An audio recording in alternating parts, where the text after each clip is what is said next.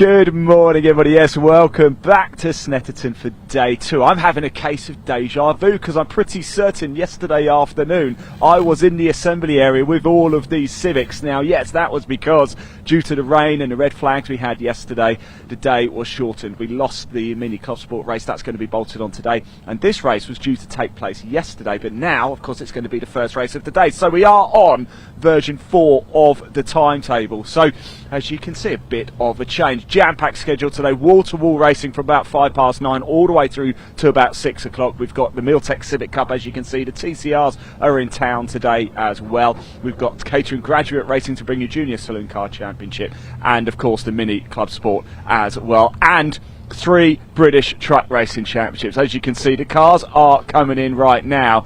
And somebody we spoke to yesterday was Charlotte Burch. Let's go have a quick chat with her now. Charlotte, I'm having a case of deja vu here because we actually did this yesterday. If you come round, please. We did this yesterday, didn't we, this interview? But of course, we had to can it because the race went, didn't it? Let's first of all talk about 16th place. Not where we really want to be, is it? It's not, is it? It's not. I just need to work on my qualifying, to be honest. Fair enough. Yeah. 2 new front tyres straight after the trucks. I mean, everyone was in the same boat, but I think it took too long to get them switched on. Yeah. And then just finding my own space and I just need to sort something out for qualifying, I think. Right. The race will be fine. We spoke yesterday, actually, that week before the race. You're like, I will speak to you part further. And you never know. But we're going to do this again. Let's pretend we haven't already done this bit.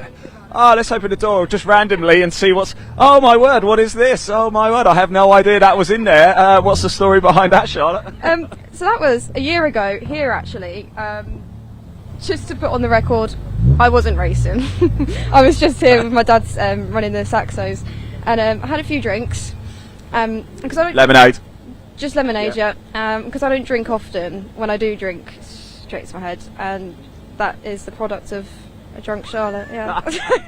And on that note, everybody, we'll crack on. Charlotte, thank you so much for doing that again for us. I appreciate it. Let's move down a little bit, shall we? Yeah, we're expecting a great racing here today at Snetterton. Wherever you're watching from as well, please hit that like button. Do hit that subscribe button. And, of course, a big show of love, if we can, for our camera crew. Yesterday, if you watched that British Endurance Championship race, we were okay. We managed to get inside the pit garages, but our crew outside on the circuit was stuck in that driving rain. So a great effort by the crew. They're out on the circuit today. It's going to be a long one as well. Let's head down here, shall we? Have a quick chat with Alister Camp, the man on pole position.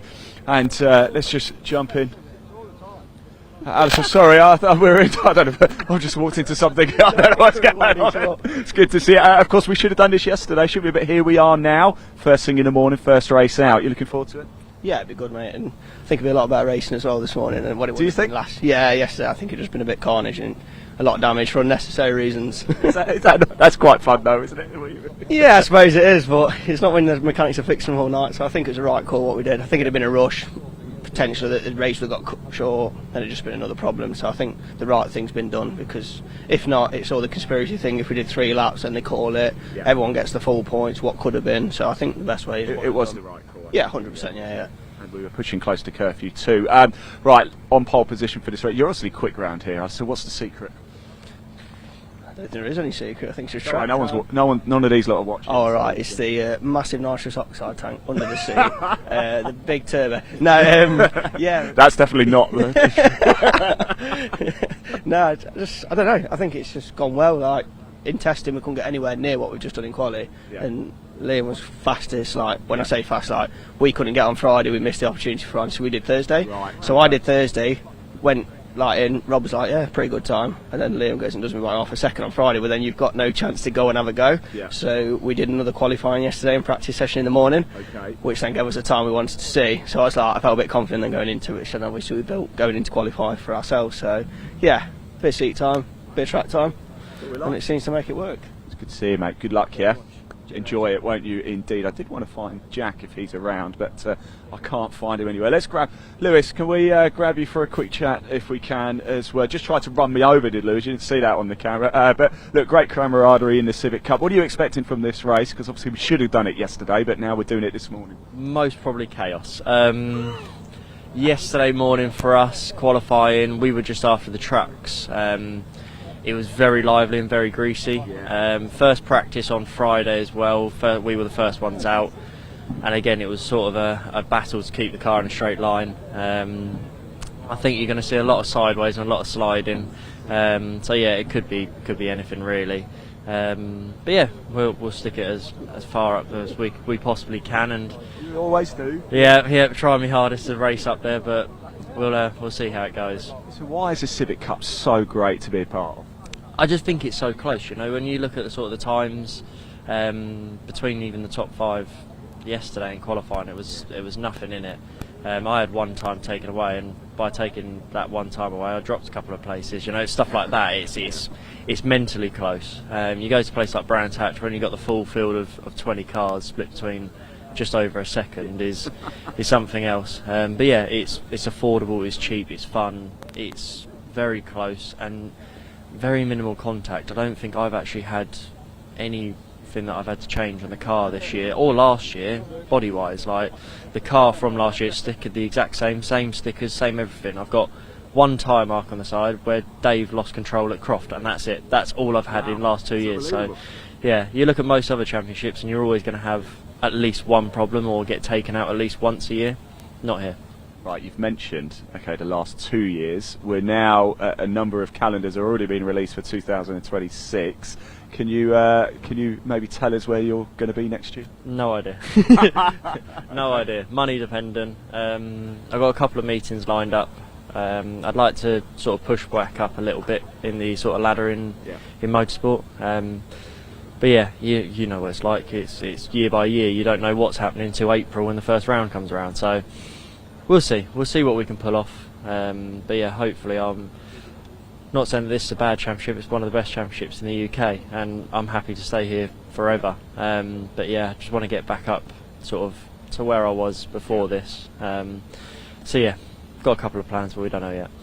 Lewis, let's get back focused on today. Good luck, top man indeed. Let's move a bit further down, shall we, see who we can find to have a bit of a chat with. I wanted to see if I could find Will, if he's about for a quick chat. In fact, no, let's just jump over here, because let's go chat to Charlie over here, shall we, and see how he's feeling. You see me, he's coming. Look, he's going to pretend to ignore me now, is Charlie. Charlie, you can't ignore me. I'm really sorry, mate. But how's it been going this season for you? It's been up and down. Yeah. We've had some car issues, obviously running a new Civic, but yeah, it's all right now. What are you thinking? Are you starting to think about next year? We'll grab Josh in a minute. Are you starting to think about 2026? Yeah, I mean, probably this again. Yeah. Top man, look, I'll let you crack on anyway, not too far to go. Let's go have a quick, sorry Danny, I'm going slowly, I promise I'm walking slowly so you can keep up with me. Here he is, Josh, the man who lost to me. I was on foot, Josh was on a scooter, and I beat you in a race. Right, here we go, first race out. Do you like the early start? Yeah, I do. I'm a lot happier today with it being a bit nicer weather, to be honest with you. Yeah, I look forward to it this morning. P10, we hadn't tested on Friday. The engine went in at Wednesday at 1 o'clock in the morning, dyno on Thursday, and then we just got here. So to be in the top 10 in qualifying, I'm pretty happy with that. So are we expecting big things from you in this race? I wasn't saying that. If I can stay in the top 10 and move forward, have somewhere nice in the reverse grid, I'll take that, to be honest with you. Top man. Not trying to put words in your mouth, Josh. Good luck, mate. Thanks for talking to us. Let's keep going down, shall we, a little bit further on. As you can see, the drivers are starting to get the helmets on and get into the car. I think it's a 9:05 start, isn't it? So there was actually just one of the junior saloon cars just had to go around and do a lap behind the safety car. So let's just jump down here, shall we? I think we've got time to have a quick chat with Dave, shall we? So Dave, how are we doing? You all right, mate? It's good to see you again. You ready for this one? Yeah, ready. Better than yesterday. Yeah. New day, new dawn, and all that. Yeah, new day, new diff, new gearbox. New day, new day. Oh, I like that. Yeah. Gearbox left the chat on the first lap. Yeah. So parked it and then found myself here. So we'll see. Should be actually quite fun. Quite looking forward to it. Track's a bit green. I was going to say that this has got all the markings for a bit of a Dave Marshall come through the field, isn't it? Yeah, I think we did. I think we did last a P11 last year. So if we get a P10, that'll be lovely. But you know, you can't expect to do that on a stack grid like this. So we'll see. We'll see. We're on Dave Marshall watching this. So good luck, mate. Thanks for talking to us. Really appreciate it. Let's just make our way back down to the front. As you can see, the cars are just starting to fire up here as well. A bright day so far, though. I do understand that we have got rain coming a little bit later this afternoon, so it is going to be something quite special, I think, here at Snetterton. Like I said, wall-to-wall racing from about 9:05. Civic Cups, we've got Caterham Graduates, the 135s and the 150s out on circuit at various points today. Junior Saloon Cars as well, they will be on track action as well. 3 races for the British Truck Racing Championship. We saw a couple of crackers yesterday. What an A-star lineup we've got for you today as well. We've got Paul O'Neill joining us, Andy McEwen, of course Dave Goddard as well, and Pointy as well. How could we forget the wonderful, wonderful Pointy? The cars are starting to fire up. We are live on the BARC YouTube channel. We are live at the British Truck Racing Championship YouTube channel. We are also live at the TCR UK YouTube channel as well. So whichever one you're watching, please hit that like button, hit that subscribe button as well. The live chat is open, so get your comments in. If you've got a friend or family member racing this weekend, let us know and tell us where you're watching from as well. We do want to hear it from you. The cars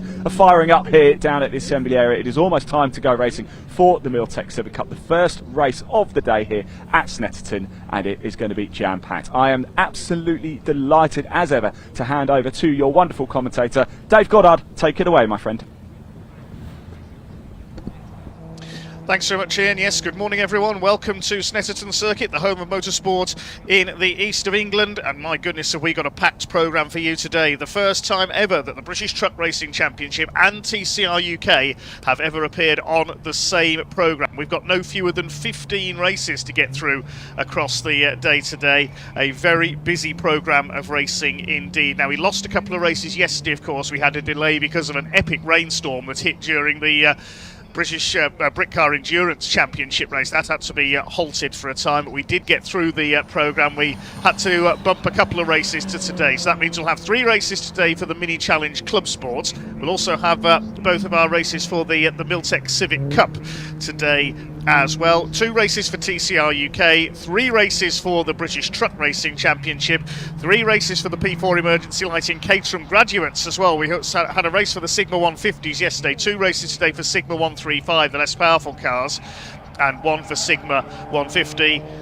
TCR UK have their 2 races here today. Everything did qualifying yesterday, so we haven't got to worry about any qualifying or practice sessions. And completing the programme today, we have 2 races for the Junior Saloon Car Championship. Got 1 car just doing some laps behind the safety car at the moment that didn't make it out in qualifying yesterday for the Junior Saloons. Max Scharfegger had some problems yesterday, so once he is off track, we will have our first race of the day, which is for the Miltech Civic Cup.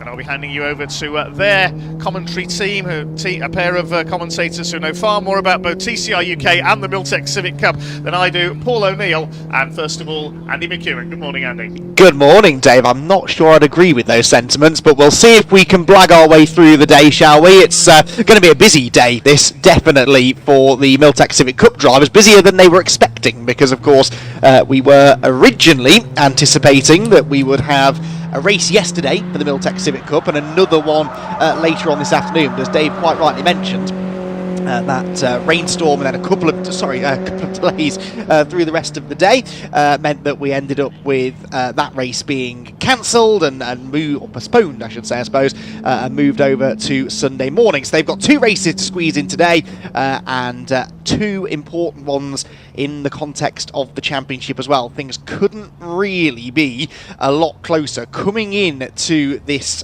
first race of the weekend, 4 points separate Alister Camp and Liam McGill, the area motorsport teammates, at the top of the championship table, with Lewis Kenter a somewhat distant third. He's 42 points off the championship lead, but mathematically still in contention for the title. And Jake Hewlett, 4th as well, I think is mathematically just about in there as well, although he really is a long shot, but absolutely nip and tuck between those 2 area motorsport teammates at the top. And we've also got a reasonably interesting battle going on in the Goodyear Diamond Award as well. Adam Jackson, who leads the Goodyear Diamond Award, not racing this weekend. Mark Hughes, who is second, is, and therefore he's looking just to try and stay out of trouble over the 2 races today to move into the Goodyear Diamond Award championship lead. And we've also got the Paul Winfield Trophy, which is led by Jack Riddell, but Jamie Petters, with a real purple patch in the middle of the season, has started to close that gap down as well to 29 points, the difference between the two of them. So 3 different categories, and all of them likely to go down to the wire at Brands Hatch for the championship finale, you would have to say. Right, this then is how they line up on the grid for the first race of the weekend, based upon qualifying from yesterday. Remember, the top 6 drivers in qualifying also score championship points, 6 for pole, 5 for second, 4 for third, and so on. So Alister Camp slightly extends his championship lead from 3 points to 4 points over Liam McGill, who lines up alongside him on row 1. Wesley Swain will start third alongside Lewis Kent, with Jake Hewlett and Spencer Stevenson, the best of the non-area motorsport cars. The Ben Sharp prepared car starts from the outside of row 3. Jay Renshaw and Jack Riddell together on the 4th row, with Sam Nicolau and Josh Bromley completing the top 10 on row number 5. And I spoke to Josh yesterday. He's very much looking forward to that reversed grid race later on today. He thinks he'll be in with a shot of a race win. Then we have Jamie Petters. So I mentioned Jamie Petters, second in the Paul Winfield Trophy. He starts 11th on the grid, but the Paul Winfield Trophy Championship leader Jack Riddell is several places ahead of him. Charlie Constable shares that 6th row with Jamie. Harry England and Adam Parker together on row 7. Then it's Daniel Petters, brother of Jamie, alongside Charlotte Burch on row 8. Row 9 for Ben Bateman and Will Butt, who again was disappointed with his qualifying effort yesterday, but we know Will is a much better racer than qualifier. Mark Hughes, as I said, looking just to stay out of trouble really in the context of the Goodyear Diamond Award. And Dave Marshall, his teammate, team boss really, Dave Marshall, who did a drive shaft in qualifying yesterday and will have to start from the back of the grid. He was a winner, remember, Dave Marshall at Silverstone earlier this year, although did start significantly further up the grid in that race than he will do today. Aidan Mitchell, meanwhile, didn't get out at all in qualifying, I don't think, and will have to start from the back of the grid. In fact, no, he did, but there must have been a penalty applied. He was 12th fastest in qualifying, was Aidan, but starting from the back of the grid today. Right, cars out on the grid, sun glinting off these beautifully prepared Honda Civic EB3s and FN2s, and Paul O'Neill alongside me in the commentary box, getting set for an exciting day, I think, Paul. We were doing a little preview for social media just now. We were discussing how long these area motorsport teammates can keep playing nicely. Well, it's crunch time now, isn't it? 4 races to go, 4 points between them. How long can that alliance last, do you think? Yeah, well, let's see, Andy, because interestingly, mate, there's a lot of area stuff going on here at the front, so let's see how they can get on together and get on with it, because I am really looking forward to this really, really, really slow first corner, so let's see what happens. Yes, Snetterton is one of those tracks, isn't it, where things can happen in the first few corners. It's a quick double apex right-hander at Riches, and then it all funnels down into the Wilson hairpin, where over the years we've seen countless lap 1 dramas, haven't we? So yeah, it's going to be a lively first lap. How important do you think it will be for Liam McGill to try and get ahead of Alister Camp on that opening lap? Because we know Campy had a bit of an advantage, best part of 3/10 in qualifying. Do you think that will translate into the race? Yeah, I'd like to think so. I think there's going to be a really, really, you know, interesting delta as we go through it. Depends how green the track is, and when we talk about green, we mean, you know, how slow the circuit is going to be, because there's no rubber in the track. So yes, the first race of the day, it's a little bit of rain maybe overnight, so let's see what happens. Yes, track has been sort of washed clean overnight, hasn't it? And that is not a bad thing for the drivers, because they were all complaining yesterday that the trucks had left the track in a not brilliant state. Nothing that they'd done wrong particularly, but it's just the way that the trucks work. They tend to dump a bit of fluid on the circuit, and yeah, the Civic drivers in particular were finding a little bit of oversteer was the order of the day. But yeah, now a dry circuit for the time being. We anticipate some rain later on this afternoon, but for now a dry circuit and pretty much perfect conditions for a race. Alister Camp then 3 times a winner this year. Worth mentioning drop scores. I know that this is where most of you will fall asleep, but just stick with me for the next 30 seconds or so. Each driver drops their 2 worst scores, so their 2 lowest scores of the season.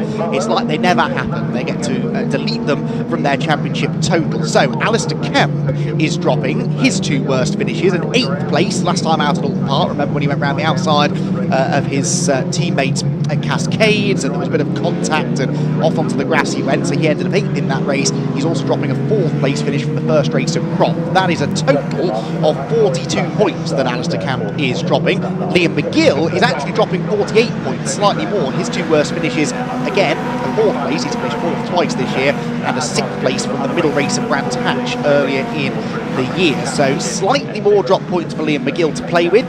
In other words, if Liam were to not finish either race today, he would still score those 48 points back. Same for Camp, he would score 42. But that's definitely not what they're hoping for. They want to try and finish the races, score all of the points they can, especially because once we get to Brands Hatch at the end of the year, Paul, you cannot drop any scores. So everything that happens at Brands Hatch will count.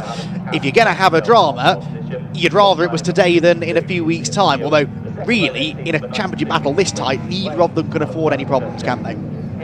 Third row, heading by number 17, which is James Hewlett, coming to by number 12, which is Spencer Stevenson.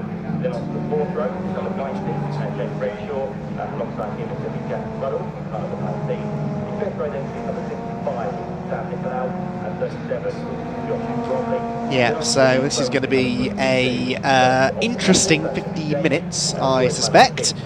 And we will have the cars on the grid. It takes a while to get the cars around on the formation lap here at Snetterton, and it's going to be a very important race, like I said, in the context of the championship. Don't count out a few other drivers getting in the mix, though. We mentioned Lewis Kent, who also is 4 times a winner. Had it not been for the fact that he missed a race earlier this year because of the birth of his first child. Congratulations again, Lewis, although we have congratulated him every time we've seen him, I think, over the last few events. But he missed around for that, and had it not been for that, would have definitely been a championship contender, and mathematically still is in 3rd position. 370 points for him against 412 for championship leader Alister Camp. Wes Swain is up there as well. He'll be very keen to try and get a good result. He's the black and blue FN2, starting 3rd on the grid. Pole position here on the inside line. It's always a bit of a debate, isn't it, Paul, as to which side of the road you want to be starting here, which side's the grippier side, but you don't want to be on the outside into turn 1, do you?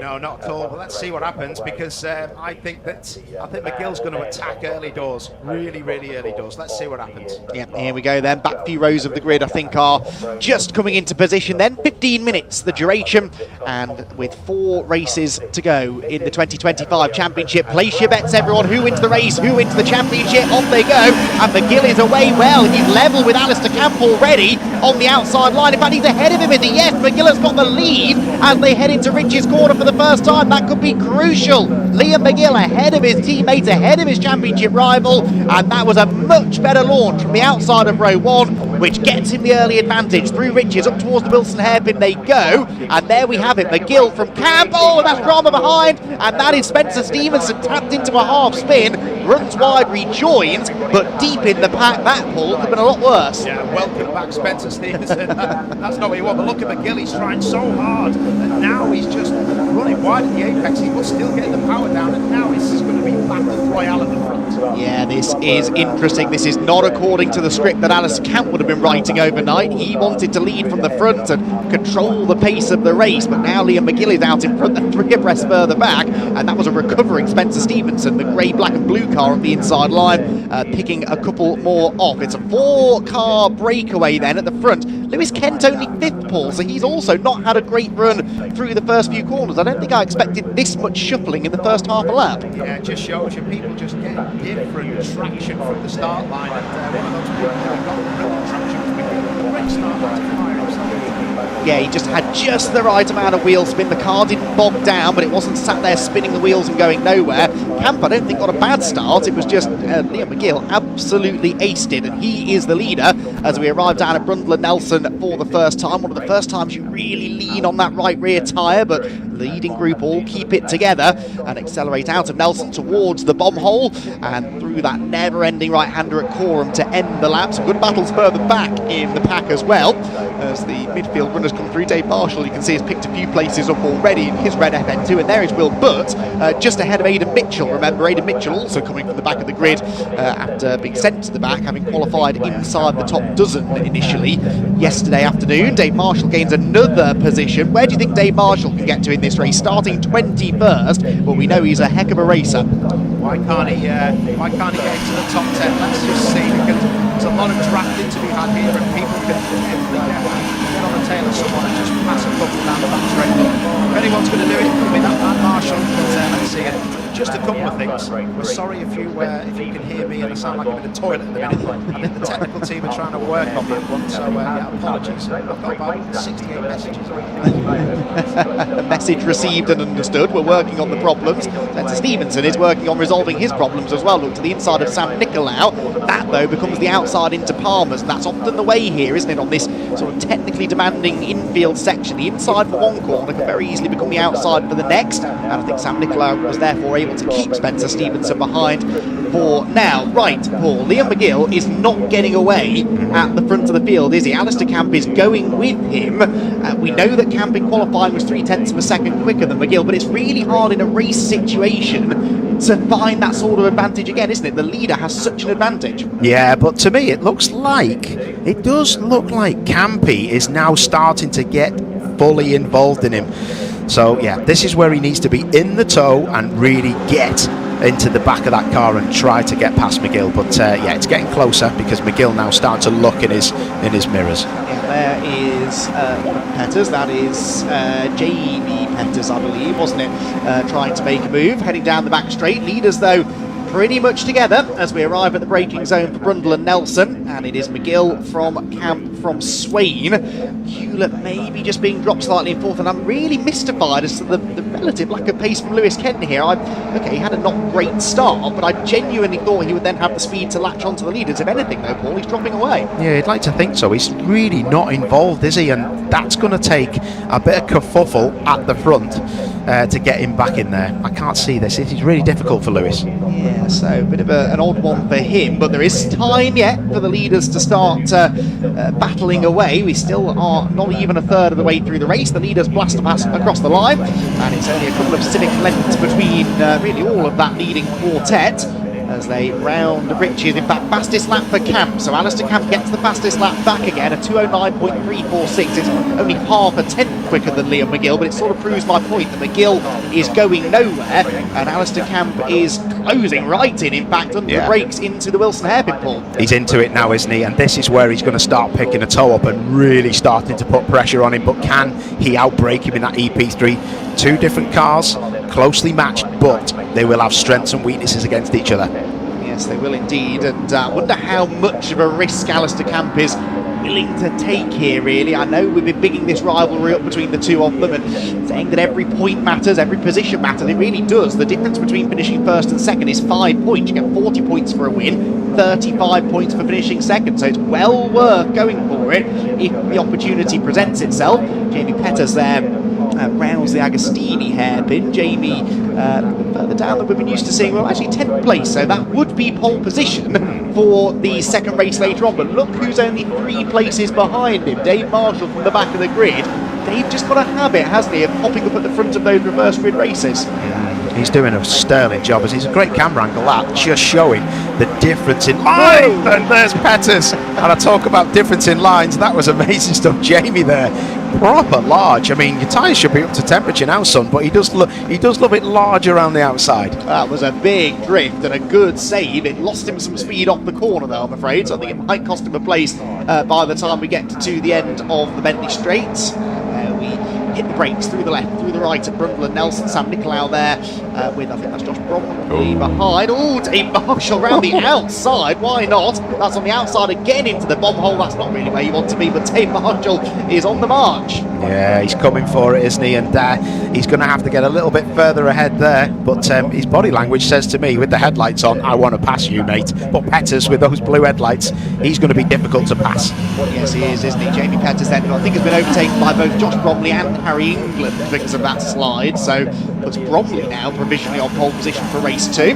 He's a little bit further up the road as well from that little gaggle which now goes across the line. What's going on out in front? Well, Liam McGill has stolen the fastest lap back, so that's more like it from Liam. They're trading lap times, a 209.0, 2 tenths quicker than Alister Camp in second place. The gap goes up to 3/4 of a second. Wesley Swain second is a further 7/10 or so slower than that in third. So becoming more of a two-horse race as Dave Marshall picks another one up and gets to the inside of Petters at the Wilson hairpin. I've got to say, there's some cracking camera angles here. You can really see what the cars are being put through by the drivers. But McGill seems to be super fast in the second sector, where it's just actually just around here. He seems to pull a little bit of a gap coming out the hairpin and coming into Hamilton through the left-hander. But the first part of the lap looks difficult because Camp is right with him into that hairpin, isn't he? No, he is definitely. In the first sector on this lap, Camp a 10th.5 quicker than Liam McGill. We'll get the second sector time shortly. Around the right hander there that takes them onto the Bentley straight, and difference in lines, as you said, some turning in early, some turning in a bit later. A lot of drivers complaining about too much oversteer in their cars so far this weekend, and that will affect the way that you attack a corner like that. If you don't have the confidence in the rear, easy to end up being a bit too tentative on corner entry. McGill, I would say, has had a better middle sector this time. Yes, another 2/10 quicker than Camp, so neither of them personal best in sector 2, but McGill most definitely in this mid phase of the race is the quicker. Here meanwhile comes Dave Marshall, another move to be made, and that looked very easy indeed. Wow, that was super easy, that, wasn't it? He really got the job done. He's got a lot of understeer, hasn't he, through the S's coming onto the back straight towards the bomb hole, but he's getting the job done. Looks like he's had a few offs though. That front split is telling a few stories. Well, I don't think he's had time to clean the car. He spent most of yesterday fitting a new drive shaft to it after his qualifying issues, but he's got the headlights on. That is racing driver language for I am on the charge, get out of the way, and we'll see whether Josh Bromley is so keen to get out of the way as and when he gets there, because that, remember, is for that all-important 10th place, which would be pole position for the second race later on. Lap time comparison at the front, well, in the end, actually, Alister Camp with a good final sector was slightly quicker than McGill and has flowed right into the Wilson hairpin. That camera angle maybe flattering to deceive a little bit. I think Camp was a touch late on the brakes there, wasn't he? Yeah, he just missed the apex, doesn't he? I've got to say that Liam McGill just looks really precise in where he's putting the car, but like I say, they're two different cars, and the rear axle on the FN2 of Campy is a solid rear beam, so yeah, it's a different kettle of fish, but great to see these two different cars going at it. It's an interesting point, and it's been a talking point all year, hasn't it, the difference between the EP3 and the FN2. I would like to make the point, it's balanced now beautifully over the season. They are only 4 points apart. As it stands now, they'd be 1 point apart, I reckon, with McGill taking the championship lead back away. But on a track such as Snetterton, which has a bit of everything, some tight stuff, some high speed stuff, where do you think the EP3 might have an advantage, and where might that advantage sway back in the favour of Alister Camp? Well, it seems to be, like you can tell from the sectors, medium and high speed corners seem to be where Campy can really capitalise, but then again, you know, different drivers drive cars differently, so you know, you've got to say these two are pretty well matched, but I've got to say that I'm impressed with the FN2, because independent rear suspension, which the EP3 has got, is always the best way to go on a car, for sure. But Campy has really developed that car well. He seemed a bit slow out of Nelson there, Alister. I don't know if that was a missed gear or he'd had a moment coming out of the corner, but Alister Camp has dropped back noticeably, I'd say. Yeah, look at that gap. Oh. That is a big gap now between McGill and Camp. Now, in the first sector, Camp had set a personal best, an outright fastest. In sector 2, it was a PB, but the fastest sector went to McGill. But then after sector 2, Camp seemed to slow. Is the car accelerating well out of the final turn? He's not pitting, so if there is an issue, it's something he's going to try and manage. But look at the way that gap has extended, Paul. Yeah, that's really interesting. I've got to say, though, that he looked super fast into Coram and super fast into the last corner as well. So he was definitely chasing some kind of problem, and it didn't really seem to be big enough to pull in the pit. The other thing is that he's just getting on with it. So, yeah, I think the easiest thing would be a missed gear. Yeah, well, 1.6 seconds back now, so that's maybe handed this on a plate now to Liam McGill with only a couple of laps still to go. We focus instead then on the battle for third, Wes Swade and Jake Hewlett, except Hewlett now drops back as well. So Jake Hewlett then is slowing. Hewlett's on the pace, Kent is through. So a couple of little gremlins creeping in late in the race. Jake Hewlett then loses fourth place to Lewis Kent, and that again, Paul, was under acceleration from the hairpin. Interesting. This is getting a bit tasty now then, isn't it? There's a few things happening. That looks like a very slow car. Yeah, he's off the pace, isn't he? Now, what could that be? Drive shaft, maybe. We heard Dave Marshall lose a drive shaft yesterday. If the drive shaft goes, it tends to be an acceleration from a tight corner. and Jake Hewlett's car doesn't appear to have a huge amount of power, does it? No. Oh, look at this, Dave. That's Dave. Oh, mate, you don't want to be getting squeezed there, do you? Is Dave Marshall going to get that done? Oh, he's got it done round the outside, I think. Oh, that was a great move. Yeah, well, either he's gone through or neither of them are going to appear at the next corner. I hope it is the former of those two options. That would have been for 10th place, of course, which would have knocked Josh Bromley off pole position for race 2. Oh, and Josh went back on the inside. The point I'm making is they're actually now both in the top 10 because Hewlett is going no further. So that's now 9th for Marshall, 10th for Bromley still. But that battle has allowed Harry England to close in slightly. You can see it is the red FN2 of Dave Marshall ahead. Well, he said to Ian pre-race, if he makes the top 10, he'll be very happy. He is into 9th position now and still has a lap left after this one to gain more ground. Yeah, that's going to be an interesting fight now for the next 2 minutes. But I've got to say, I'm so impressed with Marshall. That is a great effort, that, because there ain't anyone in this championship that is easy to pass. That's a good effort. Yeah, absolutely so. And Josh Bromley certainly didn't make it easy for Dave Marshall. The leaders go through onto the final lap then, and I think Camp has now accepted defeat, hasn't he? He has backed off the pace and he's just trying to manage the car home. I'd be intrigued to hear after the race, though, Paul, what the issue was, because since then the car seems to be running more or less okay. He may tell you that he was managing an issue all along, but for now the car, okay, not as quick as McGill, but I think that's more just Camp settling for second, isn't it? That looks like Camp settling for second. You've got to say it's got to be a missed gear or something like that, hasn't it? Got to be. Tiniest mistakes that could prove to have enormous consequences in the championship, because I reckon as it stands Liam McGill would take a 1-point championship lead into race 2 later on. What is it about this championship, Paul? Every year this seems to happen. We were sort of robbed a bit last year, with the last couple of years with Max Edmondson's domination, but we're back to a nip and tuck championship battle now, and I can see this going right down to the final race of the season. This meanwhile is 4:11. This is Jamie Petters on the tail of Harry England and shaping up, Paul, I think, for a move into Agostini. Yeah, you can always guarantee with one of the Petters that they'll have a go. So yeah, that was pretty interesting defending early doors by Harry England. Yellow flags, that'll be for Hewlett's car, won't it? Yeah, it should be. I think this is where Jake Hewlett pulled over. Yep, there to the inside of Hamilton. Tell you what, Josh Bromley hasn't given up on getting back ahead of Dave Marshall here. This is for 9th position, remember, that they're battling. And Dave Marshall with the advantage for now. There you can see the advantage held by Liam McGill, though, and he's less than half a lap from home now. Turns into Brundle and Nelson for the final time. A brilliant performance, and really most of the job done in the first 10 seconds or so of the race. Yeah, exceptional stuff. That's won him the race, that start. And going back to Campy, though, that missed gear, if it is a missed gear, you try not to do it again and again and again. So that's when you start managing it, because if you've missed it one time, there's obviously a problem there. But this looks like the winner.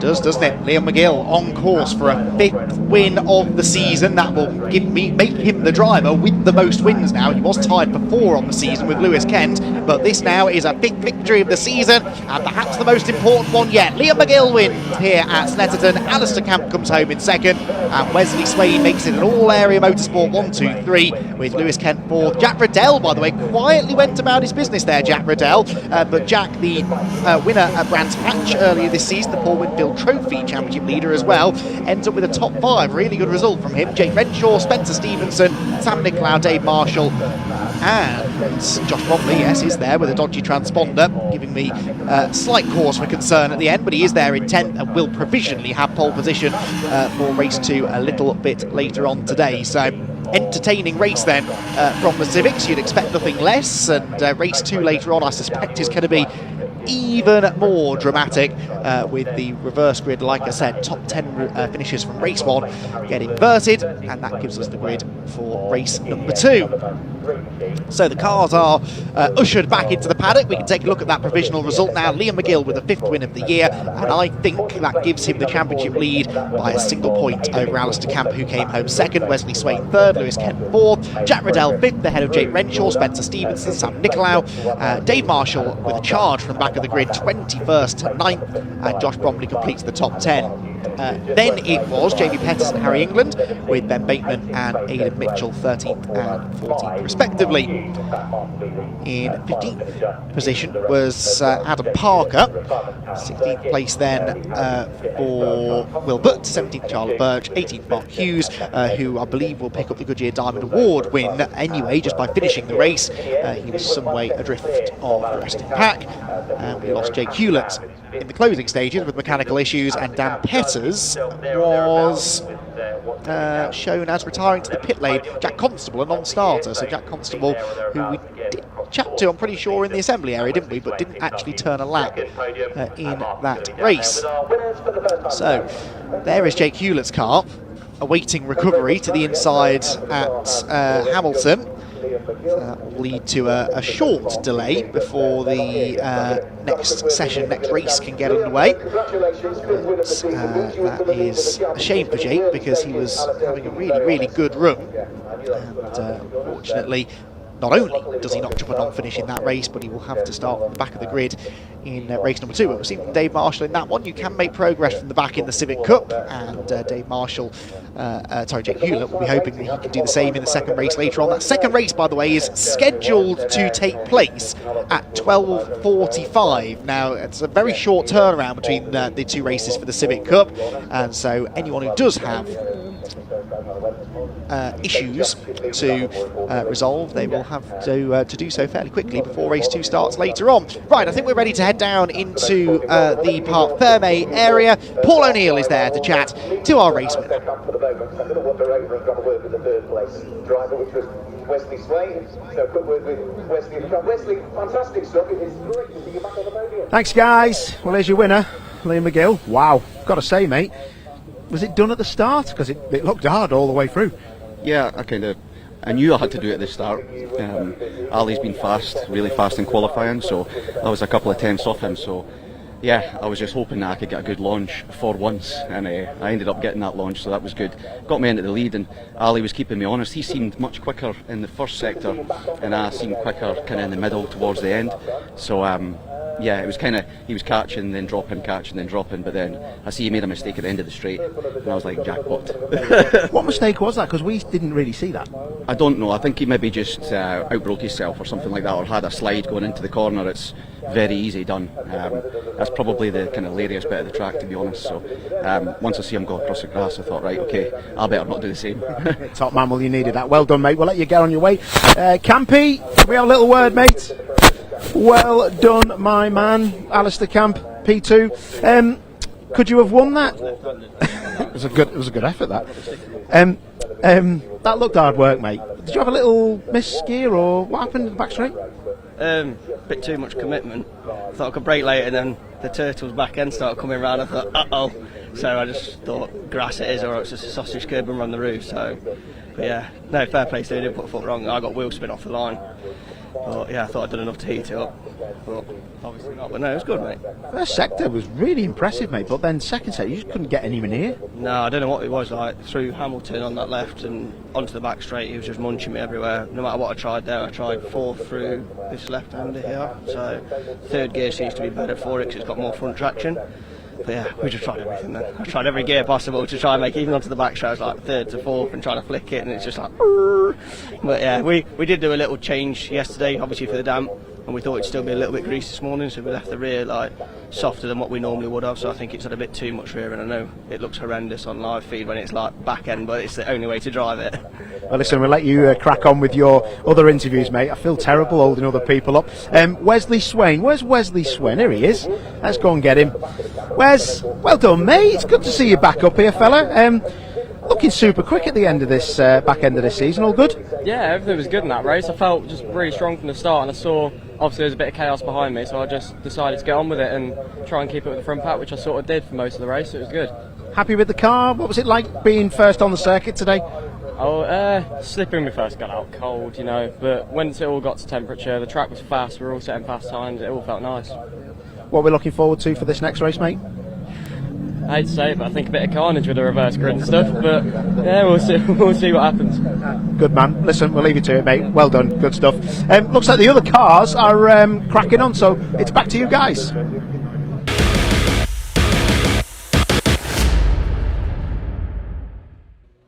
Right, everybody, it's time for our first look at the Sigma 135s this weekend for the Caterham Graduates Racing Club. The championship has already been wrapped up. Tom McEwing is your champion, but we thought we'd come down and have a quick chat with Stephen down here. And Stephen, it's been It's quite bright there, isn't it? It's been a bit of a wait for you, hasn't it, this weekend? Yeah, but it's a good time and atmosphere here. The paddock's a really good attitude, and we're very pleased to be with Graduates, so it's a good place to be.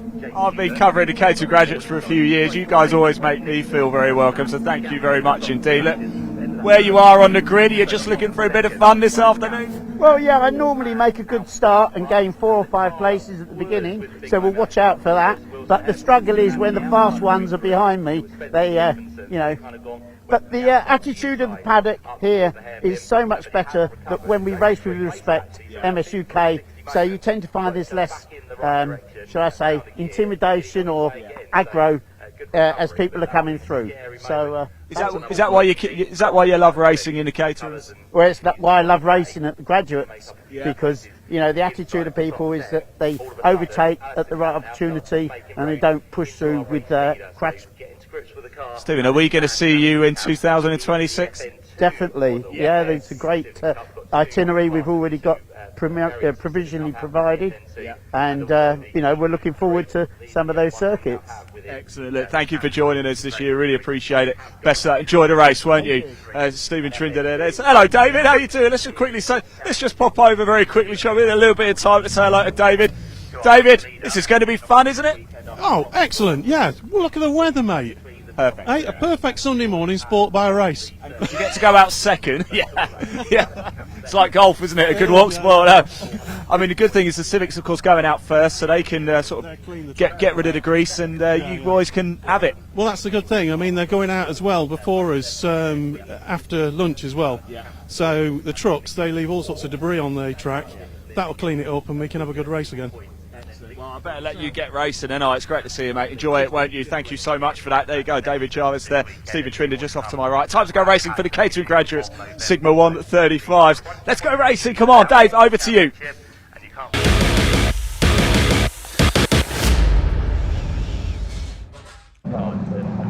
Thanks, Ian. Yes, cars on their green flag lap, the P4 Emergency Lighting Caterham Graduates Racing Championship. This is the less powerful 135 category, effectively based on the 270R Caterham 7. And as we said from Ian there, the championship has already been sewn up by the man who's on pole position. Tom McEwing, number 49, starts on the pole alongside number 96, Luke Waitman. Now he's running in the trophy category, I believe. Just checking our entry list here. No, Luke Waitman booked in as a guest driver this weekend, which surprises me a little because he's registered in the trophy, so was due to score points in the limited round, 3-round championship. More on that a little bit later on. Second row anyway, James Hapgood, he is a trophy driver alongside Sean Crellin, then Stephen Merritt and Adam Waitman on row 3. Has he already scored points in 3 rounds this year? Because you can only score maximum of 3 rounds. Yes, so Steve Merritt and Luke Waitman, they've already scored their points in trophy, so racing as guest drivers. That's the reason for my confusion there. So Stephen Merritt and Adam Waitman on row 3, Thomas Gunter and Neil Warnock on the 4th row, and then Henry Morris and Louise Deason completing the top 10. Row 6, 77, Giles Derry, who's second in the championship this year, and 17, Giles Hansen. Then on row 7, Simon Arnold alongside Orlando Morris, Neville Sykes and Toby Bryant on row 8, Michael Munns and Darren Buckler on row 9, Dean Pollen and Lee James complete the top 20.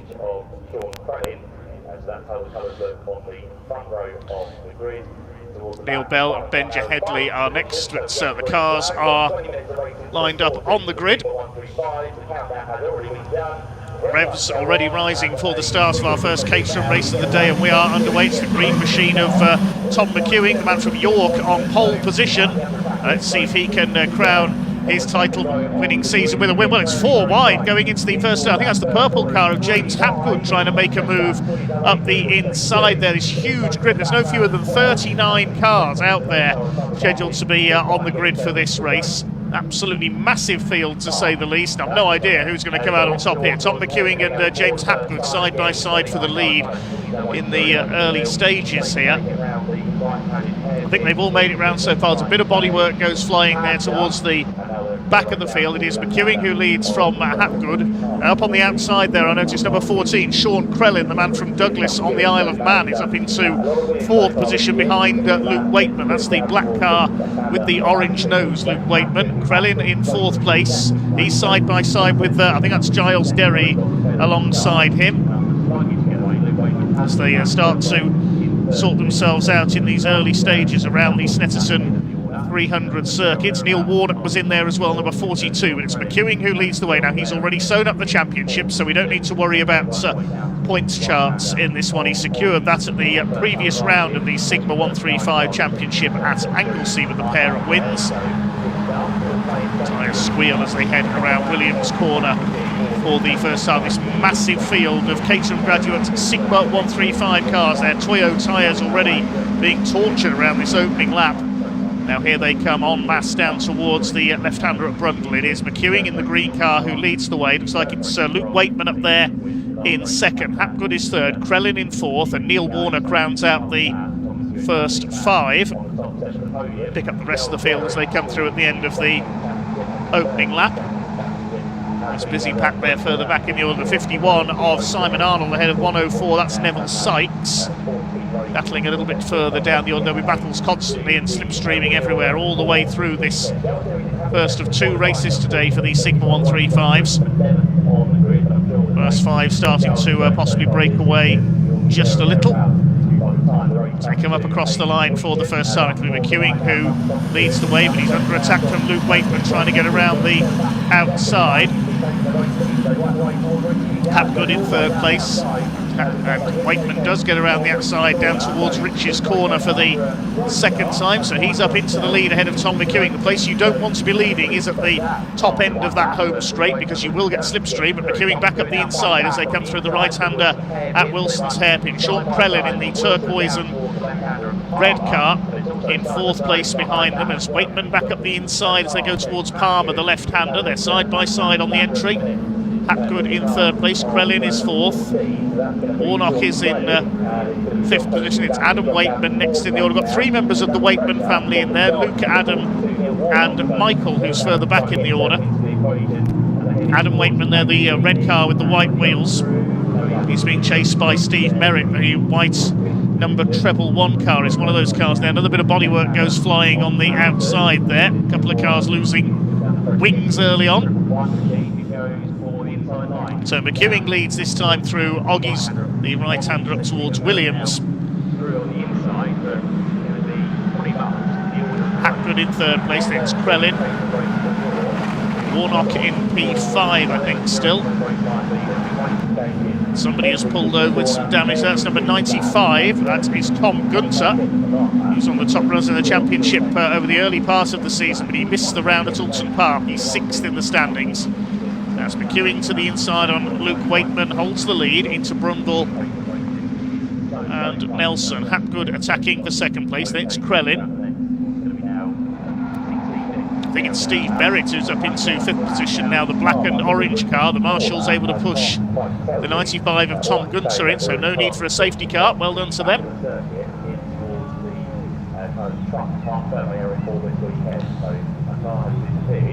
So we come around to complete the second lap then of this P4 emergency lighting Caterham Graduates Championship race, with Tom McEwing and Luke Waitman swapping the lead in the early couple of laps. Waitman's going to have another go here, I think, down the pit straights. Steve Merritt is the man on the move. He's done the fastest lap. He's up into P5 as James Hapgood tries a slingshot down the inside. So does Sean Crellin. That's allowed Waitman to escape a little at the front of the field, if anything, here. McEwing is in the clutches of the chasing pack. Hapgood's going to go up the inside into the hairpin. Crellin is there as well. Steve Merritt, Neil Warnock and Adam Waitman in there as well. Frantic stuff for second place. Typical Caterham battling. All this is allowing Luke Waitman to break away slightly in the number 96 car. Here they come down towards Agostini. McEwing moves to the inside. Merritt up into fourth place as well. He's got past Sean Crellin in that multicoloured number 14 car. Warnock, Adam Waitman, Henry Morris in there as well. He's number 198, the white car with the green roll cage. Henry Henry Morris, who was well up in the trophy category, I believe, this year.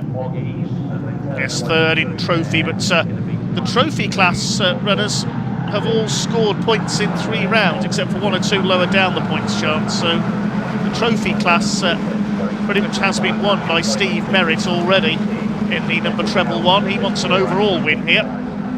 They start to weave around down the straight here to try and break the toe. There's Merritt, the black car with the orange nose on the inside, attacking James Hapgood. He's going to go through into P3 at the left-hander at Brundle. He's done so. Now we'll go after Tom McEwing, the new champion in number 49. Henry Morris coming under fire. That's from number 17 of Giles Hanson. They're battling further down this top 10. They're all close bunched up behind our race leader, Luke Wakeman. Steve Merritt currently with the fastest lap of the race. He's up into 3rd place. Then it's Hapgood and Krellin. See a lot of the trophy class runners who've already scored their points, so they now move into the guest class and won't pick up points. McEwing, how far behind is he now? He's 0.4 of a second behind Luke Wakeman. Fastest lap going to Louise Deason, who's down in 10th place in the number 122 car.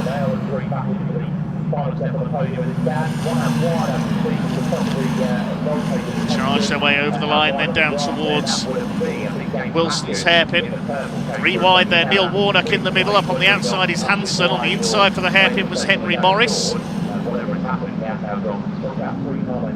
Neil Warnock just about able to hold them all off. 3rd in the championship this year, behind Tom McEwing and Giles Derry. Now where is Giles Derry? Down in 12th place at the moment. 67 and 163 battling it out. 67, the purple car, is Ian Hapgood. And 163, Russell Gunter. Already seen Tom Gunter out of the race. There's Giles Derry, number 77. Chasing after the number 51 of Simon Arnold. Giles Derry, the championship runner-up this year, behind Tom McEwing. Enters this weekend on 359 points. Tom McEwing on 397. So he's going to pass the 400-point mark in this race as long as he reaches the finish. There is Giles Derry up there in 2nd place. He's had a couple of wins this year at Alton Park and at Croft, up alongside Simon Arnold, 9th in the points. He did have a top score at Anglesey earlier this year, did pick up the 30 points. And of course, with trophy and guest runners in the race as well, may not have won the race overall. Guest drivers don't score points. Through the bomb hole, see the way the circuit drops down through there. It's that little dip.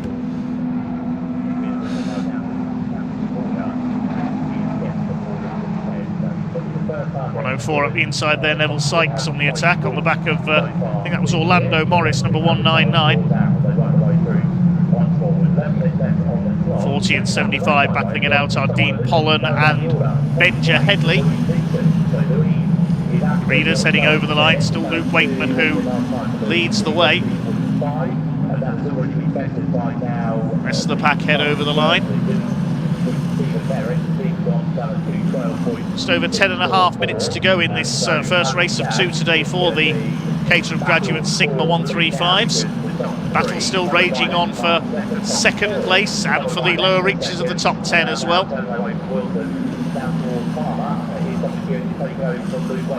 Has the lead changed back again? Indeed it has. At the end of the straight it must have changed there. Tom McEwing is back ahead of Luke Wakeman for the lead.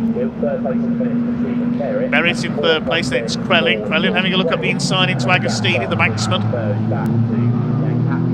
And Hapgood has dropped back slightly into 5th, the car with the yellow roll cage there. 6th is Adam Wakeman. These two still duelling for the lead. McEwing, the overall championship winner this year. Luke Wakeman 2nd in the trophy to Steve Merritt, the man who's behind him in 3rd place.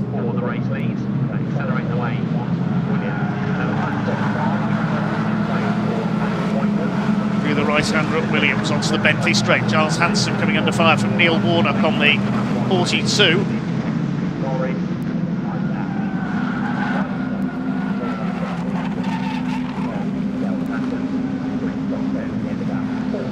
to Brundle, the 5 leaders together.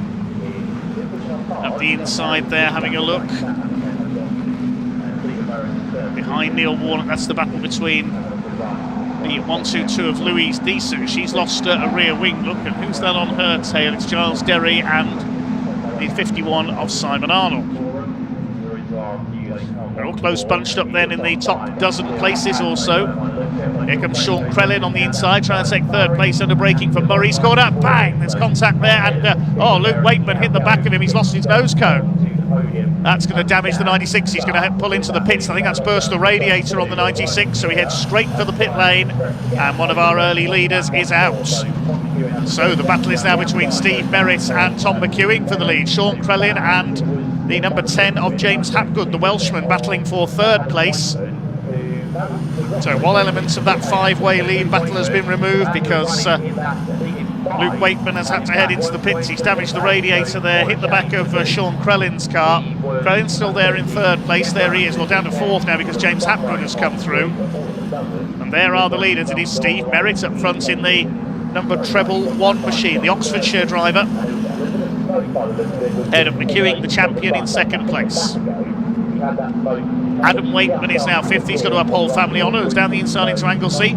Tom McEwing into Agostini rather. Tom McEwing retakes the lead.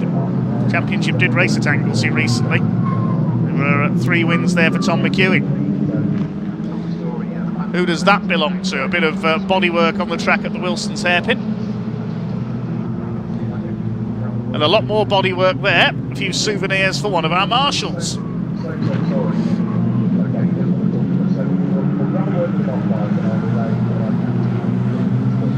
Further back in the order, the Marlborough lookalike there, number 5, Neil Perry.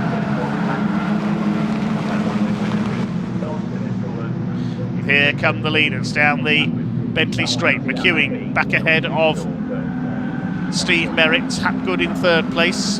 And Crellin is 4th. Then a gap back to Adam Wakeman in 5th. This is the battle for 6th. There comes Neil Warnock under fire from Henry Morris. Hasn't quite managed to get alongside. We jinx out, and I think Neil Warnock missed a gear there coming out of Nelson because you saw Henry Morris had to dodge across to avoid him. Giles Derry closing up, and Giles Hansen as well in the number 17.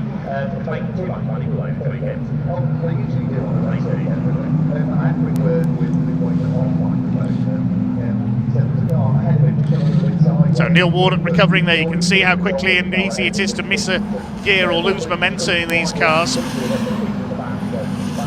It's a black and white flag going out there as a warning for somebody. We didn't see who it was. And this is the fight for 2nd place now between Hapgood, Merritt and Crellin. Crellin running a little bit wide there going through the right-hander at Riches. Wilson's hairpin sees Tom McEwing in the lead. Hapgood in 2nd, a tangle there between Merritt and Crellin. Oh dear, they've tangled up into the hairpins, so it's 3rd place gone. Crellin rejoins 1st. Steve Merritt trying to get the treble 1 car going again. He does so. They'll have lost a fair bit of ground, a fair number of places there.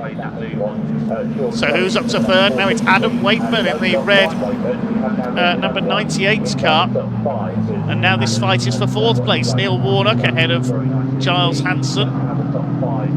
Behind him we've got Henry Morris. He's got Giles Derry on his tail. Simon Arnold, Louise Deeson, number 122 is there as well. There's Sean Crellin. He's rejoined in about 10th position.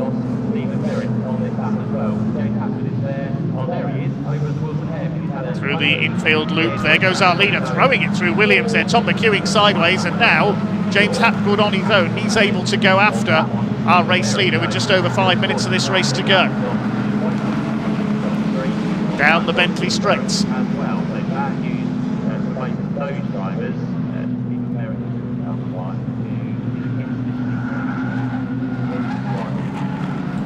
When you got the call, because you got the call relatively early yesterday to say your race wasn't going to take place. What did you do? Did you stay on side? Did you?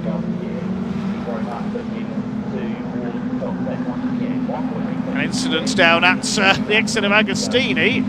Bit of contact there. I think that was the 141 car of Toby Bryant, the green machine there. One of our guest drivers this weekend hit the back of possibly Neil Bell in the 22. Couldn't see the numbers from that angle, but it looks like it was those two who came together. So coming around to complete lap number 7 then of this Sigma 135 race for the Caterham Graduates Racing Club. Over the line they go. The lead gap is 1.06 seconds, but James Hapgood has just done the fastest lap of the race at 2:12.406. There's an extra point for the fastest lap as well. Now, did Neil Merrick get going again after that entangle with Sean Crellin? It's not come through yet on this lap, so I'm not sure he has.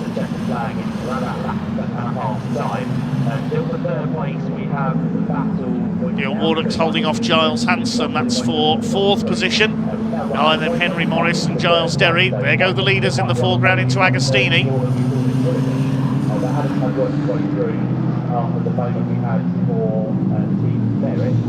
Hanson tries to cut back in the orange and light blue car.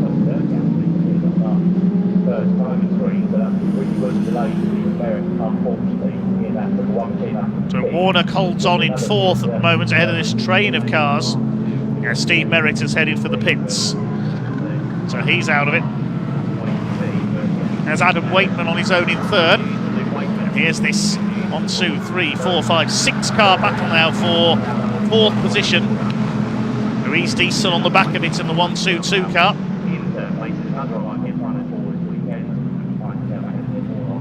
27 there is Simon Nicholas, the orange car. He's a bit further back in the order. Now James Hapgood is definitely going after Tom McEwing here for the lead. As they go up towards the long right-hander at Corham.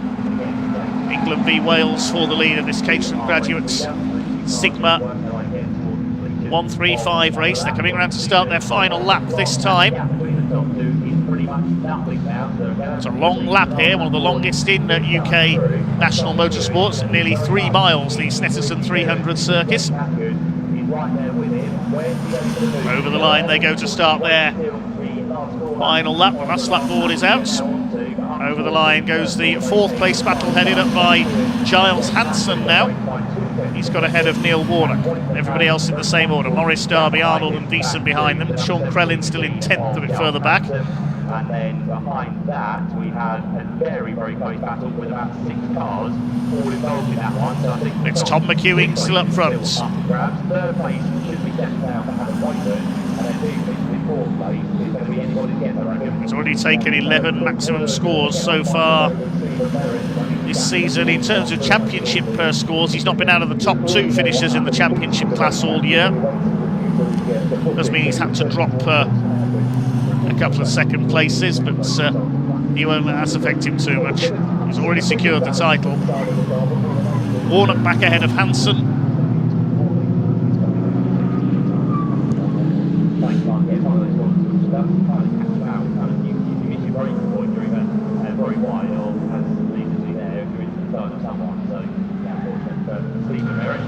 There go the leaders through Williams now. Can James Hapgood get within slipstreaming range down the Bentley Straight? Can he pinch the win from Tom McEwing?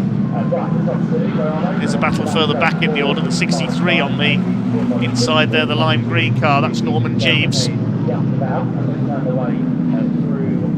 Similar battle to that for second place with 5 or 6 of them together. James Hapgood is now right with our race leader Tom McEwing. Is he going to snatch the win on the run to the line? His best chance to get the slipstream coming out of Murray's for the final time. Just between these two now, they're 4 seconds clear of Adam Waitman in 3rd place. Another fastest lap last time around for Hapgood. So here they come up towards the checkered flag this time in this P4 emergency lighting Caterham Graduates Sigma 135 race, and up alongside Hapgood's going to go through on the run towards line. Cam McEwing slipstreaming back again. They're going to come up towards the line. Are they going to finish side by side? Yes, they are. It's a photo finish. Now, who's got it? James Hapgood by 0.024 of a second. My goodness, what a finish. Adam Waitman is 3rd, Warnock 4th ahead of Hanson, then Morris, Derry and Deason. Wow, .024, 24 thousandths of a second between James Hapgood and Tom McEwing. I said Hapgood might get the run there coming out of the final corner at Murray's. He did. McEwing tried to out-drag him back again. A photo finish goes to James Hapgood.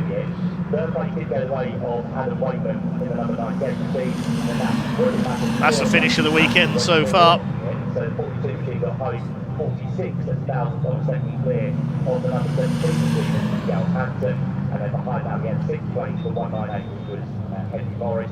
Behind that also Gold Derry, so the man who has been confirmed. Well, we'll check out the provisional results in a second of that one. James Hapgood the winner, .024 of a second. Doesn't get much closer than that in motor racing. Third place, about 5 seconds back, was Adam Wakeman. Neil Warnock taking fourth, ahead of Giles Hansen, Henry Morris, Giles Derry, Louise Deason and Simon Arnold. Huge battle between those 6. Then Sean Crellin recovering from that tangle up at the hairpin with Steve Merritt. Orlando Morris, Neville Sykes, Lee James and Benja Headley next home. 34 of the 38 starters went the distance in that one. We lost Steve Merritt and Luke Wakeman, of course, from the lead battle there with damage. Tom Gunter we lost as well, and Paul Vokes. Well, we didn't get to see everybody there because there was so much going on up at the sharp end of the field. Typically spectacular Caterham racing from the P4 Emergency Lighting Caterham Graduates Championship, the Sigma 135s. And it will be his first podium of the season as well, because he's one of our guest class runners. So your top 3, Mark is standing by, and we'll have the chat with the top 3 very shortly. Thank you very much. Yeah, I've got the top 2. I think the third place car of Adam Wakeman has been called in towards the Weybridge and Park Ferme, so I'll need to track him down at some point. But James Hapgood just about to clamber out of the car. Matt Sale on hand to take some photographs of our race winner. And let's grab a quick word with James Hapgood. James, there was a great battle going on for the lead midway through the race between Tom McEwing and Luke Wakeman, and you were sort of in third gap from them. I think Ian Waterhouse is ready down in Park Ferme, and we can hear from our race winner. I wasn't very good around it all, so I thought I fell off, and then I was in about 5th, and I let them all fight. Yeah, welcome down to Park Ferme, everybody. Caterham's always make a great race, don't they? Tom McEwing won that by 0.047 of a second. I'm trying to get over to Sean, but I'm trapped here because all the cars are coming through, as you can see. So bear with me a minute. Of course, Tom, our race winner, he has also wrapped up the championship. He'd done that at the previous round. So let's go over and find Sean. Sean, how you doing, Sean? You all right? Well, congratulations. That was a great race. It didn't finish well, but hanging on to top 4 was great fun. It got very close at times, a little bit too close. I think I tagged someone and I got tagged as well, so lost my rear wing. But yeah, I'm pleased I was on the pace, but yeah, it just didn't end well. Are you glad you've gone out this morning? I know you've got another race a little bit later, and that one might be a touch spicy. It could be, starting the 4th again on the grid, so I'm chuffed with that. I'll just try and keep it as clean as I can, like we always do, but it's close racing and it's great fun. Thanks for talking to us, Sean. I really appreciate that. Sorry, let's move down a little bit. How you doing? All right? Was that good? That was unbelievable, mate. Yeah, almost better than sex. Well, these days, anyway. All right, blimey, it's only just got 10 o'clock in the morning. We started already. Let's keep going down. I really want to find Tom, but I don't know where he has. Tom, he's over here. He's just with. He's just over here with Mark Werrell at the minute. So we'll jump in for a quick chat. I can see actually just behind me. Can you see the minis are heading out on tracker right now? So we'll grab a very quick word with Tom. Then we better chuck it back, haven't we, today? But he's just finishing up with Mark Werrell on the circuit comms here.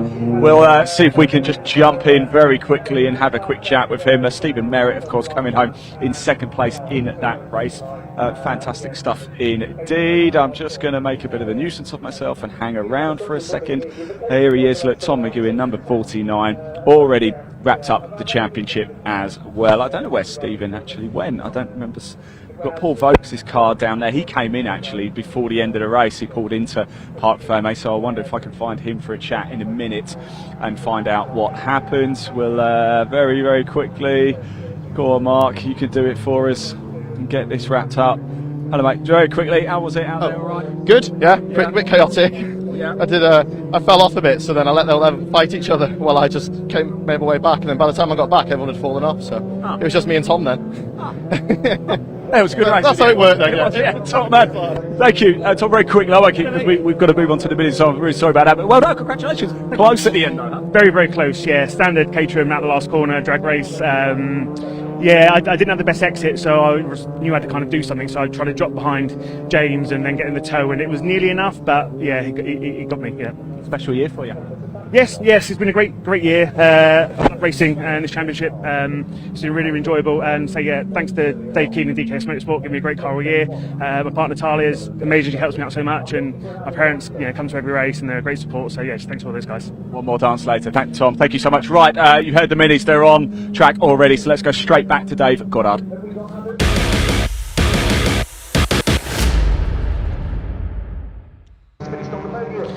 Yes, thanks very much, Ian. It is now time for the first race we should have seen yesterday for the Mini Challenge Club Sports with AirTech Motorsport. 3 different classes of BMW Minis, S56 and S53 classes. They line up mixed together in the front few rows of the grid, and it is Ollie Wilmot who lines up in pole position, number 70 from the S56 class, alongside number 5 Freddie Hewitt. They've divided the wins between them so far this season. Second row, a pair of S53s, that's Zach Blackwell, number 411, and 42 Andy Langley. The third row, 77 Adrian Lingy and treble 7 of John Wyatt. Fourth row, 53, which is Neil Clark, and 16 Ben Trundley starts alongside him. Completing the top 10, Steve Webb, number 231, and number 7 James Dudley. Then on row 6 we have 29 DJ Paul Sawyer and 219 Chris Johnson, Freya Belk 89 and Ian Trundley, number 41, round out the 14 cars in S56 and S53. And then there's a gap, and we've got the Cooper class cars, Class C, the less powerful machines. They're headed up by Daniel Truman, number 19, alongside 55 Gary Papworth. Behind them, number 14, which is Chris Aram, and 28 David Taylor, the Scotsman, and Adam Kirkland, number 2, rounds out the 5 cars there. The cars have headed round for another green flag lap behind the safety car, because they didn't get running after qualifying yesterday, so they are still under controlled conditions at the moment. And well, up until the last meeting at Brands Hatch, it was Ollie Wilmot, number 70, who was unbeaten. The driver based in Switzerland, works in the skiing industry. But at Brands Hatch last time out, he was defeated twice by the man starting alongside him, Freddie Hewitt. So expect to see those two battling for the win here. Meanwhile, in the Cooper category, there was another unbeaten run ending at Brands Hatch. Daniel Truman had won every race up to that point, but it was at Brands Hatch Gary Papworth who took the... Oh, David Taylor's pulling in the 28. That's a shame, all the way from Dundee to race here today, but he's a non-starter. He's got 2 more chances though later on. Hopefully he'll make it out for that one. 2 races coming up this afternoon. Number 219 machine of Chris Johnson, and then the final row on what's going to be the S56 is S53 will be that of 89 Brian Bell. Meanwhile, in Class S53, to look out for is Andy Langley. He's won all 9 races so far this season, car number 42 in that class. He's on his local circuit this weekend, the man from Fakenham. We've got quite a few Norfolk-based drivers here. The Norfolk Cars team, BMW Mini specialists. Adam Kirkland, so that's how they'll all line up then for this. So they're over on the back of the course at the moment. This will be a 15-minute race for the Mini Challenge Club Sports. You can hear the superchargers whining on some of these cars under acceleration. Yeah, the Norfolk Cars team, they've got about 3 or 4 cars out in this one. Where he was a non-finisher, so that meant Freddie Hewitt came through as a victor, and in the second race he finished second best to Freddie Hewitt, as that car was possibly by the team yesterday on its way out in race number 2, but still managed to claw onto it. So an extra lap behind the safety car just to allow the drivers to get acclimatised. One of those races where he didn't think he'd get back out for the second day, but everyone kind of worked together.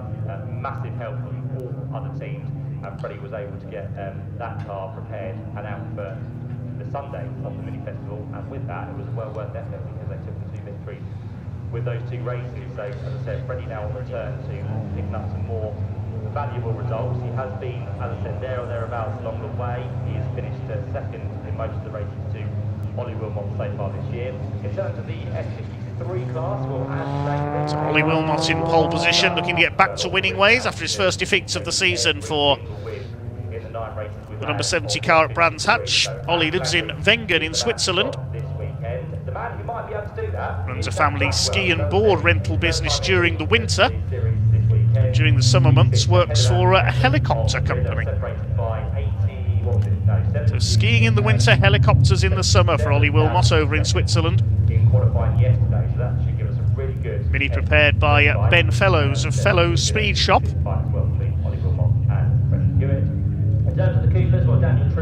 The other ski set Wengen car up there, driven by his running mate Adrian Lingy, number 77. A little further back on the grid. There's the number 2 car towards the back. That's Adam Kirkland. He'll be at the back of the Coopers. You can see the novice cross on the back of his car. So the red and white machine of Ollie Wilmot on pole, the grey car of Freddie Hewitt alongside him, and the darker grey with the orange headlamp covers is Zach Blackwell. Alongside him is Andy Langley. They'll be battling for the win in the S53 category. 15 minutes that we have ahead of us. Ollie Wilmot in the white and red machine, which sits on pole position. 20 cars out there then. We'll see the Coopers having their own race. Class C a little further back there, the less powerful cars. Pretty much a black car or a dark grey as it is liveried for this weekend. John Wyatt on row 3 of the grid, the gold car. In gold because he's a jeweller by trade. Normally see him racing at Brands Hatch. So the red lights come on then for the Mini Challenge Club Sport, and off they go. And who's going to get the whole shot down towards the first corner at Riches? Side by side and up the outside. That is John Wyatt, I think, has made a decent start in there. Not the best of starts for Ollie Wilmot. We'll see who's leading as they come into the first corner. It's side by side, and it is on the inside there, Zach Blackwell, who's made a great start, the 4.11 alongside Freddie Hewitt. Wilmot's gone down to 3rd place, and it's Blackwell who takes the lead. There's Wilmot. I thought it was him coming up the outside, but no, he's further back in the pack there. They all make their way round. There's Kirkland at the back in the number 2, but it is Zach Blackwell, number 4.11, in one of the S53 cars, the man from Surrey, who leads the way in the early stages of this Mini Challenge Club Sport race. Freddie Hewitt in 2nd place, and Ollie Wilmot trying to go around the outside on the run into Agostini, and he's done it under braking. That's a good move by Ollie Wilmot. You don't very often see cars go round the outside under braking there. Further back in the order, the 77 car, that's Adrian Lingy. He's dropped back a fair bit towards the rear of the S53, S56 mix ahead of the Class C cars. Up the inside, here comes Andy Langley attacking Freddie Hewitt into Oggies. Not very easy to fit the 2 cars side by side through there. Rain fight is on for 3rd then, and Hewitt does hang on around the outside. So a real sort out in the early laps here. There is Adam Kirkland at the back of the field in the number 2 car. But it's Zach Blackwell from Ollie Wilmot, Freddie Hewitt in 3rd, and Andy Langley in 4th position. Now Langley wants to catch Zach Blackwell here and keep up his unbeaten run and make it 10 wins this year in the S53 class, or the Mini Challenge Club Sport with Airtech Motorsports. There's then a small gap back to our next runner, which I think is one of the Norfolk Cars machines. Pick up the number in a moment. Ollie Wilmot starting to fight back, then chasing down Zach Blackwell in the 4.11 car for the lead.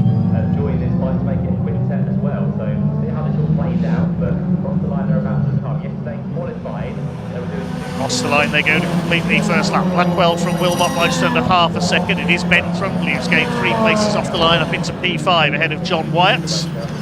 Paul Sawyer, professional DJ, up there in 7th position ahead of the 53 of Neil Clark. So Paul Sawyer's gained 3 places, as well as up the inside under braking into the hairpin. Oh, it's almost 3 wide. Look at this, look at Freddie Hewitt. That was an opportunist move. It looks as though Ollie Wilmot was going to take the lead.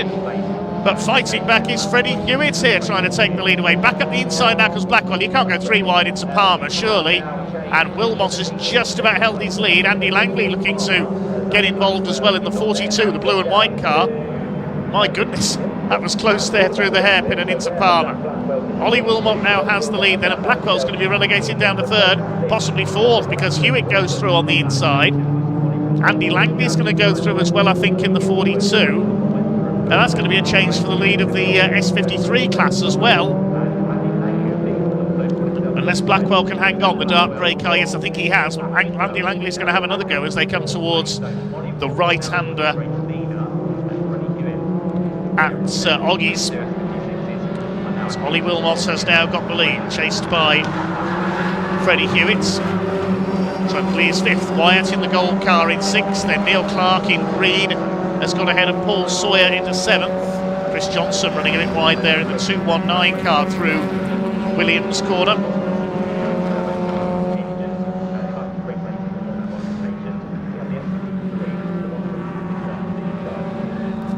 So the S-Class cars go through. There is number 29, Paul Sawyer. DJ Paul coming under fire from Steve Webb in the number 231 car now. That's for the lower reaches of the top 10.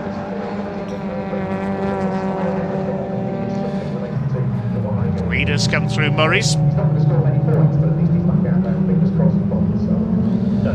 Cooper class have dropped already about 4 1/4 seconds back off the S-Class cars towards the front, as over the line go the leaders. Wilmot leads Hewitt by 0.37, but Hewitt's just done the fastest lap, 2:16.424.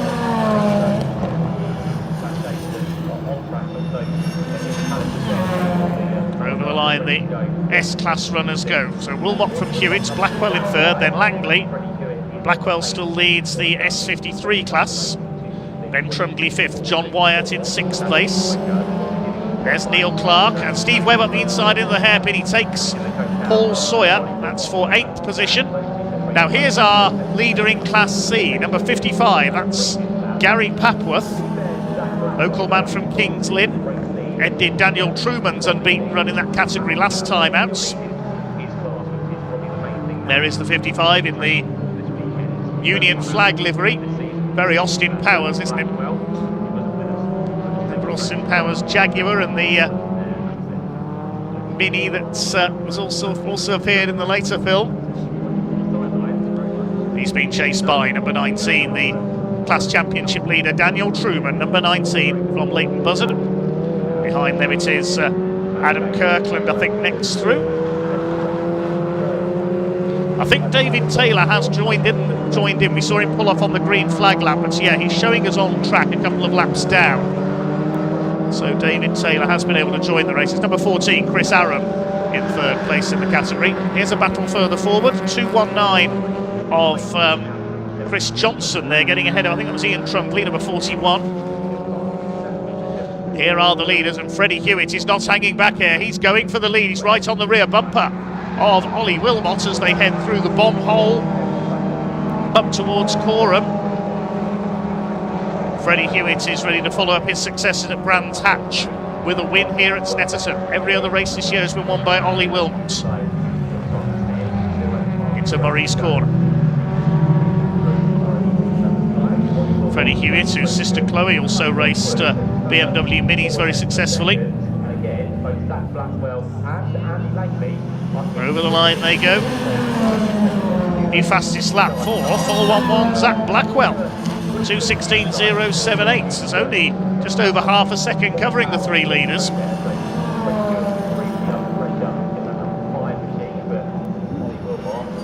Up towards the hairpin once again. Or Wilmot a little bit deep there into the hairpin. See if he can hold the lead there through Palmer and up towards Agostini. Side by side, Hewitt trying to go round the outside. I think he'll get round the wider line there. They're still side by side. Up towards the left-hander at Agostini. And look at this, they're going to make it 3 wide. Blackwell at the inside of both of them. Surely he's never going to get through there. No, Wilmot holds the lead. Blackwell might get 2nd place though with a bit of luck. wants to put a car between himself and Andy Langley because they're in the same class. I think Blackwell's going to do it as they head up towards Hamilton here. Or is he? Hewitt goes out wide, puts a couple of wheels onto the grass. He'll have the inside line for Oggy, so I think Hewitt will go back through. Terrific race here for the second and third place. Andy Langley thinks I could slipstream my way into second place as we go into the straights here. This is allowing Ollie Wilmot to escape in front though. Hewitt stays second. Yes, Langley up the inside. He's going to try and take third place away. What a great race between these four.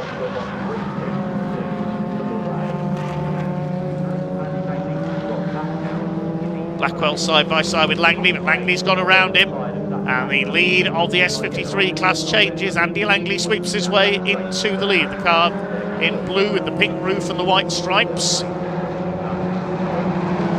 Andy Langley on his local circuit this weekend. Chasing down the 5, and we've got a car off. That's Chris Johnson has pulled over. That's down at the hairpin, I think, but he's got it behind the barrier, so we won't need a safety car. Chris Johnson, who was running 11th, out of the race.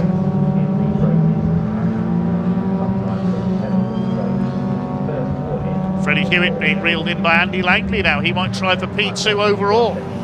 Black and white flag has been shown there. That's for Freddie Hewitt to warn him for exceeding track limits. Doesn't want to do so again. He'll risk a time penalty if so. First offence is noted by the stewards for exceeding track limits. Second is the black and white flag, and your third, he might get a 5-second penalty. Still leading the Class C split is Gary Papworth, the 55. There's DJ Paul Sawyer chasing Steve Webb, the battle for 8th position.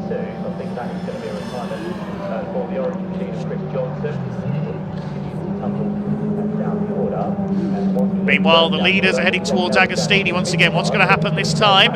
Freddie Hewitt could go for the inside here. Not quite close enough. You can see Zach Blackwell has dropped away from the top 3 now. Paul Sawyer keeps up his attack on Steve Webb for 8th place. Now, who's that in behind them? I think it's Ian Trundley, number 41, closing up. Chris Johnson has got the 219 going again, but he's going to limp it round to the pits. A long way to do so here at Snetterton, such a long lap.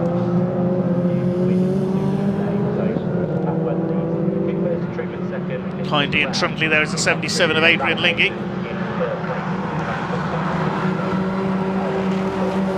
There go the leaders, just under 4.5 minutes to go.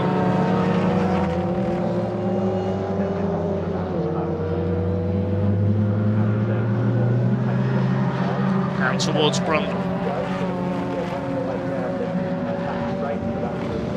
Fight is on for 5th as well. Ben Trundley, John Wyatt in the gold car. Neil Clark, who's racing Class C, just behind them with the number 53.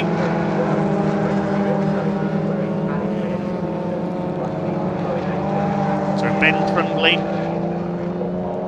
another local man from Kings Lynn, the Norfolk Cars machine, ahead of John Wyatt from Essex. Races a VW Golf in various open saloon events as well, John Wyatt. He's holding off Neil Clark in the green machine. Gets another Kings Lynn based driver. Over the line goes that battle of P5 and 6.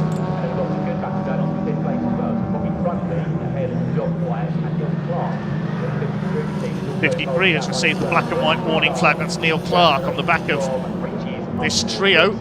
Meanwhile, side by side for 3rd place, Andy Langley and Zach Blackwell. And Blackwell slow off the hairpin there. Did he miss a gear or has he got a problem? Langley pulls away from him. Or did he give the place back? I wonder if there was a yellow flag on this hairpin actually. I thought I saw a yellow out. No, Blackwell has got a problem. I thought he was very slow off the hairpin. He has pulled up. So out goes Zach Blackwell. But now I don't know what the problem was. Did he break a drive shaft or something possibly there? Because the car just suddenly seemed to slow off the hairpin. So that's going to give Andy Langley another class win in Class S53. It's going to be 10 out of 10 for him this year as long as he gets to the finish.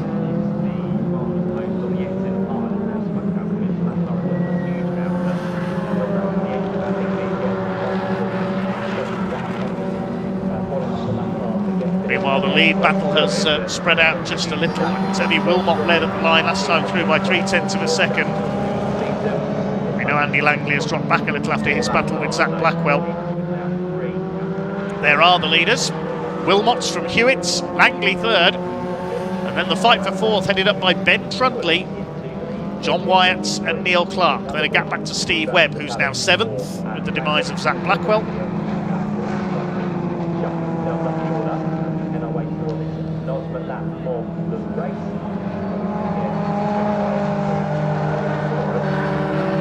Yep, the yellow flag is out at the hairpin. This is the reason Zach Blackwell is out of the race.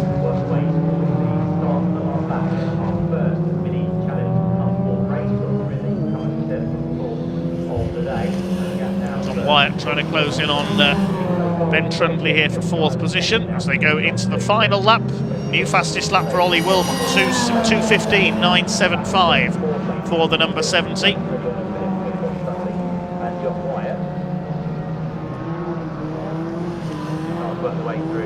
Through the right-handed hairpin. It looks as though Ollie Wilmot has just about done enough. Andy Langley's going to win Class S53. Class C is going to be won by number 55, Gary Papworth. He stayed clear of Daniel Truman. But slightly slower, less powerful Cooper cars.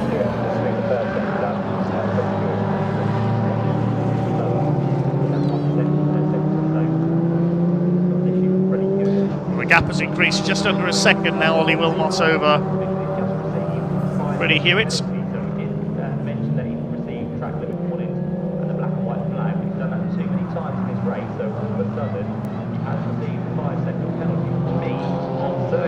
Top three are over 6 seconds clear of Bobby Trundley. Sorry, he was racing yesterday. It's Ben Trundley out in this one. Bobby was racing, of course, in the Brick Car Endurance Championship yesterday. Leaders heading out towards the far side of the circuit down the Bentley Straight. Here they come. Looks like it is going to be back to winning ways for Ollie Wilmot, who was defeated for the first time this season by Freddie Hewitt at Brands Hatch. Looks fairly safe for him this time. Oh, well, it's confirmed it's safe now. Freddie Hewitt has been given a 5-second penalty for exceeding track limits, the second place man. So that's going to drop him behind Andy Langley. Langley's going to win Class S53, but it's going to be a win and in Class S56 for Ollie Wilmot. The Swiss-based driver comes out of Murray's for the final time. Checkered flag is at the ready. Checkered flag waves and Ollie Wilmot takes the win. Second for Freddie Hewitt on the track, but he will drop overall to second place on corrected time behind Andy Langley with that 5-second penalty. So Langley second overall and wins Class S53. Ben Trundley fourth and second in class, then John Wyatt and Neil Clark.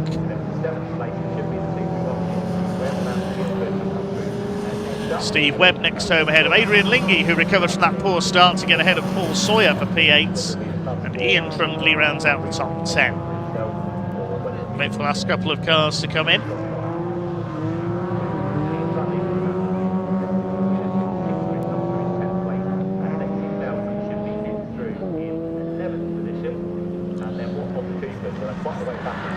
Waiting for Class C to come in at the moment. To say there are slightly slower cars lapping in the 2:28 is their quickest pace, as opposed to 2:15 for the fastest lap in the S-Class cars.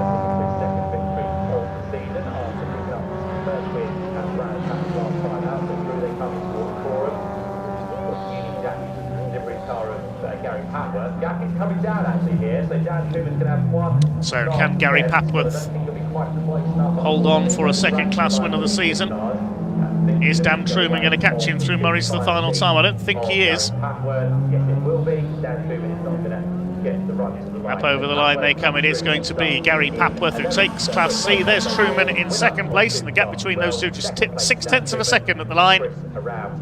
Chris Aram, number 14, will take third in the class. It's a win for Ollie Wilmot overall, by just over 4 seconds ahead of Andy Langley. Freddie Hewitt penalised to third place for exceeding track limits. Ben Trundley second in S53 in fourth behind Andy Langley.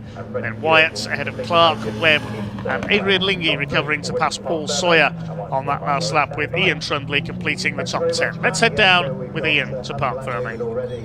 Crash helmet of balaclava on. He's about to turn off the judicial camera, which all of these cars have to run as part of the regulations, an onboard camera that allows the... Ollie Wilmot, well done, my man. Actually, in the end, Freddie got a penalty, so it's probably a little bit easier than you realised. But great racing between you two boys. Always is, isn't it?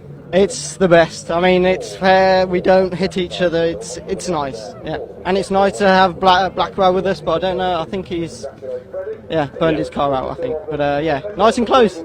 Yeah, it is. And of course, for you, we've spoken about it before, but you always come from overseas, don't you, to race in this? Why is it so special to you? Just the team. I think just the team and everyone around it. I mean, last weekend we blew up an engine, and it's nice. Well, look, well done, mate. Congratulations. Can't rest too much, though, because you've got a few more still to go today as well. 3 races in total for the minutes. Addy, hey, that's a P2. Yeah, I'm very happy with that. Wow, yeah, what a result. Yeah, nice one. Always great racing out there. Snetterton 300. Where does that say? Yeah, isn't it? Where does it rank for you in all the circuits you've raced at? Well, this is my local one, so for me it's the best. I love this place, so it's brilliant. So we're expecting big things a little bit later. We'll try. The other guys seem to have the legs on the straights. It's really hard to fight back. But rain is coming. I'm looking forward to it. The great level. To it. Cool. Andy, thanks so much, mate. Pretty appreciate it. Good stuff indeed. Let's grab Freddie. Freddie. Not quite what you were hoping for in the end of the penalty, but still on a podium. Yeah, I was just saying, I'll take a podium. It doesn't make too much of a difference to us championship-wise because Andy's not in our class, so third place, second place, not too big a difference. Excellent. Look, I'll let you crack on anyway, Freddie. Appreciate it. Thanks for talking to us today. We'll catch up later, no doubt, as well. As you're probably gathering, a slight change to the timetable from how it was yesterday. We're on version 4 at the minute. 2 races added on today. We've got this race was due to take place yesterday. Of course, it's happened just now. And the Civic Cup race we had earlier as well. So now we're getting into the meat and bones of the day. And for the first time this weekend, we get to see the junior saloon cars in action. They're about to head out on track. Let's hand over to your commentator, Dave Goddard, to take you through. Over to you, my friend.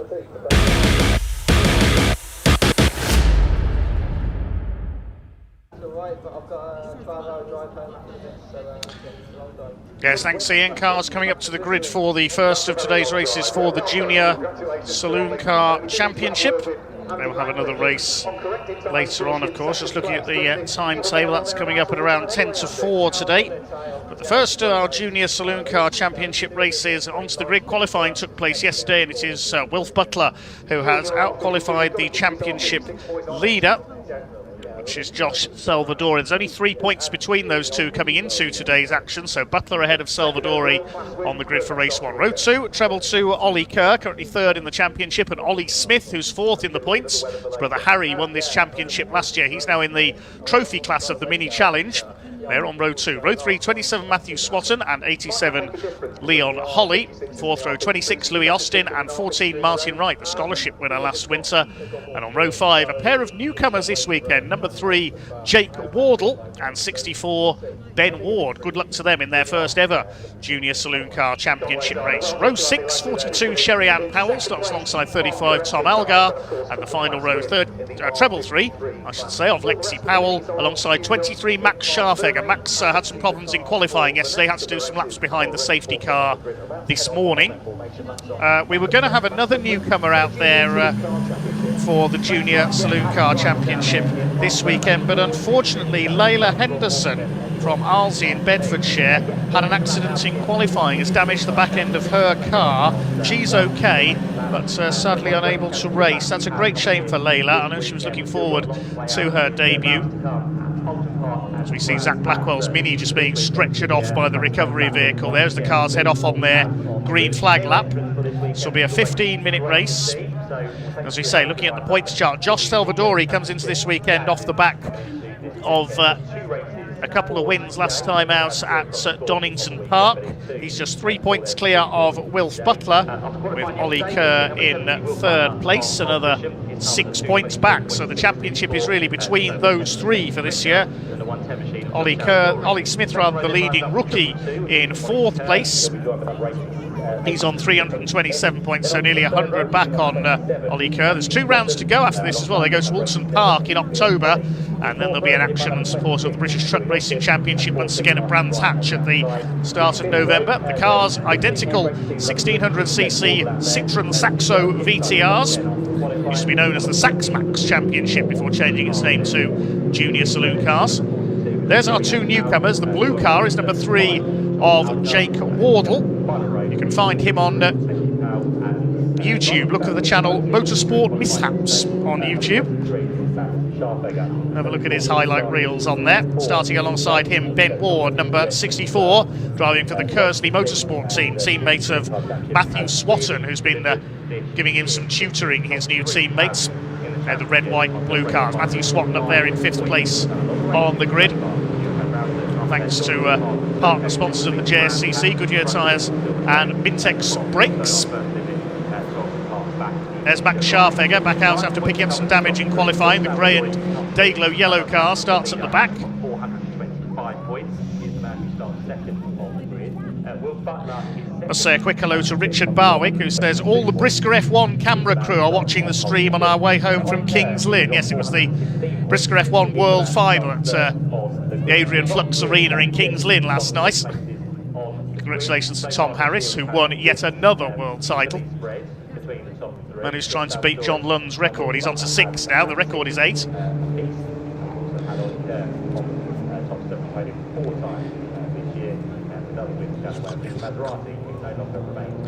This should be a close one. The Junior Saloon Cars. A race winner, so it's looking good for those 3 out ahead of the championship. Behind them we've got Ollie Smith, who's 4th in the championship, and Max Scharfegger in 5th place. I'd say probably watch out for Max. It's the white and black car of Wilf Butler from Tadley in Hampshire on pole position, alongside the Lightning McQueen look-alike. He really should be number 95, shouldn't he? Josh Salvadori, he's number 110. The man from Chelmsford in Essex on the front row of the grid. Ollie Kerr's car quite distinctive in the colours of Simpson Race Exhaust, the business run by former British touring car race winner Matt Simpson. Matt very busy with his son Ben's racing career these days on the short ovals and in karting. All these drivers aged 14 to 17. This is the training ground for the Saloon Car stars of tomorrow. The Mini Challenge is a popular destination for drivers graduating from the JSCC.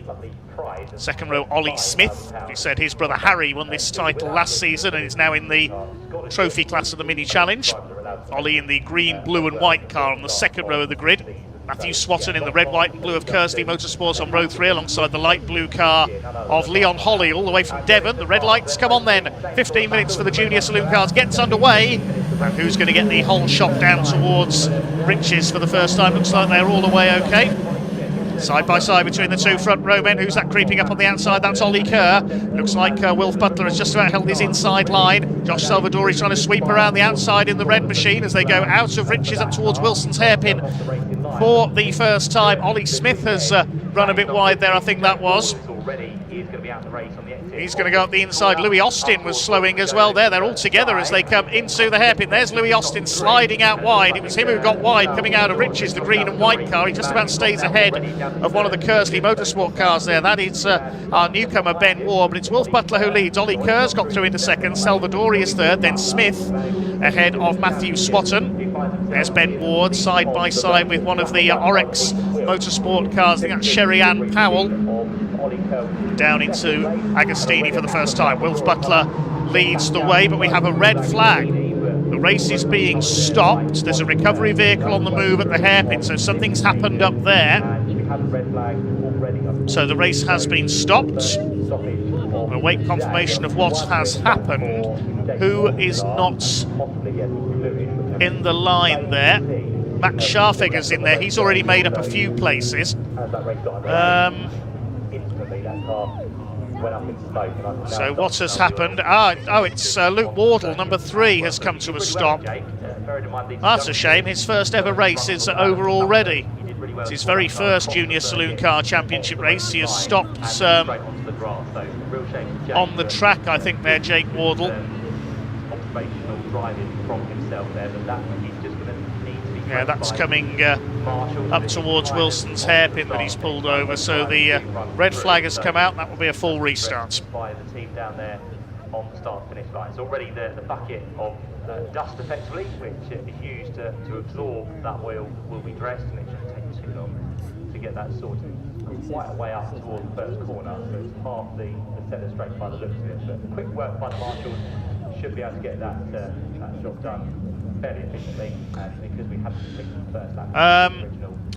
Just looking out of the commentary box window at the pit straight here, I can see the marshals spreading some powder onto a what looks like an oil spill. I'm wondering if Jake Wardle's car, yes, had problems right off the start-finish line there. So a spillage being covered here. Yeah, you can see there. So I reckon Jake Wardle's car was in trouble right from the start of that race. Well, as you say, he does have a motorsport YouTube channel called Motorsport Mishaps, and he's had a mishap of his own there, unfortunately. So the stoppage is because of fluid on the circuits from Jake Wardle's car. The cars will be brought back round to the start line, ready for a restart as soon as the circuit is clear.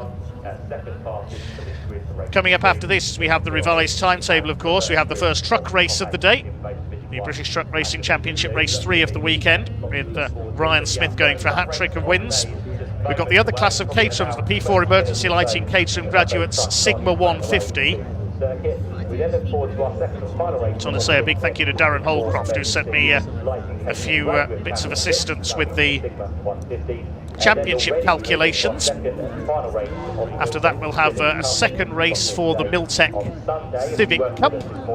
Back over to Andy and Paul for that one, and they will stay on air for the TCR UK Championship, one of our feature events this weekend. Then another truck race before hopefully we'll have a lunch break of around half an hour, and then we're back with the mini challenge Club Sport with Airtech Motorsport. The Sigma 135's back out for the Caterhams. We know that the championship's already sewn up there.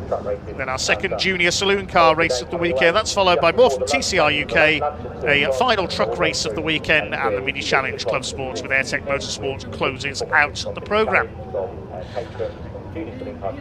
So a recovery vehicle is with Jake Wardle's car. So that's bad news for two of our newcomers. Layla Henderson didn't get past qualifying, sadly. She had a shunt yesterday. Jake Wardle's engine appears to have failed. There is Jake. So it's left to Ben Ward to uphold the honour of the newcomers this weekend now. And they also give you plenty of information about trucks, the championships, entry lists for all of these. Looking to get his first points on the board this weekend. Of what's to come here at Snetterton over the coming months as well, because next weekend we're joined by the second edition of the USA Snetterton 300 event. So that we're back for some more great racing. Total of 18 cars, 18 drivers have scored points in the Junior Saloon Car Championship so far this season. At the end of the season, we have Modified Live, which closes out the Snetterton. We haven't seen Lewis Stannard for the last couple of rounds, a race winner earlier this year. We've not seen Kyle Wells for a couple of rounds either. Luca Maserati, we know, has departed the championship to move up into senior racing. He had a couple of wins earlier this year. He's moved into senior racing with a Porsche Boxster, along with his family. For the resumption of the junior saloon cars, hopefully not too much longer to wait for them, but once the circuit has been dressed and the grid reformed, we'll have that race to resume for you here at Snetterton for this British Truck. So a quick clear up needed on the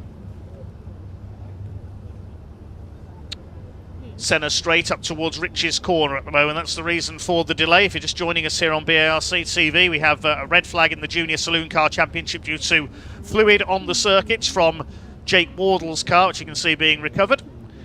And an early end to Jake's first ever Junior Saloon Car Championship race.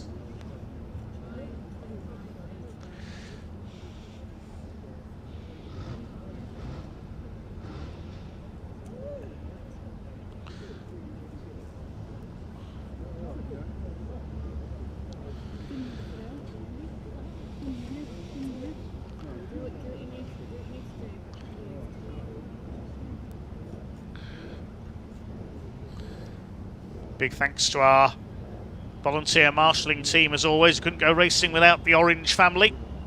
Out in all weathers, as they proved yesterday. That rainstorm we had during the Brick Car Endurance race. The race had to be red flagged, of course, yesterday. If you weren't with us here on BARC TV, the rain absolutely threw it down.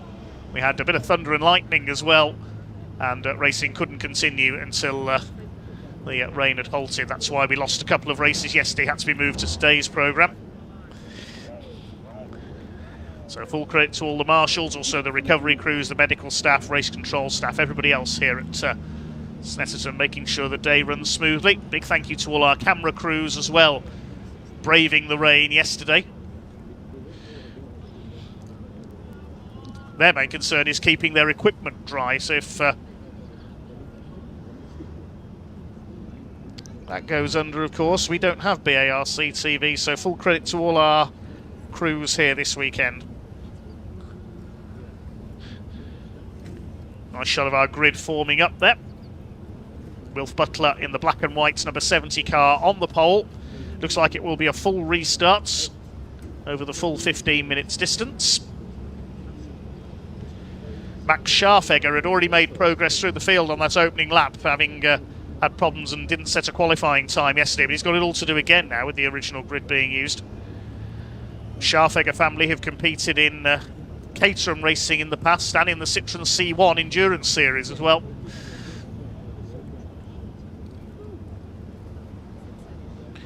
Ollie Smith looking for the first win of his rookie season, the blue and green car.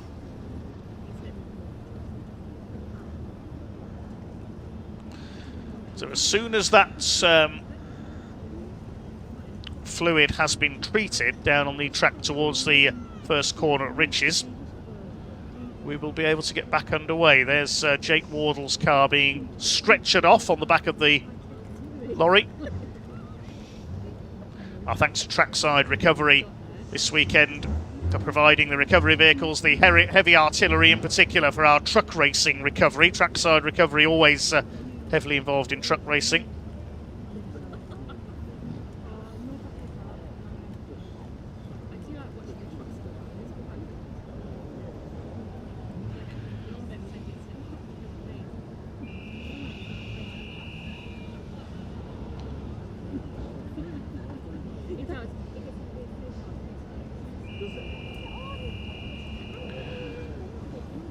So I think the green flag is about to be waved.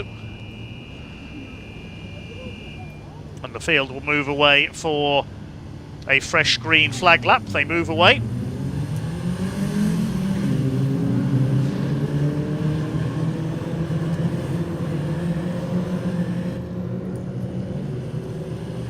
So getting ready for round 22 of the Junior Saloon Car Championship 2025. It's a very busy season, as you say. They've got 2 more rounds to go after the 2 races today. That's at Alton Park in October, and then at the start of November at Brands Hatch, who will follow Harry Smith as the champion this year.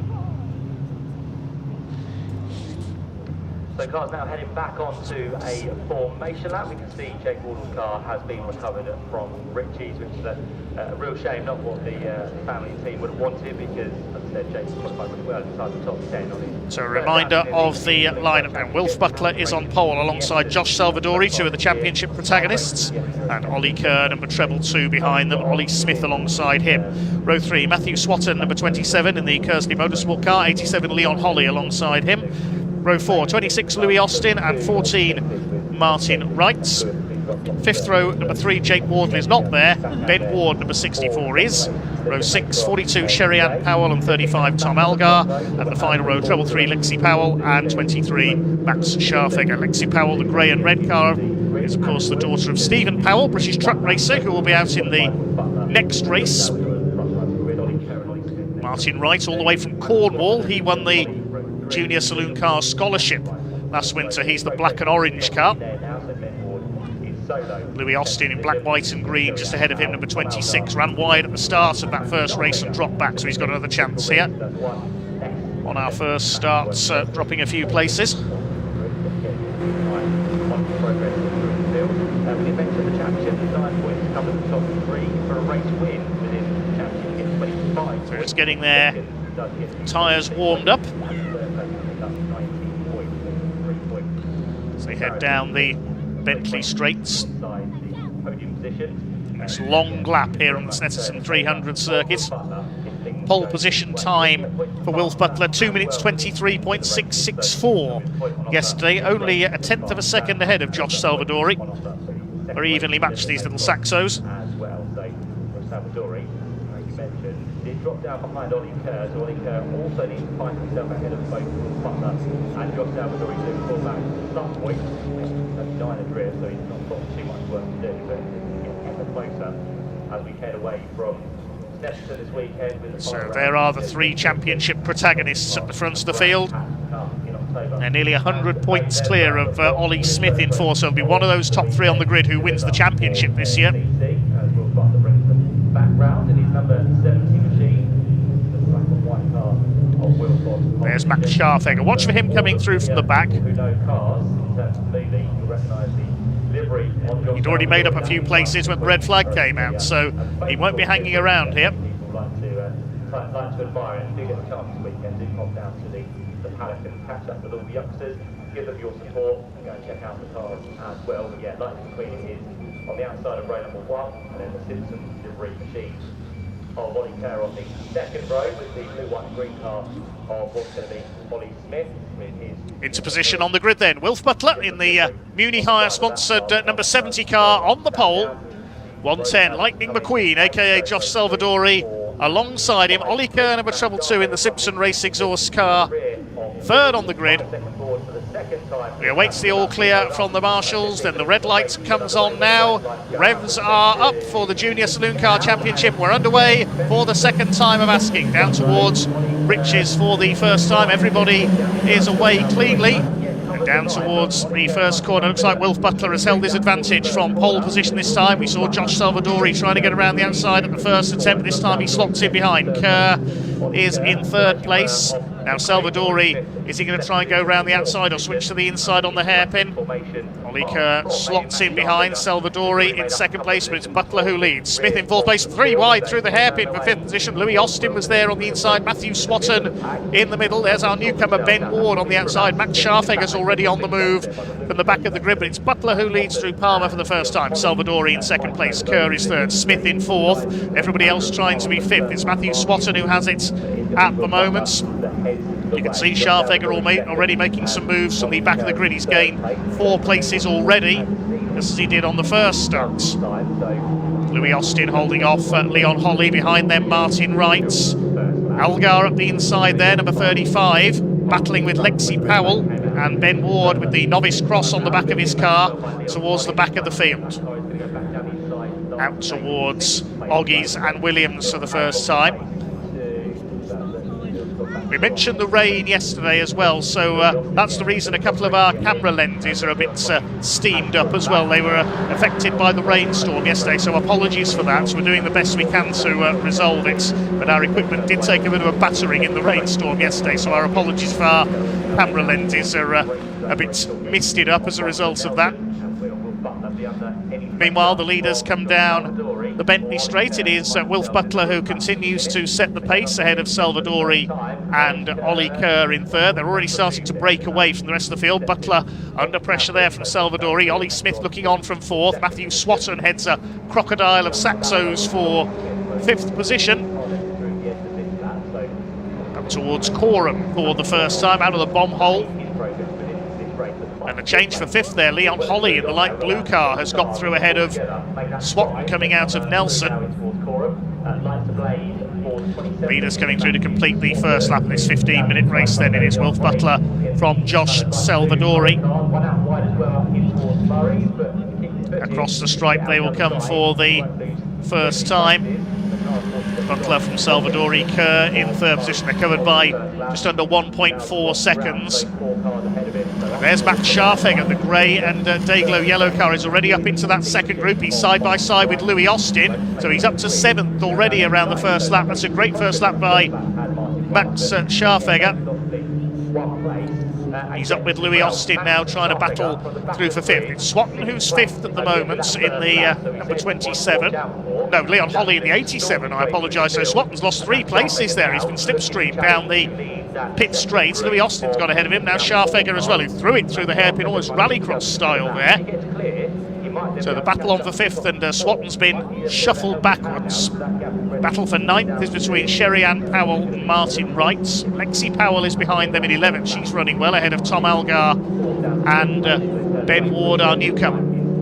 Here's the fight for 5th. Leon Holly from the southwest of England, as is Martin Wright a little bit further back. Scharfegger still on the move, up in 7th place. Battles everywhere you look in this 14-car JSCC field at the moment. Through at the right-hander at Oggies, again running a bit wide there. Max Scharfegger, he's taking some risks here as he tries to move through from the back of the grid. Out they go onto the Bentley straight once again. There are the leaders. Wilf Butler ahead of Salvadori in the red car. Kerr is 3rd. Ollie Smith rather in no man's land at the moment in 4th position. He's got nobody to battle with. Louis Austin's got the headlights on to try and intimidate Leon Holly. He's going to try and get up the inside into Brundle. No, you don't, says Leon. He's later on the brakes. And here comes Scharfegger closing up on them as well. Look at that, 2 wheels up in the air off the curb there as Austin moves to the inside. Holly ran a bit wide there. He's lost out to Austin. He turns in on Scharfegger. There's a bit of rubbing there through the bomb hole. That's broken the wing mirror on Max Scharfegger's car. But Scharfegger's got the inside line for Coram, and he's going to go through up into P6, I think. Yes, he's done it. Well, the wing mirror's hanging off, but Max Scharfegger, no, he hasn't made the move stick. Leon Holly back up the inside. He had a stab down the inside. Well, that was like Jason Plato and Matt Neal through that section of the lap back in the early 2010s. And Holly's lost out because Matthew Swatton has come through as well. Well, they call this the Junior Saloon Car Championship. Some say it's the touring car stars of the future, and they're certainly living up to that reputation in the midfield at the moment. But Leon Holly has lost 3 places around that lap. Meanwhile, Wilf Butler's done the fastest lap of the race, 2:23.476, as he leads the way by 3/4 of a second from Josh Salvadori. Where's Max Scharfegger going? Heading for the A11 there. He's lost out to Matthew Swatton, and Leon Holly's up alongside him again as well. They're renewing their rivalry from half a lap ago. And Max Scharfegger will have the inside line for the next left-hander at Palmer's, and he keeps 7th place. He'll be frustrated now, having thrown away a place there by running wide on the hairpin. Martin Wright's got ahead of Sherry-Ann Powell in the background, the 2 Oryx cars. Here comes Leon Holly back up the inside, and he's going to retake the place. You see, they're still side by side, these two. This is great stuff. Holly takes the place back again, and Max Scharfegger is back to where he was a lap ago. So Butler still leads Salvadori and Kerr. They've spaced out a bit at the front of the field now. Ollie Smith still on his own in 4th position, the top rookie in the championship this year. There's Louis Austin, who's escaped into 5th now. Swatton 6th, Holly 7th, Scharfegger 8th, then Martin Wright coming through in 9th place. Sherry-Ann Powell in 10th, Lexi Powell is 11th, she's running well. Then Algar and Ward battling further back. Ben Ward, in fact, has got ahead of Tom Algar there in the second of the Kirsty Motorsport cars, the red, white and blue. 13 cars still running. Sadly, we lost Jake Wardle with those engine problems at the start, and he was unable to take the restart. Here's Wilf Butler. The Hampshire driver continues to lead the way. Out of Murray's. How long's left? Just under 8 minutes of this 15-minute race to go, so we're coming up to halfway. Black and white flag being displayed for track limits offences to Max Scharfegger, but he's run wide a couple of times. And Leon Holly, number 87, has had a problem at Murray's. He's caught the tail end of that. He's got going again, but he loses out to Sherry-Ann Powell. I think that must mean that Martin Wright has gone through as well in the number 14. Yes, there he is. So have Scharfegger and Holly tangled again, I wonder? So Leon Holly is down to 10th position.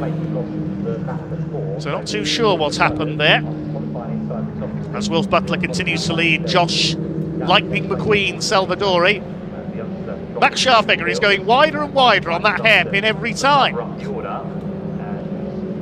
Are his brakes playing up or something, I wonder? So Martin Wright could catch him here and get up into P7. Don't know whether it's a legacy of that contact earlier on with Leon Holly. You can see the mirror hanging off. Leon Holly, meanwhile, is fighting back. He's up alongside Sherry-Ann Powell in the number 42 down into Agostini, named after Giacomo Agostini, the motorcycle legend. And Leon Holly retakes the place, back up into 9th, ahead of Sherry-Ann. There's Lexi Powell in the number treble 3. Good steady run from her in 11th place. It's been an incident-packed season for her so far. Here come your leaders, and look how Butler and Salvadori have pulled away from Ollie Kerr, who's on his own now in 3rd place. They're nearly 3 seconds clear of the treble 2. Through Brundle and Nelson, still Wilf Butler from Josh Salvadori, and Wilf Butler's definitely pulling away here from Salvadori in 2nd place. Just under 6 minutes to go, so it's looking good for Wilf Butler in the number 70. Butler had a win at Donington, a win at Brands Hatch in the first 2 rounds of the year, 1 win at Thruxton. Failed to win at Silverstone. The best he had there was a 2nd place, as we watched the battle between Ben Ward and Tom Algar at the back of the field.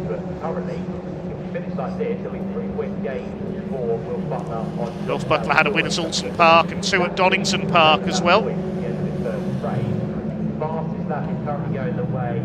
So looking for win number 7 of the season for Wilf Butler. Josh Salvadori has done the majority of the winning in more recent rounds, but had a no score at Alton Park in the 18th round of the season, so playing catch up from there at the moment. There are the leaders. They were separated by 1.14 seconds over the line.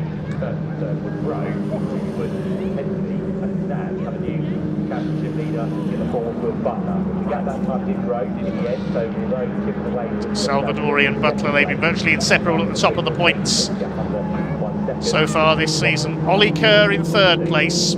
There is the Simpson Race exhaust car. Ollie Smith has been on his own for most of this race in 4th. And then Louis Austin heads the battle for 5th here ahead of Matthew Swatton. Main focus now is the battle for 7th position, because Max Scharfegger staying ahead of Martin Wright. Behind them is Leon Holly, trying to recover after his mistake, or whatever happened down at Murray's Corner earlier on, we didn't see. And Sherry-Ann Powell, Lexi Powell, and the battle between Algar and Ward at the back of the field. Still a couple of laps to go. Now is Salvadori reeling in Wilf Butler? The gap was 1.14 last time through. I think Josh Salvadori is getting a little bit closer here.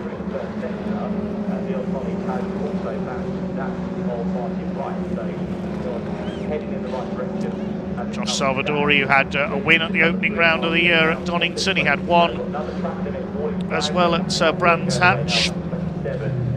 Wilf Butler just 3 points off him, so he'll be leading the points if it stays like this to the flag, I think. Depends on who gets fastest lap, because it's 25 points for a win, 22 for 2nd place.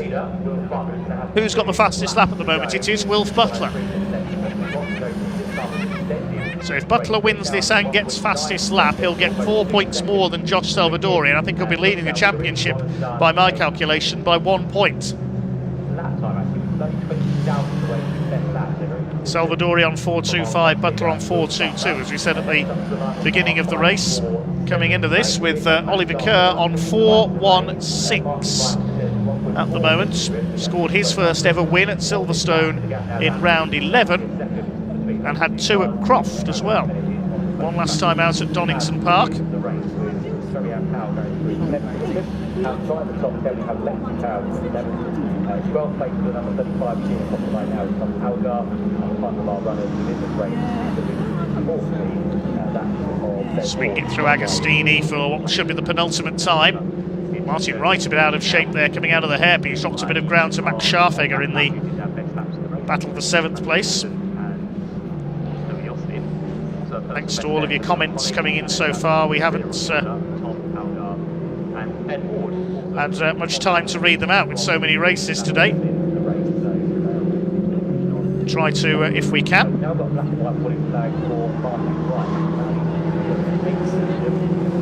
Scharfegger staying ahead of Wright. That's the closest battle on track at the moment, really. They're fairly well spaced out now in the closing stages of this first race of the day for the Junior Saloon Car Championship. The lead gap has gone out, and it's just under 2 seconds now between Wilf Butler and Josh Salvadori. Now, if Butler keeps that fastest lap, if he takes the win, he will lead the championship by a point. We're in for a good showdown between these two over the final weeks of the season, I reckon.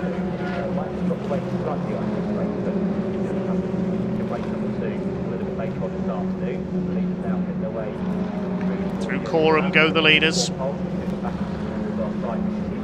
See him right on the edge of adhesion there as he comes through, the right-hander, then onto the brakes towards the left flick at what used to be known as Russell, after Jim Russell, who ran the racing school here at Snetterton for many years, now Murray's, named, of course, in memory of the voice of motorsport himself. We still miss you, Murray Walker. Tom Algar at the back of the field, pulled away from Ben Ward now. Looks like Ben is going to make the finish in his first ever JSCC race for Kersley Motorsports. Shame that Jake Wardle had those problems, and Layla Henderson in qualifying as well. Now, is he going to be caught by the end of this race? Because all of a sudden, Louis Austin, has massively improved his pace. Whether it was an improvement for Louis or just a drop off. There's Lexi Powell, learning all the time in her first season of JSCC racing. Wonder if we'll see her in the British Truck Racing Championship one day, alongside her father. Black and white flag has been shown to Martin Wright as a warning for exceeding track limits. The clock has counted down to 0. Looks like it is going to be a victory for Wilf Butler, unless Josh Salvadori can do something very special in the last half lap of this race.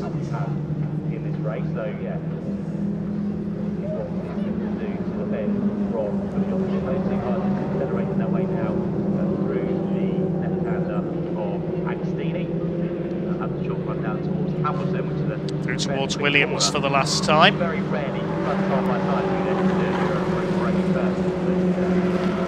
Looks as though Josh Salvadori has just about settled for 2nd place now, and Ollie Kerr for 3rd.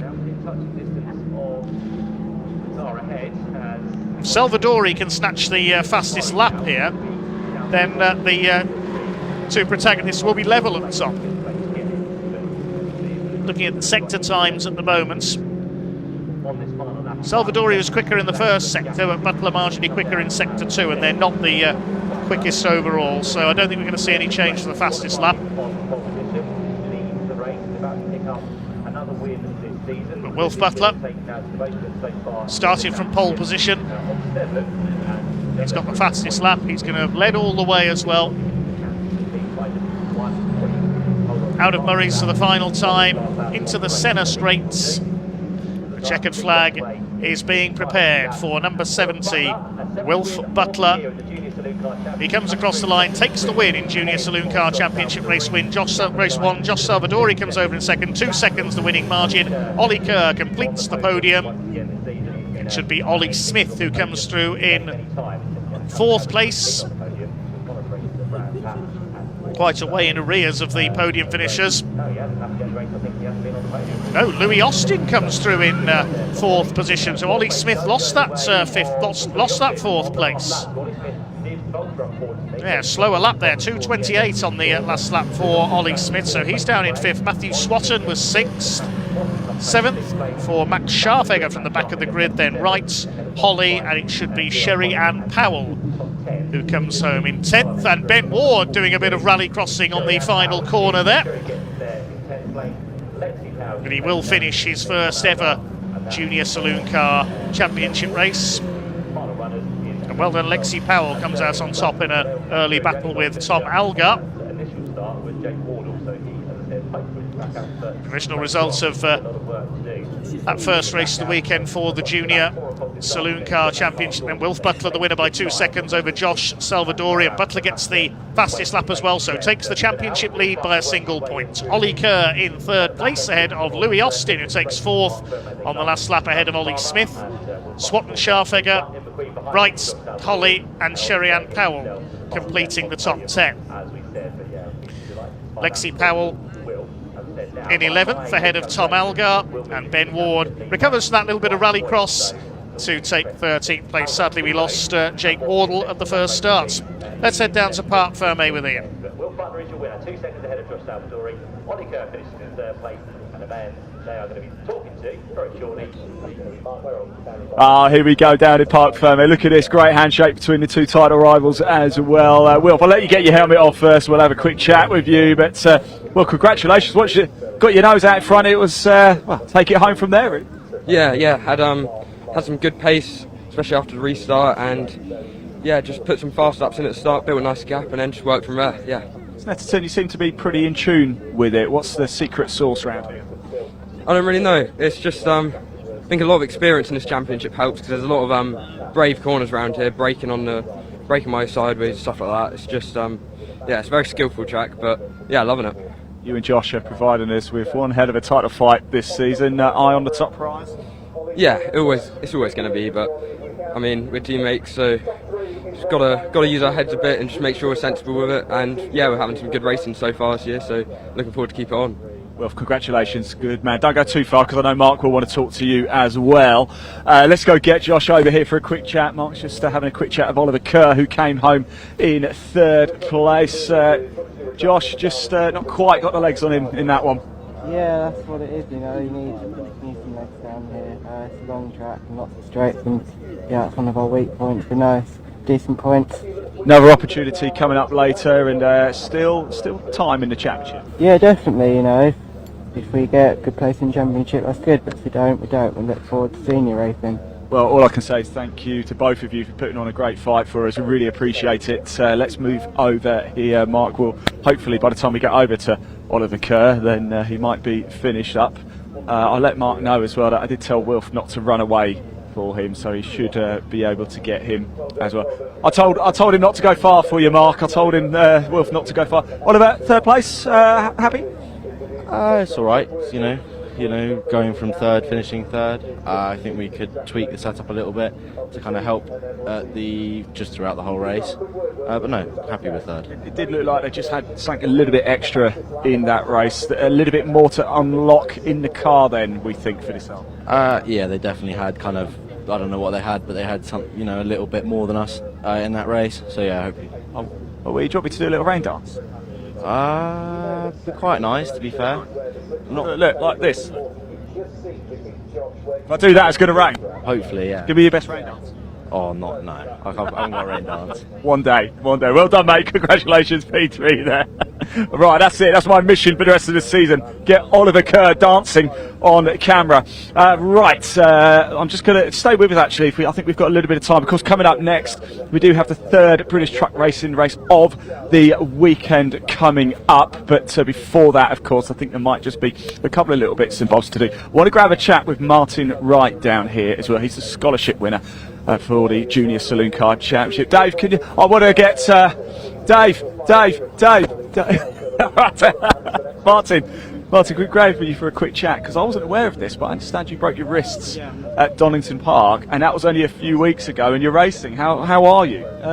It's a bit of a compromise the way I'm driving this weekend, but I'm just lucky to be here, really. Yeah. I'm just taking it as a good experience. I certainly won't shake your hand then, but please be careful, won't you? Yeah. All right, top man, thank you so much. Right, yes, let's just have a little look, shall we, down the track and see where we are with things, because I don't think we're too far away from the trucks. I can hear a bit of a rumble in the background here at Snetterton. Just a quick reminder, wherever you're watching this, we're live on YouTube, as you know, because you're obviously watching this, but if you're at the Bark YouTube channel, please hit that like button and that subscribe button. If you're watching at a British Truck Racing Championship, again, likewise, like and subscribe, please. And of course, we're also live on the TCR UK YouTube channel as well. So again, if you hit that like button, if you hit that subscribe button, it's completely free to do, but it really, really does make a difference for us, for the teams, for the drivers, for the organisers, for everybody, so we can get this wonderful racing seen by so many people across the world. That's the beauty of it, isn't it? And let us know in that live chat where you're watching from. If you're in the UK, whereabouts in the UK are you? If you're overseas, whereabouts are you? We would love to know. I know Dave Goddard over there. He's Dave, actually, if anybody's wondering where Dave is, he's in that building down there, that bottom right hand window. That is where Dave is. I don't, Dave, if you can hear me, if you can you give a little wave out of there? I don't think Dave can hear us. He might be having. Oh no, here he comes. Look, that's Dave Goddard. That is Dave Goddard right there. That's his thumb. Thank you, Dave. I really appreciate that. And on that note, Dave Goddard, I'm going to hand back to you because it is time for the third British Truck Racing Championship race of the weekend here at Snetterton. Dave, over to you, over there, right there. That's where he is, right there.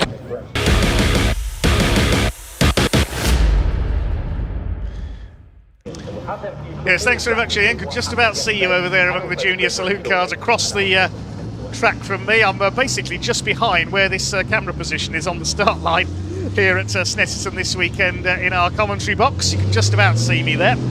Thanks for all your comments coming in so far. We'll get on to them a little bit later on, but it is time for our first truck race of the day, the British Truck Racing Championship. The grid for this one based on the results of race 1 yesterday, but with the top 8 finishers flipped around, so 8th place starts on pole. Now, as you will know, if you're watching yesterday, there was quite a high attrition rate in race 1 yesterday, and we had a Division 2 truck finish in 8th, so we should see Simon Cole on pole for this race. He didn't start race 2 though, so we'll wait and see if Simon is out there for this one. If he is, he'll be on pole alongside David Smith in the number 11 MAN.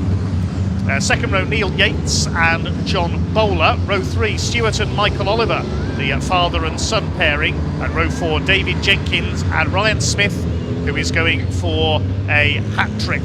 2 wins for him yesterday. Only 5 points clear in the championship ahead of Stuart Oliver, with David Jenkins a further 3 points back. It's the closest Division 1 has been for many seasons. Row 5, Sami Ojanen in the Sisu, and hopefully Bradley Harvey's DAF. Now, his engine suffered problems in race 2 yesterday. He had to pull off into the pits in a cloud of smoke, and we're told that Bradley and the team were up until 5:30 a.m. working on that truck to try and get it out for today. We'll see if he's there. Row 6, Callum Eason and Archie Handy, MAN and Volvo. Row 7 is Ricky Collins and Martin Gibson. They didn't take the restart in the first race yesterday, nor did Stephen Powell. So watch for them coming through the field from the back of the grid. Jake Evans in the number 10 starts alongside Stephen Powell. Graham Paul's MAN at the back. Unfortunately, I can tell you Tom O'Rourke, the Scottish driver in the International Navistar, number 86, is a non-starter with damage from yesterday. We might see him back out later in the day, though. So they head round to the grid. It looks like Simon Cole is there, so that's good. We will have a Division 2 truck then on pole position. That's going to make things interesting in the run down to the first corner. Ricky Collins there as well. Now, we know he picked up a lot of front end damage yesterday. I think he's actually put the old front end of his MAN onto the number 95, the yellow truck.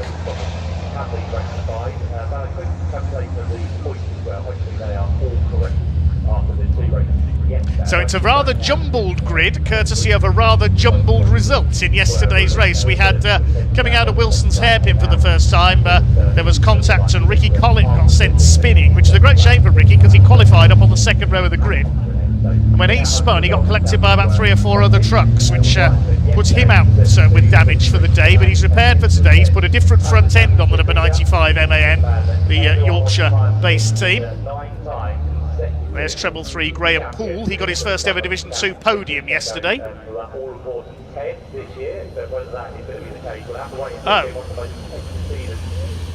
Just looking out of the commentary box window, I think Simon Cole has pulled into pit lane. Yes, he has. So Simon Cole is not starting on pole. He's going to start from pit lane, if at all. That's a shame. So it will be David Smith alone on the front row for this one.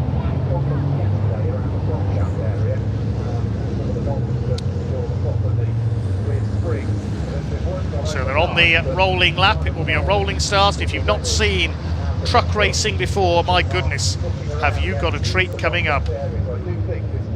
These machines around 5 tons in weight, almost 1,000 horsepower from their 12 and 13 litre turbocharged diesel engines, all running on sustainable fuel these days, HVO fuel.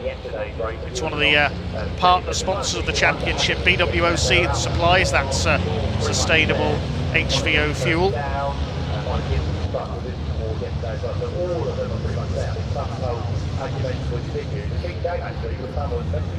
A big thanks to all the partner sponsors: Napa Auto Parts UK, GT Tyres, Neil Yates Recovery, Alco, MV Commercial, Total Care Vehicle Lift, Sylvie Fleet Management, mentioned BWOC Fuels, Transport Monitoring Solutions, Truck and Driver Magazine, Freuhauf Trailers, Valvoline Motor Oils, LTS Global Solutions, and all the other sponsors of the British Truck Racing Championship.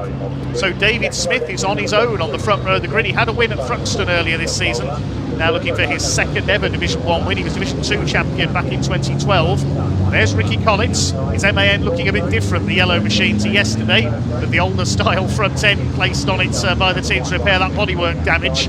Bit of damage to Graham Pool's truck there as well.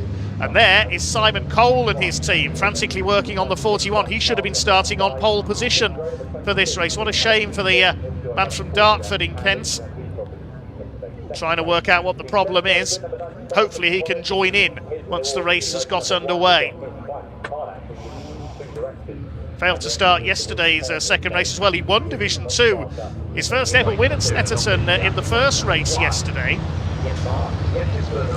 So coming into this weekend, Ryan Smith led by just 5 points. The man who's looking for his 10th consecutive, yes, 10th consecutive Division 1 title this year.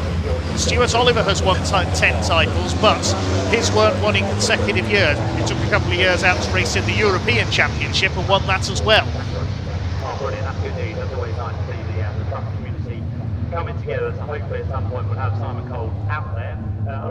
So there is David Smith on pole, the number 11, well, outside pole. He's on his own on the front row now. 33 of Neil Yates, well up, has had one podium finish this year. Bestie's had his third at Brands Hatch on his home circuit. John Bowler, number 14, and then the Olivers. Stewart in the bonneted Volvo VNL, his son Michael alongside in the MAN. There is David Jenkins, champion back in 2011.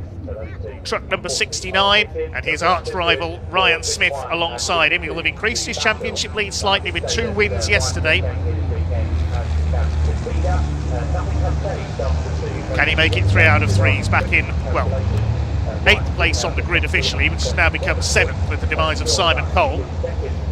Sami Ojanen had a win in Division 2 yesterday, the Finnish driver in the Finnish-built Sisu. The pace truck leads them round the GT Tyres Napa Auto Parts DAF. 17 trucks on the grid then. 17,000 horsepower about to be unleashed on the Snetterton circuits. Oh yes, I'm looking forward to this one.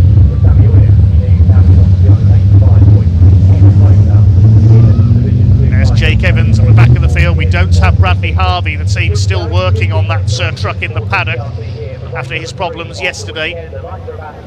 So here we go. The revs are starting to rise then. Let's get ready to rumble here at Snetterton. We're underway. Great shot there from just past the end of the pit wall as they go towards turn 1. It's David Smith who leads John Bowler into the first corner of Riches. I think there's a bit of contact there between the two of them, and John Bowler goes to the inside in the number 14. They're side by side on the run towards Wilson's hairpin. John Bowler takes the lead in the number 14 MAN. Neil Yates in 3rd position. They swing their way into the hairpin. Stuart Oliver in 4th, ahead of Michael Oliver, David Jenkins, Ryan Smith up there on the outside of Martin Gibson in the 101, missing some front bodywork after contact yesterday. So all 16 of them have made it round. 16 trucks out there. Of course, no Bradley Harvey.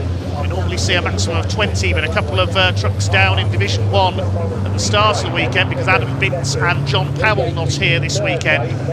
We lost Tom O'Rourke with damage yesterday. Watch for David Jenkins here up the inside into Agostini. He's having a go at the Olivers. He's going to get alongside Michael Oliver. I don't think he'll get through there. Stephen Powell making the move past Sami Ojanen next. We've got Division Division 1 and 2 overlapping further back. The more powerful Division 1 trucks coming through on this very mixed up grid after all the attrition we had in race 1 yesterday.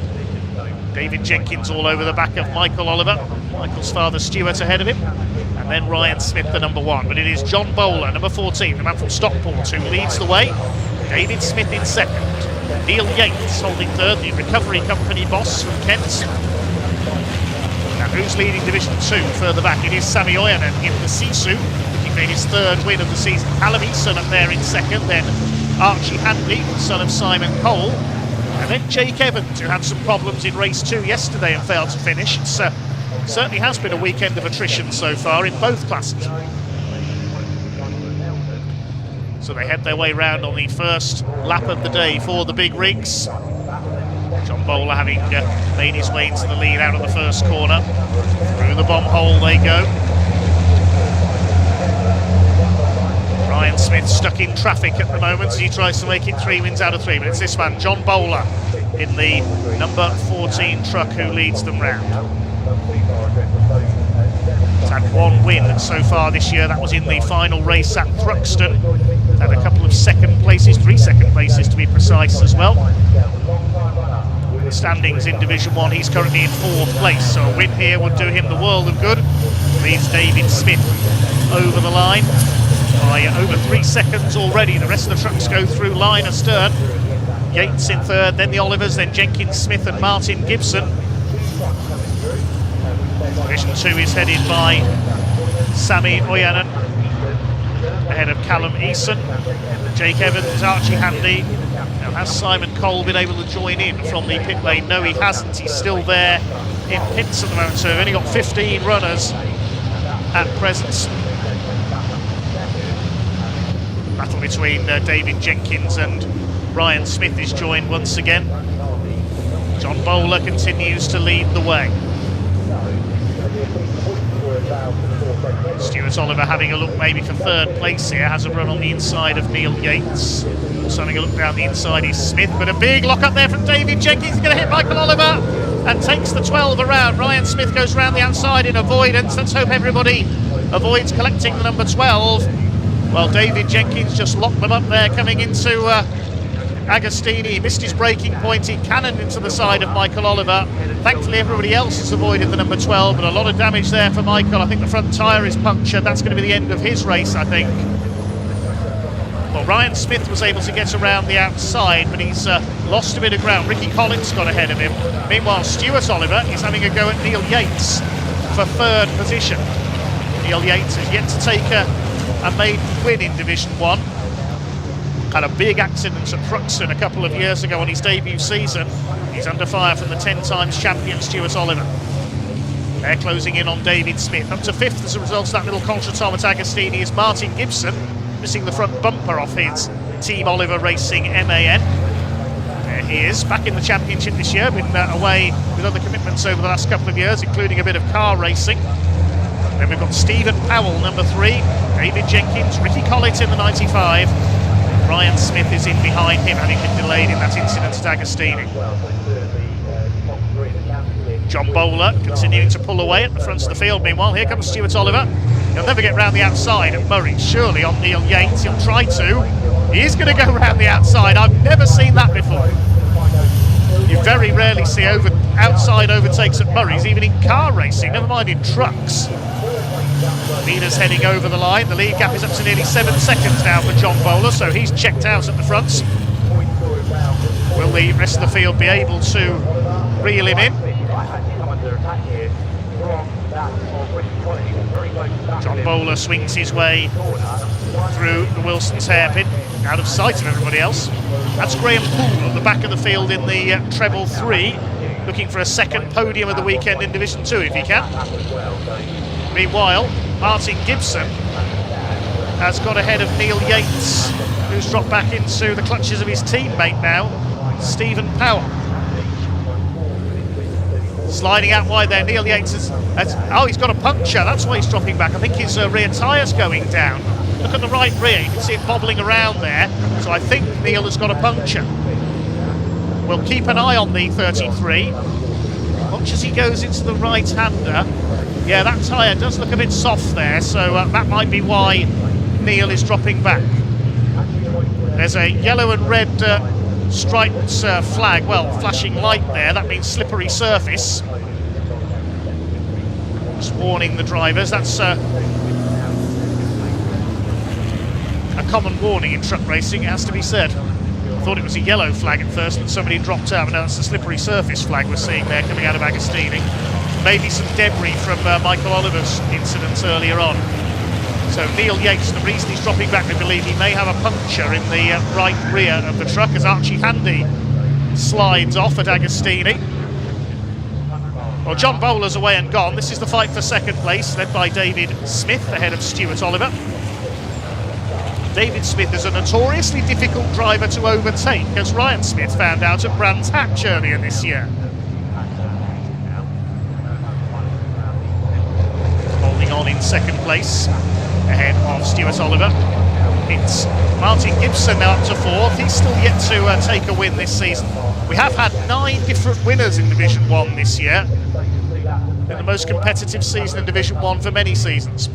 Where's Ryan Smith, meanwhile? Here he is. He still can't get past David Jenkins. They've been deadly rivals for several years, these two have.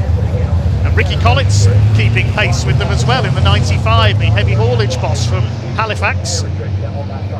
Up and over the line come the leading runners. David Smith still holding that second place. Oliver being forced to go the long way round. Picking up that powder they put down, the marshals put down on the oil earlier on from the junior saloon cars. Michael Oliver, I can tell you, is still going. He's just gone past my commentary box ahead of the Division 2 runners. Still led by Sammy Oyen and Sisu. Stuart Oliver up the outside again. David Smith moves across, and Martin Gibson moving up alongside his teammate now to try and take third place away. This is not what Stuart Oliver wants, because he's fighting for the championship. He's ahead of his 2 rivals, Jenkins and Smith, though. Martin Gibson has to go out onto the grass there. There was no room on the outside coming out of Palmer. 6.5 minutes of this race to go. Neil Yates is still going. Whether that tyre is starting to go down, it's of course double rear wheels on the rear axle of one of these trucks, so he's got 5 others. Still, Ryan Smith can't get past David Jenkins. Look at him weaving about there on the run towards Hamilton. Here's the fight for second, and still Stuart Oliver throwing everything he's got at David Smith, who's simply saying, "You shall not pass," and holding second place. John Bowler must be wondering where everybody else has got to. He's 11 seconds up at the start of that lap.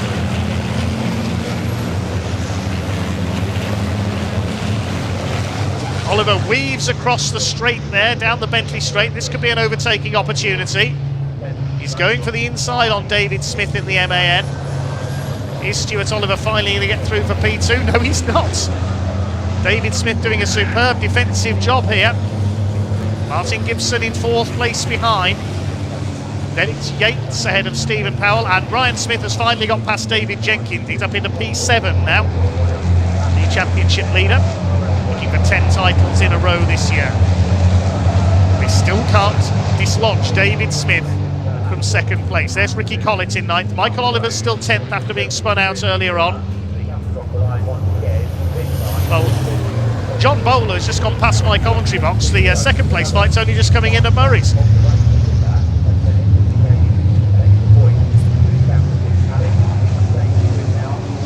Up towards the stripe they come to complete lap number 4.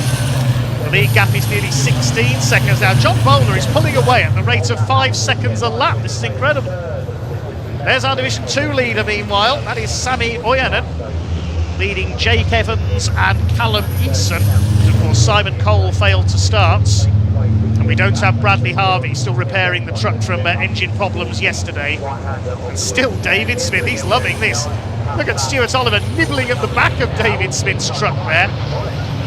I remember an incident at Brands Hatch a few years ago where Stuart Oliver got stuck to the back of Ricky Collins' truck, and they did about 2 laps with Ricky towing Stuart around the circuit. I hope that doesn't happen here with David Smith.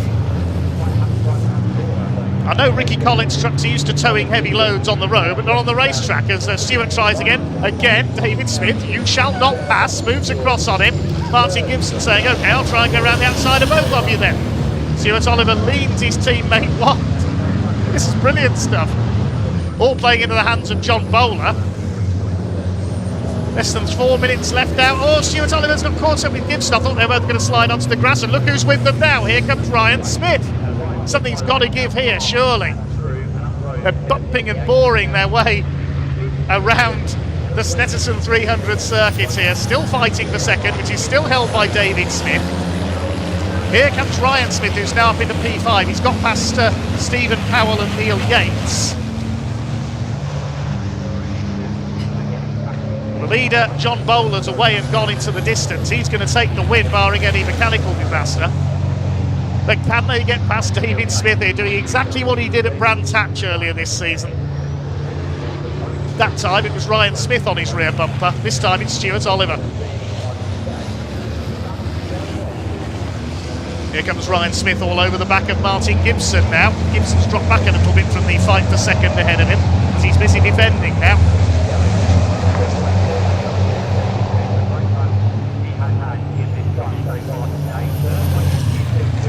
Still somehow David Smith holding off Stuart Oliver, but how much longer? He has a look at the inside. That's a lot of brakes up there. He nearly hit the back of the MAN. 2.5 minutes to go, so John Bowler's gone through. We might get one more lap out of this, I think, because Bowler had already gone through. It's over the line. The gap is now 20 seconds. There's the leader. We haven't seen much of John Bowler because he's so far ahead. I think he might get one more lap out of this. There's the second place fight heading up to the Wilson's hairpin. Through the hairpin they come, and Martin Gibson's been able to close back up on Stuart Oliver again now. Behind him is Ryan Smith. Still leading Division 2 is Sammy Oyen, and I think further back, or is it? They've just gone past my commentary box. No, Jake Evans has taken the lead in Division 2 now, so it's the MAN leading Division 2. Down towards Agostini. Look at Ryan Smith weaving about there. Cloud of smoke from Stuart Oliver. He locks up under braking. And Ricky Collett now battling away with Neil Yates, Stephen Powell and David Jenkins, who's lost a bit of ground there. He's at the back of this group now, so he's down to 9th. Ricky Collett's got ahead of him. Now this race sets the grid for race 5, the last race of the day. Again, the top 8 reverse, so whoever finishes 8th gets pole position. At the moment, that's Ricky Collett. Here's Jake Evans, number 10. He's taken the lead of Division 2 from Sammy Oyen. And he needs the points here. This will be ideal for him. Coming into the weekend, he was 14 points behind Bradley Harvey. They both failed to finish race 2 yesterday. So if Evans wins here, looks like he'll take the points lead back in Division 2. In Division 1, it's all about this traffic jam. It's like the A11 on a bad day, isn't it?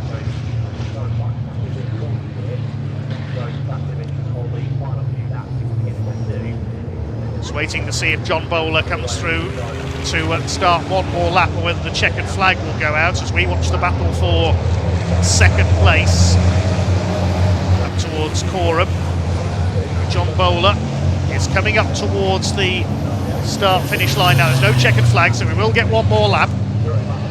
One more lap for David Smith to resist in second place. Oh, up the inside, Ryan Smith is going to send it into Murray's. Look at that. Nearly collects Martin Gibson, who goes out wide. Smith goes through. Ricky Collett's going to go through as well. That was an opportunist move. Ricky Collett is flying this weekend. Best weekend he's had in the championship so far this year. And Collett's gained 3 places on that last lap. He's up to P5. Behind him we've got Martin Gibson now, then Yates and Powell 7th and 8th, so they'll be on the front row for race 5 if it stays like this, but I'm not sure it will stay like this. This is great stuff. So John Bowler just has to complete this last lap and he's won it. He's escaped. He's probably wondering where everybody else is, holding each other up in the pack. That's where they are. David Jenkins almost pushing Stephen Powell there through the hairpin. This is brilliant stuff. Stuart Oliver continues to throw everything but the kitchen sink at David Smith here. Ryan Smith behind in 4th. Ricky Collett up there in 5th. He's going well. Down into Agostini for the last time. They've got to be careful on the brakes here, and David Smith is sliding wide. This is Oliver's opportunity. Is he finally going to get through? Bash into the side. Smith opens, spinning straight in front of the pack. Off goes Ryan Smith on the grass on one side, Collins on the other. Oh, what a shame for David Smith. He held on for so long. And he's going to drop right down out of the top 8. So, who's up to second now? I think it's Stuart Oliver second. David Smith, a very angry David Smith, no doubt, gets going again. And now Ricky Collins is up into 4th position behind Ryan Smith. Ryan was heading off onto the grass there. He managed to get round the incident. Another front bumper gone for a burn for Ricky Collins. He's got Martin Gibson on his tail. Goodness me. So it's Stuart Oliver second, Ryan Smith third, Collins and Gibson fighting for 4th position. And behind them are the Neil Yates and Stephen Powell pairing. I'm not sure which way round they are. Those trucks look identical from a distance. Behind them is David Jenkins in 8th place, and if he stays 8th, he'll inherit pole position for race 5. Meanwhile, coming up to the line is John Bowler. Sounds the air horn as he crosses the line. He's way ahead of everybody else. He takes the win in race 3 of the weekend here at Snetterton. John Bowler has won it, but who's going to be second? Is Stuart Oliver going to hang on ahead of Ryan Smith? Here they come then, out of Murray's for the final time. I'm out of breath after that race. Stuart Oliver will come in to take 2nd place. Ryan Smith is 3rd. Ricky Collins, I think, was 4th. Yes, he holds off Martin Gibson. They've just crossed the line in front of me. Meanwhile, here's our Division 2 leader. That's Jake Evans with his MAN.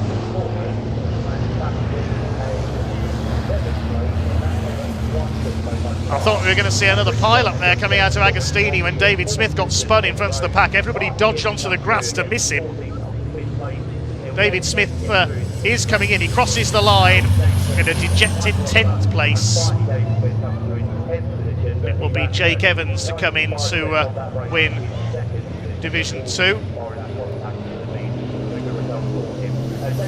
Second in Division 2 is Sammy Oyen, and third is Callum Eason.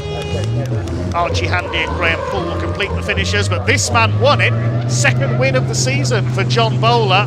Power sliding in celebration. And there in pit lane is poor Simon Cole, who didn't even get to start from his pole position. Okay, pause for breath. Let's have a look at the provisional result. John Bowler the winner by over 25 seconds ahead of Stuart Oliver, who finally got 2nd.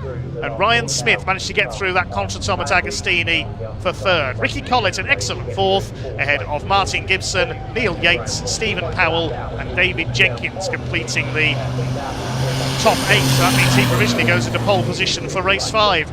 Michael Oliver 9th. Poor David Smith, you have to feel for him. Held on in 2nd for so long.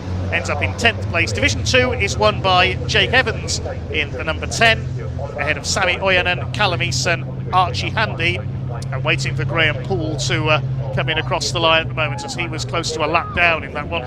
Sadly, we lost Simon Cole at the start, and a couple of non-starters in that one, Bradley Harvey and Tom O'Rourke.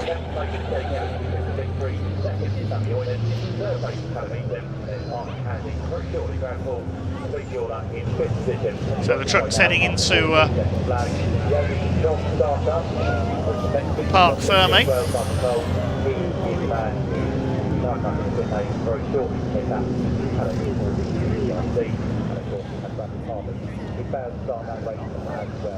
Just awaiting Pointy down in Parc Ferme to get ready as they start to come in.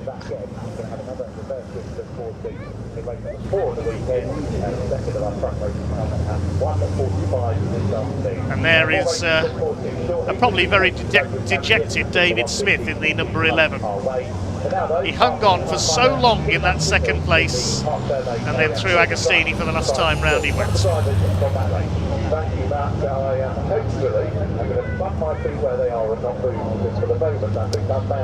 Okay, I think Pointy is now ready down in Parc Ferme to talk to some of the drivers after what was a very lively 3rd race of the weekend for the British Truck Racing Championship. Pointy, over to you in just a moment.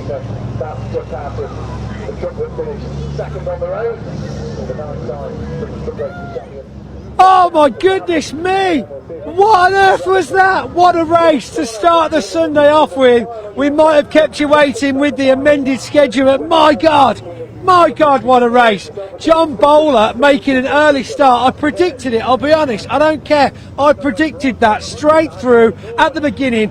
What an incredible lead. We've got young son down here waiting for dad to come back. Of course, the weirdest thing in the world, first across the line, completes another full lap as everyone else comes in from the half lap. We've got to wait for John Bowler, the champ, the winner of the race, to come in. Here he comes now at the very, very back. Let's go down and see the celebration. Get waving through, make some room. Come on now. We'll also have a quick chat to Dave Smith. Keep rolling, Archie, keep rolling. There we go. Right, Danny, you just get down there and see the number 14, John Bowler. A sterling effort, incredible race. And it's going to be scenes. That's it, it's going to be scenes as we open the door.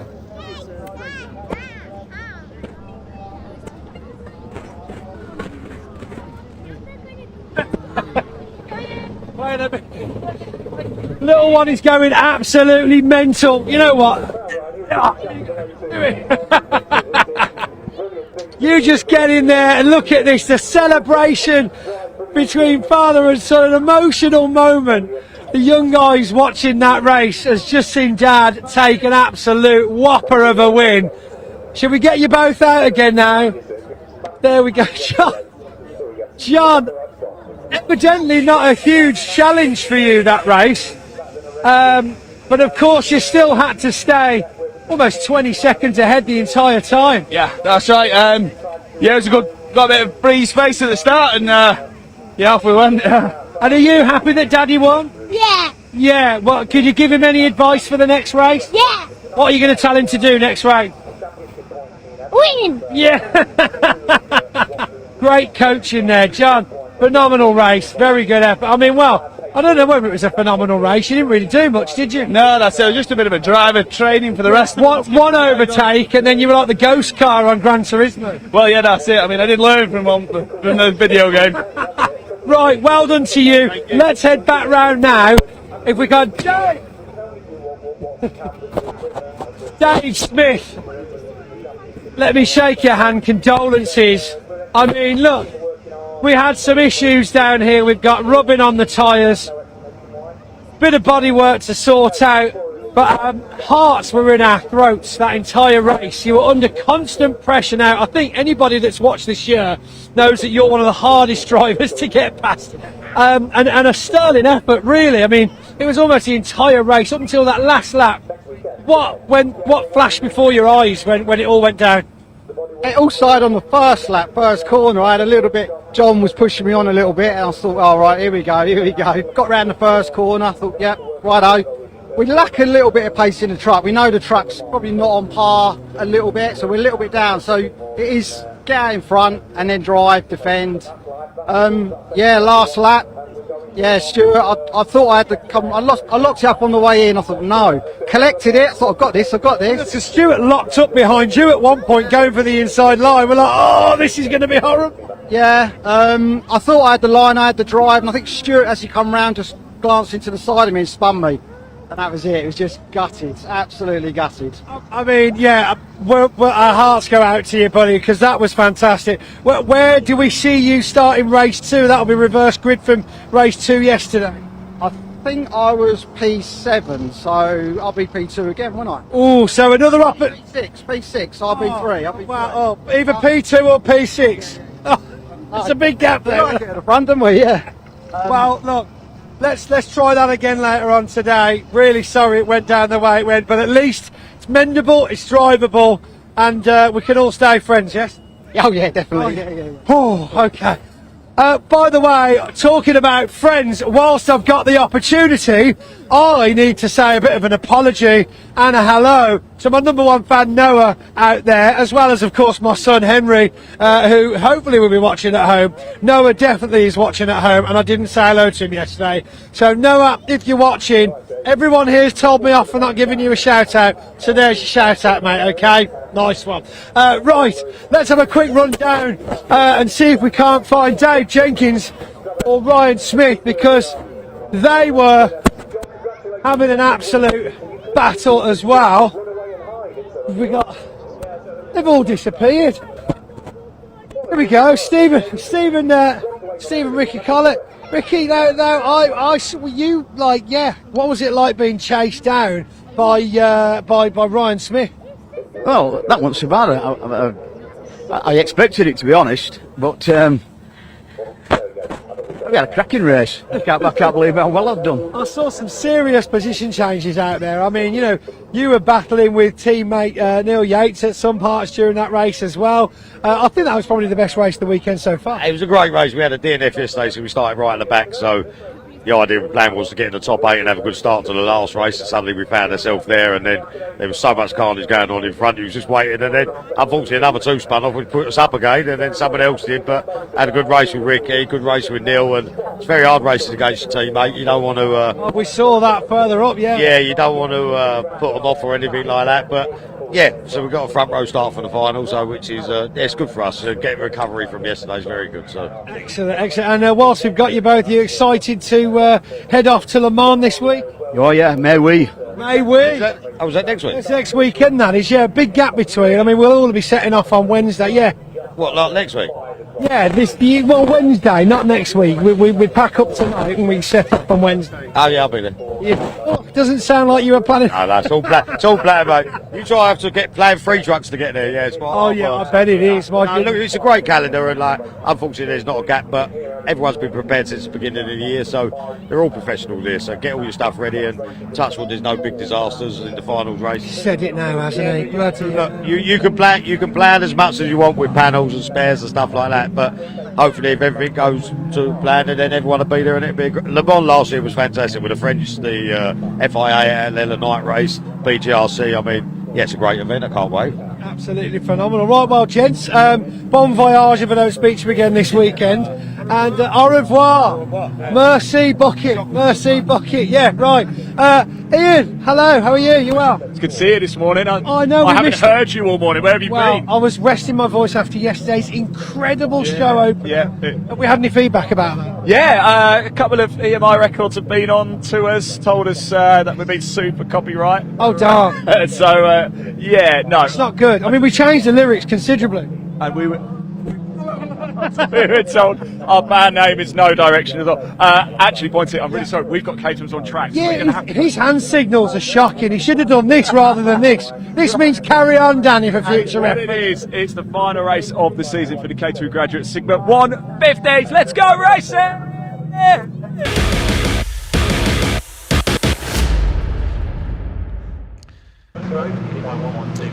Thank you, No Direction, down there in Parc Fermé. We heard from them yesterday as well.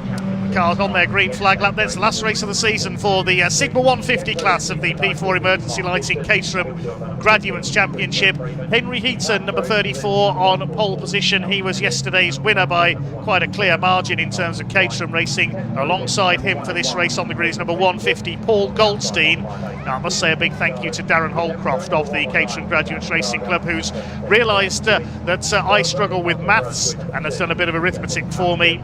He's worked out that Paul Goldstein basically only needs to finish in the top 11 in this race and he is the champion, even if Harry Kramer, his nearest rival, wins and gets fastest lap. If Kramer's second and doesn't get fastest lap, then Goldstein just needs to finish the race. If they finish level on points, then Paul Goldstein wins due to more race wins. So Paul Goldstein's championship to lose here, really, in our final race of the season. He's on the front row alongside Henry Heaton. Second row, 13 Miles Clarkson. Starts alongside 121 Harry Kramer. Row 3, 172 Theo Theato. And number 83, Jonathan Ems.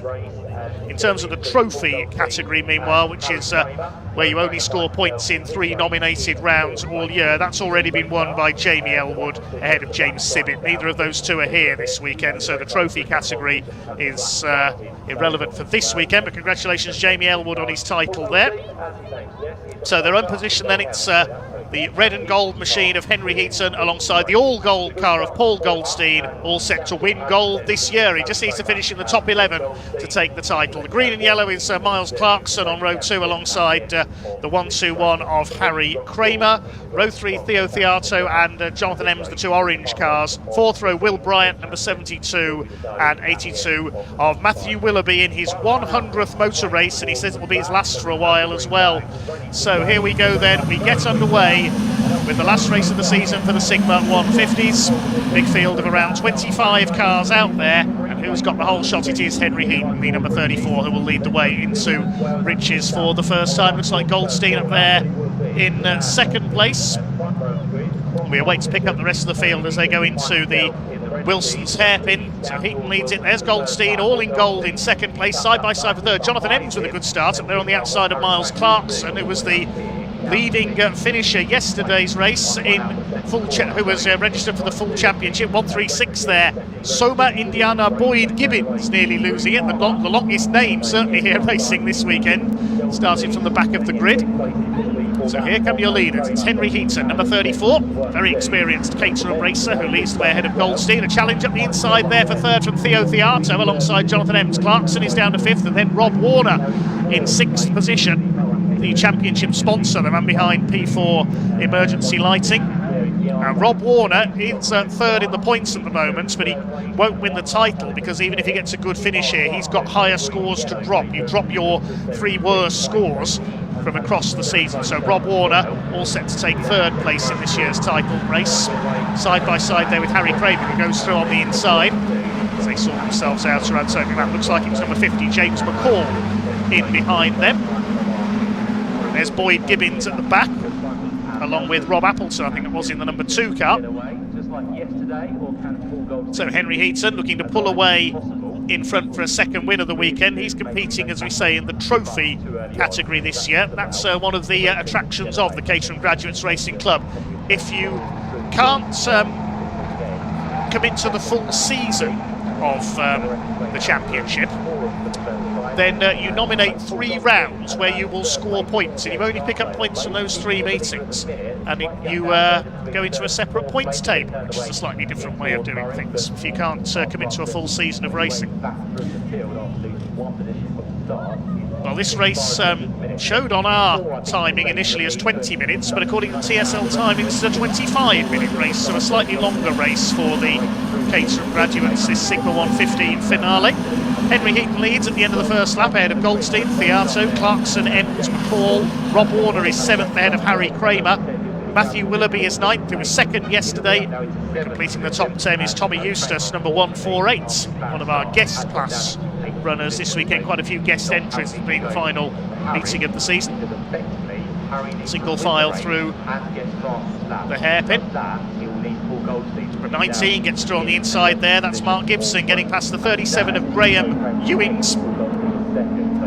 Sorry, my voice is still recovering from that previous truck race. It really was a cracker, wasn't it? Paul Goldstein still there in second. Remember, he only needs to finish 11th or higher to win the title. Through goes Harry Kramer, past Rob Warner. Behind them, the red and white car of Matthew Willoughby. Be his last race, he tells us, for quite a while. His car is up for sale. This is his 100th motor race as well. So Henry Heaton, we've seen him compete in the top line Caterham 7 UK Championship, among others, in the past. They fling their cars through Williams corner. There's number 112, Andrew Whitton, in the strawberry. Notice the colour scheme on that car. And the strawberry currently working to hold off Stefano Marra, number 94, who retired from yesterday's race, the London-based Italian. 3 leaders have broken away very slightly. Rob Warner, there he is, the man behind the championship sponsors, P4 Emergency Lighting. Not needing any emergency lighting in these conditions at the moment as he holds off Matthew Willoughby. It's the pack fighting away behind. Battles everywhere you look. Typical Caterham racing. Swing their way through the left-hander at Murray's. Just behind them are the leading guest class runners. Number 148, the yellow car of Tommy Eustace, is the first guest class driver. Guest drivers, of course, not eligible for points. There he is, just going through on the start-finish line, the yellow car. So Henry Heaton leads by just under half a second at the moment, ahead of Paul Goldstein and Theo Theato. Goldstein getting closer to our race leader. Trophy category, that is the drivers who only select 3 rounds for the season, but they can of course go for their own points within that trophy category as well. Jamie Elwood has wrapped up. Here's a battle further back, that's James McCall, and his front wing is flapping away. There's been a bit of contact. He's got Harry Kramer, one of our championship contenders, on his tail, but Harry has to win and get fastest lap, and hope Paul Goldstein finishes out of that all-important top 11 to take the title here. So it's looking unlikely at the moment. There is Tommy Eustace chasing the number 127 of Ian Howes, who's just got ahead of him there. The rest of the pack streams through behind. Paul Goldstein under pressure from Theo Theato, another of our trophy class runners in the number 172. Goldstein doesn't need to catch Henry Heaton here. If he stays where he is, he'll be the highest scoring competitor who's registered for the full championship. So that's what he needs to do.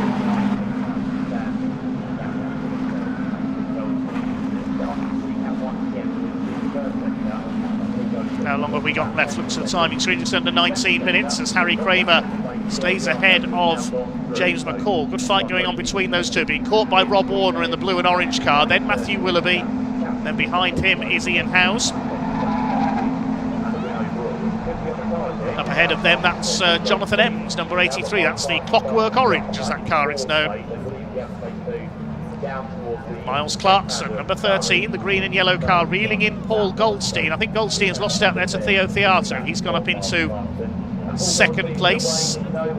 Clarkson is going for third, but Goldstein, he can afford to take it a little bit easier in this race. He knows where he needs to finish to take the title. He's won titles in the factory-backed Caterham series as well in the past, and Clarkson goes straight through there, coming out of Riches up into P3. Henry Heaton continues to lead. Theo Theato's going after him. Clarkson now third. Goldstein is in fourth place. But even if Goldstein fails to finish in the number 150 car, then Harry Kramer, I think, needs to finish in the top 2 of this race. So Clarkson's up to third now. Goldstein's still there in fourth. That will be enough for the title. Well, Harry Kramer going a bit wide there into Agostini, with James McCall chasing him. McCall in the turquoise car. First two breaking away then, Heaton and Theato. Both in the trophy award. It's already been won by Caterham veteran Jamie Elwood. Harry Kramer continues ahead of James McCall. That front wing still flapping in the breeze on the left front wheel there. Further back in the order, there's the Strawberry, number 112.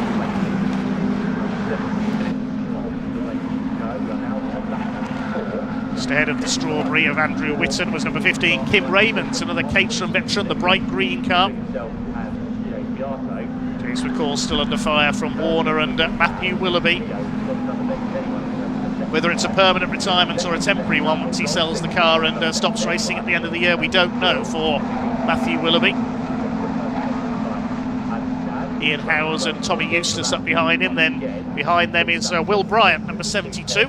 I wonder if he's any relation to Toby Bryant, who's a very successful Caterham racer over many years. Here's a battle further back. Andrew Sagar, number 119, has got 37 Graham Ewings behind him. They're battling outside the top 20 at the moment. Behind them, no, that's not Rob Warner having lost ground. It's 158 Steve Scarlett. Similar number, identical colour scheme, just to confuse us. Graham Ewings has got through there at Coram.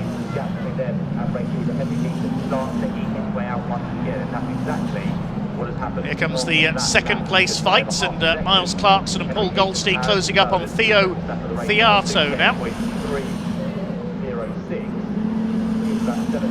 Fling it through Palmer's. This overcast day, but thankfully dry so far here at Snetterton. Lead gap is 2 seconds for Heaton ahead of Theato. Fight for 5th is now headed up by for 6th, sorry, is headed up by Harry Kramer, because Jonathan Ems is still ahead of them there in the Clockwork Orange. Kramer in the red car in 6th position, the man from Cheshire. Henry Heaton leads the way, the man from Leeds. Here's a side-by-side fight with number 19 running wide there, that's Mark Gibson. Loses a spot there further back in the order, I think that was the 137 he was battling with Will Price.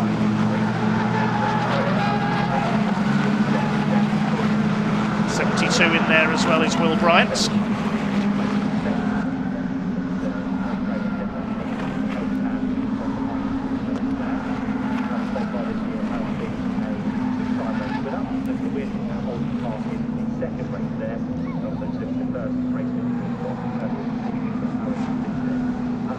Towards the bomb hole comes our second place battle.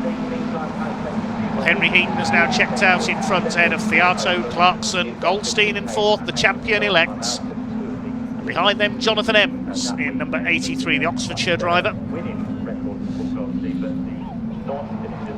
Here's that battle between number 19 and Mark Gibson, who's got back ahead of Will Price in the 137 with the novice cross on the back of his car. You wear one of those on your car for your first 6 motor races after you get your licence.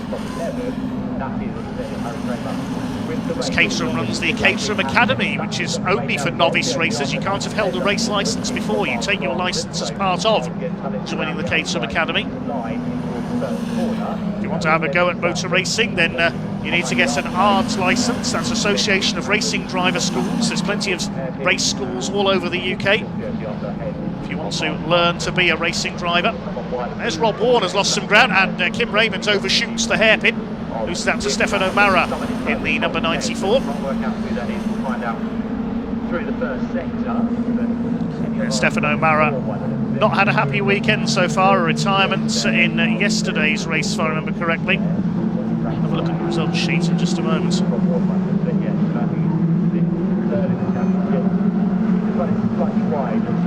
Going towards the second half of this race now, just under 13 minutes to go in this 25-minute race for the Caterham Graduate Racing Club Sigma 150 category, named for its 150 brake horsepower Ford Sigma engines, similar to the Caterham 7310R specification. A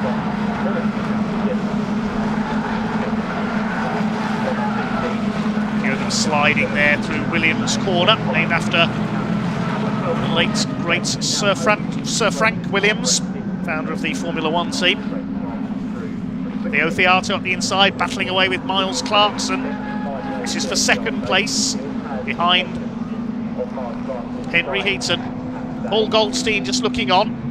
He doesn't want to get too involved in battles. He doesn't want to be taken out. He just wants to cruise to the title.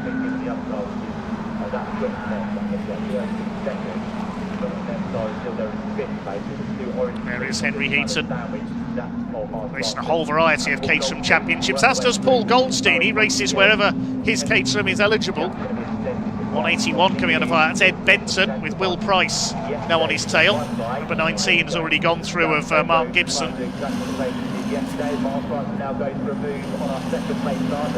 Fastest lap of the race, incidentally, has been recorded by Matt Willoughby, who is now up into P6 in the number 92. Number 82, sorry. Here's Rob Warner coming under fire. Who's that on his tail? It is the number 37, so Graham Ewings has now reeled in the 58, I think that is, of Rob Warner. Or is that, or has that thrown me off? Is that the 158 for Steve Scarlett? We said they're similar cars. Yeah, I think that's Steve Scarlett's actually further down the order. Here comes Theato on the inside, attacking Miles Clarkson into Agostini. He's going to go through on the inside, up into second position. Jonathan Ems keeping pace with Paul Goldstein.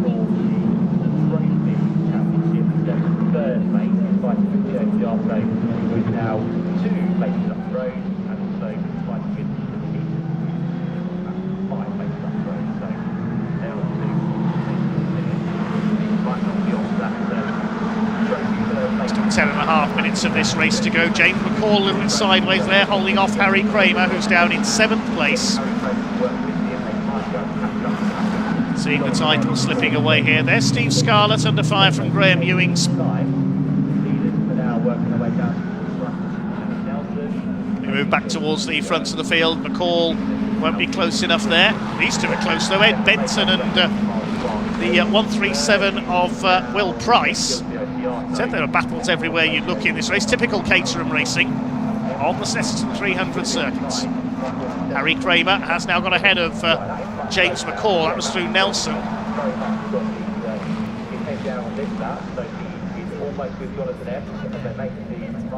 Theo Theato.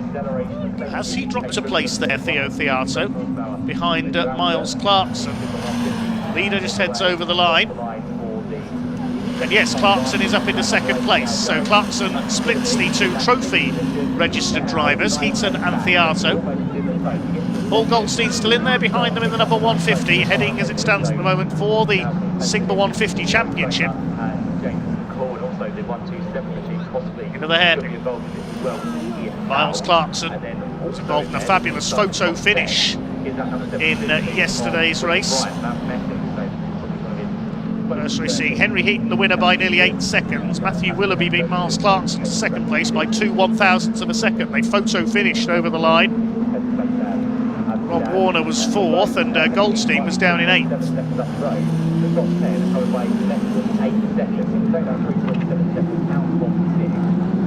Surely now this is Paul Goldstein's championship, unless any major disaster befalls him. Now the 2 groups are starting to come together, look, because up behind Jonathan Ems, there is Matthew Willoughby. Now, how close behind him is Harry Kramer? There he is. Then McCall, Howes, Bryant, and the rest of them. As this pack is definitely closing up, it's going to be one big pack for 2nd place before long. Henry Heaton is 3.75 seconds clear. Steve Scarlett further back in the order. This is down towards the tail end of the field, for 21st. Andrew Sagar battling with Rob Appleton, both stalwarts of the Caterham Graduate Racing Club. Here's the 2nd place battle, Theo Theato, back ahead of Miles Clarkson. Clarkson throwing that number 13 machine around. There's Goldstein 4th. Jonathan Ems and Matthew Willoughby next.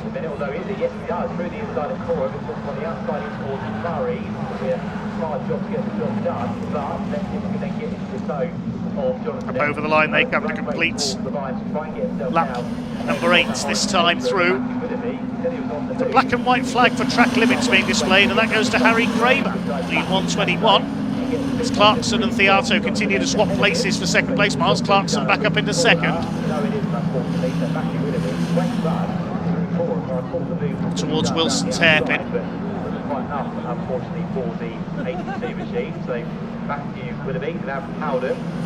Just about holding 2nd, Miles Clarkson. Goldstein just keeping a watching brief behind. Jonathan Ems still 5th ahead of Matthew Willoughby. Harry Kramer continuing his scrap with James McCall. There they are in the background, the red and the turquoise cars. Ahead of Bryant and Howes.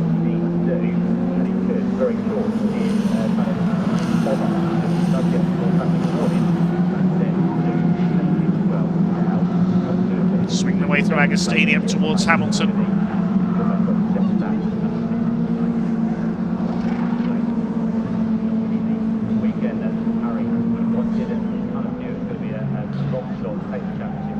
So Henry Heaton is heading for victory.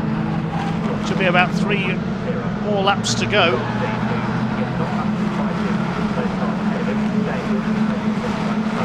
This is the back of this big group for 2nd place, the 2 black and white machines of Bryant and Howes. There's the leader. You can see the lead that Henry Heaton has got here as Theato once again slipstreams through into 2nd place past Miles Clarkson. Oh, he gets sideways on the exit, and Theo Theato over the grass. Good recovery. He slows up there, so Clarkson will get through on the outside. Theato gets his foot back on the throttle.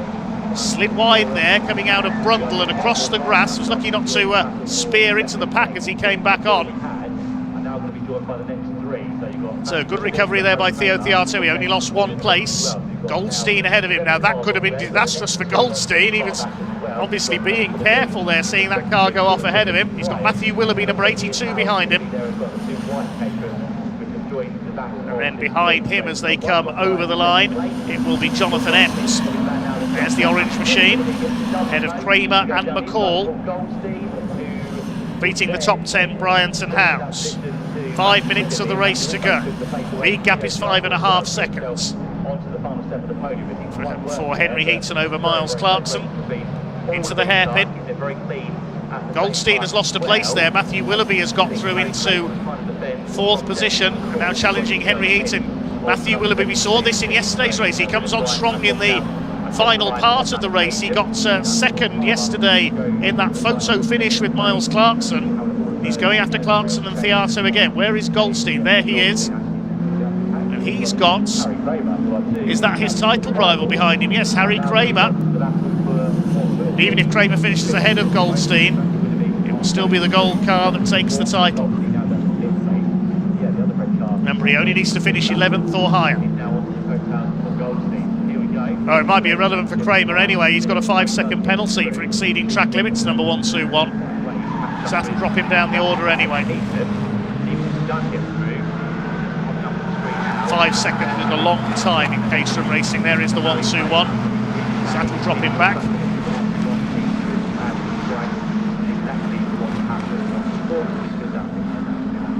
Yeah, that will drop him, yes, to about 12th place, which is where at the moment Rob Warner is. He's having a quieter race this time. Still the battle rages on for second. Clarkson. Theato gets it right through there this time, but he's got Matt Willoughby on his tail now. Kramer has got ahead of Paul Goldstein, but on corrected time he'll drop back behind him. Goldstein just taking it easy here, I think. Cruising to the title. Rob Warner's gone wide there onto the grass. He's not having too happy a race here, unfortunately. He's got Stefan O'Mara and Andrew Whitton behind him.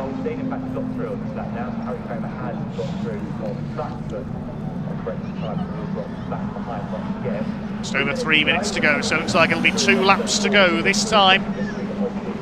There's the 5-second penalty board on the start-finish line. That's shown to Harry Kramer, so he'll know now he's got that penalty.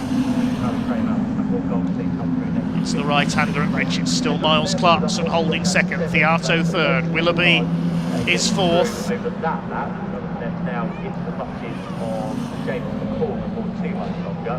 Up the inside, Theo Theato on Miles Clarkson. They're scrapping for fun, these two are now, but Matthew Willoughby trying to get involved as well in the red and white number 82. Can he get through into P2 once again today?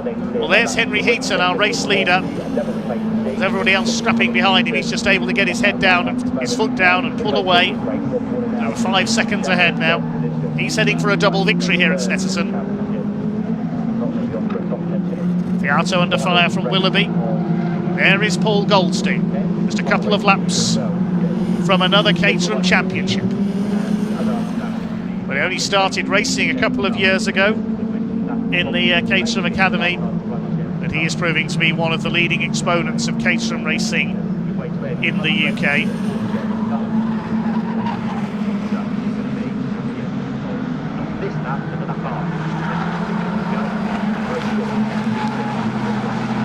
Going into the closing stages now. There's James McCall. He's slipped back into the clutches of, I think that was Will Bryant.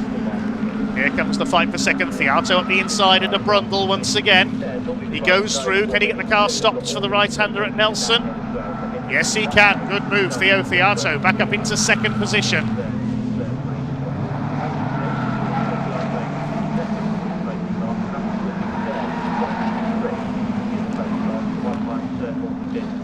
Here comes the second place fight. Out of Coram, up towards Murray's. Henry Heaton will be coming over to start his final lap this time. Here's a scrap further back in the order. That's 181 of Ed Benson, I think that is. And the 136 car, that is Summer Indiana Boyd Gibbons. They're fighting for 19th place. Full credit to all of our Caterham Graduates drivers. They always put on a great show. wherever in the order of the race they are.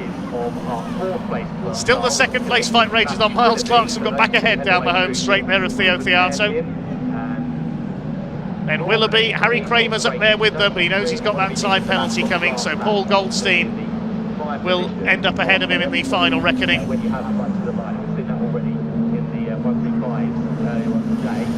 So here we go, the last lap of the season for the Caterham Graduates Sigma 150 Championship.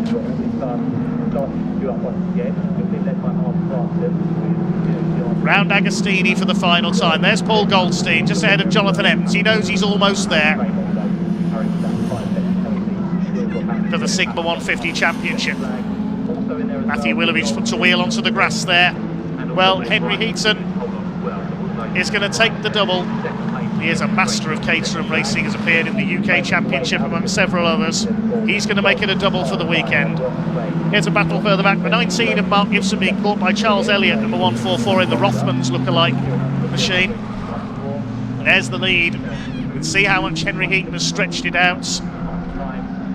Second place battle coming down into Brundle for the last time. Will it be Theato or Clarkson in second place?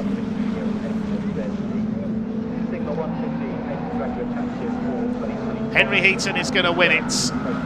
He could have another could yet have another photo finish for second place. Heaton's coming in to win it, we know that. It's going to be a double for Henry Heaton. Checkered flag is at the ready. It's going to be Miles Clarkson by the look of it, who's escaped in second place. Henry Heaton comes in, about to take the checkered flag. He wins it. It's a double for Heaton here this weekend. Miles Clarkson is going to come over to take second. It's a photo for third. Matt Willoughby and Theo Theato cross the line together. And behind them in fifth place, it's gold for Goldstein. Paul Goldstein takes fifth position and wins the Caterham 7 Graduates Sigma 150 Championship.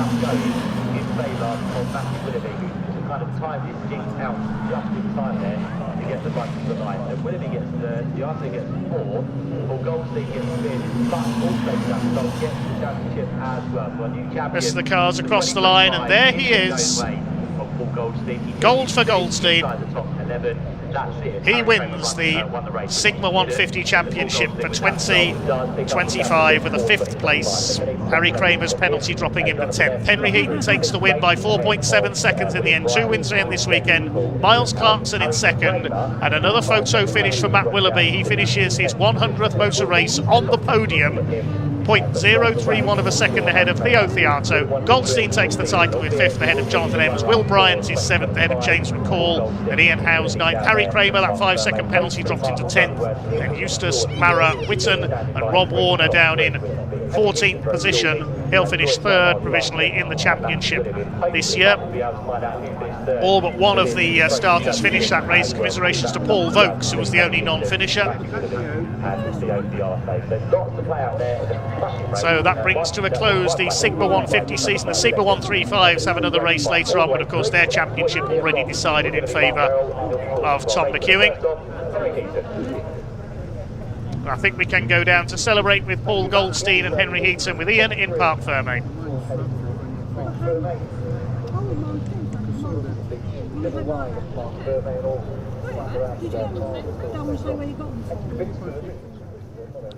Look at this man right here. Here he goes. He's just going to go around to his family. Let's just let him do that. Let's do a couple of handshakes first of all. Look, great stuff from Paul Gold. Paul, I think you've got some family I want to see. Go see them first. There you go. Look, he is the 2025 Caterham Graduates Racing Club Sigma 150 champion. That sounds good, doesn't it, Paul? Wrapping up the titles. He said, "I'll let you get your helmet off for a second, because I imagine there's a big smile underneath that balaclava." You knew what you had to do this weekend, and you have done it to perfection. How do you feel? Ecstatic, yeah. No, really, really chuffed. It's been tough. I lost my drop scores quite recently, and yeah, I had to finish this weekend, so I had to finish both races. So yesterday I was happy to let people past, and then today, if they got near me, go through. This man was my title contender. I clocked he got a black and white on about 3 laps to go with track limits, and then next lap he's got a 5-second penalty. I was like, done, you can come through now. So I let him through, and he just sat on his tail. So no, I'm ecstatic. Pretty sure I might be the first person person to have won the 135 and then gone the next season and won the 150. How does it feel then? Because as we said last season, you actually won 2 titles last year as well, didn't you? You've won the 150s. I've got a sneaky feeling you're in the title hunt for something next week. I am back here next weekend for possible. I'm leading that one. I must finish those 3 races actually. No, it's put a lot of time and effort in. Obviously, this is only my 3rd year of motorsport. Put a lot of time in. I've had the right people around me to help me out. Darren Burke, race coach, DPR Motorsport. They've given me a title-winning car year after year. So I'm ecstatic. I might give you a title-winning car, but you've got to drive it like a champion, and you've certainly done that. What's been the secret, boy? You said it's only your 3rd year of racing. Somebody watching this then, what's the secret to getting the most out of these Caterhams? Just being calm and thought process is key. You can't win this on the first 2 laps. So a lot of my racing this season, I've been happy just to sit behind the front pack, and with 3 laps to go, I'll make my moves and I'll try and get back to the front, and it works most of the time. The more scrapping that goes on the front, the slower you are, the more you invite people behind you. So I'm more than happy just to sit, think, be clinical in the process. And yeah, that couldn't have been done without going through reviews with my race coach, Darren. He's taught me how to be thinking. When I think back to when I started this 2.5 years ago, I could barely process whether I had to turn left or turn right on track to remember where I was going. Okay, now I can clinically think about, right, I need to put my car here. I can even count the cars in front of me and know who's affecting me in the title, because some of those are guests and they don't really matter to me. There's a lot that's been learnt in the last 2.5 years. Well, Paul, congratulations. You are the Sigma 150 champion. Congratulations. I'm at Silverstone in a couple of weeks with Caterham, so hopefully you'll be there. We'll have a party. It's going to be great. And talking about parties, we're going to see one on track right now, because the Miltech Civic Cup 2nd race of the day. They've gone out already. You're on the formation lap. Let's hand over to your commentary team, Andy McEwen and Paul O'Neill. Boys, over to you.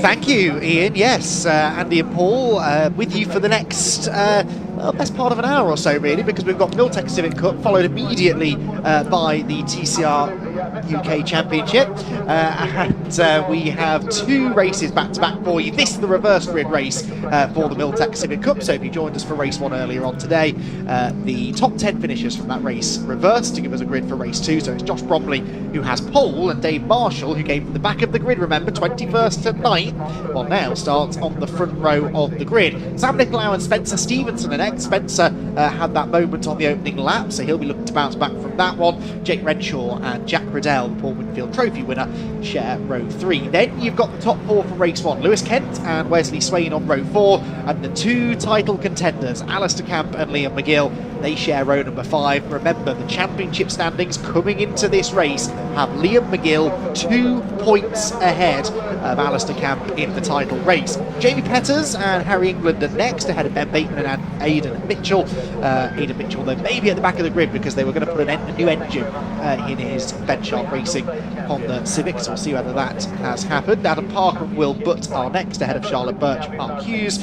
Jake Hewlett at the back. He had a clutch issue and a broken drive shaft, we believe, at the same time in race number 1, so hopefully they've got that car sorted. If they have, he'll be on row 10 alongside Daniel Petters and Charlie Constable, who unfortunately did not take part in the first race. He had something on the suspension on the right front corner that broke on the warm lap, and that is why he was a non-starter. He hopefully will be out for this one, though, starting 21st and last.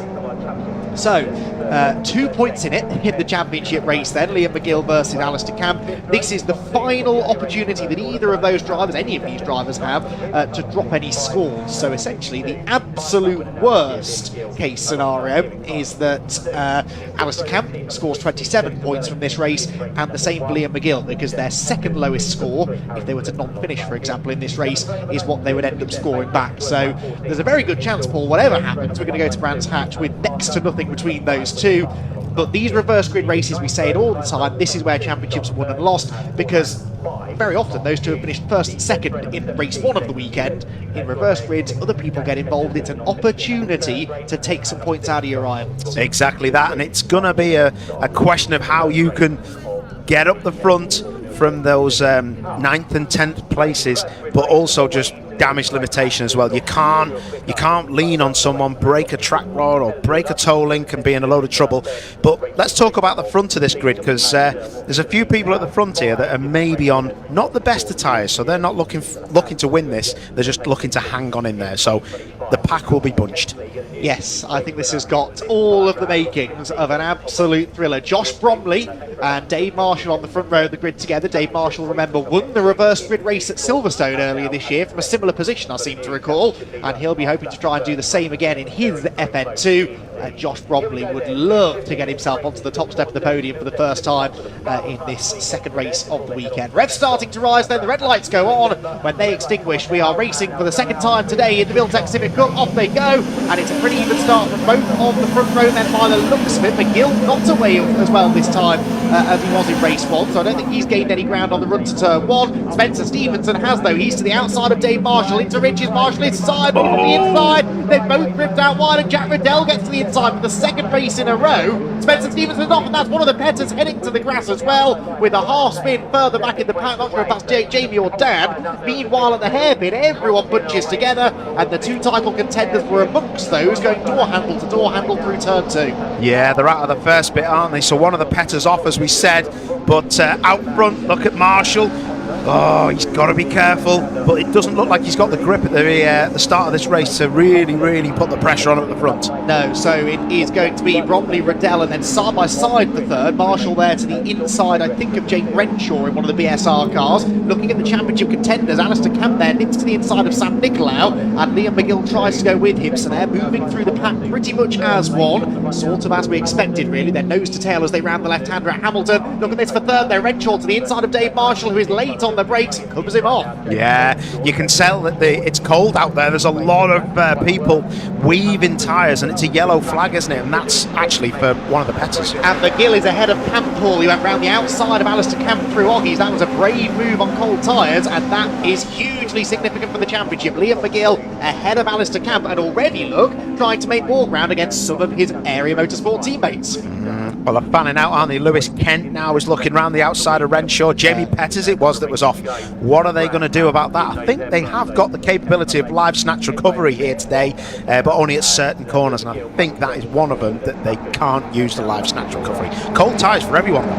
Yeah, Wes Swain really struggling through. Goes Spencer Stevenson, as previously had gone Alister Camp and Liam McGill. Look at Jake Hewlett, who was on the outside of a 3-wide situation in Decorum. He's nearly in the top 10 already, Jake Hewlett, from the back of the grid. At the front, though, exactly what you said would happen, Paul. They're bunching together. Yeah, it looks like they're bunching up, isn't it? And it was actually Dave Marshall looking like he was into the back of Riddell there, wasn't he? Yeah, that's right. And they're both catching Josh Bromley. So Bromley leads the opening lap. That's McGill to the outside of somebody else as they went across the timing line. So Liam McGill on the attack. That's Lewis Kent, another Area Motorsport teammate who doesn't put up too much of a fight. Will he be as gentle with Alister Camp? I wonder. Well, Campy, I think, is up the inside and will try to complete that manoeuvre into the braking zone at the hairpin. There are your leaders then. Bromley leads, Riddell second, Marshall third, Renshaw fourth, McGill fifth already, Paul. A great opening lap. Yeah, proper stuff, but Camp has just got him in his sights. He needs to stay there with him and just try to get in front of him. But yeah, this is going to be the next 12 minutes are going to be pivotal in the championship. Yeah, 100%. And how important could it be that McGill got ahead of Camp on that opening lap? He didn't get off the line as well as Campy this time, but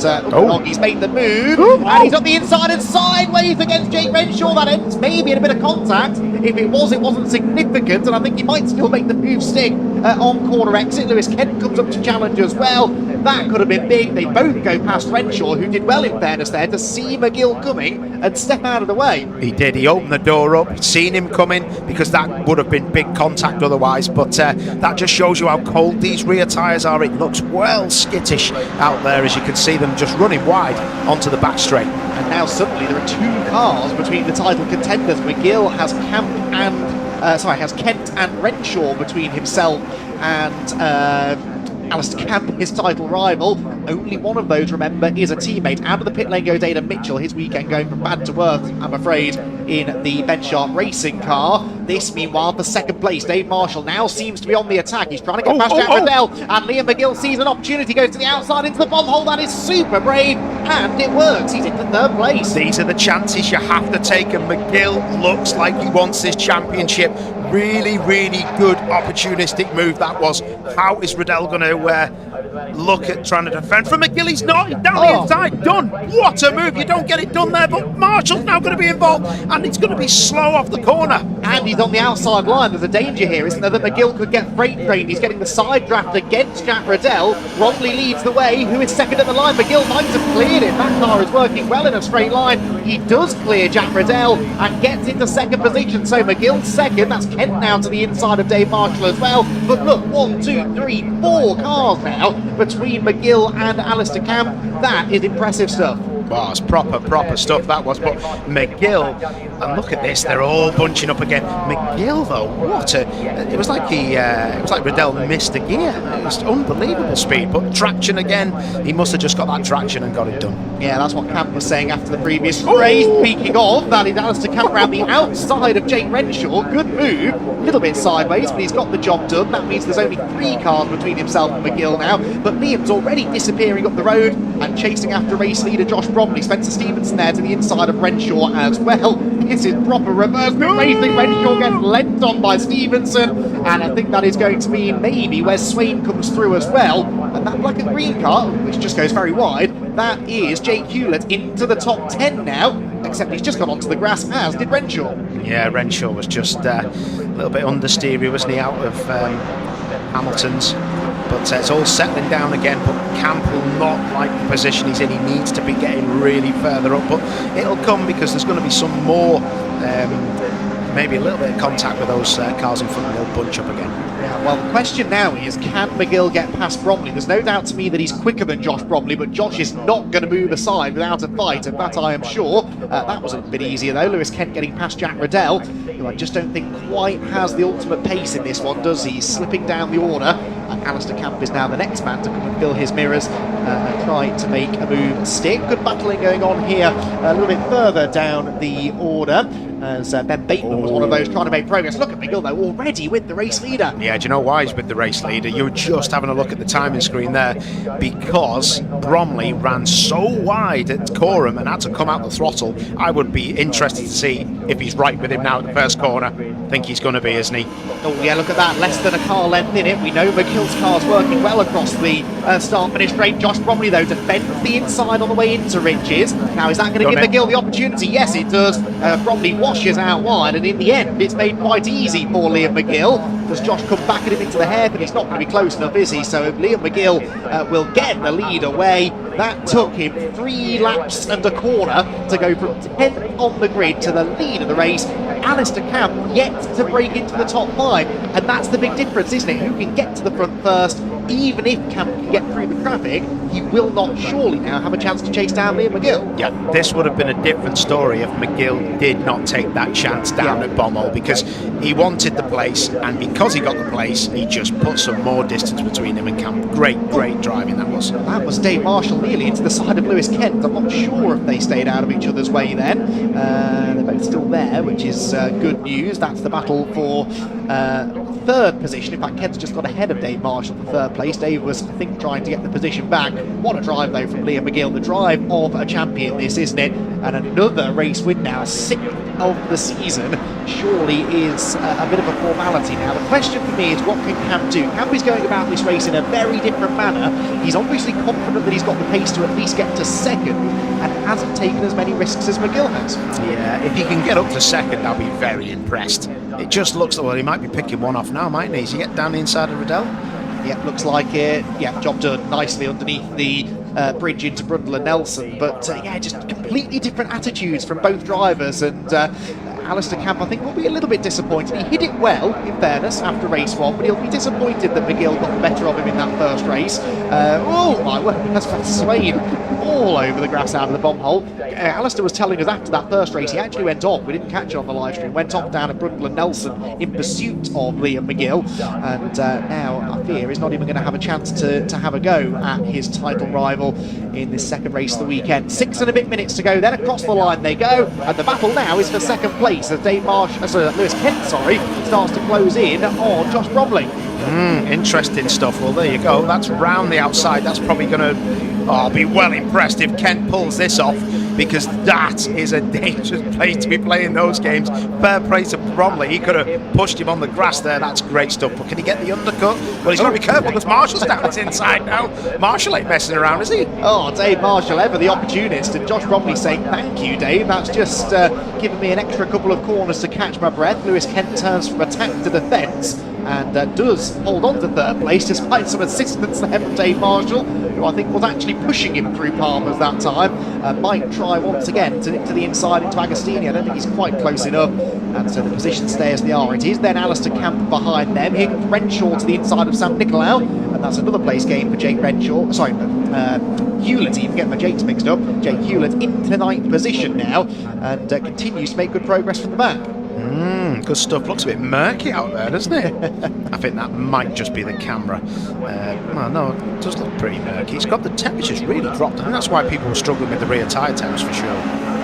Yes, there is rain forecast within the next hour or so, but it's not raining outside the commentary box at the moment, so fingers crossed we at least get to the end of this one without the weather gods playing their part. There is McGill, his car winking at us as it comes towards us, one headlight out, but that doesn't really matter. He's got a clear view of the track ahead. Behind is where the action is. That's Jack Riddell defending from Wesley Swain. This was 6th position, and Wesley Swain I don't think has quite got to the inside. Lots of curb taken by Jack Riddell. When you see cars doing that, Paul, you really do start to realise the punishment that they take over these curbs. It's not the quickest way through the corner either, is it? Not at all, no, but that's a nice little undercut, that is. That's going to work, that for Spencer Stevenson. And he's going to get Jake Hewlett through with him as well. Yeah, he's scared himself to death on the outside there, isn't he? Yes, rather him than me, and I think he sensibly let that one go. Ooh, and then tries immediately to get back to the inside of Hewlett at the next corner, but doesn't quite have the drive on corner exit. Across the line we go again, and that rather tasty. That was Camp, I think, on the inside of Dave Marshall for 4th position. How's that one going to sort itself out at Rich's corner? Josh Bromley was at the front of that queue. There is Liam McGill, but it's all behind him that the action is taking place. Hold your breath, hold your breath. Where are they? They're so far behind. It is Kent second and Camp third. Bromley sideways on the outside, but 2 places gained there for Camp, and he's now into a podium place. Well, there we go then. So Campy has got to deal with his other teammate, who's still in with a chance of the title. So how difficult will he make this for him? Yeah, good point. Lewis Kent is mathematically still in this, I think, especially if he can finish ahead of Alister Camp in this race. But he didn't make life too difficult for Liam, did he, when Liam came knocking? So in theory, should treat his teammate the same. Jake Hewlett pulling over another retirement, and that looked mechanical again. Absolute disaster of a weekend so far. That's awful. Yeah, he's had really good pace, hasn't he, Jake Hewlett? And just not quite clicked into place, I'm afraid, for Jake. It was a clutch and drive shaft issue, possibly related, in the first race, straight off the road. His weekend will end with a double DNF. That's such a shame, such a likeable guy is Jake Hewlett. Always got time to talk to us, and unfortunately won't see a checkered flag. No, that's very sad. But Campy's looking a bit feisty here, isn't he? Kent is now, I mean, he needs to get this place really. And that might help. You don't want to be doing that over the sausage curb, but look at that, he's gained a little bit. You can't do that in an FN2, it'll probably go over on its roof. This looks better for Camp. He's got a good run here. He just needs to set himself up for the last corner to then have a good run into the first corner up the long straight. Yeah, that's where the EP3s, though, if anything, seem to get off the corners a bit better, don't they? Slightly better traction. So Alister said after race 1 he would be this close to Liam McGill coming out of the last corner and just couldn't get the power down as effectively, and it meant there was no chance then to overtake at the end of the straight. This, meanwhile, is for 16th place, Will Butt, the Welshman, ahead of Charlotte Burch, and they may be some way down the order, but they still have an entertaining battle to be had. Mark Hughes is the next car behind them. He's 19 seconds back, and I suspect just, again, trying to keep himself out of trouble, banking some points in the Goodyear Diamond Award. This, though, is for second place, and this is absolutely vital for Camp, and he's got to be careful because Dave Marshall is right back with them. Yeah, he's right there, and only needs, I know Dave wouldn't do this to Campy. I know they try and help each other out as much as they can, but he could do it getting past Lewis. And the FN2 of Camp is usually the better car in the first second, but speed just looks like it's gone away. Yeah, even compared to race 1, it's a little bit odd. And again, it was halfway through the race that he seemed to fade earlier today, and maybe the same sort of thing happening this time around. This battle continues to rage on. Charlotte Burch unable to find a way past Will Butt for the time being, but good to see these two enjoying a little scrap further back. Back to the front though, Lewis Kent. He's not moved aside for Alister Camp, has he? Now, I didn't necessarily expect him to do that, but he's really under that much pressure at the moment. It's Marshall that looks the raciest of these three, and Kent seemingly happy to sit in second place.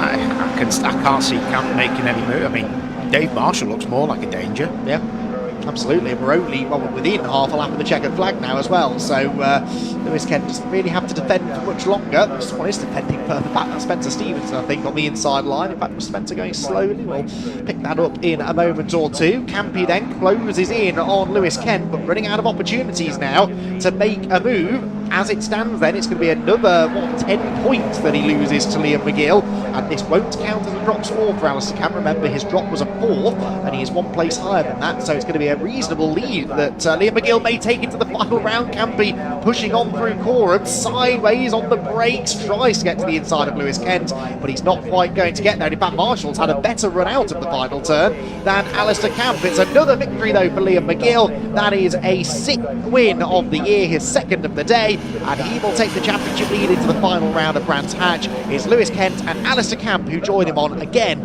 an all-area motorsport podium, but that was a fantastic drive from Liam McGill. What a performance from Liam. To get another race victory. Will Butt has been overtaken by Charlotte Burch. Look on the final lap, and it is going to be a drag race to the line, but I think Charlotte will beat the Welshman to 15th place in the end, that they actually were battling over. Because of Aidan Mitchell, I think, pitting again maybe. So Charlotte Burch ends up in 15th, and it's 16th position for Will Butt. So, provisional result then, it is Liam McGill, the race winner, 6.7 seconds. I mean, that's unheard of in a reverse grid race as well, and he got the fastest lap to boot. So a brilliant performance that from Liam. Lewis Kent comes home in 2nd position, Alister Camp 3rd, Dave Marshall 4th, and Josh Bromley comes home in 5th position. 6th place then for Jack Riddell, 7th is Wesley Swain, Spencer Stevenson in 8th, Jake Renshaw 9th, and Daniel Petters in 10th position. Then 11th position was Harry England, 12th for Ben Bateman, 13th Sam Nicolau, and 14th for Charlie Constable. 15th, Charlotte Burch, as we saw that brilliant battle that she had with William Butt in the closing stages. Mark Hughes, 17th, gets another Goodyear Diamond Award win, and he was the last of the finishers. So the championship then, it'll be 40 points for McGill, and it will be 30, I believe, for Alister Camp. I don't think we do no, we don't do a fastest lap point in this championship, do we? So yes, I reckon that's going to be 12 points the advantage for McGill going into Brands Hatch. Now that's a decent lead. It's about the biggest lead anyone's had all year really in the Miltech Civic Cup, but it could be overturned. You've got to remember it's a 10-point swing, finishing 1st to 3rd, as we've just seen in that race. So if Campy can go and get a couple of race wins at a track where he's always been pretty handy in the past, then you never know. In fact, I'm just getting a unofficial. Yes. Oh, sorry. He does get a bonus point for the fastest lap. I stand corrected, so it's an extra point for McGill. So McGill 11 points more than Camp in that race, and that means 13 points will separate them going into the final rounds of Brands Hatch. Right, let's get all of the thoughts of our podium finishers, and another race win for Liam McGill. Paul O'Neill is over there now to chat to him.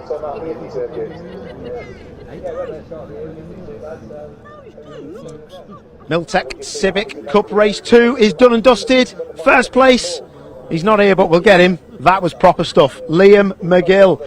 Liam, let's have you over here, Captain. Proper stuff, mate. Very impressive. I think it took about 4 minutes for you to come from your starting position, P10, to win the race. I tell you what, mate, you took a big risk.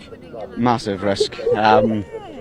sometimes I go into the reverse grid races like this absolutely tuned up and ready to go, and then other times I think, no, let's play it safe, and playing it safe's never worked for me, ever. So I'd made the decision well before the race that it was time to go for it. I mean, this is crunch time, and we've only got 2 races left in the season, and you know, who knows how quick Ali's going to be at Brands Hatch. I'm sure he'll be rapid as always, so I had to take some serious risks there, yeah, going round outside of people and things like that. People like Lewis as well. I'm glad he gave me some space, to be honest.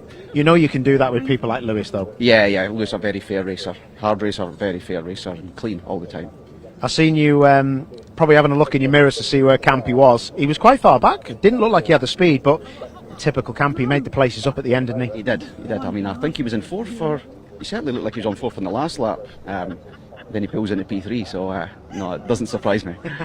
Good man. So you're going to regroup, get the car all sorted, get to Brands, do your best. Yeah, that's exactly it, and I'm looking forward to it. Good man. All the best, mate. Well done. Proper impressive stuff. Let's get Lewis Kent over here. Lewis, sorry, mate. Sorry, guys. How are you? You okay? Yeah, you? I'm all right, mate. You look like you haven't even been out in the car. That was an interesting race, wasn't it? Like, literally, you just found yourself in crazy positions. Yeah, it was. I said to Ian at the start of the day, what was race 1 going to be like? And I said chaos, and it wasn't race 1, it was race 2 that was chaos. Yeah, got an all right start, got round the outside, and then just sort of got stuck in from lap 1. I was very, very happy and very thankful that I got a nice little tap from behind from my teammate to get me down the inside of Josh. Because I don't think I would have got down the inside of Josh. But yeah, really happy. Another 1, 2, 3 for area. Again, it's sort of just showing the pace that we've all got. What are you thinking about the championship? Is it something you're still thinking about, or what do you think? He's so quick. McGill is so fast. Yeah, I don't know. Like at the end of the day, McGill's found something from Croft. Like from Croft, he's been right on the money. Brands next. We all know that Brands is my back garden, so should be all right. Should be quick round there. Had a win at the start of the year there. Just got to get my head down and push forward at Brands. But yeah, obviously you don't forget about the championship the whole time. You've always got to have your eye on it. All it's going to take is for Ali and Liam to have a bit of a tussle in the DNF, and I jump back into first. So you never know. You never know what can happen. We've seen a lot stranger things happen. But yeah, we'll see how it goes. Roll on Brands. Not over yet, mate. Well done. Where's Campy? Where is he? Here he is. They're all here. Sorry, gentlemen. A little bit of a debrief. What's been said? Important than you, then. Mate, that could be anyone. That could be my mum. I'm more airline. All right, mate. Steady.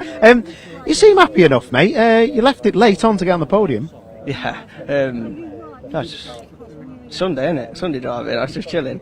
No, just didn't find a gap, mate. To be fair, and car was wrong place, wrong time every time, and round here you just get balked with it. It's so powery. But yeah, that's what it is. We're third. Have you got an answer to McGill's pace, or are we just going to get to Brands and see the FN2 come into its own? No, I've got no answer. Just it's frustrating a little bit, to be honest, because we're doing everything we can, and it just 1 minute we're quick. Once we've had an upset through the year with balance change and that, then we're getting back into the rhythm again. But yeah, got no answer. Literally, like for once, I'm speechless. I don't believe that for a minute. Going to Brands, still there with a shout, mate. It's still on, isn't it? Still on. Yeah, definitely. You never write it off, and I know myself. Last round, yeah, anything could happen. So yeah, you don't wish up on anyone, but at the same time, you're going to go racing, and you know that. Like even then, I was looking at the mirrors. Whether he was doing it to put me off, I don't know. But his lights were flashing like hell behind me, and when I set off from the line, I thought. I heard, you know when you hear every noise as it's going, and I thought, is he flashing me because I've got a problem? I was like, no, go away, get him out of the mirrors. But whether it or his finger was catching, because I know his buttons on his steering wheel, but yeah, just flashed away, and I was thinking, maybe he's got a wire coming loose. All these things are going through your head, but no, you don't want that to happen, but obviously at the same time, it'd be nice. You think too much, mate. Anyway, all the best, well done. Thank you very much. Top man Campy. Right, let's have a look who else we can speak to. Oh, Jack Finland, aka Jack Grealish. How are you, boss? Happy enough with the Civics? They're always a spectacle and one of the best racing championships in the UK. 100%. I think you just summed it up. One of the best racing championships in the UK. I mean, the bang for buck that you get in Civic Cup is probably the best value for money in the UK at the moment, isn't it? So I think the boys have done well. Obviously Liam's had a great weekend, hasn't he, there? But I just want to give Wes Swain a shout out. In the first race I thought he drove a really mature race and drove really well, so no, they've been good again, haven't they? They're great to watch. If I was a driver looking to come into Civic Cup, how would you be selling it to me? close, close, exciting. I mean, the package that we're on now, but even into next year, is going to be exciting for them with what we've got to come in the calendar announcements in the next week or so. It's just exactly what it says on the tin, and I think that's really important to people, isn't it? Just the clarity, and exactly what you get is what we say that it's going to be. And it's not raining? Not yet. And Ben Riley has told me it's not going to rain until 8 o'clock today, so they can all go and see Ben if that changes. He is the Michael Fish of the weather, isn't he? He loves the weather, don't he, Ben? So no, I trust Ben, and it's not going to rain. We'll take it as that then, mate. But yeah, nice to see the Civics out there again and giving it the big one. 100%, mate, and we're just off to TCR now to be released, so I'm going to run off and leave you to it. Thank you. Good man. Cheers, mate. Keep up the good work. Right, okay, I think we're going to head back to the studio, or the comms box, or wherever it is we've got, and we'll see you in a bit.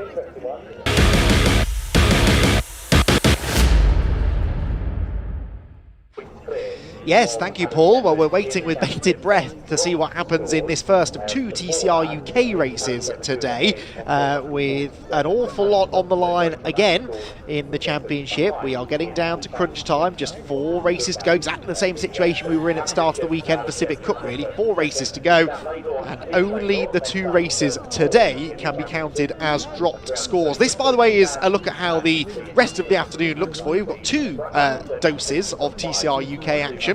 The first race of the day coming up next, and then again at around about 4:30 we will have the second race. We've also got more truck racing coming your way. After TCR UK we have their second race of the day, and the British Truck Racing Championship back out just after 5 o'clock this afternoon. 2 mini challenge club sport races and the final Caterham racing action, the P4 emergency lighting Caterham Graduates RC Sigma 135 category out in the middle of the afternoon.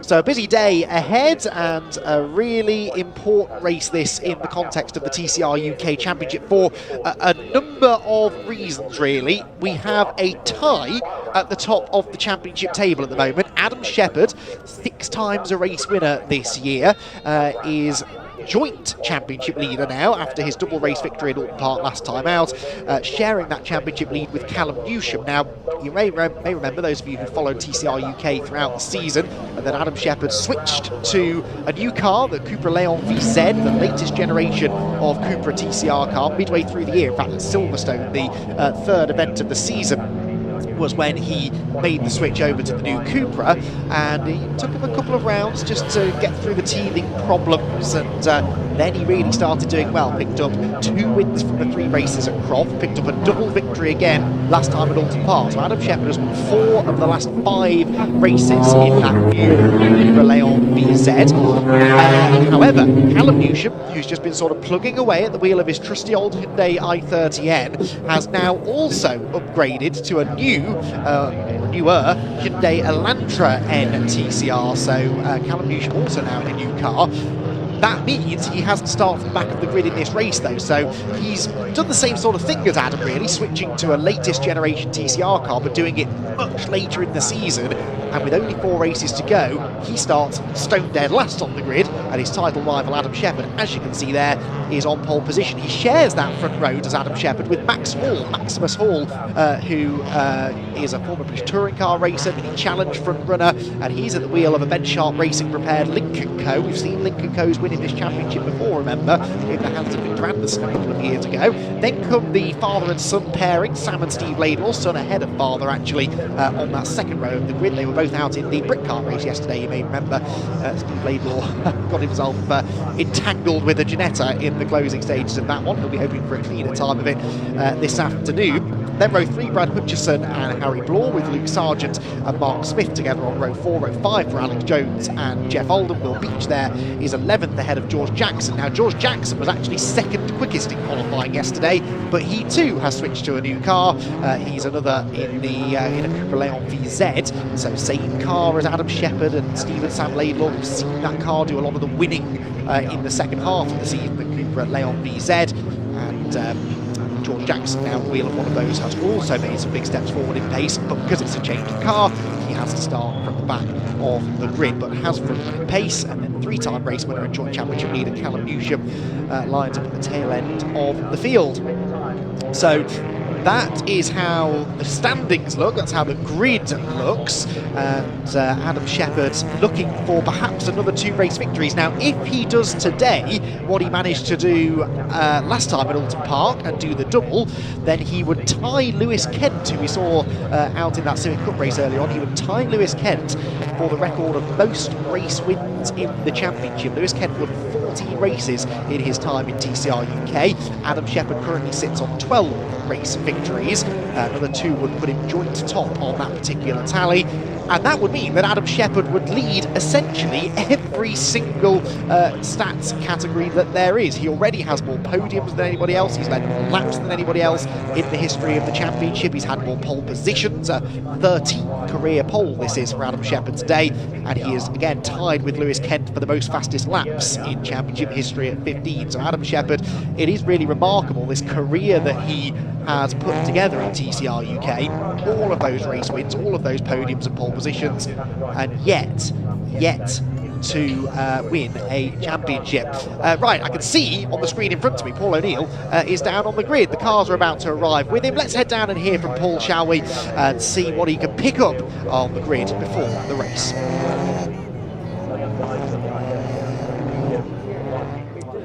It's TCR UK time, it's Snetterton, the cars are just about to come to the grid. Adam Shepherd on pole. I'm going to grab a quick word with series promoter Stuart Lyons. Stuart, bring you over here, mate. There's a couple of things I need to ask you about.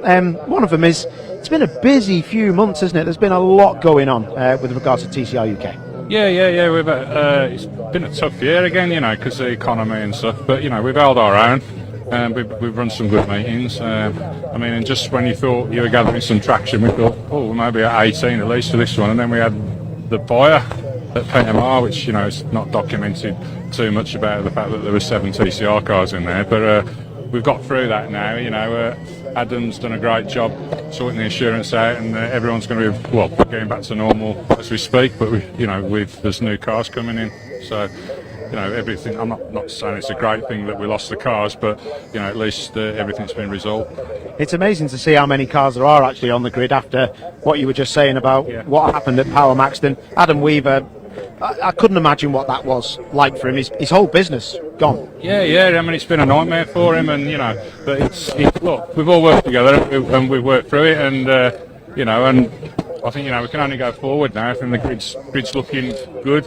The last round of brands, I think, you know, looks like we've got a few more coming in again. So, you know, I think it's good times for us. So it's all looking good, mate. Thank you. No worries. Right, follow me. Let's go and have a little chat to some drivers. Sorry about the back of my head. Oh, can I actually just grab it? Thank you. Oh, that's very nice of you. Thank you. Circuit comms here are lovely at Snetterton. Adam Shepherd, all looking okay to the grid. Happy enough? What you got to do? It's cold, mate. Cold. Yeah, car feels good. It's hard to tell, obviously, on a warming up lap, but yeah, everything feels fine. We'll see what we can do. Top man, I'll leave you to it because I'm just getting a bit of a tap out. Yeah, these guys are very busy. Engineers speaking to them. Very quick turnaround on the grid. Max Hall, quick one. Might get a little word from him. If not, Ben Sharp, who runs his car. Let's just talk to Ben quickly. How happy are you with Max Hall and this Lincoln Co? And I'm really over the moon. Obviously, he's done no running in the car compared to everyone else, and to go and put it P3, it was on the grid. We got P2 obviously handed to us, and there's still loads more. Like in the first time he ran new tyres this weekend properly was then, so we were still learning the car, and there's half a second in him, a little bit in the car. Just got to get off the line now. Are we going to see a win here? Because Adam Shepherd's got a championship to win, mate. He says he don't care. He's going for it. He says he's going to put a show on and go for it. It's whether. But problem is, this will be his first proper start, so we'll have to see if he can get the thing off the line. He ain't going to hang about. Yeah. We'll see, mate. Talking about hanging about, looks like they're starting to leave the grid, so I'm going to hand back to you guys because I think this is a quick turnaround here. Yes, thank you, Paul. Well, that sets us up nicely, doesn't it, for, again, a bit of drama maybe at the start of this race. Max Hall, who long-time BARC viewers will remember, I'm sure, as the 2022 Junior Saloon Car champion.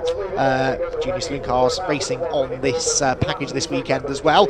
Also was runner-up in the Mini Challenge JCW class, the top class a couple of years ago.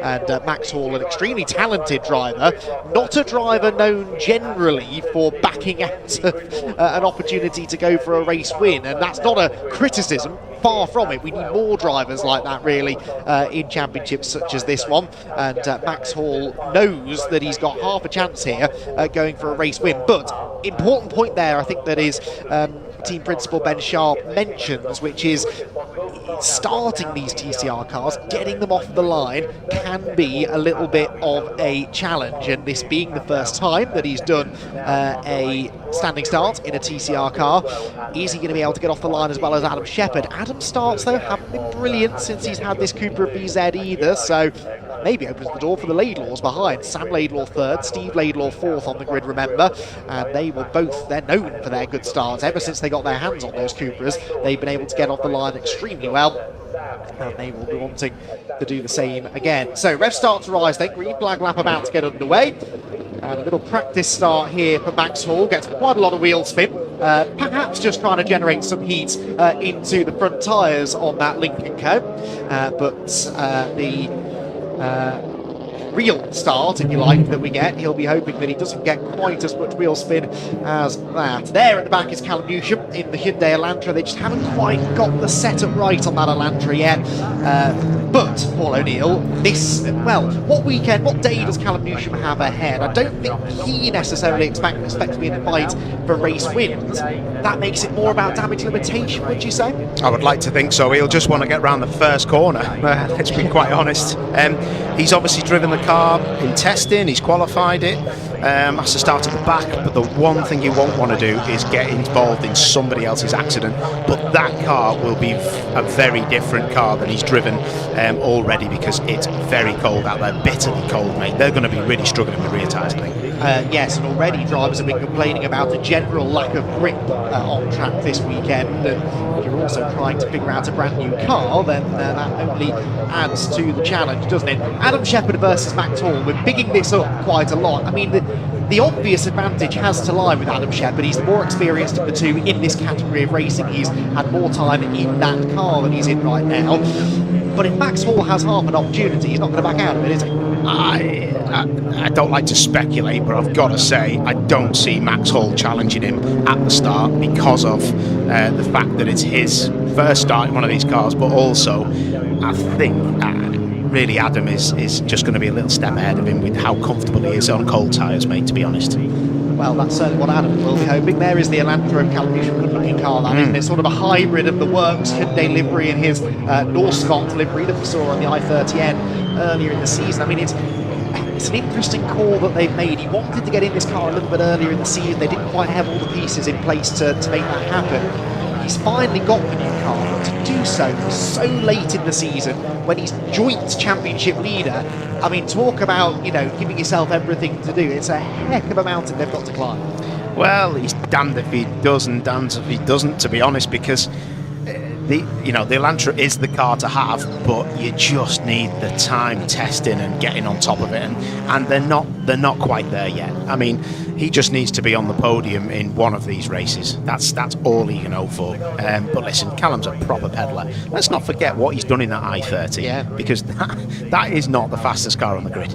No, absolutely. It was at one point the car to have, but that's the nature of TCR regulations. New cars come out and things move on, and now it does seem like Cupras and the new Elantra, that's the way to go, isn't it, it seems, and he really wanted to not miss the boat on that, but has certainly left himself and the team with plenty to do. Obviously starting at the back, not because that's where he was on raw pace, but just because he's had the official line is an engine change, the whole car's changed, of course, so that's why he starts at the back. Same for George Jackson. What can George do in this one, do you think? Because he was second fastest in qualifying yesterday, but again, new car has to come from the back of the grid. Yeah, definitely. What can he do? Well, on that pace he's shown yesterday, he can really ruffle the feathers of the top five, no doubt. I mean, that was the story of the day. Yes. Yeah.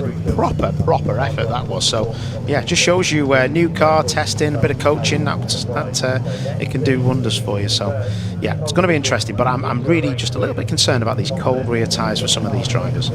yes, it's a quick first corner at Riches, isn't it? You don't want to get sideways through there, especially if you're at the inside of somebody, so keep an eye on everything that happens through the first couple of turns. Quick points on dropped scores, by the way. Callum Newsham's had 2 non-finishes this year. The first of those came in the very first race at Donington Park on the national circuit. He then had another non-finish in race 2 on the Donington Park Grand Prix circuit a few weeks later, so he's used his drop scores up. Adam Shepherd is dropping 46 points at the moment, so the very worst thing that can happen to him this weekend is he walks away from Snetterton with 46 points back in his back pocket. Right, red lights are about to go on. It is the first race of 2 this afternoon. TCR UK here at Snetterton. Adam Shepherd and Max Hall on the front row together. Light now, off they go. Red will start for Max Hall, and so it will be contested into the first corner. Newsham already making ground. It's the Laidlaws who steam through in the second and third, and Sam Laidlaw to the inside of his father Steve will hold on to the runners-up spot through the first corner. Look at Newsham getting boxed in behind Will Beach and therefore not making the progress he would have wanted. Sam Laidlaw closes in on Adam Shepherd into the hairpin. 3 VZ Cupras in a line, and Max Hall to the inside of Hutchison for 4th. There is Newsham. 3 or 4 places gained already for Callum. Yeah, there's a lot going on there, isn't there? And fair play, the Laidlaws have really got on the back of Shepherd as fast as they can, and they're really into these tyres. They're not hanging around, and the car's moving around, and that is a lot of weaving, even by the man who is really the master of TCRs at the minute, the leader, Adam Shepherd. And Adam doesn't mind a loose race car, does he? But even he knows he hasn't got much grip, neither of Mark Smith, and that looks like 2 places gained by Callum Newsham, perhaps. He certainly gained 1, and I think he might have gained 2 places through the Agostini hairpin. Max Hall to the inside of Steve Laidlaw. Oh, Max, be careful. Steve is always going to close the door. Steve Laidlaw will not want to give away that 3rd place. And Max Hall with it all to do. Oh, what was that then? Shepherd turning in with oversteer, but Max Hall does the same. So there's a lot of no grip. Look at them, they're all struggling as they come through Williams, and wow, they all got away with it. That left rear, as soon as they leant on it, which should be warmish, is giving way. But Max Hall now is getting the job done on Brad Hutchison. Yeah, he's got the inside for the left. That will be the outside for the right-hander at Nelson, though, and I think Hutchison will stand his ground. Well, in fact, they've swapped sides somehow. Brad now on the outside line. Oh, and a bit of a touch coming off the corner. I think Brad got a bit squirrely over the exit curve there. I don't think it was intentional, but anyway, he allows Max Hall through in the end. I think it's Callum Newsham next. It is, isn't it? So Callum Newsham is into 6th place already. That is a dream opening lap, really. Yeah, he's made sure he stayed well out the way of people there with cold rear tyres and big slides. So yeah, all looking pretty good actually. And Jeff Alden just trying to get the thing round. That looks pretty slow. Has he got a problem or had a problem? I think he's got a problem, hasn't he? That Astra is not running at the speed you would expect it to be. Side-by-side battle there between Alex Jones and I think that was Will Beach, maybe. With George Jackson, actually, and Will Beach for 7th position. So Jackson also making good progress through the order, back of the grid to 7th. But the story now, Paul, over the remaining 17.5 minutes is what further progress can Callum Newsham make? He's got past a lot of the drivers he would expect to be able to beat. He's now going to come up against some of the drivers that he's been battling with all season long, and this is where the overtakes get a little bit harder. Yeah, it'll be getting more difficult, won't it, as they go. But the Laidlaws might end up holding each other up, and Max Hall will probably get to grips with that car on cold tyres and get that up to speed. But Brad Hutchison's not letting him get away. No, definitely not. It's 4 cars per second, isn't it, really? Shepherd's got, he was 1.4 seconds up the road at the start of the lap, and he's gapped them even more, I suspect, through the first sector on this first full flying lap of the race. And yeah, that lead gap is just extending, isn't it? Adam Shepherd, he looks like a car that moves around underneath him. He really seems to have found the sweet spot now with the Cupra VZ. Max Hall, though, looks quicker than the Laidlaw, certainly quicker than Steve through the first part of this lap, and the Lincoln Co is in the slipstream now down the back straight. Yeah, this is where the Lincoln Co will be ready to strike down the back straight. It's got some good speed, it's nice and narrow, good aero, but it'll be difficult to get past any of the Laidlaws. Fastest car in the first sector, Callum Newsham, purple first sector, quicker than the race leader by, in sector 2 I should say, by 0.6 of a second. Quicker than Adam Shepherd, that is, by 0.6 of a second. Callum Newsham is absolutely flying, and he's almost on the tail end now of this podium battle, so there's a real opportunity here for Newsham to get some good points out of this race. Max Hall, meanwhile, peaks to the inside of Steve Laidlaw. That's a difficult place to make a move, though, at the final turn. Good traction from the Lincoln Co off the corner, though, and Steve Laidlaw could be in trouble by the time we reach turn 1. How Callum Newsham approaches these next few cars in line is going to define his championship, in my opinion, because time is running out to get these big points in. But let's see what he can do. But that was a stonking lap, wasn't it? It's the fastest lap of the race. That lap at 1:59.2 was a full second quicker than Adam Shepherd, and he was in clean air, both of them. Max Hall's being part of Steve Laidlaw, so Hall has gone through, and Newsham is there as well. Great traction off the corner, gets to the inside of Brad Hutchison, and Callum Newsham gains another position. This is a remarkable drive from a driver who's in his first competitive outing in that car from the back of the grid. Everyone was saying he had no hope of matching Adam Shepherd this weekend, and look at him go from a different postcode, gets to the inside of Steve Laidlaw, 2 places in 2 corners. That is unbelievable stuff, and that's a big hit from Hutchison on Steve Laidlaw. And what's going to happen at the next corner? Oh, well, that was a bit weird because Steve's lost loads of speed. Yeah, well, I think they both delayed each other. Hutchison again thinks about the inside of hockey. So, yes, I think Callum Newsham will be very grateful to be seeing that unfolding in his mirrors rather than in front of him. So, Newsham for the podium now, a definite reality. Paul, we're only a quarter of the way through the race. Could he win it? Well, look at this, still weaving after 5 minutes of racing speed. That was Adam Shepherd. I was going to say Adam Shepherd weaving. Adam Weaver Shepherd. Oh dear. But yeah, still tyre temperatures critical at the rear of the car. Bizarre. That is bizarre, isn't it? We're nearly 3 laps in now, so yeah, you would expect them to have got over the worst of that. Newsham's car though looks really well planted, doesn't it? Look at that, nice rotation through core and corner, not over rotating, gets it into Murray's pretty well. Max Hall meanwhile starting to have a nibble now at Sam Laidlaw. Stevie was battling a lap ago and got past at the hairpin. Now it's Sam Laidlaw he wants to try and get past, and that would be for second place. Look at that, less than a car length between them as they cross the line, and Callum Newsham puts another quick lap in, a 1:59.2. Now remember, he was in traffic that time, he was only 6 tenths slower than the leader as Max Hall goes to second and Newsham goes with him. Sam's off the road, is he? Oh, Sam is off the road, isn't he? I think he was. He's lost a lot of ground either way, so that was a real gift for Callum Newsham, because that could have been a real fight otherwise. Wow. I'll tell you what, this is really falling into his favour at the minute. But how is he going to approach Max Hall? That's the next question. Well, all the talk at the start of the race was how was Max Hall going to approach Adam Shepherd. It's not Shepherd that he's been battling with, it will be Callum Newsham that he comes into contact with first, hopefully not literally. Brad Hutchison meanwhile ahead of Steve Laidlaw now, so that position has changed in the end. Remember, we saw them collide at this part of the circuit a lap ago. Thankfully they keep it clean this time by. George Jackson, the next car behind, he's also catching this group in 7th, ahead of Luke Sargent, Will Beach and Harry Moore at the back of the top 10. So, we are about a third of the way through the race. The lead gap at the start of the lap was 5.1 seconds. Newsham, though, was 5.9 off the lead. That is the gap we need to watch. In the first sector, Callum Newsham at 37.2, matched by Adam Shepherd out in front. It's a purple middle sector for Shepherd, immediately beaten by Newsham. They are matching each other, but Newsham is not getting clean air. Interesting. Well, Max Hall is going pretty well, to be fair. Yeah. But yeah, this is a battle, a real big battle. This couldn't have worked out any better for Callum Newsham. If you'd have told Callum Newsham 10 minutes ago you'll be in a podium place perhaps by the halfway point, I think he would have absolutely loved the odds of that. And here he is on the tail of Max Hall, looking the quicker of the two as they accelerate out of the Murray's hairpin. Let's compare lap time there. Shepherd comes through, it's a new fastest lap of 1:58.285. For Max Hall, it's even faster, a 58.0 and a 58.1 Newsham. So the fastest lap now belongs to Max Hall, but crucially, Paul, they were both quicker than the race leader. I think that's got to be just management from Adam Shepherd. He's done enough TCR racing and been in enough. Oh, what's gone on there? Is that Newsham around the outside? Oh, ain't gonna work. I thought he was going a lot quicker into the corner than Max Hall, a bit too quick in the end. Wow, but look at that. He's gaining on him now because he got the car straightened up out of the hairpin. He's right into him again. Oh, what's he going to do here? Does he really want to make Max Hall work hard for this? Because the one thing he can't afford is contact, but he knows how good he is on the brakes because he's seen it firsthand from before.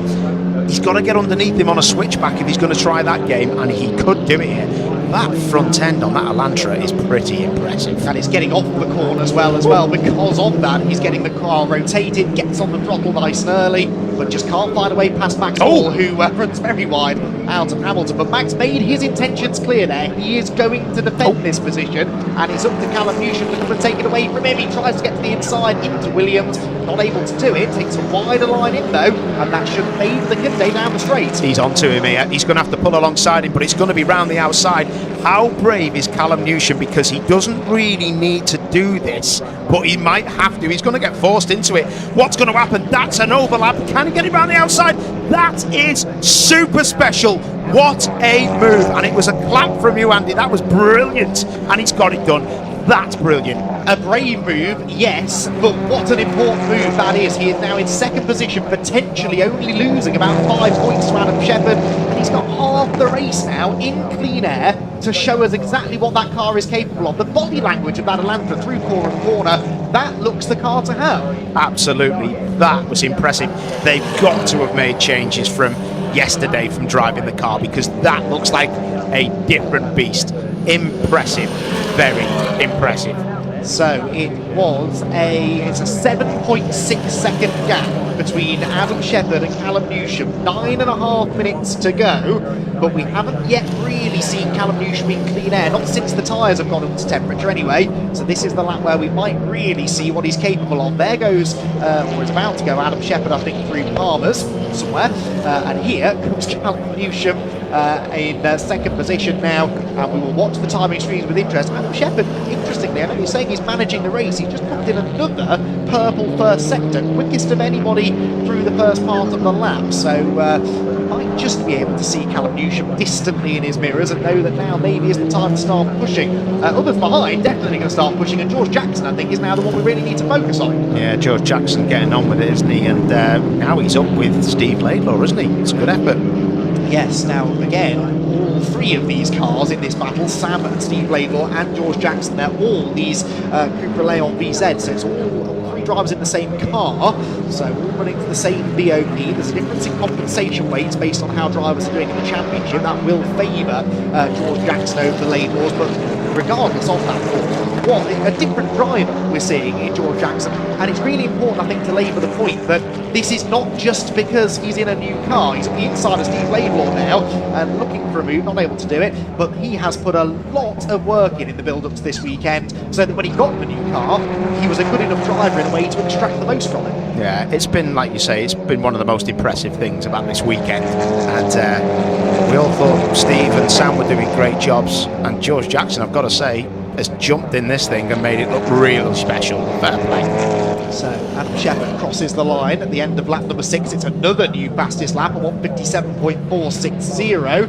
Callum Newsham, a 58.0, 6/10 slower. So now Adam Shepherd, I think, just starting to almost make the point to Callum Newsham. Okay, yes, you've done very well to get into second place. You ain't catching me though. 8.2 seconds the margin now at the end of that 6th lap of the race. The main battling is to be had behind. Newsham, though, to his credit, now a second clear of Max Hall. So Max Hall, I think, might have to settle for third at the moment. Hutchison fourth, then Sam and Steve Laidlaw, with George Jackson applying pressure to them in 7th place. There's Adam Shepherd, though, and well, he's done everything he can. I think he'll be a little bit miffed, though, to look in the mirrors and see that Elantra is up into 2nd place. And that's probably why you've seen the lap times from him, where he's been managing, or even the cars have such cold rear tyres that he's thought, I don't want to do anything silly and just go off driving around in the lead. So he's probably got more rear temp in his tyres, had a look in the mirror and thought, I'll just crack on a little bit. Yes, I think you're probably right. Also, that fastest lap, remember, worth a bonus point, so that is significant in the championship, as tight as it is. There is Newsham then, 2nd position. As it stands, he would be 6 points only behind Adam Shepherd, and set to start 1 place ahead of Adam on the grid for race 2 later on today. This is turning into a really, really good day so far for Callum Newsham. He hasn't quite shaken off Max Hall, and he still needs to get through the next 6.5 minutes without any dramas in order to bank those points. Then comes the Cupra class. Hutchison in his Gen 2 Cupra, the 3 VZs behind, Sam, Steve Laidlaw and George Jackson. And there, Luke Sargent, who's got the better now of Will Beach. That's the 8th position. Will Beach in his Gen 2 Cupra. Again, a very well presented car, and he's doing his bit to keep it all in one piece. Yeah, seems to be going good. A few gremlins for Luke yesterday in qualifying and testing, but looks like he's getting some decent lap times in and all he needs to do is finish this race, and then Siri ends up for the reverse grid.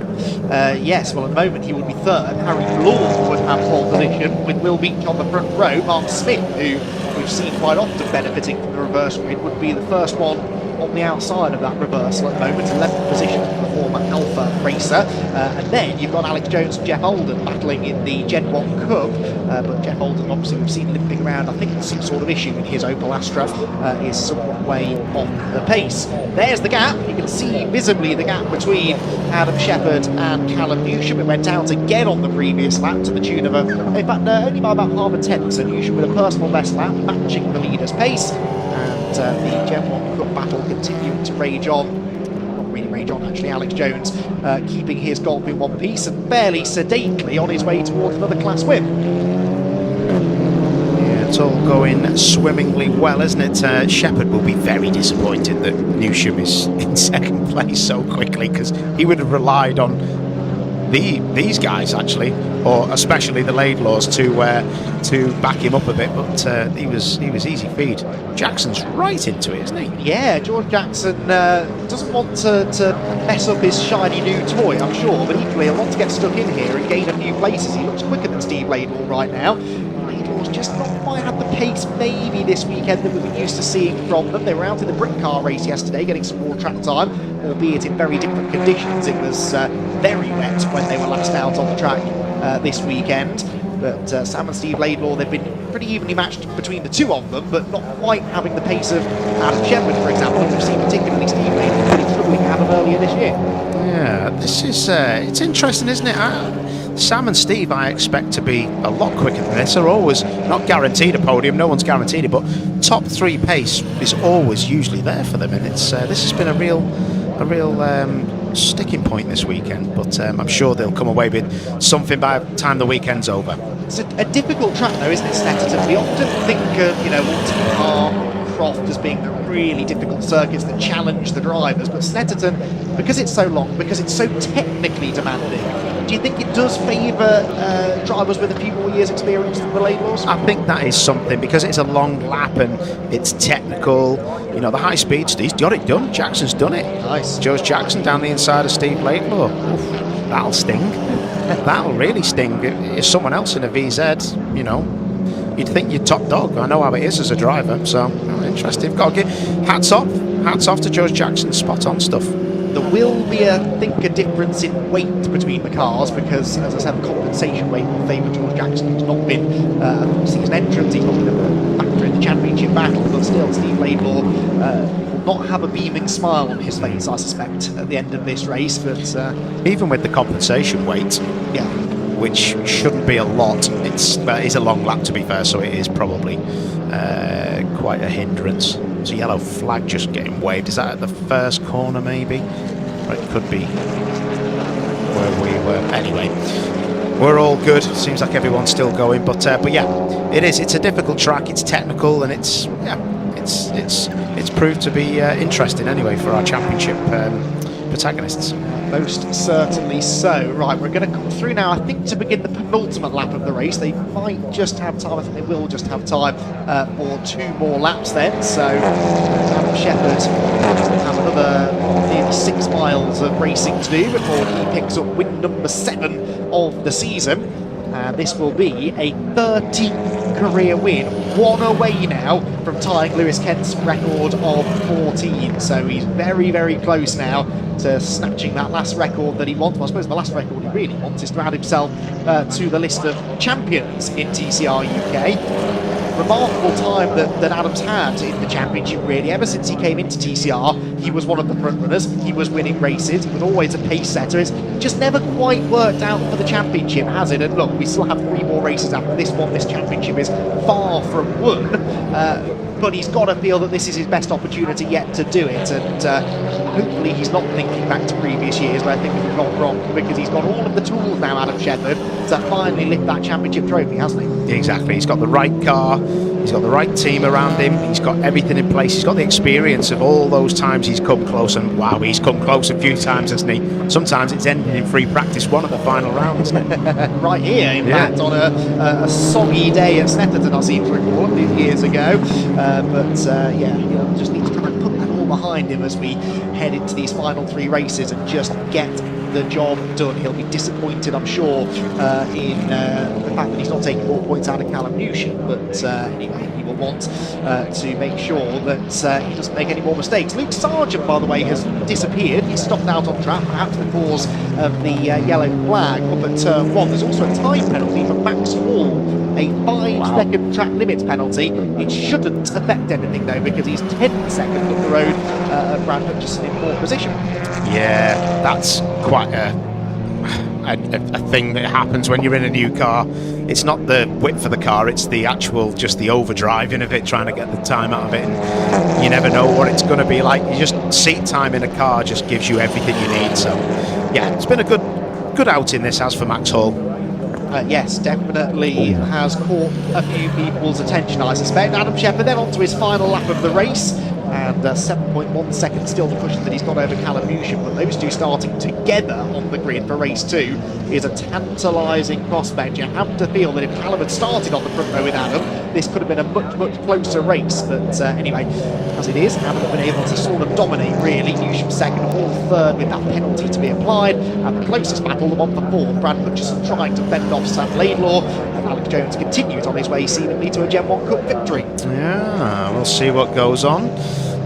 Harry Bloor in his new Cooper, he's been happy with that. Lot less going on with the steering wheel, he was telling me.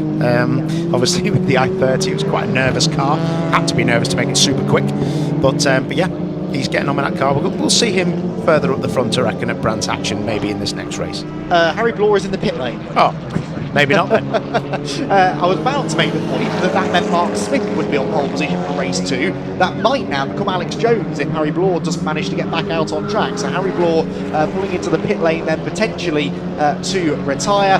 But Adam Shepherd is on course for a 7th win of the year. It will put him back now into the championship lead by, I reckon, 6 points going into race 2 later on, and puts him within 1 win of the all-time record held by Lewis Kent. This battle's still yet to be resolved though. George Jackson has sort of stuck behind Steve Laidlaw, but he's closer than ever now, all down the back straight. Well, he's got a big chance here. He's going to have to go one way or the other, but this is your man who's going to win it.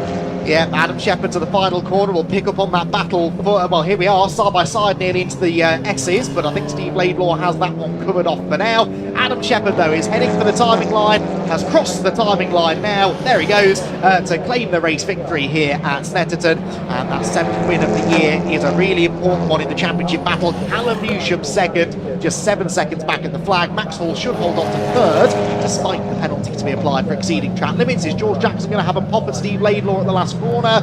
Answer, no, not quite close enough on the way in, but much quicker through the middle of the corner. Steve, I think, was a little bit wide, and this will now be a drag race to the line. Is Jackson going to be able to get alongside? Answer is no. There we go. They had to negotiate Jeff Alden's Opel as well, which really was struggling for pace in that race on the way to the line. So Adam Shepherd, another race victory. A career 13th, a season 7th, which tells you all you need to know about how successful he's been this year. This has been by far his best year in TCR UK, his most consistent year in TCR UK. He will argue, and he's got a valid point, I think, that he probably should have won 6 or 7 races last year, but his car just wasn't reliable enough.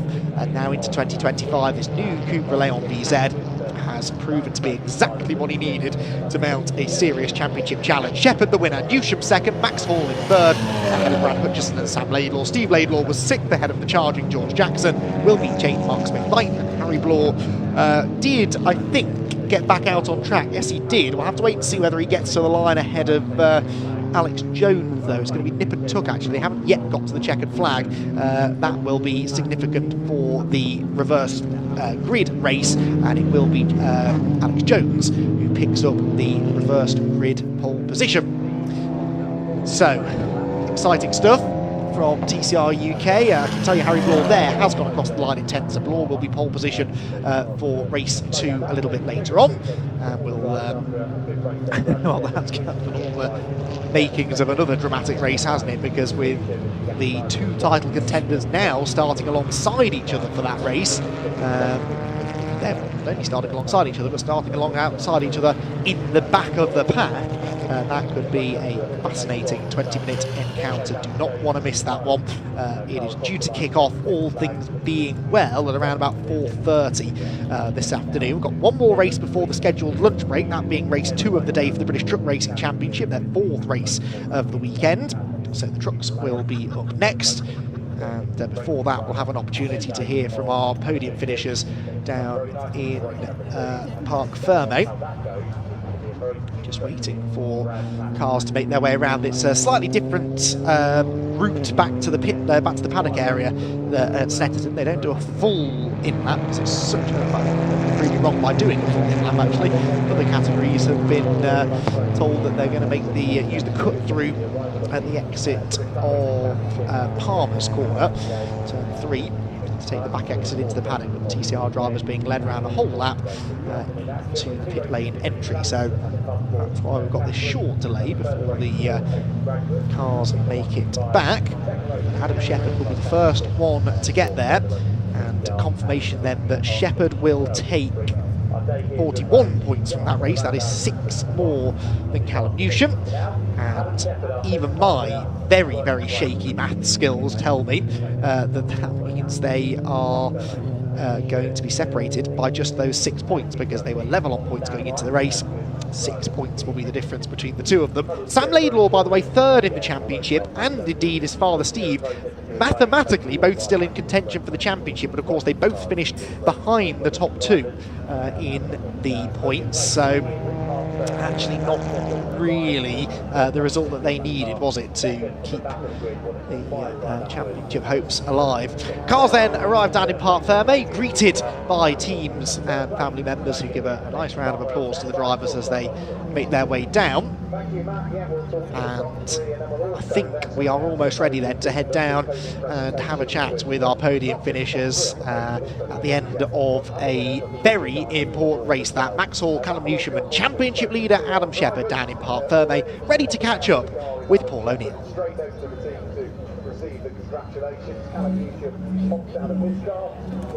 And your winner, Adam Shepherd. Standard stuff from Adam. Absolutely loving the throttle when you're coming in, mate. I think you must do about 3 to the gallon when you're coming in on the green flag lap. Brilliant stuff, mate. Congratulations. All under control. Tell you what, never seen anyone weave the tyres 10 minutes into a race, mate. What's going on? It's so lively.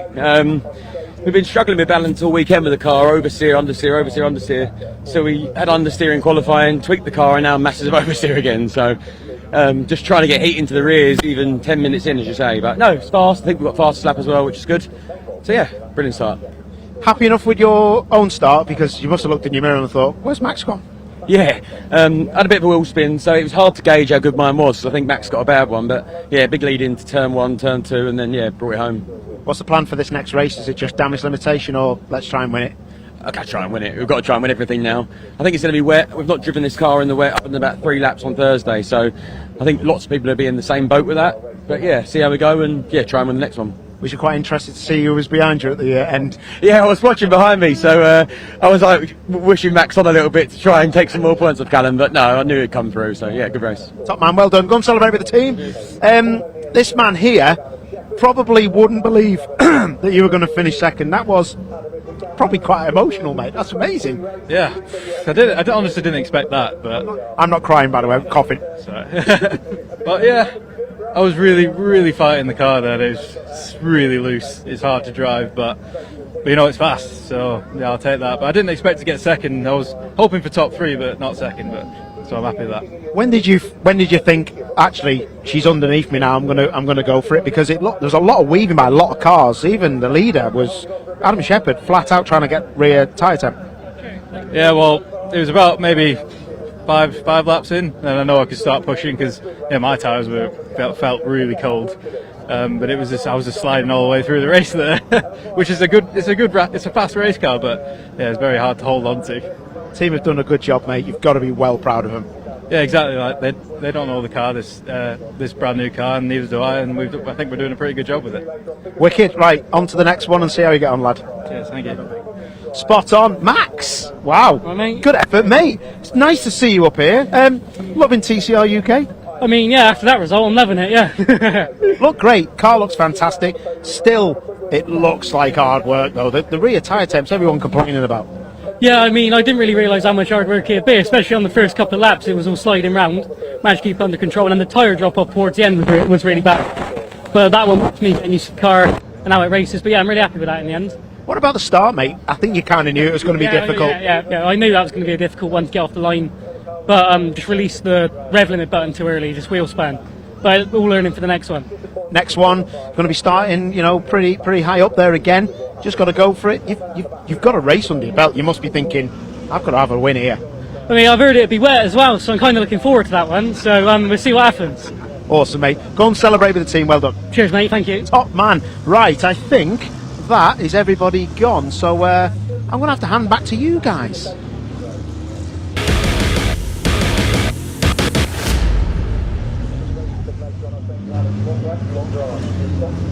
Thank you very much indeed to Paul O'Neill and Andy McEwen. They'll be back later on for the second race for the TCR UK Championship, but now it's back to the big rigs, race 4 of the weekend for the British Truck Racing Championship here at Snetterton. It was all about the race for second place in our race earlier on, as John Bowler ran away and hid at the front of the field. Everybody else trying to get past David Smith for second place. The battle was resolved on the final lap when Stuart Oliver made contact with Smith, and Smith unfortunately went spinning and ended up in 10th place, but he's third on the grid here. The grid for this race set by the second race we had yesterday, again with the top 8 reverse. So it'll be Michael Oliver, number 12. Hopefully his truck has been repaired after some contact in the earlier race. He'll be on pole in truck number 12 alongside John Bowler. Is he going to clear off from the front once again? Row 2, David Smith and Martin Gibson. Stephen Powell and David Jenkins on row 3 with Stuart Oliver and Ryan Smith, our title contenders 6th, 7th and 8th. Completing the top 10 on the grid, Neil Yates alongside Division 2 winner from race 2 yesterday, Sami Oyanen. Row 6 of the grid will be 26 Callum Eason and hopefully 96 Bradley Harvey. We'll wait to see if his repairs have been completed from yesterday. He retired from race 2 in a cloud of smoke, and the team have been changing the engine in that truck overnight. So you heard earlier from Pointy, the team didn't get to bed until 5:30 this morning. They were back here at the circuit. Well, I don't think they slept at all. We'll wait to see if Bradley Harvey is out for this one. Row 7 of the grid will be Archie Hanby, number 40, and Simon Cole, 41, who was supposed to start from pole in race 3 earlier on today, but failed to get away. Row 8, 95, Ricky Collett, who missed race 2 yesterday, so he'll be starting further down the order in this one alongside Graham Poole in treble 3, and number 10 Jake Evans will go from the back. No Tom O'Rourke, he has withdrawn with damage from yesterday. Just looking to see if Bradley Harvey and Simon Cole are there further back in the order as they come round. Simon Cole is there, Bradley Harvey isn't. That's a shame. So you could well see 16 trucks out there for this one. As we said earlier, we are unfortunately missing Adam Bint this weekend, number 5 in his familiar black Mercedes Actros. Always a crowd pleaser, as Adam had a win at Pembrey with that truck earlier this year, but budget constraints and work commitments preventing him from racing this weekend. He's hoping to be back at Brands Hatch in November. No John Powell either. It's been a season of struggle for him with his new DAF. We'll hope to see him back at Brands Hatch as well. There is Jake Evans, one of our 3 different winners in Division 2 this weekend. Simon Cole and Sami Oyanen were our winners yesterday. The trucks are going to go straight into their green flag lap behind the pace truck. They're not going to stop on the grid. This will be a 15-minute race once again. Race 4 of the weekend for the British Truck Racing Championship. This is Jake Evans' opportunity to pull clear of the championship at the top of the championship in Division 2. In Division 1, Ryan Smith will be leading the championship once again. Again, thanks to all the partner sponsors of the British Truck Racing Championship. Freyhav Trailers, Total Care, Napa Auto Parts, Valvoline Oils, Truck and Driver Magazine, GT Tyres, TMS Transport Monitoring Solutions, Sylvie Fleet Management, BWOC Sustainable Fuels, MV Commercial, that's Tom O'Rourke's company. Sadly Tom sidelined this weekend with damage from yesterday by the look of things. Neil Yates Recovery and Alco, LTS Global Solutions, and also Rydam Universal on board this weekend, makers of wheels for trucks. supply wheel rims for this championship, which are all clad in GT tyres for this season. The GT tyres MAN leading the field around for this one. Michael Oliver's truck repaired after some contact earlier on is on the pole and looking to get back to winning ways this season.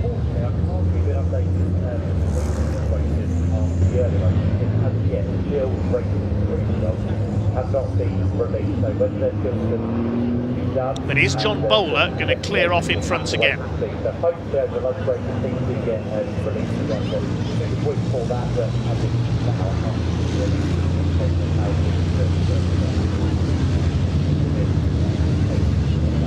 There are the two pink and white machines, Simon Cole and Archie Handy. Jake Evans starting from the back.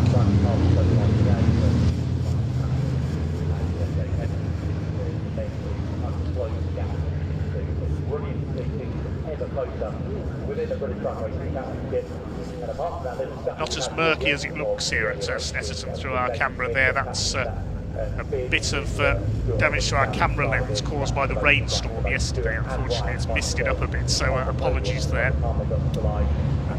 Yesterday's rainstorm during the Brit car race did affect our equipment a little, so we can only apologise. Everything will be back to normal for our next session on BARC TV.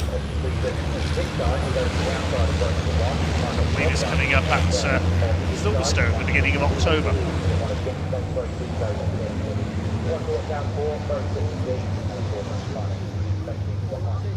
Trucks, of course, back in action at Le Mans in France next weekend on the Bugatti circuits. We rejoin them on BARC TV on Bonfire Weekend, November the 1st and 2nd at Brands Hatch. Will Ryan Smith make it 10 titles in a row? Who's going to top Division 2? There's quite a contest going on there between some of our newcomers. Who's going to top Race 4? Michael Oliver and John Bowler, front row of the grid.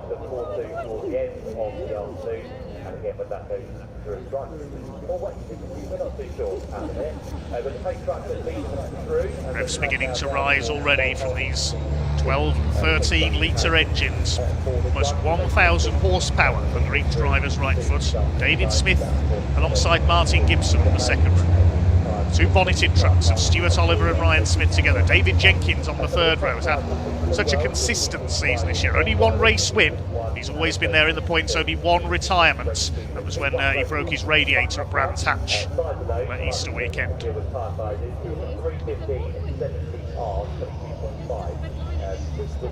Tension beginning to mount.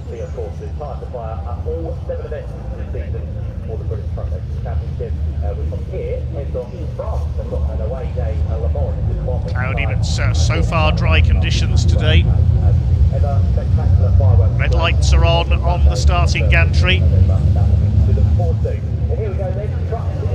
Revs beginning to rise.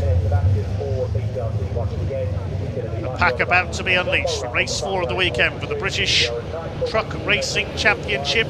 They barrel their way into the pit straight. The revs are up and away we go.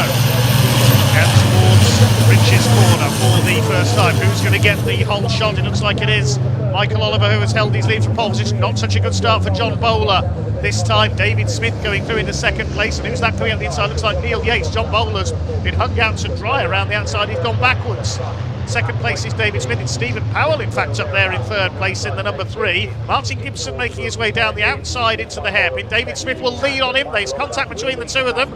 Gibson slides it out. He's onto the grass. And the number 3 of Stephen Powell will go through. Gibson will rejoin. He'll lose out to David Jenkins, who's had a good start. But John Bowler had a terrible start. He's gone back to about 6th or 7th position. Stuart Oliver's come through on him as well.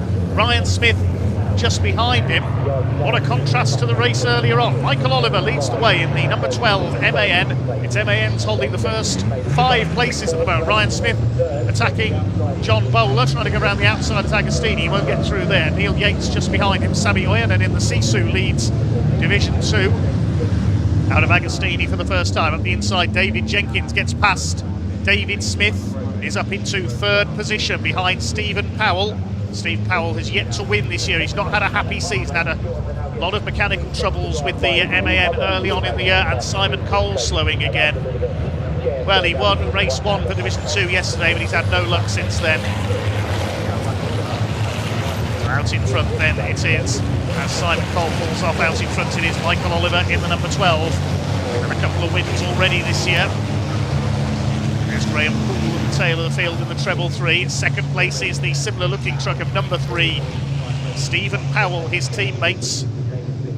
Third place Jenkins, fourth David Smith, then the battle between Martin Gibson, Stuart Oliver and Ryan Smith. 5th, 6th and 7th, John Bowler down to 8th, having started on the front row. 9th place Neil Yates, Ricky Collin rounds out the top 10. They plunge their way through the bomb hole. See how the circuit drops away slightly there. It's that hollow, then up towards the long right-hander of Coram. There's Ricky Collin, the yellow machine, hanging on at the tail of this pack in 10th position. And a gap back to the Division 2 leader, Sammy Huyanen, looking for his second win of the weekend. Watch for Jake Evans coming through there, though. Coming through to complete lap number 1 then of this 4th truck race of the weekend. Across the line they go. It's Michael Oliver leads by nearly 1.5 seconds over Stephen Powell in 2nd place. Ricky Collin, the big mover on lap 1, he's gained 4 places. John Bowler lost 6 places. Stuart Oliver, battle is joined with Ryan Smith. It's Michael Oliver, number 12, from Hexham in Northumberland, leads the way. Stephen Powell from Brands Hatch. Well, he lives just down the road from the Kent circuit, where he runs the Portobello Inn. Excellent Italian food available there as well, I have to say. David Jenkins from Stafford in 3rd place in the number 69. David Smith, also from Kent, in 4th in the number 11. Martin Gibson, chased by his team leader, Stuart Oliver. Ryan Smith behind them. 19 British titles between the two of them in 7 and 1. Will it be 20 this year for Ryan when we get to the end of the season at Brands Hatch? Can David Jenkins beat them for his 2nd British title? He's still in contention. Here comes Ryan Smith, has a look at Hamilton. No, you don't, says Stuart Oliver. Through towards the right-hander at Hoggy, but Ryan Smith tries again. We don't very often see overtakes here on the inside through the right-hander at Hoggy. He leans on Stuart Oliver, takes him wide, and John Bowler's going to try and go through as well. As Stuart Oliver won't be too happy there, I don't think. Lost 2 spots as Ryan Smith comes through into P6. Down the back straight they come.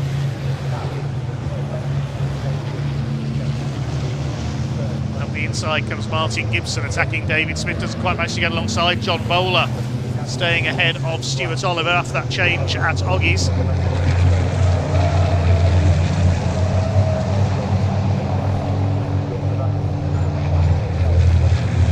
Through the bomb hole. Still your leader, it's Michael Oliver in the number 12. Here's the battle for 2nd place. Good to see Stephen Powell having a stronger run. It's been a quiet season for him. Up there in 2nd place ahead of David Jenkins. MAN Trucks holding the first 5 places at the moment. Over the line they go, and the lead gap is not huge here. David Jenkins has set the fastest lap of the race, 2:26.482. Only 2.4 seconds covers the first 3 at the moment. This is the battle for 4th. David Smith, Martin Gibson. There's Ryan Smith in 6th place. Swing their way through the right-hander. Then up towards Wilson's Head. David Jenkins all over the back of Stephen Powell for 2nd place. Tell you, Jake Evans has made short work of the Division 2 field. He's already into the lead of the class at the end of lap 2. He leads Huyanen, and Callum Eason is having a good, consistent weekend. Archie Handy and Graham Poole next. So we lost Simon Cole on the first lap, and more teething problems with his Iveco. 3 of them together as they come into the left-hander at Agostini. Here comes Ryan Smith on the inside of Martin Gibson. He's tackling the 101 machine for 5th place now. Through goes the number 1. His next target will be David Smith. As Stuart Oliver fights back alongside John Bowler, the number 14. Meanwhile, David Jenkins is going for 2nd on the back of Stephen Powell.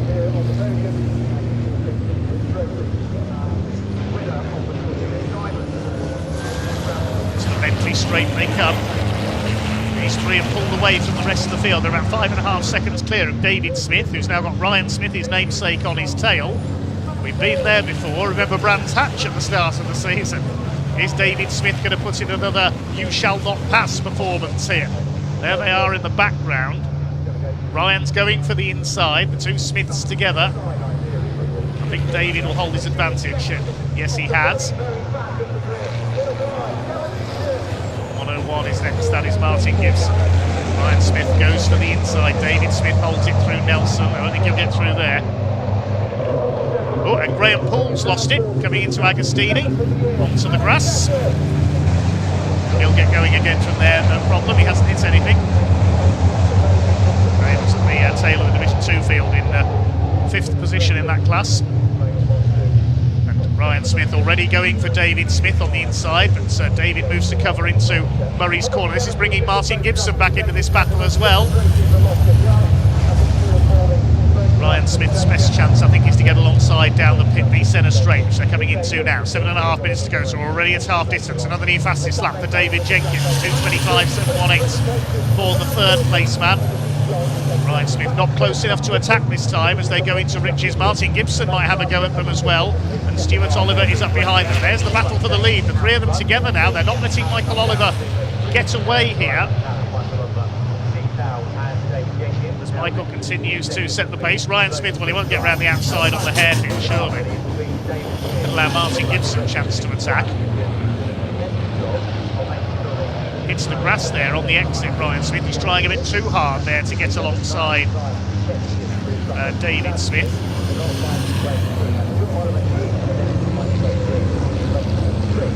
David Jenkins continuing to attack Stephen Powell for second place. Michael Oliver's had 3 wins this year already, 1 at Pembrey, 2 at Donington Park, at Convoy in the Park. He won the first and last races there, looking for win number 4 of the season. Ryan Smith looking to get past David Smith. He slides up the inside into Hamilton. Clean pass, he goes through. Good move by Ryan Smith.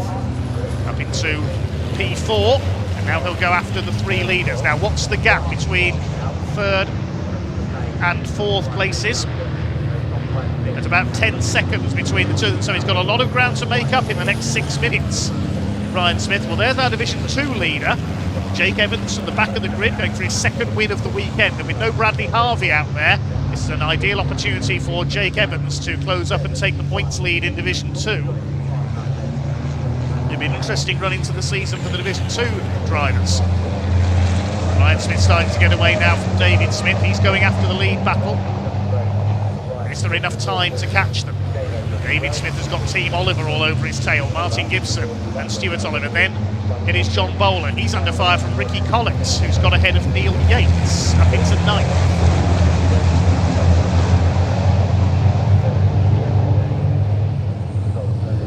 Round the right-hander at Corham.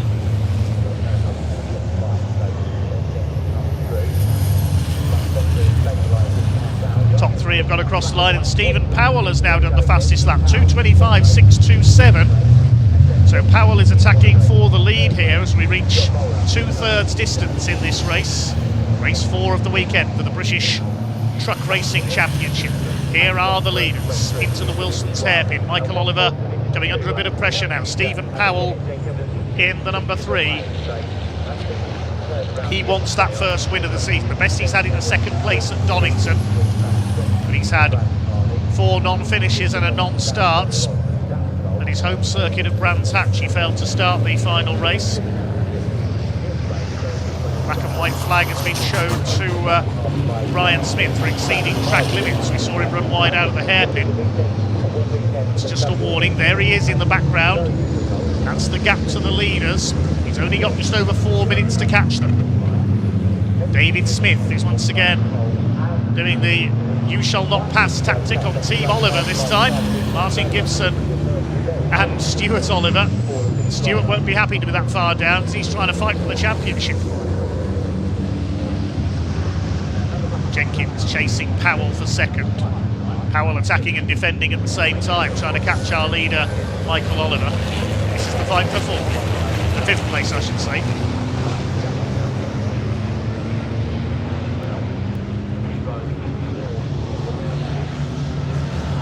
towards Williams. Well, Gibson ran wide there on the grass coming out of Oggies, so he's dropped back a little. Is Stuart Oliver going to get alongside there, I wonder? Here are the leaders. Michael Oliver, Stephen Powell, David Jenkins. No change in the order. Less than 2 seconds covers the three of them.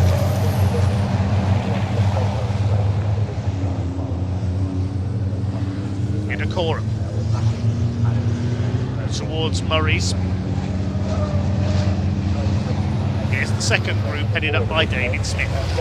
This is for 5th position. Ryan Smith is in no man's land at the moment as he tries to catch the leaders. And I think he's run out of time. He's not going to catch the leading trio. Flash across the line.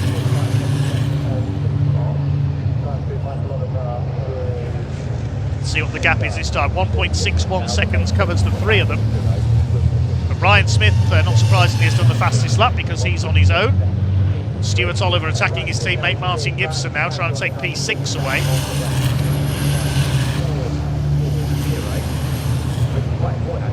David Jenkins still all over the back of the number 3 of Stephen Powell for second place. There's Jake Evans, continues to lead Division 2 in 11th overall. How far ahead of Sami Oyanen is he? Let's have a look at the gap as they come over. It is quite a clear lead. Still Team Oliver unable to do anything about the number 11 MAN ahead of them as David Jenkins tries to get a run for second place. Now he outbraked himself there once and walloped Michael Oliver in the previous race. So managed to get it stopped this time. Lead gap in Division 2 is 16 seconds, so I think that's fairly settled. Ryan Smith still in 4th, still with the fastest lap of the race. John Bowler has been given a 5-second penalty for exceeding track limits. There he is, that'll drop him behind Neil Yates in the result.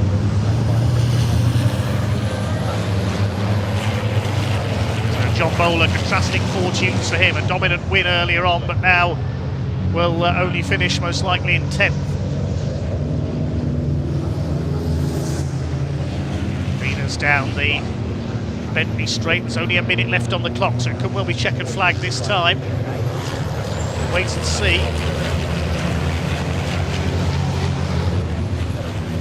We may get one more lap out of this. We'll have to see as they cross the line. Still Michael Oliver has led all the way from pole position. This will give Ryan Smith another lap's chance to try and catch the 3 leaders, but he was 11 seconds behind them at the end of the previous lap. It's looking good here for Michael Oliver for a 4th win of the season, I should say.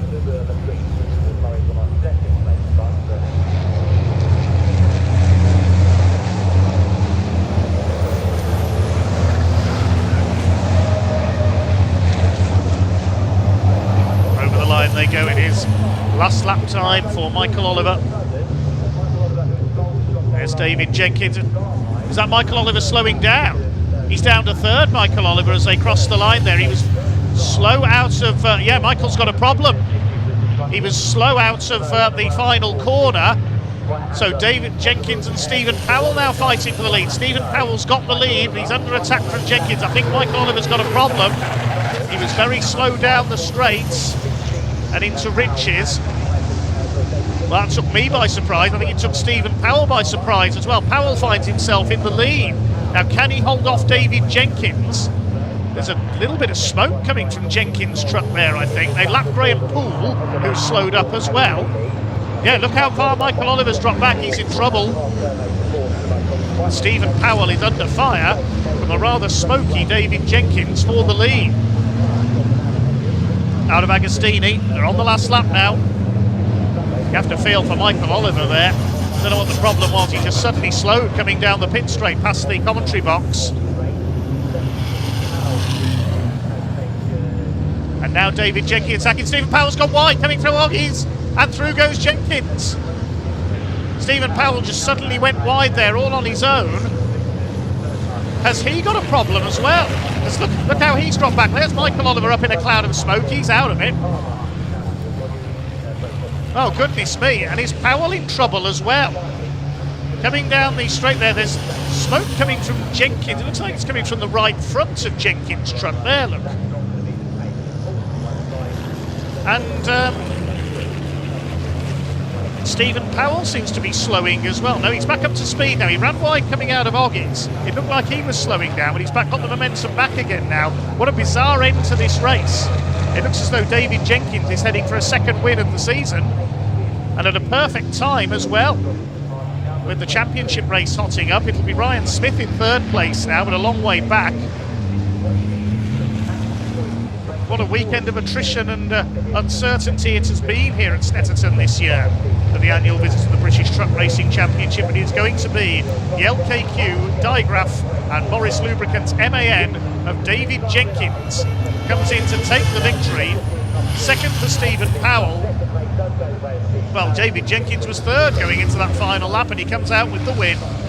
Well clear of Ryan Smith, who's going to come over in third place. Smith crosses the line for third. And there is a gutted Michael Oliver. He'd held on in front all the way there, Michael Oliver. Just suddenly, look at that cloud of smoke. He'd slowed up. I think the turbo must have blown. That amount of smoke, I think the turbo let go on the MAN, which will show why, explains why he slowed up, because he lost boost and then the turbo blew. What a shame for Michael Oliver. Meanwhile, in Division 2, Jake Evans will take his second win of the weekend by a clear margin over, should be Sammy Oyanen in second place.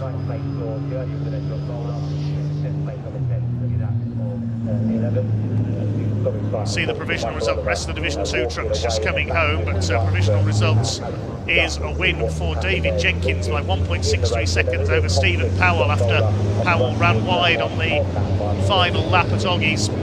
Ryan Smith comes in for third, David Smith is fourth, then Martin Gibson in fifth position, Stuart Oliver is sixth. That won't help his championship challenge, certainly. Ricky Collins seventh ahead of Neil Yates. John Bowler, dominant win earlier on, down in ninth this time. Jake Evans completes the top 10 and wins Division 2. Sammy Oyanen second in Division 2, 25 seconds down. Callum Easton continues his good weekend with third in Division 2. And Archie Handy and Graham Poole a lap down the other finishers. We lost Simon Cole on the first lap, and of course we lost Michael Oliver. Such a shame after he'd led for so long.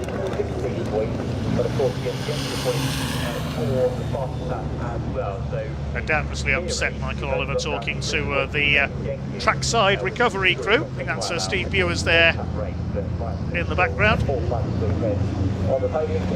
owner of Trackside Recovery. Big thanks to them for their help this weekend with all their various heavy artillery. We await the trucks to head into Parc Fermé. One race to go. We hope Michael Oliver gets back out for that final race.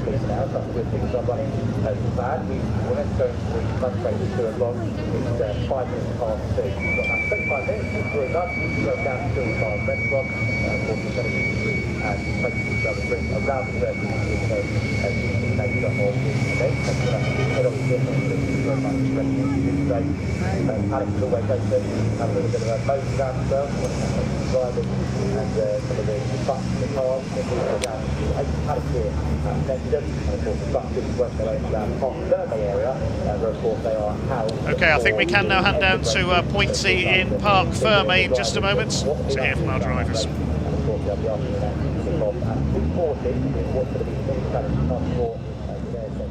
I want to do an impression of Ian Waterhouse doing an impression of me. Whoa! Whoa! Whoa! What a race! Whoa! Whoa! I mean, seriously, there was smoke, there was tears, there was overtakes. Incredible race there, my goodness me. And look at the result we got for Dave Jenkins. Oh, brilliant. I was so upset about knocking Michael off in the first race this morning. It literally broke my heart, and I just didn't. Sure, he was very sad about it. I was. I didn't have the spirit in me, and like my friends and family messaged me afterwards. Oh, was it broken? Did you get damage? No, the only damage was me, you know. And had a stern word with myself. And I know Michael's had some bad luck then, and Steve made a mistake. But we were there. We came off the P6, and we kept him under pressure the whole race. And my boy's done a brilliant job turning the truck round. My commercial partners, LKQ, Digraph, Morris Lubricants and all the rest of them, I absolutely wouldn't be here without them all, and I think that was the highs and lows of truck racing today. But let's not get too elated. We've got one more. We've got one more tough battle. Unfortunately, we didn't finish 8th in the race before. Michael and I have been to the Clarks to reverse the position, so we're 9th, so he gets the pole for the last race. That was their decision, not ours, of course, but that's what happened, and it was only right because I did ruin his race. But so we are overjoyed at what we've just done. I've got loads and loads of friends and family here this weekend supporting me. It is brilliant. It's truck racing at its best, and really pleased. Thank you very much. An absolutely elated Dave Jenkins there, and a very deserving competitor as well, because like you say, you've got to be in the position, you've got to be able to make the moves when the opportunity arises. So Dave, very good job. So we'll get you some silverware handed out very shortly. He's busy. Let's have a chat to Ryan Smith again. Ryan, what a battle, Mike. We saw some action again. It's been action-packed today, hasn't it? It's been action-packed. Hey, do you know the fans pay the money? They want to watch entertainment. I think that's entertainment. It's good to watch. Dave drove very well, you know. He deserved that. Steve Powell was gone, and I just got through the bit of a pack, and I just looked up the road. I thought, nah, you're good, but you're not that good. And I just knew it wasn't, so we just concentrated on trying to get the fastest lap, get another point on the board, and bring it home. One more to go. One more to go indeed. That does seem to be the word of the weekend. One more to go. Good luck for the last race. Ryan Smith, another fantastic result for him. Let's have a word with Martin Gibson. Hello. Martin Gibson, now, you had a very interesting race. I know I'm supposed to be unbiased, but I'll tell you what, the air was blue in the GT2. What's he doing? He's going to crash into Stewart. What are you doing? Another very competitive race for you there. How was that for you? Yeah, it was really good. With the trouble we're having, I'm quite surprised to be where we are, but really enjoying it, so I can't complain. Enjoying it is the main thing, isn't it? Because as much as this is a very, very competitive sport, it's important to remember that, you know, people are meant to be, you know, getting pleasure and joy from racing in a racing truck. Exactly, yeah, that's why we're here, and that's why people come to see it, to enjoy it as well. So. And obviously we've not spoken to you for a little while now. Le Mans very quickly approaching, one race left this weekend. What's the one, if you could pick one thing you're looking forward to at Le Mans, what would it be? A radiator without a hole in it, that would be good. Oh yeah, that probably. Oh yeah, there's a bit of pink on the floor. That's not good. That. Doing a little. No, I've never been there myself. So. Oh wow, in anything. On a push bike. Oh my goodness, so big experience for you racing there. Yeah, I need to watch some videos and learn where it goes. So I'm looking forward to it. That is mega. Well, don't watch too much because it's not the exact Le Mans circuit. Because the main road section that they use for the actual Le Mans 24 isn't used, it's just a main road whilst we're there. I'll still take the truck down there anyway. Yeah. They were like, I think, do you want to just send someone to get Martin Gibson? Well, great race, one left to go. I think that's all we've got time for here in Parc Ferme. So I tell you, this is getting very, very exciting. So we'll leave you to go back over to Dave Goddard in the commentary box to see what else we've got lined up for you here at Snetterton. There we go, so we've found ourselves to Ryan Smith. We've got a stunt car at the top of left, because that's where we know. So 6 races to come this afternoon then on our revised timetable here at the Snetterton circuit, slightly revised after, of course, so we had to reschedule a couple of yesterday's races due to the delay because of rain. Mini Challenge Club Sport coming up after the lunch break, which is in about half an hour's time, followed by the final P4 Emergency Lighting Caterham Graduates race of the season, the Signal 135s. We've got junior saloon cars, then it's back to Paul and Andy for the TCR UK second race, a final truck race, and then more from the minis. So I'll be back in about half an hour with our next race for the Mini Challenge Club Sport with Airtech Motorsport, second of 3 races today for the BMW Minis. But for now, we're going to take about half an hour's break for lunch.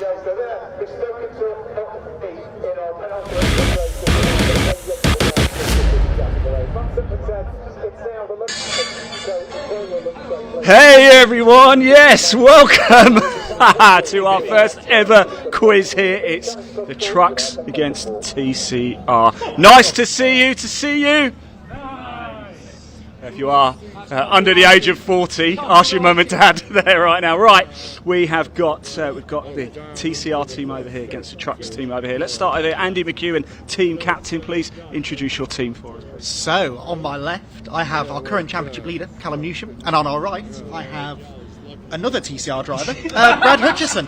Fantastic. And how old are you and where have you come from? I'm 26 and I've come from Southampton. Oh, lovely. How about you? How old are you? Where have you come from? I'm 27 and I'm from Yorkshire, West Yorkshire. Over here we have team captain Pointy. Pointy, please introduce us to your team. This is Team Truck Sport. We've got Michael Oliver, who is from slightly north than me, and this is John Bowler, who's from slightly more north than him. Truck racing. So little lad, how old are you? Where are you from? I want to be a fireman when I grow up. Okay, there we go. We'll quickly move over here to this young man over here as well. How old are you? Where you come from today? I'm John Bowler. I'm 36 and I'm Michael's carer. Just so you know, we do have their parents as well over here as well. So let me just grab the clipboard because we have a series of questions. We're going to pit your knowledge against each other. So TCR team, we're going to ask you questions about trucks, and trucks team, we're going to ask you questions about TCR. So who would like to go first? Yeah, that's good because I wrote their question first. So here we go. And actually, the questions they're quite similar for both of you. So for the trucks, okay, we're here at Snetterton this weekend. What was the lap time for pole position here last year for TCR? Is it car? Is it lap time pointing? 1 minute 55. I'll have another guess. 2:13. What's your final answer? No, I'll go with John. Here's one. Well, you get a bonus point as well if you can name the driver. Ask John again. He's leading the championship. That one. Okay, well. Was it Bob? Was it Bob? It wasn't Close. Just worth guessing around the name. Right, the answer. Robert. The answer, no. No, it's not. Do you know the answer? What was the question? What was the pole position time for TCR here last season? Yeah, 1:55. 5. Yeah. Done by Adam Shepherd in a Cupra. Okay, well done. It was Adam Shepherd, that's correct, and it was 1:55.6. So well done, guys. Point over there. Sorry, you should have got that anyway, so you don't actually get a point. Right, question for TCR about the trucks. Same question, actually. Well, let me just double check it was. What was the pole position time here last year for Division 1 trucks? And bonus point if you could tell us who it was. Confirm. It's Division 1 223 by 223. Jamie. Is it Jamie? The blue and yellow truck? Jamie? No, Ryan. Someone. Ryan Jamie. 2 minutes 20. 223. 223. No, 222. They'll turn their engines up. Yeah. 222. How did you know they do that? Okay, do you know what? Did you have a look at my clipboard earlier? It is 222.563, and it was. You were close with Ryan Smith. Yeah, well done. So is that 1-1? Is that 1-1? 1-1? Can somebody keep score? Phil Kinch. Yeah, 1-1. Right, okay, let's move on. Trucks question for you about TCR. What is the rough horsepower output for a TCR touring car? Roughly. 480. No, that's sensible guess. That's stupid. That's stupid. 230. I was going that. Yeah, there you go then. 220. I just went for a normal car. 285. Normal fast car. 285. Do you guys know? What have you got written down? Because it depends. His is more than mine. This is why I say roughly.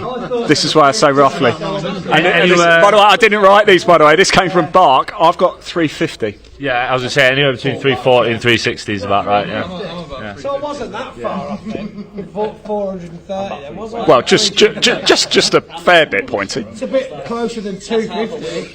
Okay, right, same question actually for you guys, TCR, about trucks. What is the rough horsepower output for a Div 1 truck, roughly? We think it's over 1,000 plus.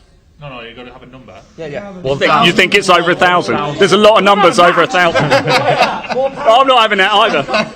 Okay, I can tell you the answer we've got is between 1,200 and 1,400, so no points. 0, 0. For being closest. No, that's true. Yeah, but yours is a smaller number. No points. 1-1. Nil points. 1-1 stays 1-1. Well done. This is This is going so well. Okay, here we go. Question for the trucks. Looking at your clipboard again. Oh yeah. Jeez. I'll tell you, if you can read this writing, then fair enough. You know. So, okay. Pointy, Michael, John. Who is leading the TCR Championship? You said it earlier. You said it earlier. What's his name then? It's Bradley, isn't it? Callum. Is it? Callum what? Callum. Bob. It was Bob. Callum what? I said it earlier. Sir. Dave Sinsenstein. Half a point. Callum Coffey. Callum Coffey. Callum, put him out of misery. No, Waterboy. It's Callum Newsham. It's a half a point. That's what we said. Callum Newsham. We said that. Obviously. No, I didn't hear that. Half a point. Right, okay, guys. Similar question for you, actually. Who is leading Division 1 in the truck championship? That would be Ryan Smith, right? Yeah. The number one. Any advance on Ryan Smith? The number one truck. I looked at it earlier. Final answer? Ryan Smith. There you go. Correct. So it's 2 and 1.5 over. You boys got to get cracking. Hang on, let me just hold this up a little bit so you can't see. Okay, question 7 for trucks. I didn't write this. Who won the most? Ryan Smith. Who got number 1 last year, Ryan? I don't know. I've been up there. Michael's won a couple of times actually. So Who was fastest in qualifying at Donington last year? Yeah. Yesterday, Yeah. I know that. I know that one. Right, let's go. All right, come on. Right, trucks. Question about TCR. How many events, not rounds, are there on the TCR calendar this year? 14. How many events? No, so how many meetings essentially? Not. So how many weekends do they go racing? Yeah. Right. 14. Thank you, Ryan. I want to say 14. 14. Yeah. No. Well, we do 7. How many is it? You can have that one. Okay, well done. Trucks is 7. Another point. 3 points over here. Just nice guys, aren't we? See, that's 10, how we roll. 10. All right. No, wait. 9. 8. 9. 8. 7. 7. Well done. Point over here as well. Point over here as well. Drive a truck. Listen, they're miles behind. Don't worry about it. Right, where are we? Okay. Enjoy myself. This is a good question. Thanks for coming along. You do have some adults to drive you home though. Oh, thank you. Yeah. Good. Thanks, John. Okay. Right, trucks for TCR. Here we go. Can you name what's the highest and lowest racing numbers on the TCR cars this season? The highest and lowest.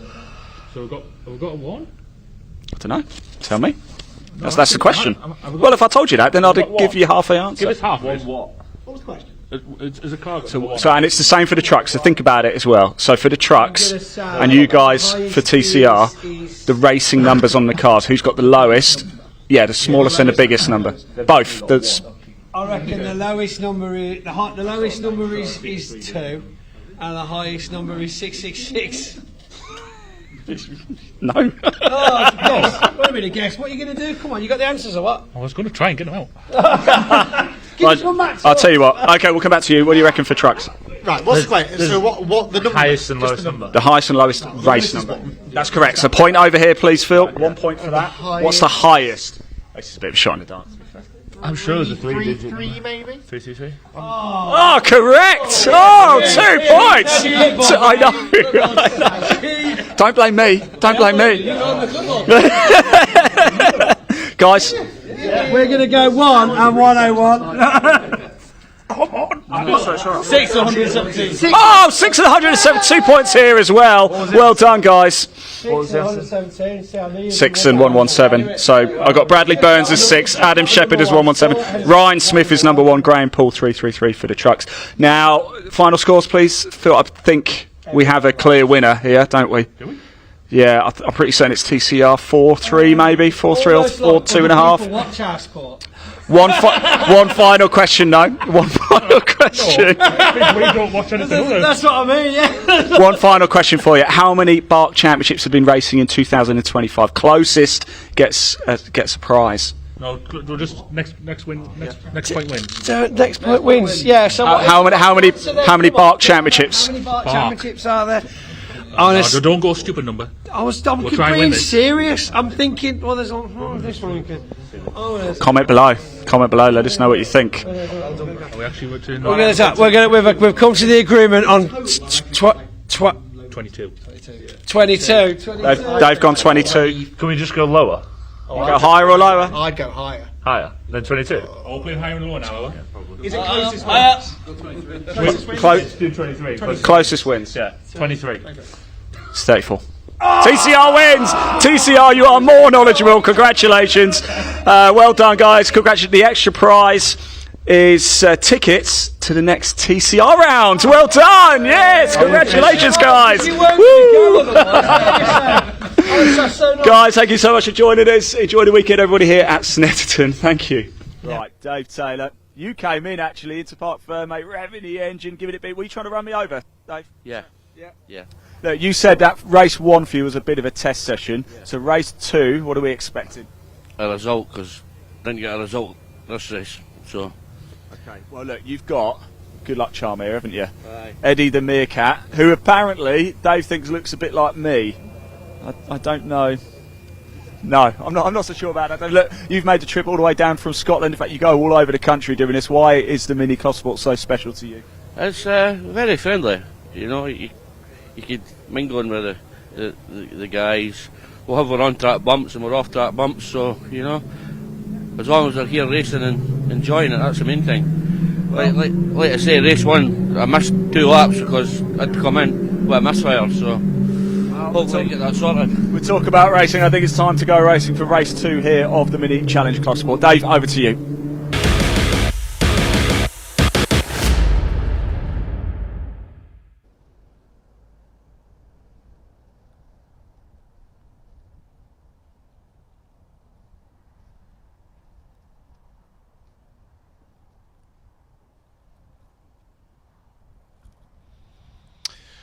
Well, I've not yet seen cars out on track for the next race, which is the Mini Challenge Club Sport. They'll be forming up in the assembly area at the moment. We're next underway in just over 10 minutes' time. We're going to see cars forming up for our next race. 6 races to come this afternoon. So for now, we'll see a bit more of what Ian and Pointy have been up to in the paddock this weekend.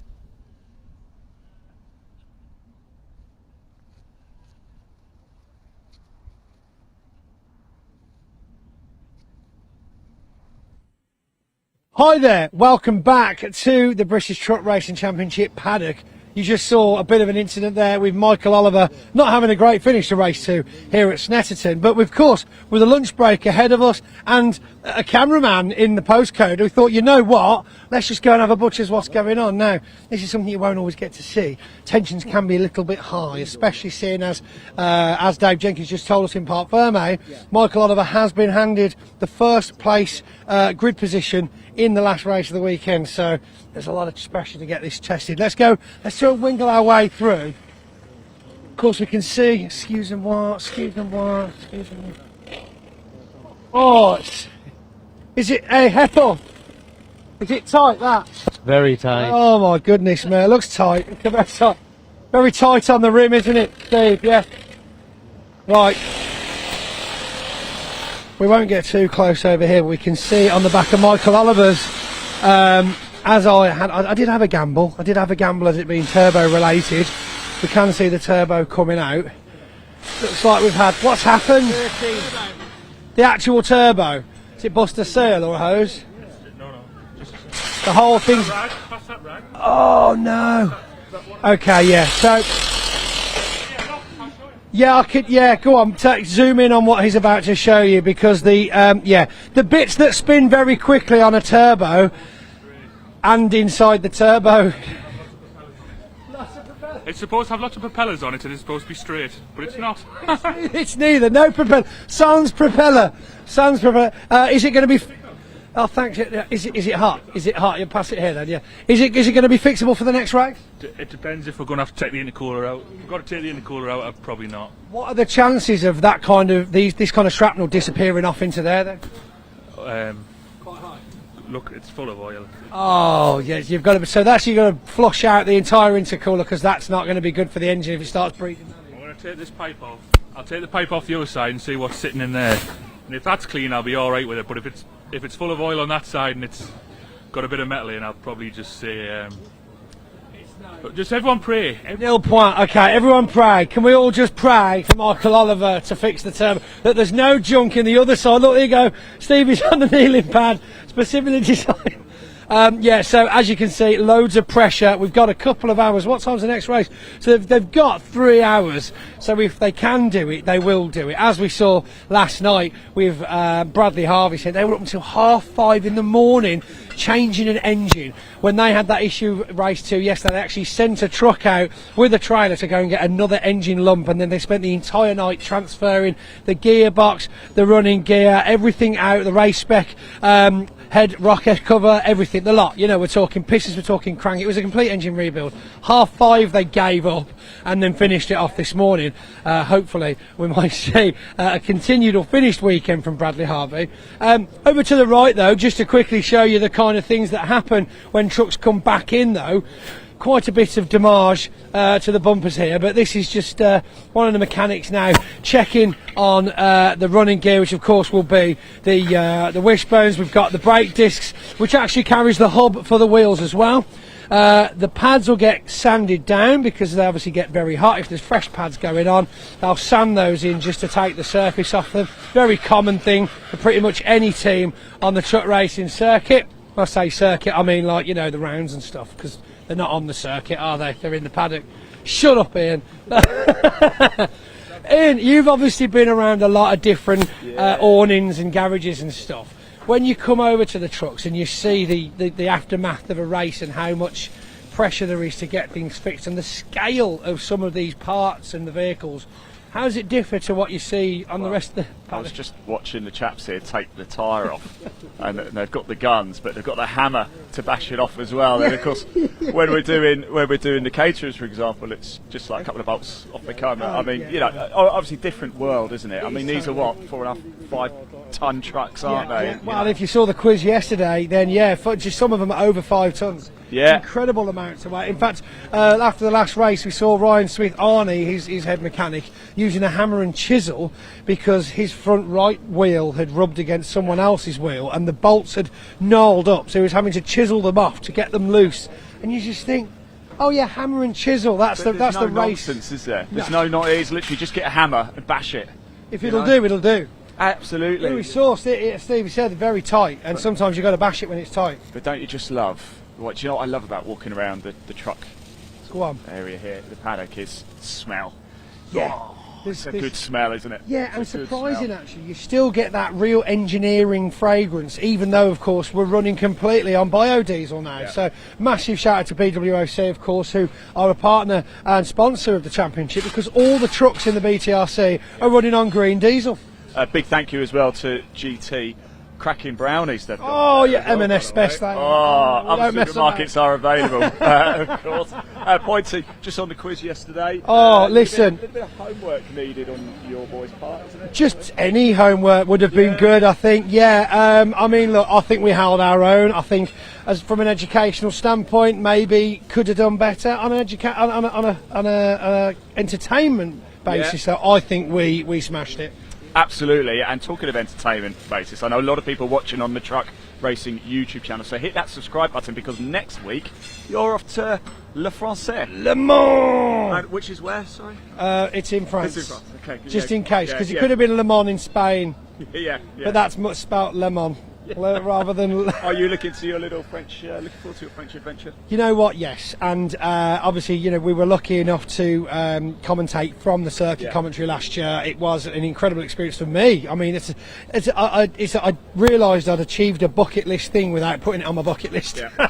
And the French are letting you back in? No.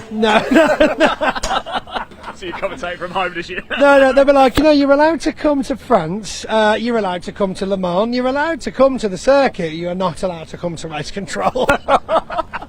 Why am I just not surprised? I don't know, I think it could have been something to do with the 100,000 natives that were actually on the circuit that weekend that were like, who's this guy on the tannoy? We don't know him. And obviously Bruno and Anthony, great guys. Yeah. They are the circuit commentators that are there all year round, do an incredible job. And yeah, I mean, although I started to kind of semi-translate what they were commentating on near the end of the weekend, it's a different world, different ballgame. You're quite good at French then.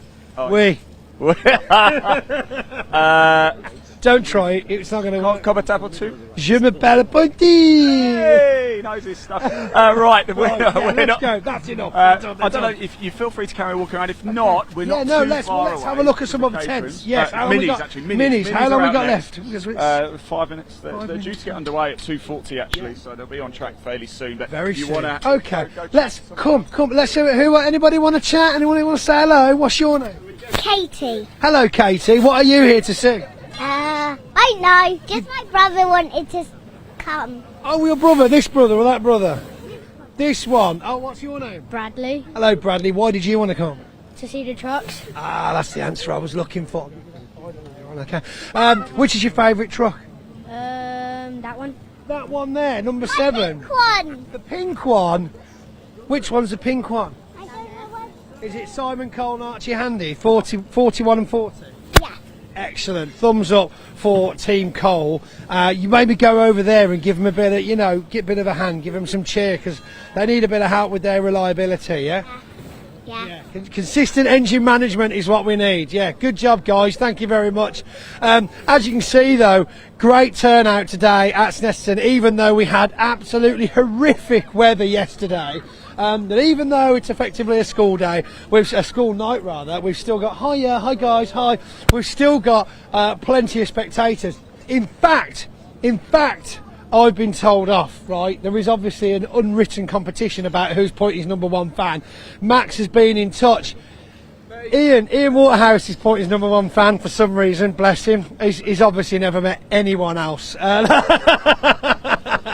But Max, this is a shout out to you. You're all equal #1s to me, so yeah, shout out to Max, shout out to Noah. But of course, I'm sorry guys, there's no competition, but my son Henry is the original G, okay? He will always take the top spot, the crown, the legend that he is. So hi Henry, hi Charlie, if you're watching at home. Right, let's have a look over at Easton's team, why not? Doing very well. Callum Easton this weekend. It just looks like we're sticking some fresh tyres on or having to move around. Are they fresh or are we just moving them? What's your tyre procedure? Because everyone's slightly different. So about halfway through we had a bit of understeer, so we just picked a better left front for it. So you will change one individual tyre based on how something's performing, rather than if you had a car, for example, on the road, you'd be like, well, I might as well have them both done. Yeah, that's it. So it's all done on traction performance, and we were getting quite a lot of slip, so we'll just have a look at, bearing in mind this circuit's primarily right-handers, well the fast ones that matter are. So we lean on them quite well. I don't think we change the rears too much because they wear quite nicely. Yeah. But the left front takes a lot of havoc. We did the same when I was racing cars. Right. Because of course you came in from the Clios, is that? No, Minis. Mini Challenge, yeah. And what, I mean, we've spoken about it before, massive size difference between the two vehicles.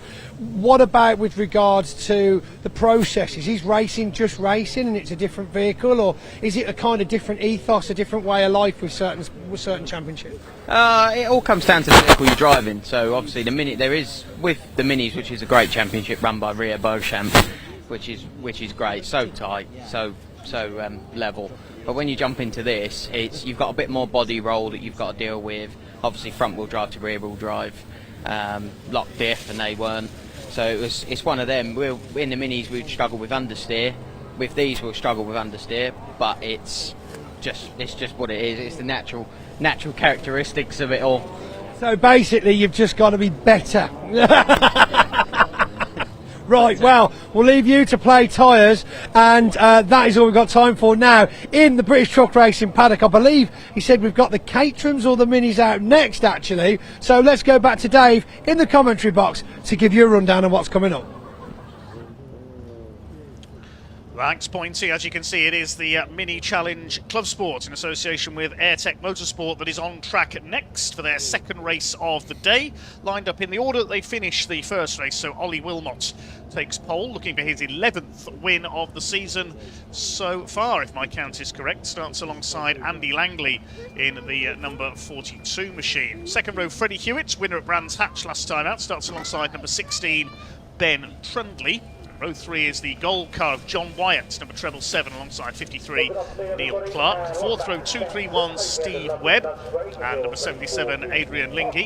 Then we've got 29 DJ Paul Sawyer and 41 Ian Trundley. Yes, they're both there. The 6th row 89 Freya Belk. 411 Zach Blackwell, who broke down in the first race. He's not there, unfortunately, so problems for Zach.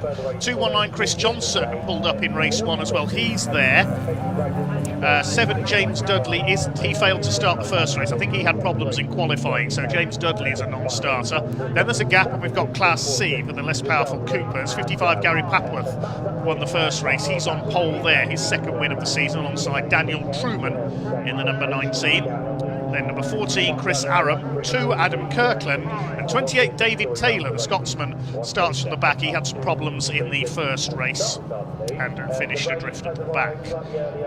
So a couple of cars missing then. No Zach Blackwell, he broke down while fighting for a podium place, pulled up at the Wilson Hairpin in race 1, unfortunately. And also, unfortunately, I believe I see a few spots of rain out there at the moment. We said it may rain this afternoon. No, certainly not to the scale that we saw yesterday here at Snetterton, when an absolute deluge of a rainstorm hit the circuit and the brick car race had to be halted. Haven't seen rain like that for a long time here at Snetterton. Had a bit of thunder and lightning yesterday as well. Certainly looked spectacular. Didn't help our marshals or our cameras though.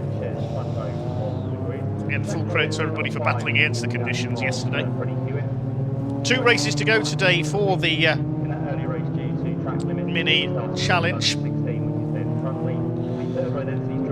Ollie Wilmot dominated the early part of the season, was beaten for the first time this year. Last time out at Brands Hatch by Freddie Hewitt. Well, Andy Langley has an unbeaten run in Class S53 so far. Well, S53 and S56, the S classes starting combined, and the slightly slower Class C cars, less powerful cars, start from the back from a separate grid effectively, and they have their own race. Gary Papworth was their winner earlier on.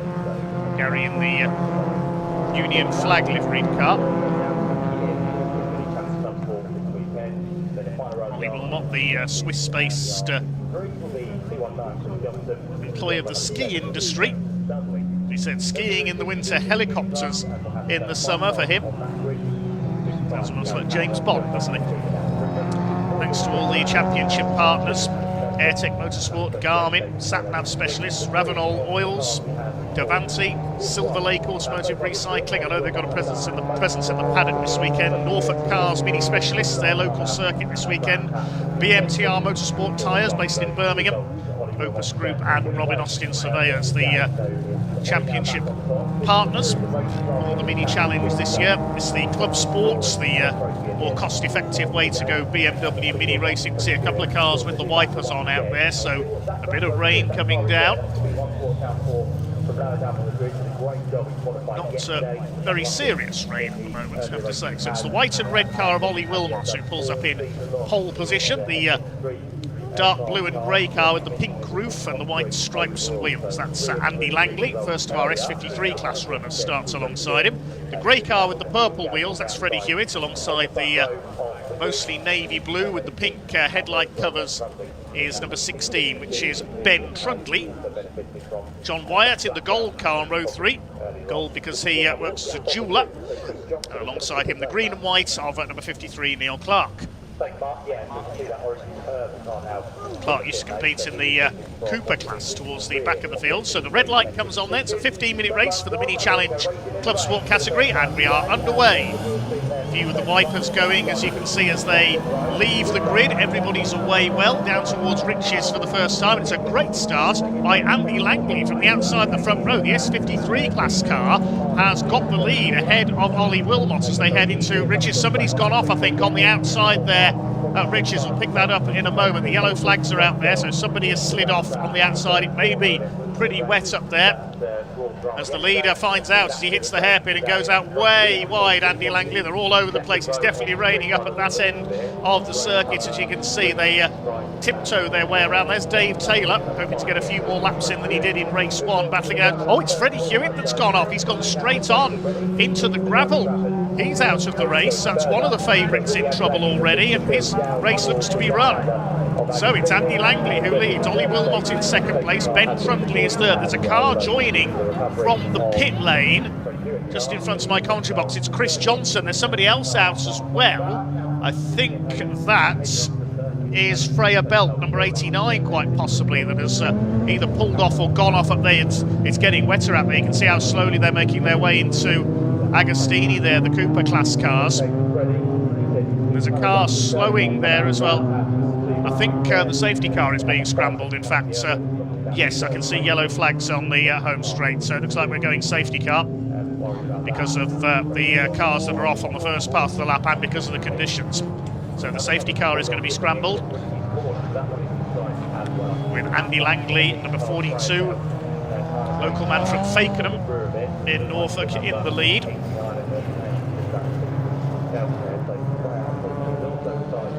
So Andy Langley slows the field down. They'll take up position behind the safety car. It's Langley leads, Wilmot second, Ben Trundley third. Neil Clark's had a good start. He's up to fourth in the green car. There's Chris Johnson. It was him who joined in from the pits. He had some problems in race one. Behind Andy Langley is John Wyatt. And then looks like it's possibly Ian Trundley in sixth position. There's Paul Sawyer, white and green car, professional DJ. There's the Cooper class cars, 5 off them. Looks like they're being led by Daniel Truman. Looking to get back to winning ways. Looking for his 9th win of the season.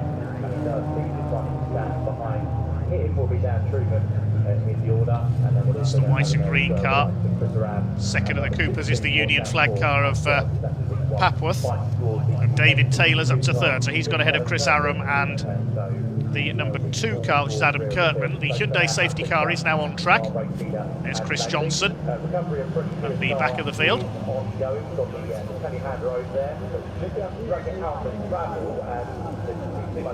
So we've got 17 cars out there. Well, we did have. We've lost a couple of them, unfortunately. Freddie Hewitt in the gravel at Riches. It's only fairly recently that a gravel trap has been put in up there at Riches. Used to just be the run off into the field. You can see that bit of barrier there in the background. That didn't used to be there. BTCC fans may remember back in the mid-90s when Rickard Rydell in the Volvo had his brakes fail going into Rich's corner. He went off backwards and managed to go through a gap in the bank around the edge of the circuit. He missed an ambulance by about 2 inches. Extraordinary incident. Somehow he missed everybody and went practically out of the circuit boundary into the farmland next door. Backwards as well. Rickard went on to be champion, of course, 3 years later. Maybe these are some of the touring car stars of the future, who knows? Andy Langley with the lead, ahead of Ollie Wilmot, the Swiss-based driver. No circuit racing in Switzerland, of course. The sport of motor racing was banned in 1955 in the country after the Le Mans disaster, when Mercedes driver Pierre Levey and large numbers of spectators lost their lives when Pierre Levey crashed his Mercedes into the crowd. And Switzerland announced a ban on motor racing and did not relent until very recently when Formula E came along. The Geneva E-Prix has been held a couple of times. Hill climbing is held in the country, but no circuit racing.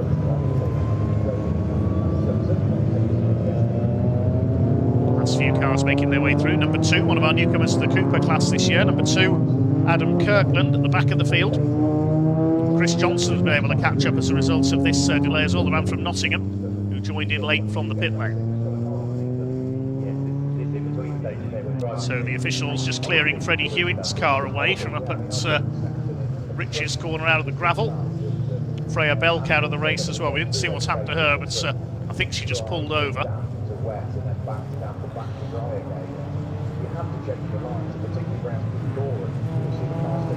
few cars with their headlights on, but not all of these cars have headlights. A lot of them with the headlights apertures panelled in. There is Freddie Hewitt's car recovered. Fancy meeting you here, he says to Freya Belk. She's parked out of the way. I think we will go back to green flag this time.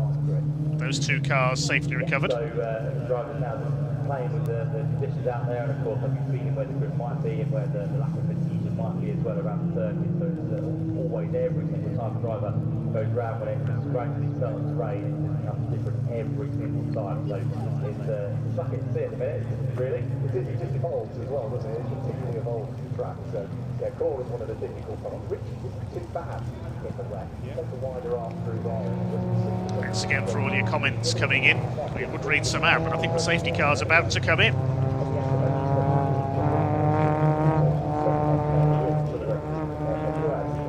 Yes, the safety car will be coming in. The rain is getting a bit worse out there, unfortunately, so it's going to be a bit slip and slide at Snetterton on this restart. Andy Langley, can he hold the lead? This might play into the hands of the S53 cars. They're a bit less powerful than the S56s. Yeah, and with the recovery done pretty quickly by the marshals and recovery, we have the safe car right now on top of the Monday. So here they come then towards the green flag, and the race gets back underway for the Mini Challenge Club Sport with Airtech Motorsports. Leaders across the line, Andy Langley from Ollie Wilmot's, Ben Trundley in third position. They're all going to get round. Rich is okay. Neil Clark in fourth, ahead of John Wyatt, who's got the headlights on in the treble 7 car. It's Ian Trundley in sixth place. Steve Webb is seventh. Towards the hairpin they go. The rain is bucketing down up at that end of the circuit. They said it would arrive at some point after 2 p.m. The forecasters have got it absolutely right. They will want a little bit wide through there. They've got to take it very carefully indeed. Paul Sawyer moving up onto the back of Steve Webb there. Behind them, the 77 of Adrian Lingy. Through come the Coopers at the back of the field. It's the Norfolk Mini number 42 car of Andy Langley who leads the way. He's pulling away from Ollie Wilmot here, looking for, I think, his first overall win. If he wins this, he'll make it, I think, 11 class wins out of 11 so far this year. Fairly close in the midfield. John Wyatt under fire from Ian Trundley, who has a look to the inside. Steve Webb and Paul Sawyer battling just as they were in race 1. Sawyer going around the outside through Agostini. Behind them is Lingy.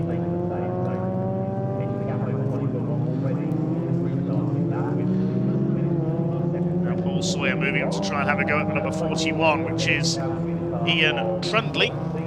There's a yellow flag up there in the background again. Now, whereabouts is that? Is that coming towards Palmer? Somebody may have run wide. Wait and see. Battle at the back between a pair of the C-class cars. 14 Chris Aram, number 2 Adam Kirkland. Chasing down Chris Johnson and sideways, both of them there. That shows you how wet it is. A bit of power sliding there. There goes Ollie Wilmot ahead of... oh, there's the problem. That's why the yellow flag's are up. Ben Trundley, who was third. I was just trying to work out where he'd gone. He's pulled over. So Ben Trundley's out of the race. Paul Sawyer's going well. He's got ahead of Ian Trundley. So maybe it reduced pace this race because of the rain, but it's still close. And the Cooper class, the C-class cars, are keeping up with the quicker cars in this as a result. So there goes Ollie Wilmot ahead of Neil Clark. That's second and third. John Wyatt is fourth. And we've got a battle between Paul Sawyer, Ian Trundley and Steve Webb.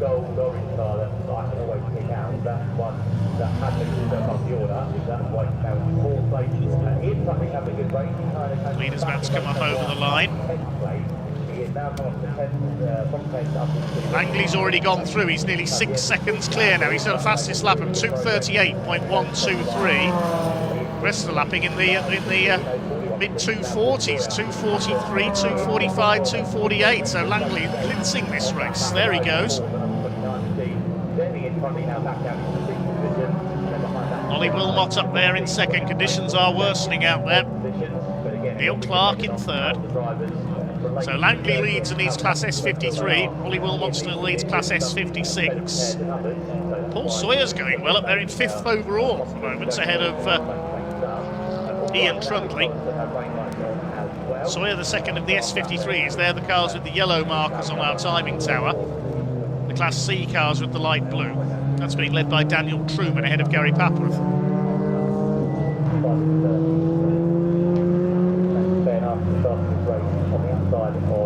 row 2.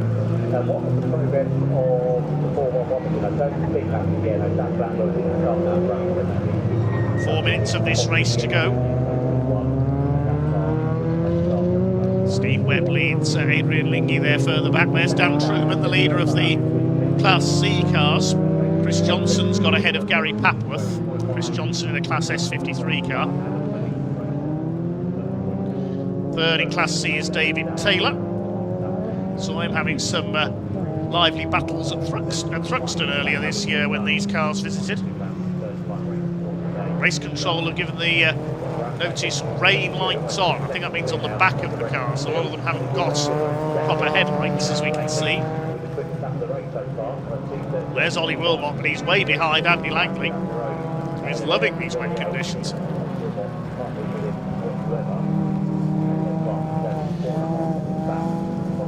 Paul Sawyer's loving this as well. He's starting to close up on John Wyatt, I think.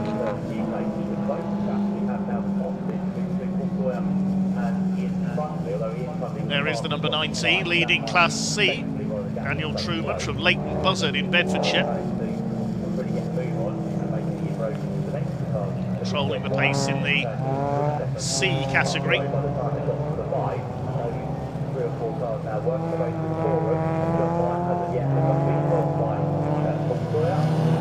Andy Langley, meanwhile, has just gone past my commentary box. He's completed 4 laps. Last lap time is a 2:39.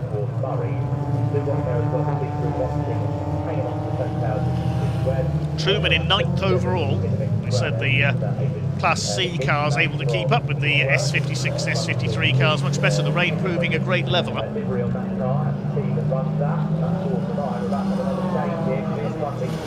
Across the line, a side-by-side battle there. That's between Ian Trundley and Steve Webb for 6th position. So close between Chris Johnson getting past Gary Papworth. There's Webb. He's got ahead of Ian Trundley up into P6 now. There's John Wyatt closing up on Neil Clark in the battle for 3rd place. Paul Sawyer in 5th position.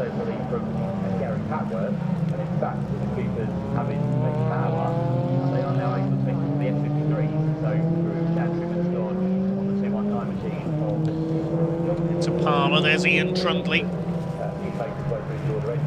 in the TGR number 41 car, being chased by number 77 now of Adrian Lingy. That's the other Ski Set Vengan sponsored car, colleague of Ollie Wilmot. He's going to have a go down the inside. Ollie and Trundley, the 41. Won't get close enough into Agostini.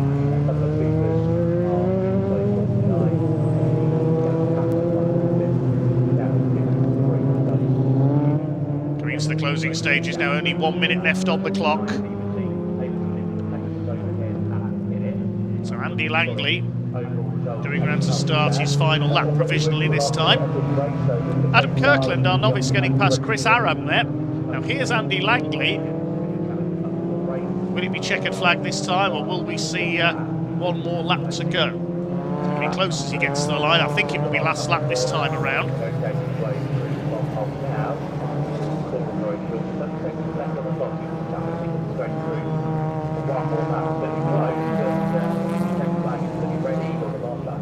So here comes Andy Langley through Coram.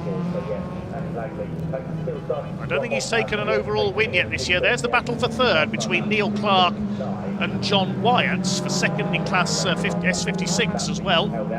These cars, of course, have another race at the end of the programme too.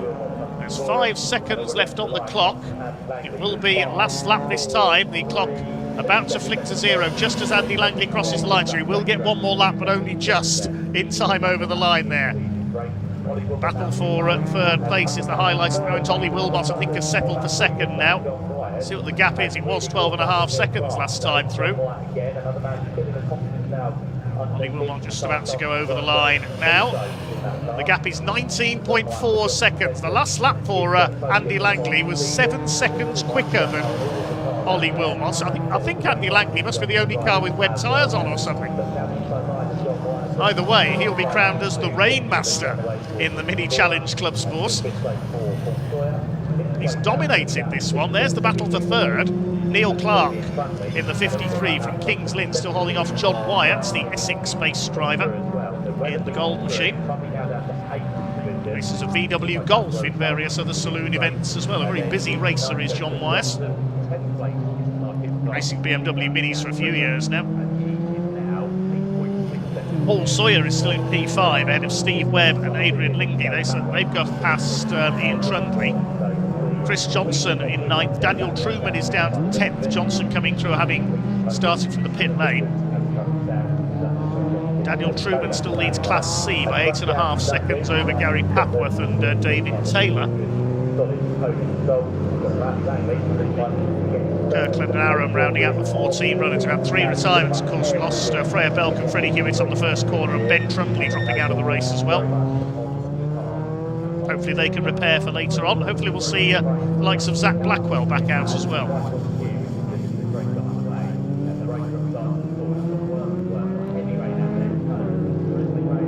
Third place battle swings its way through the right-hand Rotoggies. There's Gary Papworth in the most likely Austin Powers-inspired Union flag livery. And here comes Andy Langley.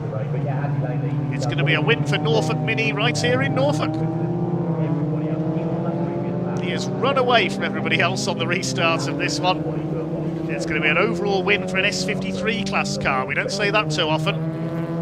And here comes the Rainmaster in this one, Andy Langley.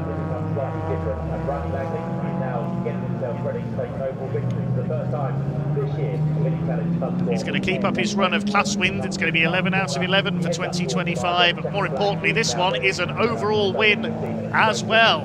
Here he comes up towards the line. Andy Langley wins the Mini Challenge Club Sport with Airtech Motorsport Race 2 here at Snetterton. It's going to be Ollie Wilmot in second, so he'll get back to class winning ways once again. Who is going to be third overall and complete the podium? Will it be Neil Clark in the green car? Will it be John Wyatt in the Gold Machine? It looks like Neil Clark has got the edge. Or is John Wyatt going to get a run here? John Wyatt has got a run here up alongside him. He's going to go through, I think, on the run up to the checkered flag. Who's it going to be? John Wyatt does get there. I didn't expect that. John Wyatt steals third place from Neil Clark on the line by 0.3 of a second. Paul Sawyer is going to take 5th. He'll be pleased with that. It's one of his best overall results so far for the DJ. Then a group behind, headed by Steve Webb, ahead of Adrian Lingy, Ian Trundley. Chris Johnson comes through for 9th. He started from the pit lane, so that's a good run through. We wait for Daniel Truman. There he is. He wins Class C. He gets back to class winning ways. Gary Papworth set to follow him home ahead of David Taylor, Kirkland and Aram. There is David Taylor. Great entertainer is the Scotsman. Races purely for fun. And he makes it home after a few problems in race 1. He'll be pleased with that. 3rd in class, 12th overall. Adam Kirkland and Chris Aram next. So Andy Langley's winning margin in the end, 25.6 seconds. Lapping some 6 seconds a lap faster than the man behind him, Ollie Wilmot, who takes 2nd and wins Class S56. John Wyatt snatching 3rd on the line from Neil Clark. Paul Sawyer 5th ahead of Steve Webb. Then Adrian Lingy, Ian Trundley and Chris Johnson. Daniel Truman wins Class C ahead of Papworth, Taylor, Kirkland and Aram. We lost Ben Trundley, Freddie Hewitt and Freya Belk. They splash their way back into the paddock then. And we'll hear shortly from Andy Rainmaster Langley. He did master the monsoon in that one, certainly. We can head down to Ian Waterhouse in just a moment to hear from our new Rainmaster. Waiting to hear from Andy Langley.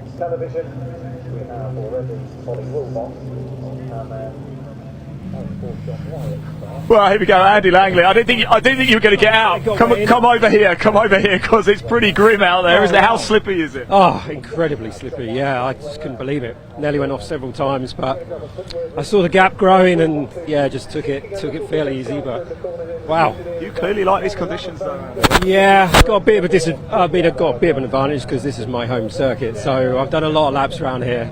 So yeah, perhaps that was cheating a little bit, but anyway, yeah, great, loved it. Look, well done, congratulations. I won't leave you too long because you've still hopefully, fingers crossed, got another one to go later. So good luck, congratulations, thanks Andy. Stay dry, won't you? We'll grab Ollie Wilmot in a second. I did want to find John Wyatt. What a race he had, coming home third, right on the line as well. An absolute cracker.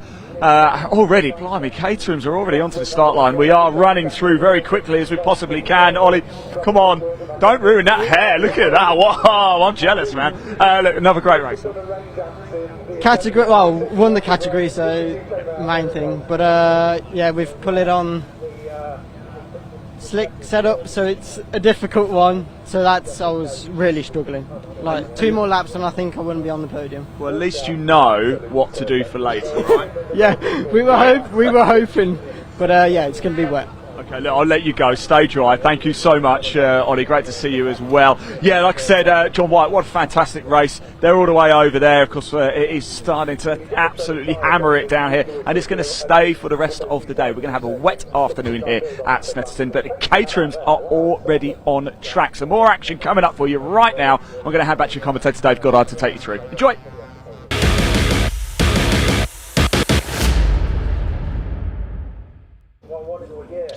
Thanks, Ian. Yes, and into position then, the P4 Emergency Lighting Caterham Graduates Racing Club, the Sigma 135 category.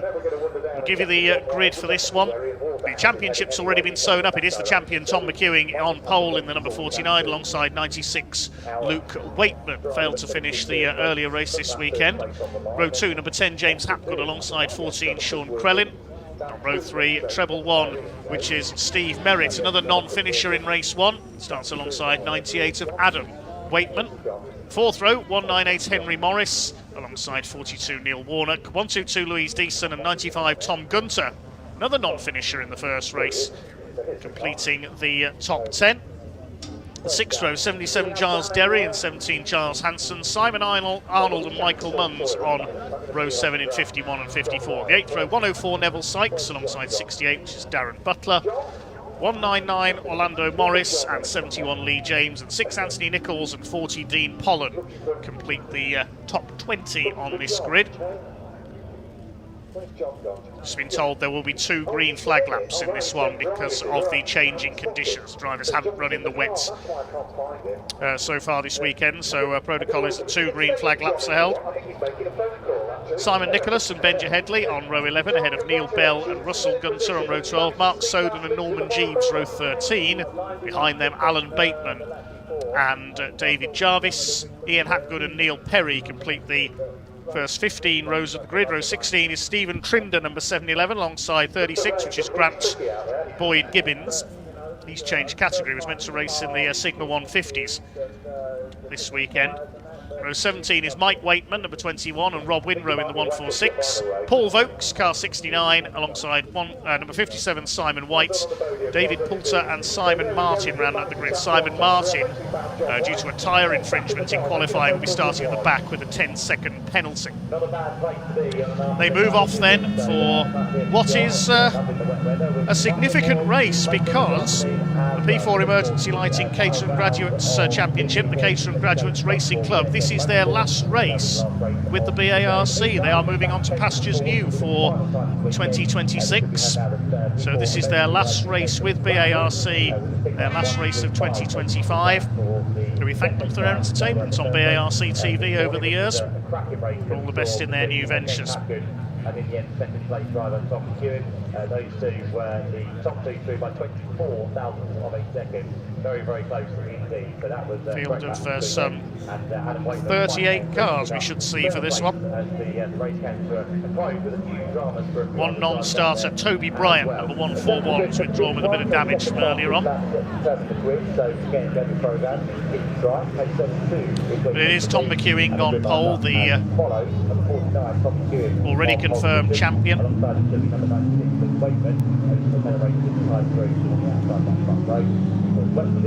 Race 1 earlier in the weekend, it was James Hapgood who took the overall victory. And Tom McEwing in second place. They almost dead heated over the line, 24 thousandths of a second in it. Adam Waitman completing the podium in number 98, because of course we lost Tom Gunter early on. Luke Waitman, after some contact with the back of Sean Crellin's car. Stephen Merritt ended up in a tangle as well, coming through the hairpin, and he dropped out, and Paul Vokes was a retirement as well.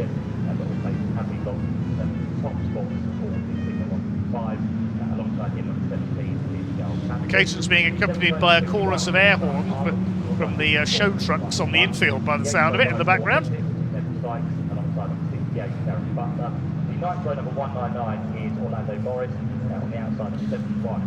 While we have these two green flag laps, hello to a few of our commenters. Hi to Petunia. Hi to Norfolk Mini, one of their drivers winning the previous race. Cristano, Connor Penfold, Fluffy Pingu. Right to Hannah Houston, she was cheering on Freya Belk in the Mini. Sadly, Freya didn't get very far. Connor Penfold, who's here at Snetterton today, so just picked up my hot chocolate from trackside. Yes, needed in these conditions, certainly. Hi to Grant, watching in South Africa. Hi to Gary Anderson as well. Carl Smith and everybody else who's commented recently. We haven't really got round to many of your comments today.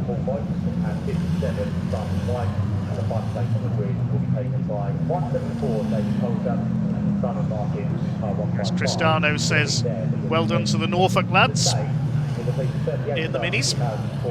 As they head round the Caterhams on their second green flag lap, just let them get acclimatised to the wet conditions, because they haven't run in the wet so far this weekend.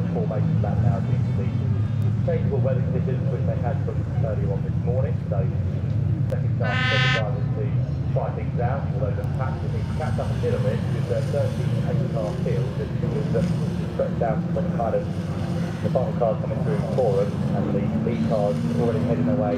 Tom McEwing, the bright green car, will be on pole. Apologies if I do get mixed up between the cars of Luke Waitman and Stephen Merritt here. They are very similar livery. That's 198, which is Henry Morris. Henry and Orlando Morris from Surrey out in this one. The away day came then towards the end of July, and last time out there for the races. And Anglesey towards the end of August. Luke Waitman in the black car with the orange roll cage.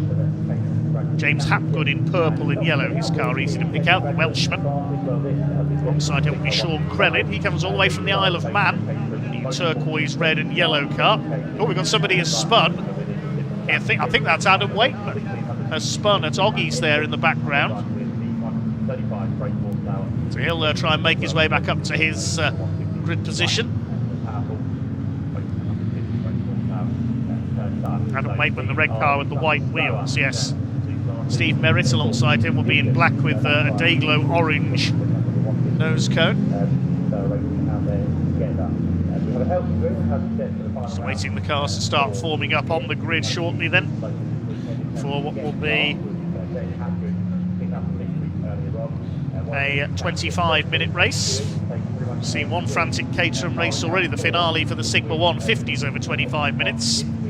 By tradition, the second race for each class is slightly longer at each meeting. There's Crellin, Steve Merritt. There's Henry Morris. Neil Warnock, the grey car with the Dayglow yellow flashes, will start alongside him. There's Adam Waitman. He's making his way back up to his grid position, or trying to, after spinning off at Oggies.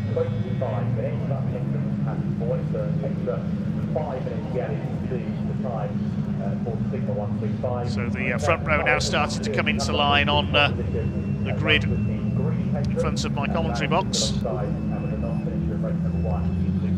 It is Tom McEwing looking to round off his championship season with a win. He was beaten in a photo finish by James Hapgood in race 1 yesterday.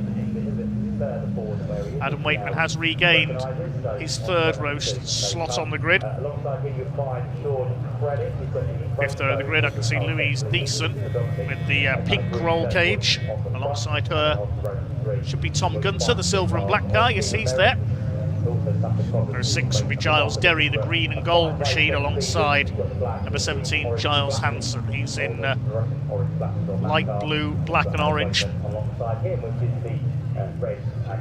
It'll take a while to get the grid formed up here. Simon Arnold, the yellow car, number 51. Alongside 54, Michael Munns, who's in green. It's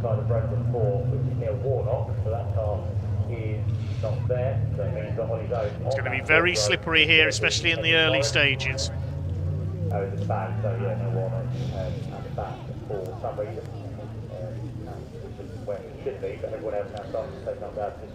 Hi to Craig Atkins, who says, car 67, driven by Ian Hapgood, is my old car, so keeping an eye on how it goes. Where's Ian Hapgood starting? Let's have a look further down the grid. He's on row 15. Keep an eye on Ian's car. His former owner is watching. Loads of Fraser Lochte as well.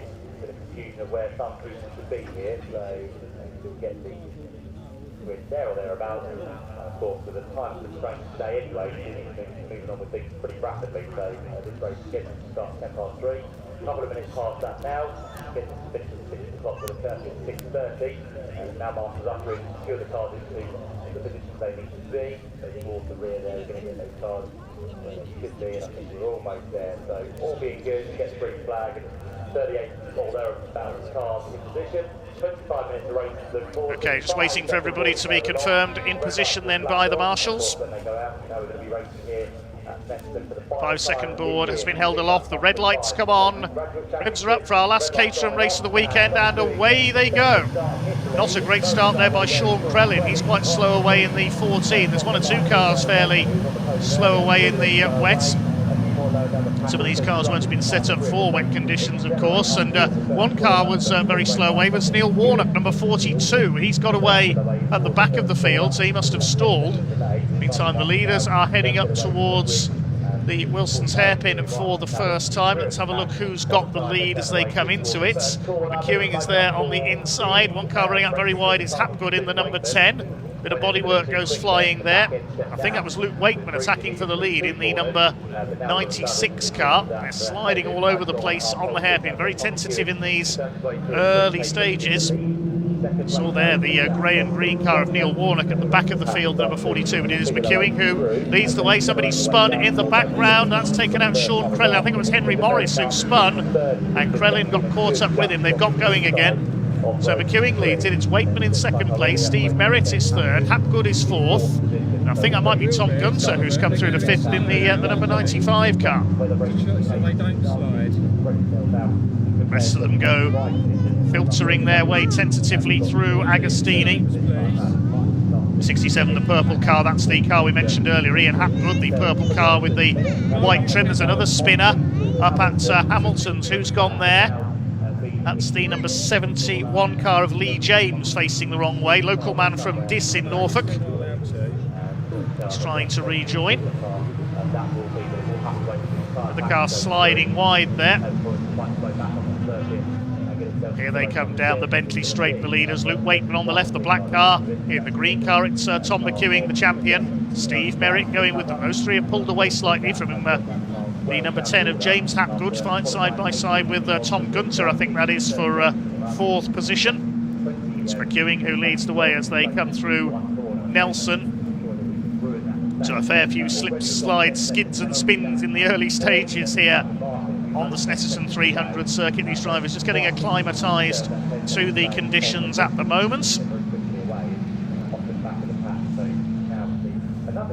Except after this, we're going to have the junior saloon cars and then the TCR touring cars, incidentally, on the revised timetable. As round the outside into the lead goes Luke Wakeman. Number 60's moving up the order fairly rapidly. That is Mark Soden, the Derbyshire driver in the blue car, side by side with the 22, the Williams lookalike of Neil Bell.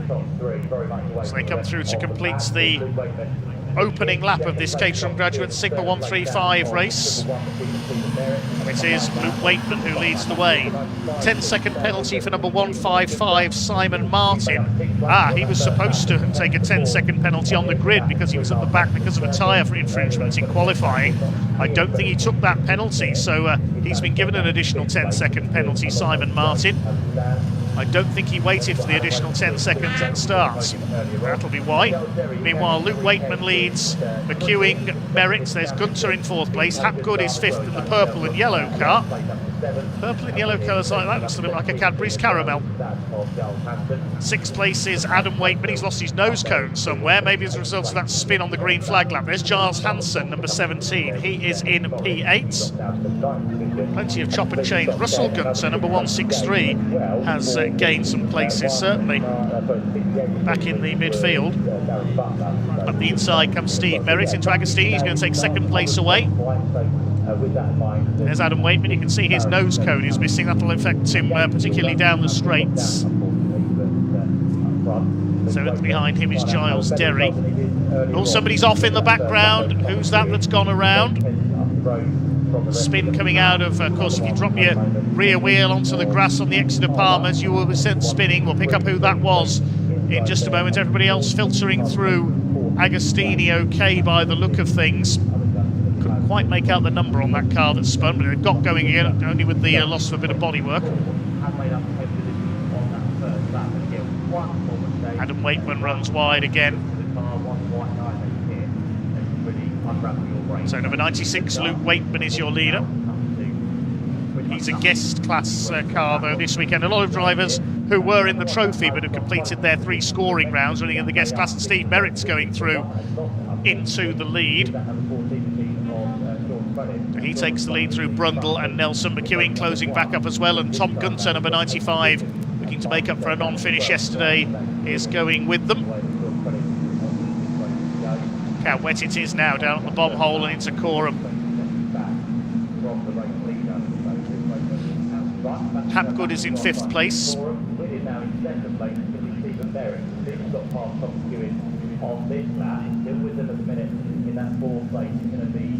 Through Murray's. Here's a battle further back in the order. That's the number 22 of Neil Bell, the blue and yellow car. Soden behind him, we saw him earlier. Number 54 chasing them is Michael Muntz, who started fairly well up on the 6th row of the grid. He's dropped back down the order. Tom McEwing sends it up the inside, going into Richard. He's going to go into 2nd. Luke Waitman had already gone through, I think, to take the lead as we watch number 174. That's David Poulter. Up towards the hairpin. It is Waitman who leads. McEwing back into 2nd ahead of Steve Merritt. There's Gunter Hapgood trying to go with them in the number 10. Adam Waitman in 6th place in the 98 with that missing nose cone.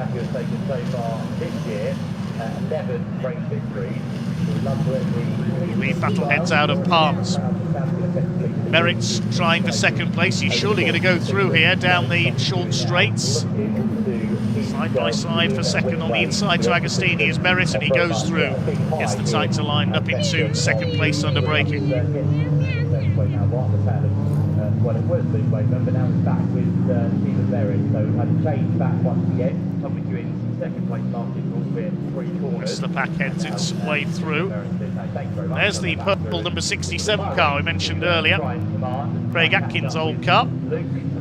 Ian Hapgood driving it now. Now, where in the order is he? Let's have a look down the timing screen when we have a moment. 26th place at the moment.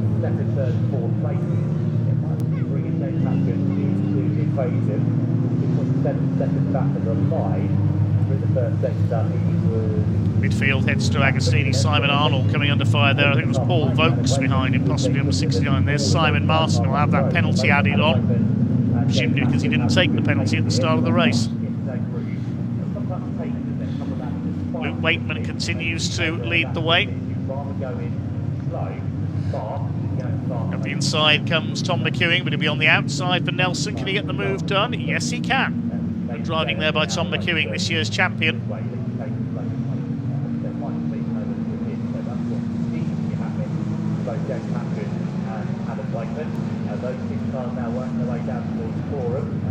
Somebody's off. Who's that has spun? Number 57, that's Simon Whites, who's rejoining. Now, where was he in the order? Simon Whites in the sort of bronze-coloured car. He was towards the tail of the field. Very busy down the Bentley straight. There's Paul Vokes, the orange and blue number 69 car, just ahead of the 27, which is Simon Nicholas. Chasing the yellow machine there, I think that's Simon Arnold ahead of them. 1-2-2 Louise Deason as well, holding off Simon Martin.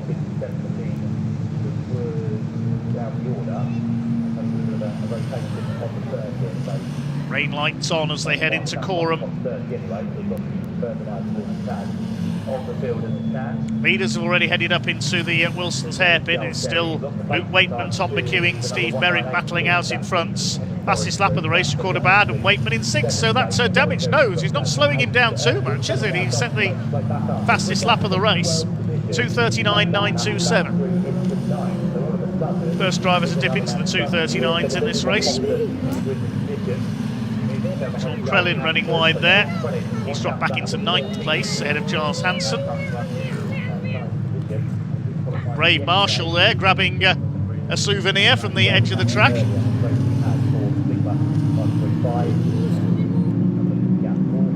So there go the leaders, 4 of them line astern almost. It's still Luke Waitman, number 96, the man from Derbyshire who leads the way. Chased by Tom McEwing. He's come down from York. Steve Merrick, number 1 in 3rd from Whitney in Oxfordshire.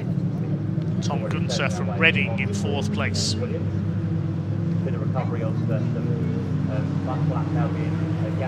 To the Bentley straight they go. Meanwhile, back at Palmer's, some busy battling further back.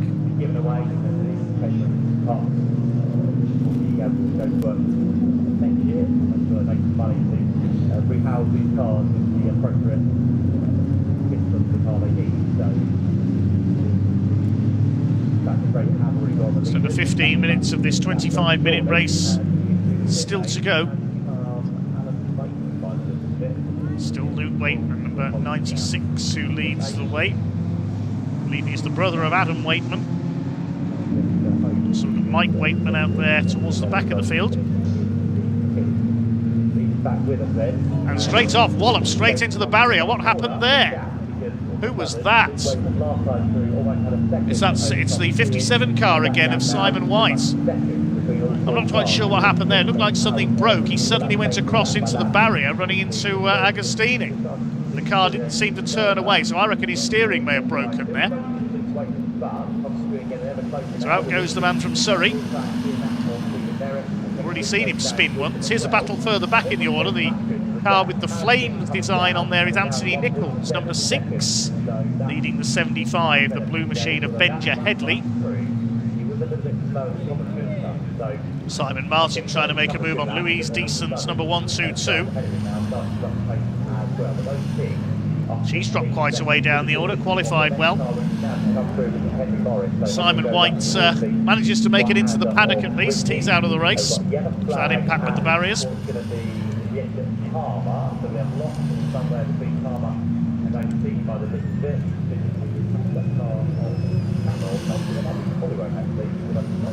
Still your leader is Luke Waitman, and 3/4 of a second clear. Here he comes down into Agostini ahead of Tom McEwing. 3rd place it is Steve Merritt. No change up front. Close bunch together, but no change in position really. There's Mike Waitman, number 21.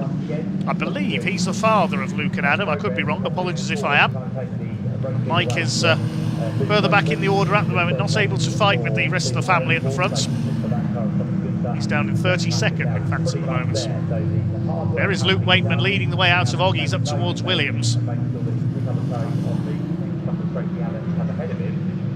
Side by side there, the 63 on the inside of the 27. 63 is Norman Jeeves, 27 Simon Nicholas.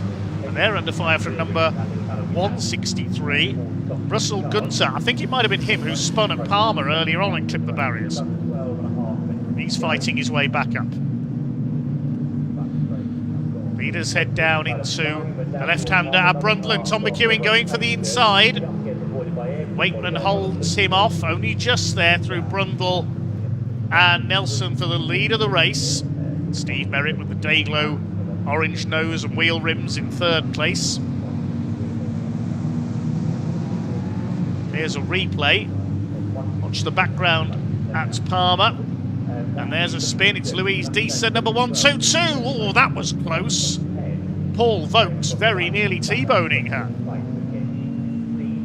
Lucky escape there. Good avoiding reflexes there by Paul Vokes.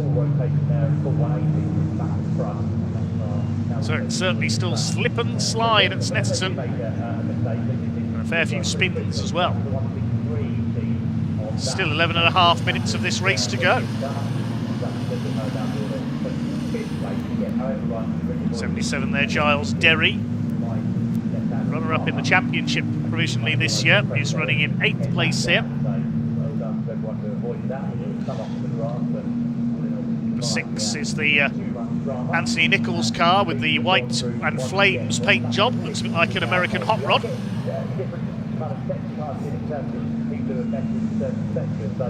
Being chased by the 75 of Benja Headley, one of our guest class runners. A lot of drivers running as a guest this weekend, not scoring points. And if you had to change the lead, indeed we have.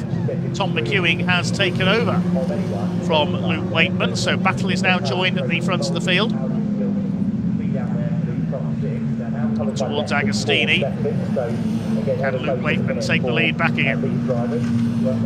A little wide there. This is going to allow Steve Merritt a chance to attack. He was wide on the run into the left-hander.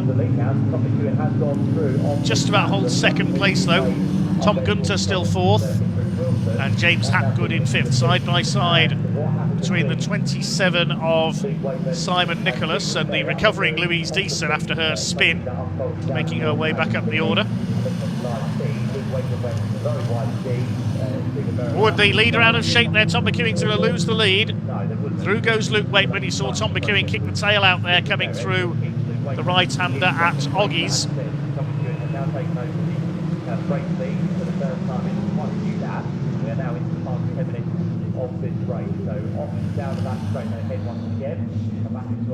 Down the straight, Tom McEwing moves back to the inside. He's trying to slipstream his way into the lead. Pulled out of the slipstream of Luke Waitman. He's surely going to go through on the inside. Yes, he's done it.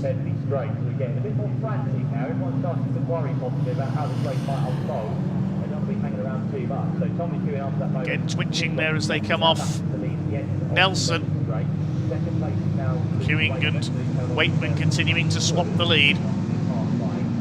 Changes every time down the straight.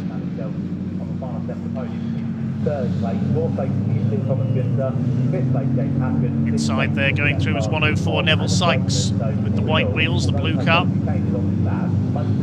His fight is towards the bottom end of the top 20.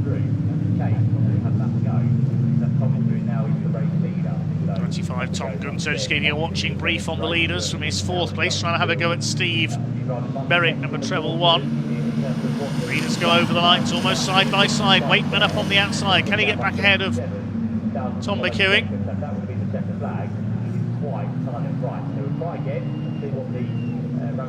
8.5 minutes of this race still to go.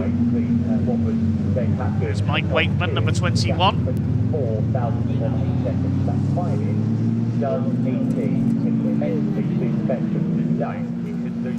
Leader group comes through the Wilson hairpin, and Gunter is through into 2nd place. He must have got a good run down the straight through Riches on the back of Waitman. That's the fight for 2nd place. Tom McEwing has escaped slightly now. There is McEwing. It could become a 6-way fight here shortly because Hapgood and Adam Waitman are closing up on them as well. So there's still no shortage of excitement here at Snetterton despite the conditions. James Hapgood, the number 10 in 5th place.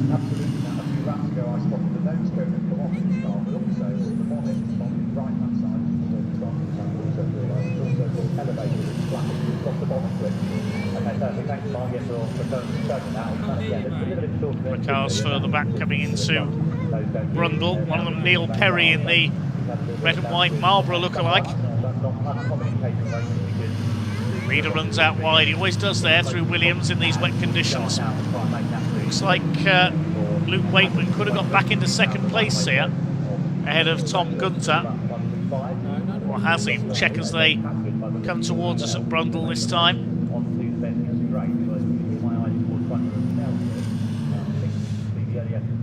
Tom McEwing leads the way. He wants to bow out for the season with a win to crown his championship.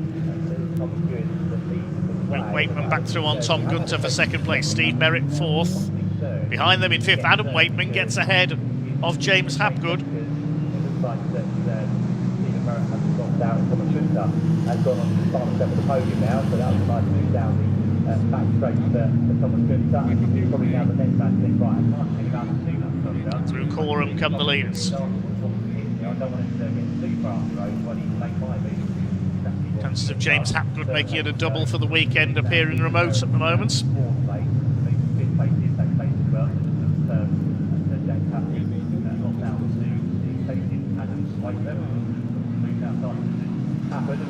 Side by side across the line. Look at Wakeman trying to get around the outside here. And Tom McEwing for the lead. Can he do it as they go towards Riches? Huge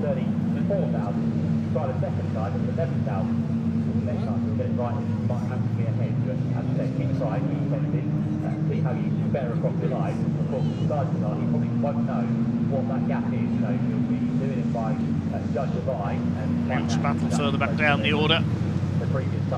Who's leading now? It is Tom McEwing, who has held his lead.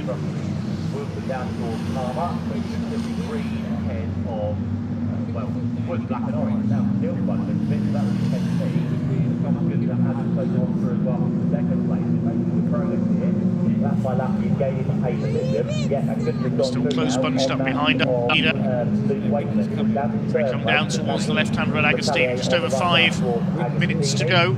Tom McEwing still somehow holding the lead. Gunter now back up into second. Wakeman is third. Steve Merritt looking on from fourth place. If anything, fifth and sixth are having their own private battle now, with Hapgood attacking the back of Adam Wakeman. They've dropped slightly off the lead quartet. Here comes Steve Merritt on the attack into Oggies. He's on the outside line. It's the fight for third, and Merritt gets crossed up as a result of that. Tom McEwing still leads ahead of Tom Gunter in second. It's now definitely a six-way scrap again, though, because Adam Wakeman's going after the top four. I'm sure he'll take James Hapgood along with him.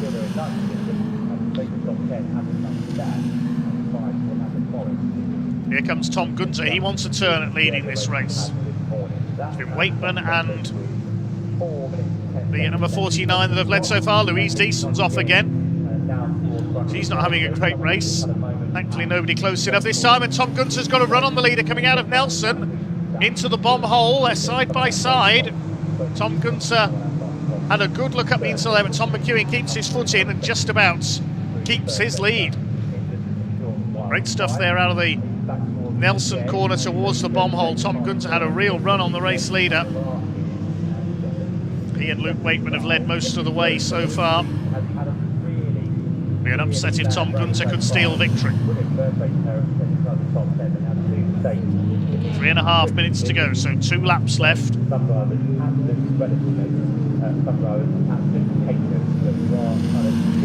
There's Neil Warnock, the number 42.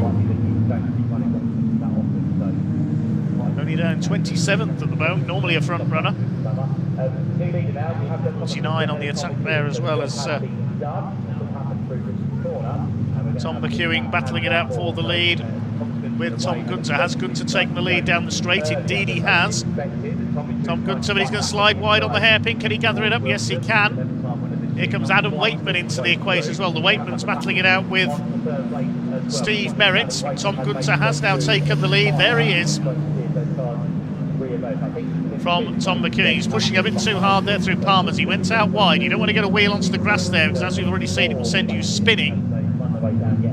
So now we've got a race on our hands. They'll be coming round to start the last lap, I think, this time around. Tom Gunter leads the way. There's a back marker in there as well, which is Neil Perry, I think, number 5. Given the length of the circuit, you don't very often get back marker traffic. I think that's Louise Deason in trouble again, the 1-2-2. She's struggling a bit with the setup, I think. There are the leaders heading into Hamilton's. Luke Wakeman's gone wide. He's on the grass there out of Hamilton. And through to third goes Steve Merritt. Thank you very much, says Steve. Takes third place. Luke Wakeman goes down to fourth. Now the leaders have got Neil Perry, the back marker, to deal with in the red and whites Caterham. Moves to the inside there through Williams.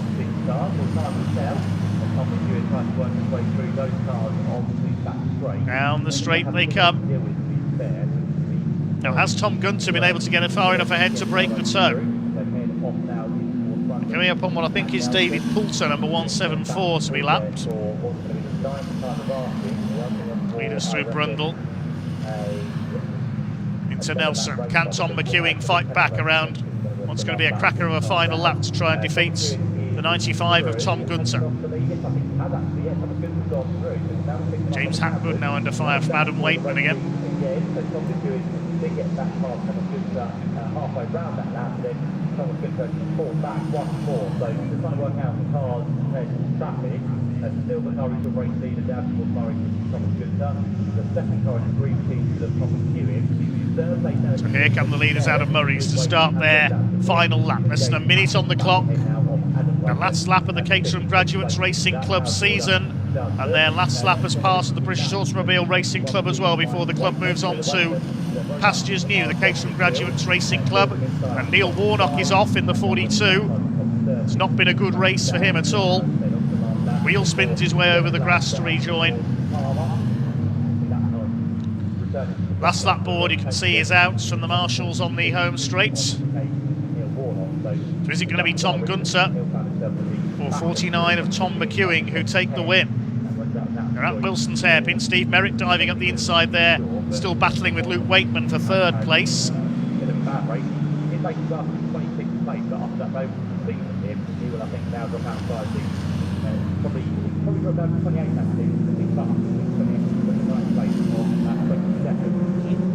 There's the battle for third. Leaders coming up on a back marker. It's Mike Waitman, number 21. Tom Gunter goes around him at Agostini.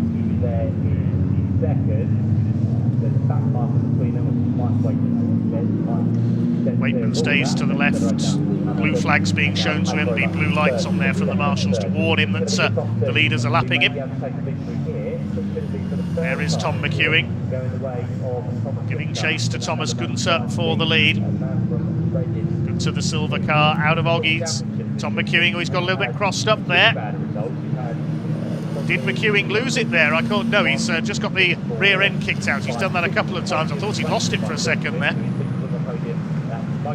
Rest of them come through. Merritt, Luke Waitman, James Hapgood on the number 10. And then Adam Waitman in the battered number 98 car, missing its nose. Here come your leaders down under the bridge. It's only the left at Brundle. A couple of right-handers and then into Murray's. For Thomas Gunter, number 95, the man from Reading. He's going to take the last win of the season for the Caterham Graduates Sigma 135 category. Just got to keep his nose clean here through the final couple of corners. Tom McEwing, the champion, dropping back in second place.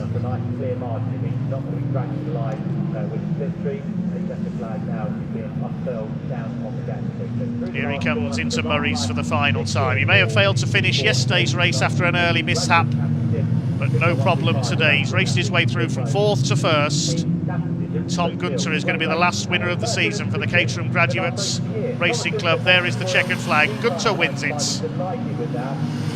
Over the line come his pursuers. McEwing will take second place, Merritt third, Luke Waitman is fourth, James Hapgood fifth, Adam Waitman is sixth. They were covered by less than 6 seconds in the end. And that does bring the curtain down on the Caterham Graduates Racing Club's tenure with the British Automobile Racing Club. So thank you very much to Caterham Graduates Racing Club. It's been a pleasure to commentate on you over the last few years for BARC TV. We wish them all the best in their ventures to pastures new in 2026. The rest of the finishers coming home. Giles Derry is 7th, Henry Morris is 8th, Sean Crellin, the Manxman, is 9th. And I think it'll be Orlando Morris completing the top 10.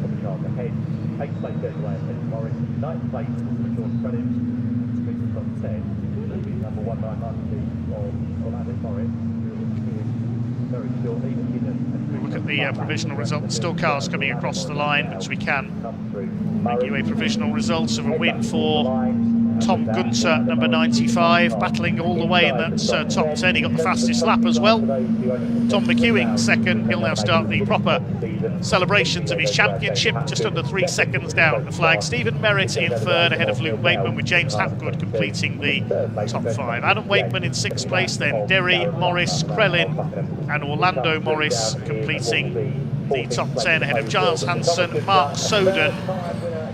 71 Lee James, despite a spin early on, is 30, and 22 of Neil Bell rounds out the first 14 places. Drivers sounding their horns as they cross the line. That's the end of the season for the P4 Emergency Lighting Caterham Graduates Championship. So Thomas Gunter just out of his start, taking the steering wheel back on it. He'll be chatting to very shortly in Waterhouse, the BARC. And we'd just like to say thank you to all the drivers for their entertainment. Big thanks to the championship sponsor Rob Warner, we saw him racing earlier, the man behind P4 Emergency Lighting, and also to the club chairman Matthew Willoughby. Congratulations on his 100th race earlier on, and a happy retirement as well. He is his card up for sale. He's going to be stopping racing at the end of this year, so happy retirement, Matt, and thanks for all your work with the P4 Emergency Lighting Caterham Graduates and the Caterham Graduates Racing Club. So, end of their BARC era here at Snetterton today. We'll hand down to the final word with them with Ian in Park Fermé. Yeah, I'm much happy with that result. I think it's really good to say, but I think that's also going to be the first championship. So, yeah. Thomas Gunter, there you go. That means you are the final winner in 2025. Quite a nice accolade to have, isn't it? Yeah, it's nice to finish on, absolutely.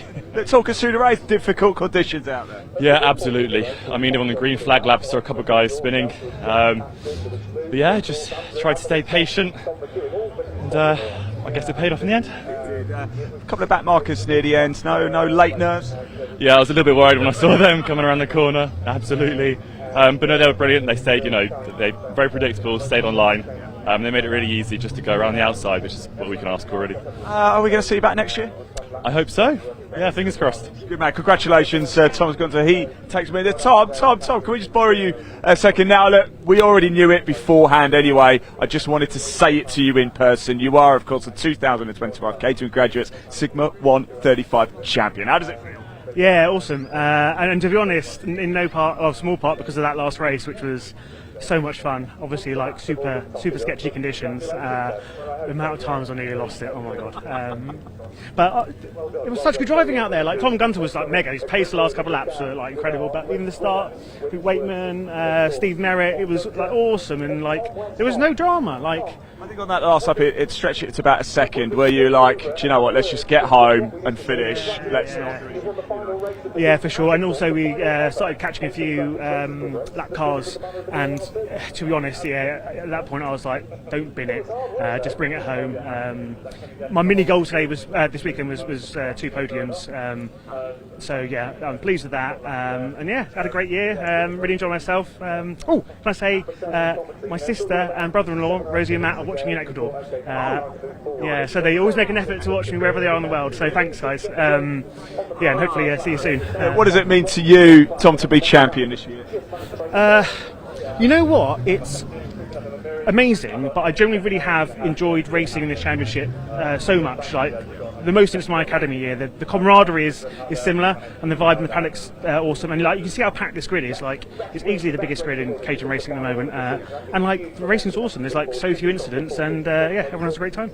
Tom, well done. Congratulations, a fantastic year. You are the champion, of course. As you can see, we've got the junior saloons on track now as well, and that does end the season for the Caterham Graduates Racing Club. What a fantastic year it has been. Of course, Paul Goldstein picking up the Sigma 150s, and Tom McEwen winning the Sigma 135s. Big thank you to the Caterham Graduates Racing Club for this year, and we'll see them next year. What we will see straight away, though, Junior Saloon Car Championship, their second and final race of the weekend, about to get underway. Let's hand over to commentator Dave Goddard to take you through the action.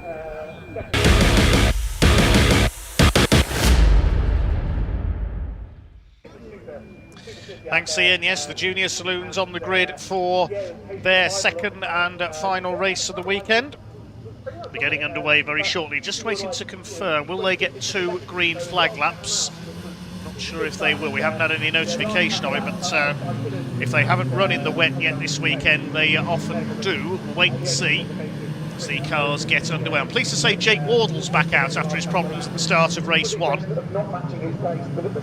the grid reads as follows. Josh Salvadori is on pole this time because the grid is taken from the second fastest lap time for each driver from qualifying. Ollie Kerr starts alongside him, and Wilf Butler, winner of race 1, is on the second row, number 70, alongside number 27, Matthew Swan. Row 3, Ollie Smith alongside Louis Austin, Leon Holly and Martin Wright on row 4. The 5th row, Sherry-Ann Powell with Jake Wardle, our newcomer, alongside him. Didn't get away with engine trouble in the first race. On the 6th row behind them, we have Tom Algar and Ben Ward, our other newcomer this weekend, and Lexi Powell and Max Scharfegger on row 7. Watch for Max coming through because, of course, he didn't set a time after problems in qualifying yesterday, so has had to start at the back. So making their way around on their green flag lap then, and some of the cars, of course, having switched to wet weather tyres for this race, and that means a change of wheel rims for Josh Salvadori. He's now got Dayglow yellow wheel rims on the car. I think that looks even cooler than it did originally with the red wheels on that car. Very impressive indeed from Josh Salvadori and Team Lightning McQueen. Also at the back of the field, check out the bright yellow headlamps for Max Scharfegger. Dayglow yellow to match the paint job on the car. I remember it was Lewis Saunders, the former champion, on one meeting in the wet at Cadwell Park a few years ago when I was on PA commentaries, you'd see. He had bright red bulbs in the headlamps. Certainly looked very menacing, that car did, with them. So they make their way around on their green flag lap then. Whether they'll get just one or will they'll get two, we'll wait and see. We haven't had any notification.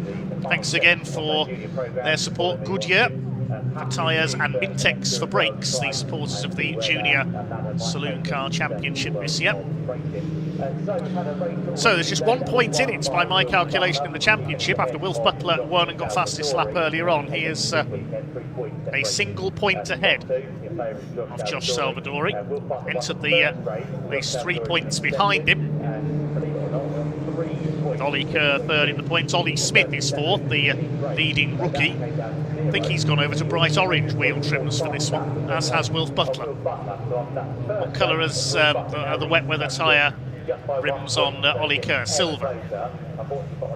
Here you can see the Dayglow yellow wheels now on Josh Salvadori's car. Looks good.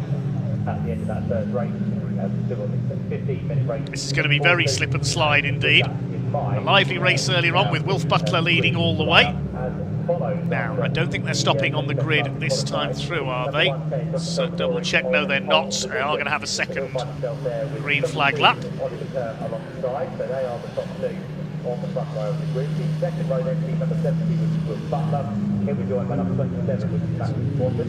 Then we move back to row... It's, of course, protocol that if conditions have changed since qualifying or your earlier race, you get 2 green flag laps to get acclimatised. Accompanied by number 14, which is Martin Wright. Then on to what's going to be the 5th row of the grid. You'll find number 42, Sherry-Ann Powell.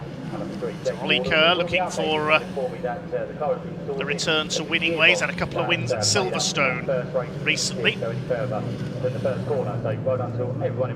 Just looking at the points championship for 2025. It was 2 wins at Donington Park recently and 1 for Ollie Kerr in the triple header meeting. That was the convoy in the park meeting. Wilf Butler and Josh Salvadori had 1 each at Alton Park. 2 wins for Ollie Kerr. That was at Croft. He had 1 at Silverstone, 2 at Croft. Apologies there. Wilf Butler had a win at Croft as well. So the top 3 in the championship have pretty much divided up the wins between them so far this season. The only exceptions being a couple of wins, as we said earlier, for Luca Maserati, who's now moved up into senior racing, and Lewis Stannard, who had a win at Donington at the season opener, but we haven't seen him out for a couple of rounds now. Head of the order, but so far this season, wins have gone the way of the top 3 championship. TCR UK are going to be up next. Andy McEwen has just rejoined us here in the commentary box.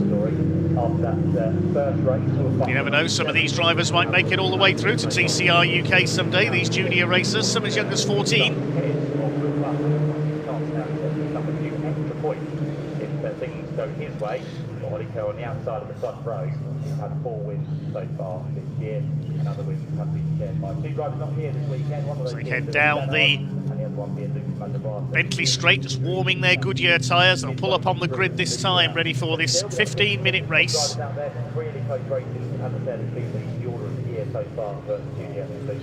Probably some sliding around in this one, says Connor Penfold. Yep, you're not wrong there.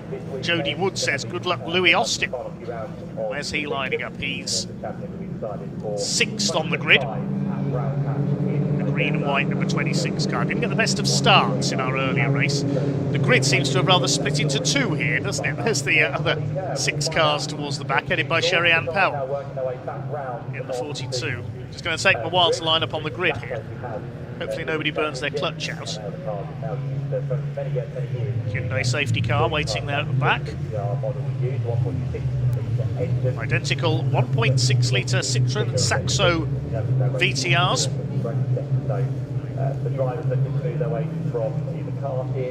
So can Josh Salvadori take his first win of the weekend? Will Ollie Kerr take his first Snetterton victory? On our way through. So let's see what happens this time round. Josh Salvatore bringing the field. Will Matthew Swatton take a first win, possibly? The Kersley Motorsport team on top, run by Alex Kersley, we've seen out the last few years in the Hyundai Coupe Cup. Only seen him race once this year. He's been busy running his team instead. So the red car with the Dayglow yellow wheels of Josh Salvadori on pole. Simpson Race Exhaust liveried car of Ollie Kerr alongside him. Second row in white and black with orange wheels is Wilf Butler. Red, white and blue with the white wheels is Matthew Swatton. I think that's his best starting position so far on the second row. Green flag is waved at the back of the grid then.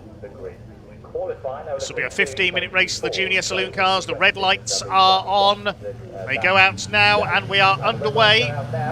Power comes on and down towards Riches for the first time. Looks like everybody is away cleanly. And towards the first corner they go.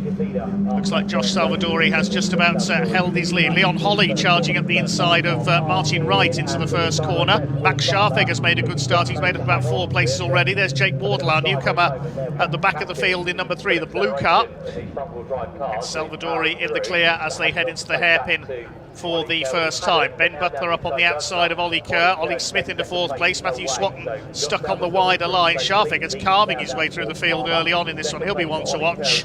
And there is Jake Wardle. No repeats of his earlier problems. He's been able to get underway. A lot of understeer there. Running wide for Josh Salvadori. It's very slippery out there at Palmer on the infield loop. Leon Holly nearly loses it there. The light blue number 87 car. We've got the wipers going frantically as they head down towards Agostini for the first time. It's Salvadori who leads the way. Then second is Butler. Third is Ollie Kerr. So Wilf Butler's got through into second place. Look at the way Scharfegger's going up alongside Matthew Swatton already. He started last on the grid. A bit of door handling there. Swatton goes over the curb. Everybody's kept it together so far. Tom Algar at the back of the field in the number 35, the man from Sussex. Running wide there over the curb briefly was Max Scharfegger. I reckon he could challenge for a podium in this one, the way he's going in these early stages, you know.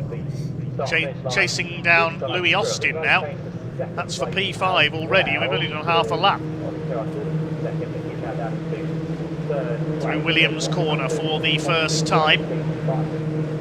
There's our other newcomer, Ben Ward, being caught by Jake Wardle. In great shape, the third of our newcomers, Layla Henderson rather, was unable to race this weekend. Damage to her car from qualifying yesterday. Salvadori leads it, but Wilf Butler is keeping him in his sights. 2 of our 3 championship protagonists. Ollie Kerr still in contention for the title as well. Ollie Smith is in 4th place. Then Louis Austin. Scharfegger's up behind them. 7th is Matthew Swatton. Leon Holly is 8th. Through the bomb hole. 26th of Louis Austin. From Farringdon in Oxfordshire. Under fire from Max Scharfegger. Josh Salvadori from Chelmsford leads the way. Coming through to complete lap number 1. yellow headlights. Is that how you can pick him out of his head? Here they come to complete the first lap then, up over the grid on the Senna straights. Scharfegger, the big winner on that first lap. He started 14th. He's up to, I think it's 6th place already, following in the wheel tracks of Louis Austin. Over the line they come. Salvadori's leads 1.3 seconds over Butler. He swapped places with Ollie Kerr, and here comes Scharfegger up the outside, going into Riches. That's a brave move on Louis Austin. You get that wrong, you're in the ploughed field next door, but he's done it. Max Scharfegger is absolutely flying along at the moment. Up towards the hairpin comes Max Scharfegger. He's on the tail of Ollie Smith now, going for 4th place. Could he catch our podium runners? I'm not sure if Max has had a podium yet this year. He's 5th in the points. I'm just looking through the points charts here. Yes, he has had a podium. He had a 2nd place at Brands Hatch earlier this season. Now challenging Ollie Smith for that 3rd place. Yeah, he was on the podium at Brands earlier this year, but Max Scharfegger, this is seriously impressive stuff in the early stages, now challenging Ollie Smith for 4th place. Out of Agostini, still Salvadori who leads the way from Butler and Kerr. Then these two battling for 4th position. 6th is Louis Austin. Nearly clipping the back of Ollie Smith there, the number 80. Going for the outside at Oggies, that's a very rare move. You probably wait till the Bentley straights to attack. Yes, Ollie Smith, oh, he's got in too hot there into Williams. Good save, they door handle together as Smith tries to rejoin. They both slide wide onto the grass. Ollie Smith goes all the way off down the grass verge. He's rally crossing, and Louis Austin could gain a couple of places here. Ollie Smith still trying to find the tarmac. Yeah, he slid wide, and as he came back on, he cannoned off Max Scharfegger's car. That's delayed Scharfegger's progress up the field a little, and Ollie Smith, is he wounded there? The wing mirror's broken on both of those cars. Scharfegger we saw lose a mirror in the first race as well. As he flings it through Nelson. He's still not slowing down, is he? But oh, has that damaged his steering? Look at his left front wheel. That's a bit of contact. That may have damaged the steering on Scharfegger's car. That'd be a real disappointment if he suffered damage there. Was he just testing it there to make sure the tracking was okay after that bit of contact with Ollie Smith? Hopefully he's able to continue. And off goes Ben Ward, the number 64 in the Kersley Motorsport car. I don't think he's going off. I think he's parking it. Yes, Ben Ward in trouble. Scharfegger's lost out to Leon Holly. I think he's wounded. I think Scharfegger's got damage to his steering, unfortunately. Oh, what a disappointment after that run through the field in the early stages. Yes, he's losing places. Such a shame for Max Scharfegger if that car is damaged. Tries to keep going. He's lost his pace. Meanwhile, for the lead, look at this, into the hairpin. Wilf Butler up the inside. He's trying to take Josh Salvadori for the lead. Salvadori will try and stay alongside him on the run up towards Palmer. He'll have the inside line for the left-hander. And Josh Salvadori, I think, will just about hold his lead. Butler tries to turn it back. They are absolutely together. So Wilf Butler on the bumper, literally, of the Lightning McQueen look-alike. Down towards Agostini. He'll try and pull out of the slipstream and get the inside line away. Wilf Butler tries to take the lead. He's down the inside, is he? And Salvadori is sliding wide. He's got sideways. He's going to lose the lead. Butler takes it up. Salvadori gets the cutback. I thought Josh Salvadori was going to spin there, but he's kept his foot in. He could get the lead back again with a bit of luck here into Hamilton. This is a great race between these two. Up the inside, this time it's Butler's turn to run wide. Salvadori gets it turned back through Hamilton's, and he retakes the lead. Butler still up alongside him though on the outside line. Terrific race between these two. And Salvadori has somehow got the lead back again. Magnificent. Only a minimum bit of rubbing there as well. You can see the wing mirror dislodged slightly on Salvadori's car. Despite the slippery conditions, the drivers are loving this. And Wilf Butler getting ready to fight back again. Third is still Ollie Kerr, keeping a watching breed behind them, thinking if these two fall over each other, I can take the lead. Fourth further back is Louis Austin. There is Max Scharfegger. He's down with Martin Wright now, 7th and 8th places. I think that bit of contact has knocked the tracking out, but never mind that, because look at the way Wilf Butler's going as they come through Brundle at Nelson. He's almost up alongside Salvadore again. Of course, all this battling is allowing Ollie Kerr to close in third place in the treble 2. 23 has got a 5-second penalty for track limits. That's Max Scharfegger after that battling earlier on. So he's got a 5-second penalty, unfortunately. As Wilf Butler attacks through Coram. Can he get up the inside? Oh, he's got sideways. Good save, Wilf Butler. Just about holds it together. He's lost a bit of momentum there, lost a couple of car lengths on Salvadori, but he'll close them straight back up again. 6 minutes 45 seconds of this race to go. My goodness, we've got a cracking race going on here. They're coming up towards the start-finish line. Butler was almost pushing Salvadore there as they go over the line. Kerr in third place. He's a second further back. These three have gone well clear of Louis Austin fourth. Butler's going to try and send a move up the inside into Riches. He won't get there. Salvadore holds the lead.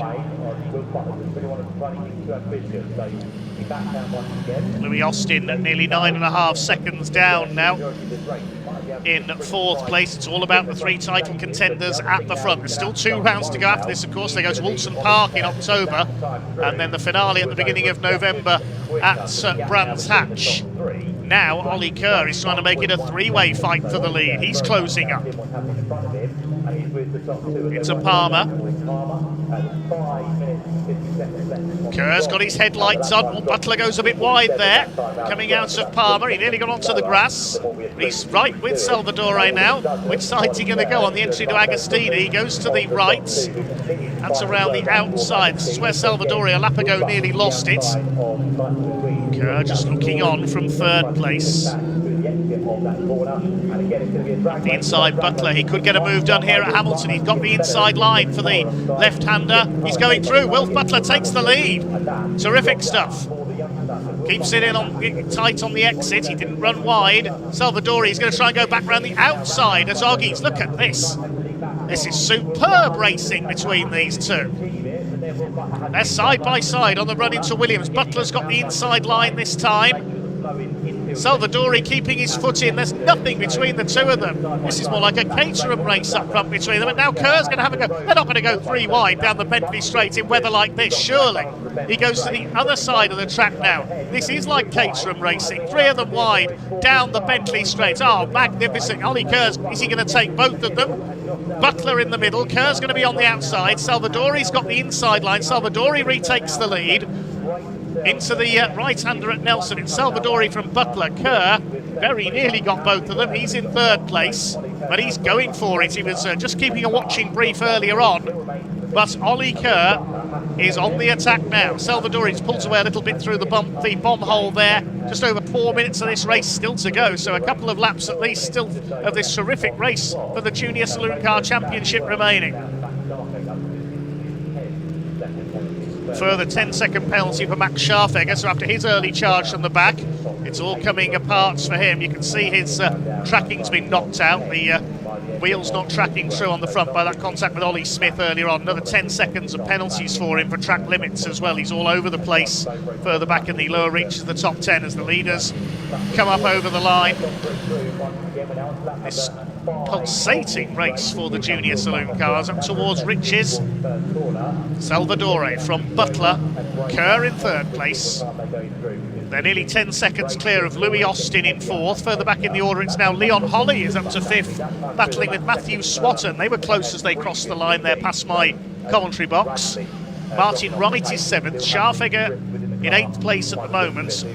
Ollie Smith, as a result of that off on the Bentley Straight, has dropped to 9th. Sherry-Ann Powell is 10th, and behind them Jake Wardle is 11th. Tom Algar is 12th. Lexi Powell 13th, and Ben Ward, who I thought had pulled over, is still going in 14th place. There's the battle for 5th. Leon Holly being chased by Matthew Swatton. Leon Holly all the way from Devon. Here are the leaders into Agostini. Less than 3 minutes to go. Leon Holly, a forceful young racer, holding that 5th position ahead of Swatton. Martin Wright further back in 7th. He's about 6.5 seconds back off these two now. There he is in the background. Black car with the orange flashes. Here are our leaders. They're coming up towards Williams Corner. Leaders run a little bit wide through there. Salvadori. Meanwhile, Scharfegger and Smith. Oh, these two are at it again. They're determined to leave the track with no wing mirrors intact, I don't think. You can see that that evil handling car of Scharfegger is dropping further and further back, though. It's either knocked the tracking out or perhaps bent a steering arm on that car. Talking of wing mirrors, there's not many left on Josh Salvadori's car either. The one's pushed in, the other one's pointing at the sky. He's still leading, with Wilf Butler giving chase. Through the bomb hole, up towards Coram. They'll be starting their last lap this time around. Ollie Kerr's dropped back a little now.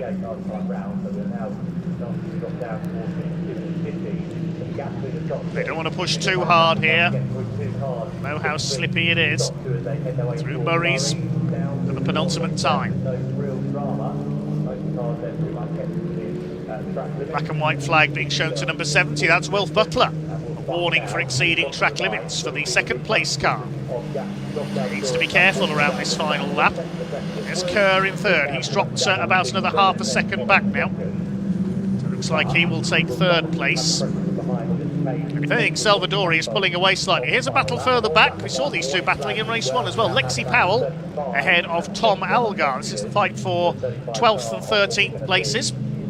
It's been a good, solid weekend of development for Lexi Powell. Had a rather incident-packed season so far.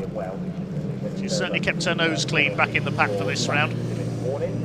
Good improvement from the treble 3. Josh Salvadori in the 110. He's pulled away slightly now from Wilf Butler. Surely heading for victory.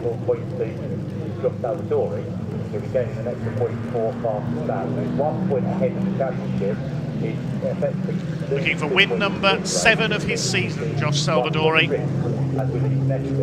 Who's got the fastest lap in this one? For the extra point, it is Butler who's got the fastest lap. So again, there'll be just 1 point in it, I think, in the championship. But this time, it'll be in favour of Salvadori. As Matthew Swatton continues to put Leon Holly under pressure.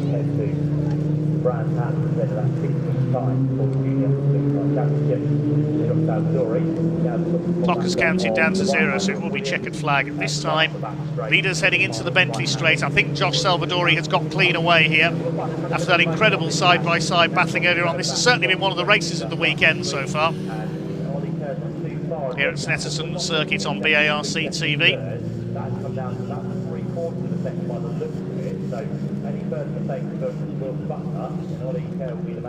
Towards Brundle and Nelson for the final time. Oh, Leon Holly a bit out of shape there coming through Williams Corner, but he holds 5th place. Leader comes down through the bomb hole. It looks as though Josh Salvadori has done enough. And he and Wilf Butler are going to fight for this title right the way to the last lap of the last race of the season, I think. I can't wait for the penultimate round at Alston Park and then the final showdown at Brands Hatch in November.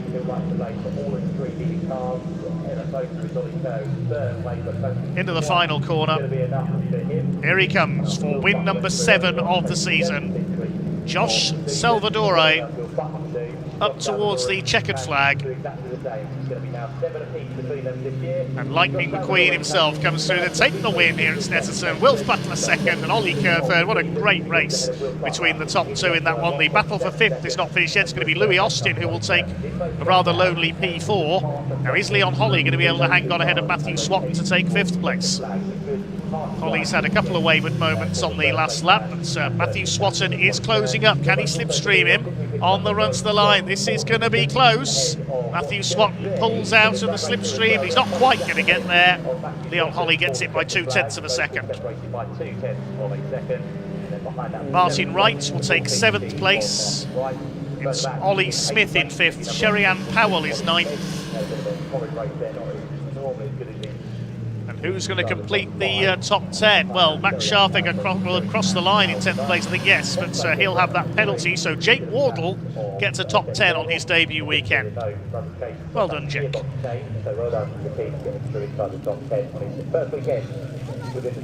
Waiting for Lexi Powell and Tom Algar to cross the line, but the provisional results, a win for Josh Salvador. He pulled away in the last couple of laps after that incredible side-by-side battling to win by 1 3/4 seconds, near enough, over Wilf Butler. Ollie Kerr completing the podium. Louis Austin a fine 4th ahead of Leon Holly and Matthew Swap. They had a good dice in the closing stage. Martin Wright 7th ahead of Ollie Smith, delayed by that off on Bentley Straight. Sherry-Ann Powell 9th, Jake Wardle a good 10th, Max Scharfegger with that 10 with that penalty for track limits and that bit of steering damage, dropping down to 11th, what might have been for him. And Lexi Powell beats Tom Algar for 12th place, then Ward with the final finisher. I think we can hand down to Ian in Park Ferme to hear from our race winner. Thank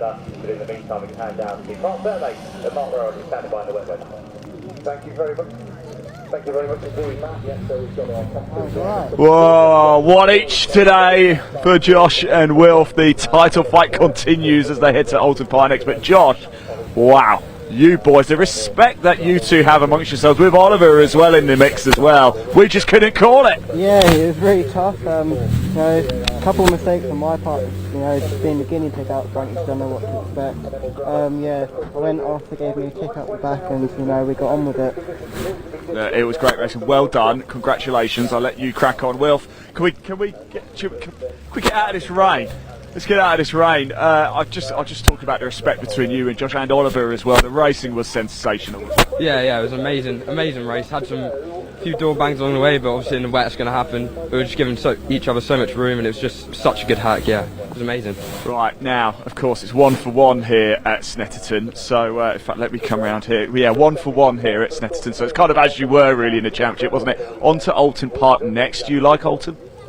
Yeah, Alton was one of my favourite circuits. Me and Josh are very evenly matched, like every other track. So, yeah, it's going to be a good race. It's going to be close again, I think. So, yeah, I'm looking forward to it. Excellent. Well done. Congratulations. Don't go far, because Wilf, Mark will need you as well. Oliver, I told you that rain dance worked, didn't it? It did work, but unfortunately we kind of got some wheel spin at the start. Controlled it relatively well, but still we kind of kept it in third and kept it on the track, which I think was the main thing. You looked actually at one point, I was watching it, I was fascinated on that stream. In fact, you were 3 wide at one point coming down to Bentley Straight, and then it looked like they just got a little edge on you for the final lap or so. I think kind of the whole race, I think we were just struggling with wheel spin. It's just not getting the traction off the corner, but good race nonetheless. Well done, congratulations, a pair of third places, so great stuff indeed. Right, let me just head on over, because we've got TCR coming up very shortly. Normally, let's go into the garage, shall we, and stay dry, because the rain, it sounds silly when people say wet rain, because it is, but it's that fat wet rain as well. Normally there's a grid walk for TCR. I'm not too sure if it's going on or not, so I will go and find out very shortly. If there is, we'll be down on the start finish straight. If not, then I will be handing over to your commentator for the second TCR race day of the day. It's going to be an absolute corker, so I'm going to hand back to comms. I'll go find out. We might be on the track, we might not. What we're definitely going to see though is this TCR race coming up. Over to you guys.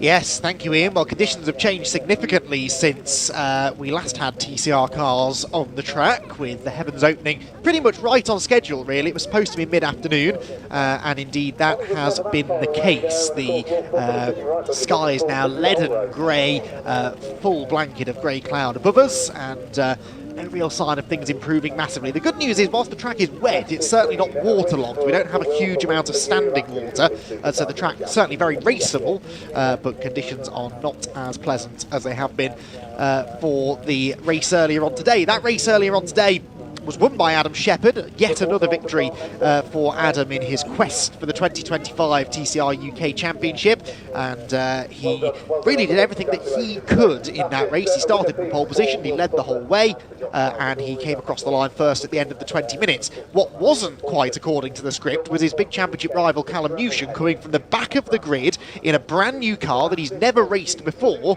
and finishing in second position in that new Hyundai Elantra. He had to start at the back of the grid because it was a new car, and as per championship regulations, if you change car, you start the next race from the back, but he came charging through the order, finished in second position, with young Max Hall on his TCR UK debut coming home in third. Well, now we have different conditions. We've got a completely jumbled grid because the top 10 finishers from race 1 are reversed to give us the grid order for race number 2. So it's Harry Blore who ends up on pole position, and Mark Smith alongside him. Will Beach and George Jackson together on row 2. Now, George Jackson could really be a dark horse in this one because he's been flying in his new for this weekend Cupra Leon BZ. Another 2 similar cars, Steve and Sam Laidlaw are on row 3 ahead of Brad Hutchison, and then the podium finishes from race 1. Max Hall is 8th on the grid, and then the 2 title contenders are together on row 5, Callum Newsham and Adam Shepherd. We reckon 6 points only between those two, in now Adam's favour, and we'll wait and see if that's still the case after this race. Then come the only 2 Gen 1 Cup cars. Alex Jones was the class winner in Gen 1 Cup earlier on. He starts ahead of Jeff Alden in the struggling Opel Astra, and Luke Sargent's at the back of the grid. He also had some issues in the earlier race which led to non-finish. So Adam Shepherd then, after the race win earlier on, 6 points only now ahead of Callum Newsham, but starts 1 position behind Callum on the grid for this one. So Callum Newsham then with a bit of a trap position advantage. Adam reckoned when we spoke to him after the race earlier on that he had some pace in hand. He was just controlling things at the front of the field, not taking too many risks. Well, now they're both going to have to take a few risks in order to get through the field. In these tricky conditions, that could be even harder for them. So cars then making their way around to the grid. I can see out of my commentary box window that Paul O'Neill is on the grid, and I hope that means we'll be able to hear from some of the drivers once the cars make their way around. Don't think there's any real question on tyre choice here. It's going to be a wet Goodyear tyre which is required for these conditions. Tyres therefore not a question, but car setup is going to be a bit of a question. Who has got a good wet setup for their car? It's always a little bit tricky, especially with so many drivers who are either in their first weekend in their car or haven't done a full season in their particular cars. Case in point, Callum Newsham in the Hyundai Elantra, which makes its way around towards the end of the outlap now. This will be the first time he's raced that car in the wet, and he is going to be embarking now upon a pretty steep learning curve, you'd have to say, in these conditions. He will be one of the first to arrive on what is a fairly busy grid. He will pull up into the 9th starting position, so it's still a few places higher than he started race 1, but he is starting back there with some other quick drivers, including, as I said, Adam Shepherd, and that's got to be his big target, to keep Adam Shepherd at bay and to take some points back out of him. If Callum could go to Brands Hatch next time, more or less on equal footing with Adam Shepherd in the standings, then that would be big for his championship hopes, needless to say. Brad Hutchison and Callum Newsham keen to get on with things. The rest of them are still taking their time, making their way around the track. Relatively low attrition rate in that race earlier on. I think I'm right in saying Adam Shepherd was the only non-finisher, but see in these conditions whether that changes. There is Steve Laidlaw. Now remember how well Steve went in what was essentially our last wet races in the championship. That was at Thruxton last year. We had a sort of damp, greasy, slick, dry question mark race at Donington Park earlier on this year, but really the last properly wet races we had were the 2 Sunday races at Thruxton last year. One was won by Steve Laidlaw and one by Carl Boardley. So Steve Laidlaw good in the wet, and he is going to be gunning for a good result in this one, starting from the 3rd row of the grid. Right, let's head down there, shall we? Cars starting to arrive in earnest on the grid. Paul O'Neill is standing by, ready to go. Let's head down and hear from him now.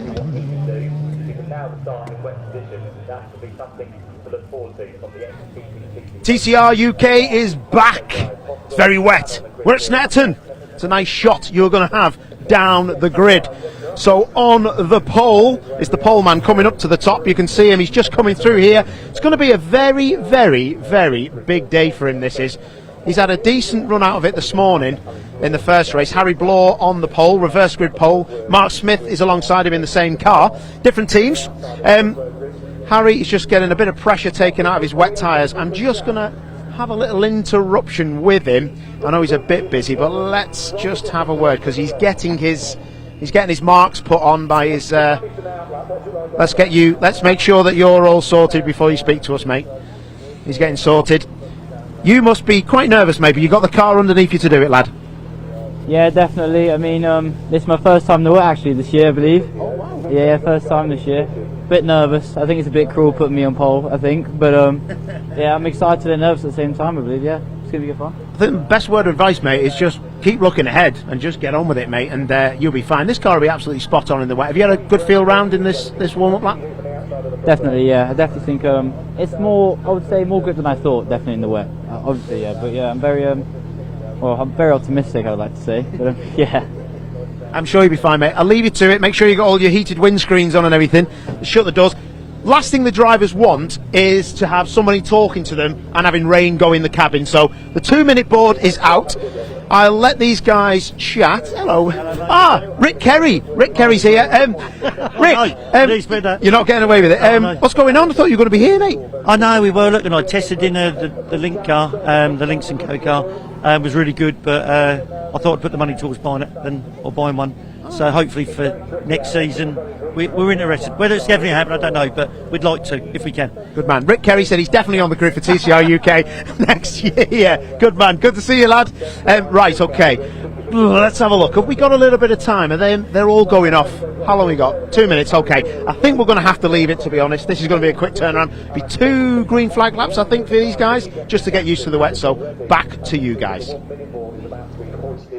Yeah, thank you, Paul. Yeah, good point. Probably will be 2 green flag laps because of the change of conditions since these cars were last out on track. So it'll be a little while long before we get the race underway, but that's an opportunity for the team, for the drivers, I should say, to figure out the track conditions and figure out whether or not they might have made the right decision on setup. It's so tricky, this, isn't it, when you don't have a huge amount of setup data to go off to then make sure that you make the right calls and you have the car balanced how you want it. That's going to be what decides this race, I suspect, and surviving in these tricky conditions without slipping off the road as well.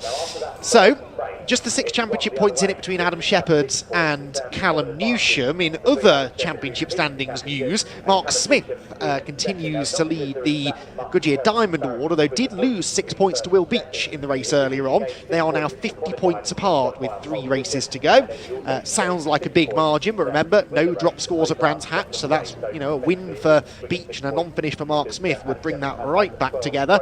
And in the Gen 1 Cup, it is Jeff Alden who leads the way again by a slightly diminished margin now over Alex Jones, who again took 6 points out of him earlier on. Alex Jones said he had braking issues with his Gen 1 Golf in the first race, but he still managed to beat Jeff Alden, who was struggling a little bit, I think, in the Opal, and so 49 points, I think, will separate those two coming into this race. So, second race of the weekend, and difficult conditions. Paul O'Neill's arrived, a little bit damp, but very, very much full of energy and ready and raring to go, Paul. This should be good.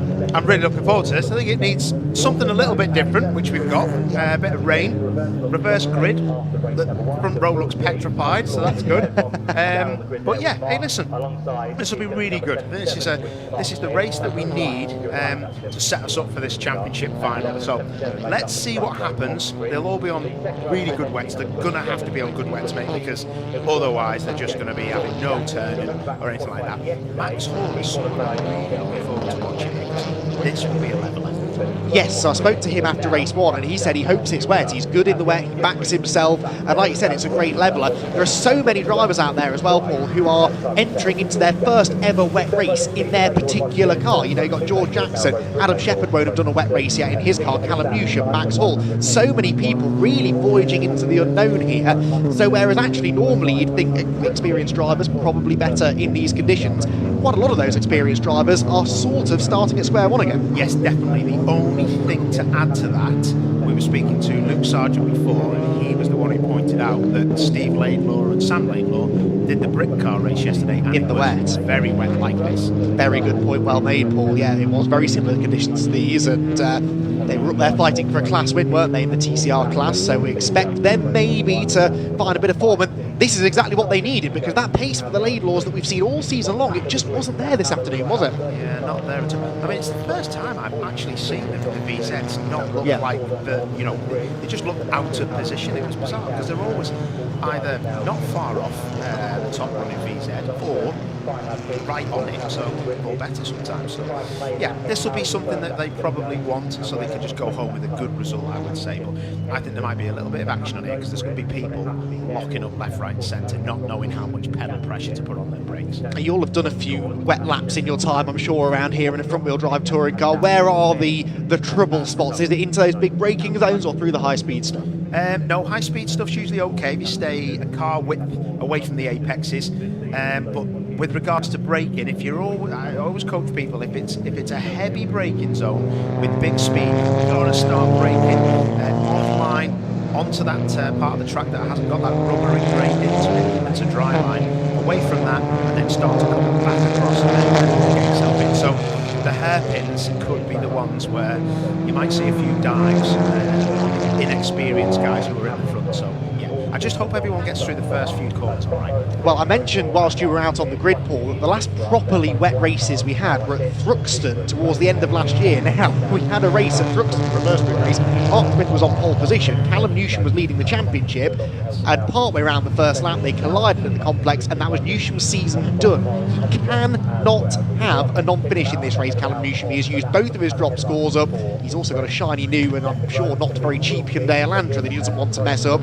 But these are the kind of conditions, aren't they, with inexperienced drivers at the front, drivers under a lot of championship pressure starting further back. In these conditions, anything can happen. Exactly that, anything can happen. The pinch point will be that second corner, that Wilson hairpin will be the one that will be difficult to get around. They've got to make sure their brake biases are somewhere near, so they've got enough front pressure and rear pressure on a little bit of a difference, because otherwise if you've got too much front, you are stuffed. I think we are nearly ready to go, aren't we? I think you're right. They've had 2 laps to try and get all of that stuff sorted. The out lap from the pit lane, that green flag lap. The next time they set off into turn 1, it will be at full racing speed, and that is about to happen. The red lights are about to go on, and the second race of the weekend from Snetterton in TCR UK about to get underway.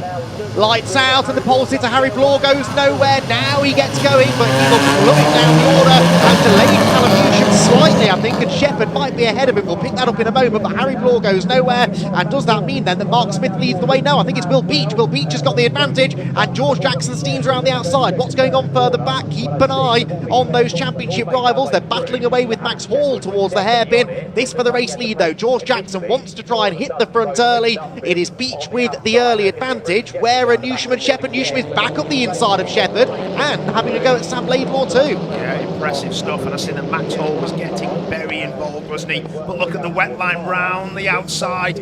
George Jackson, that looked like he was getting quite a bit of momentum then against Will Beach. So let's see what happens. Well, Callum Newsham is right in the thick of it. Harry Bloor is dropping. Well, that could actually be Mark Smith dropping like a stone. I think it was Mark Smith. Yes, it's side by side for the lead. Meanwhile, Jackson right round the outside using that wet line to great effect, as look is Max Hall against Steve Laidlaw. So some of those drivers who've done a bit more front wheel drive racing in the wet, they know the lines, they know what they need to do, and George Jackson has now got the lead of the race. Steve Laidlaw side by side with Max Hall, and that almost allowed an opportunity for Callum Newsham, who just couldn't quite get the momentum through the left-hand kink at Hamilton. Shepherd closes in on his rival as well. Jackson with the lead though, and this is a dream scenario for George Jackson. He's got the lead, he's got clean air, he can see where he's going, and we know in the dry at least he's had really good pace this weekend. Yeah, definitely. And George Jackson was racing in the way, isn't he? What happened? That was having a wheel spin for Callum Newsham just on the exit of Williams, and it looks like now he's got the job done. Well, that is Shepherd alongside him. I think Newsham got a wheel on the curb, spun the tyres up. Shepherd's alongside. These are the top two in the championship. They're side by side. Hall round the outside of Laidlaw, but it's what's going on behind that we need to see. They're still side by side, and Shepherd's got him. So 2 positional changes between these two in the first 2/3 of a lap. Shepherd then back ahead of Newsham.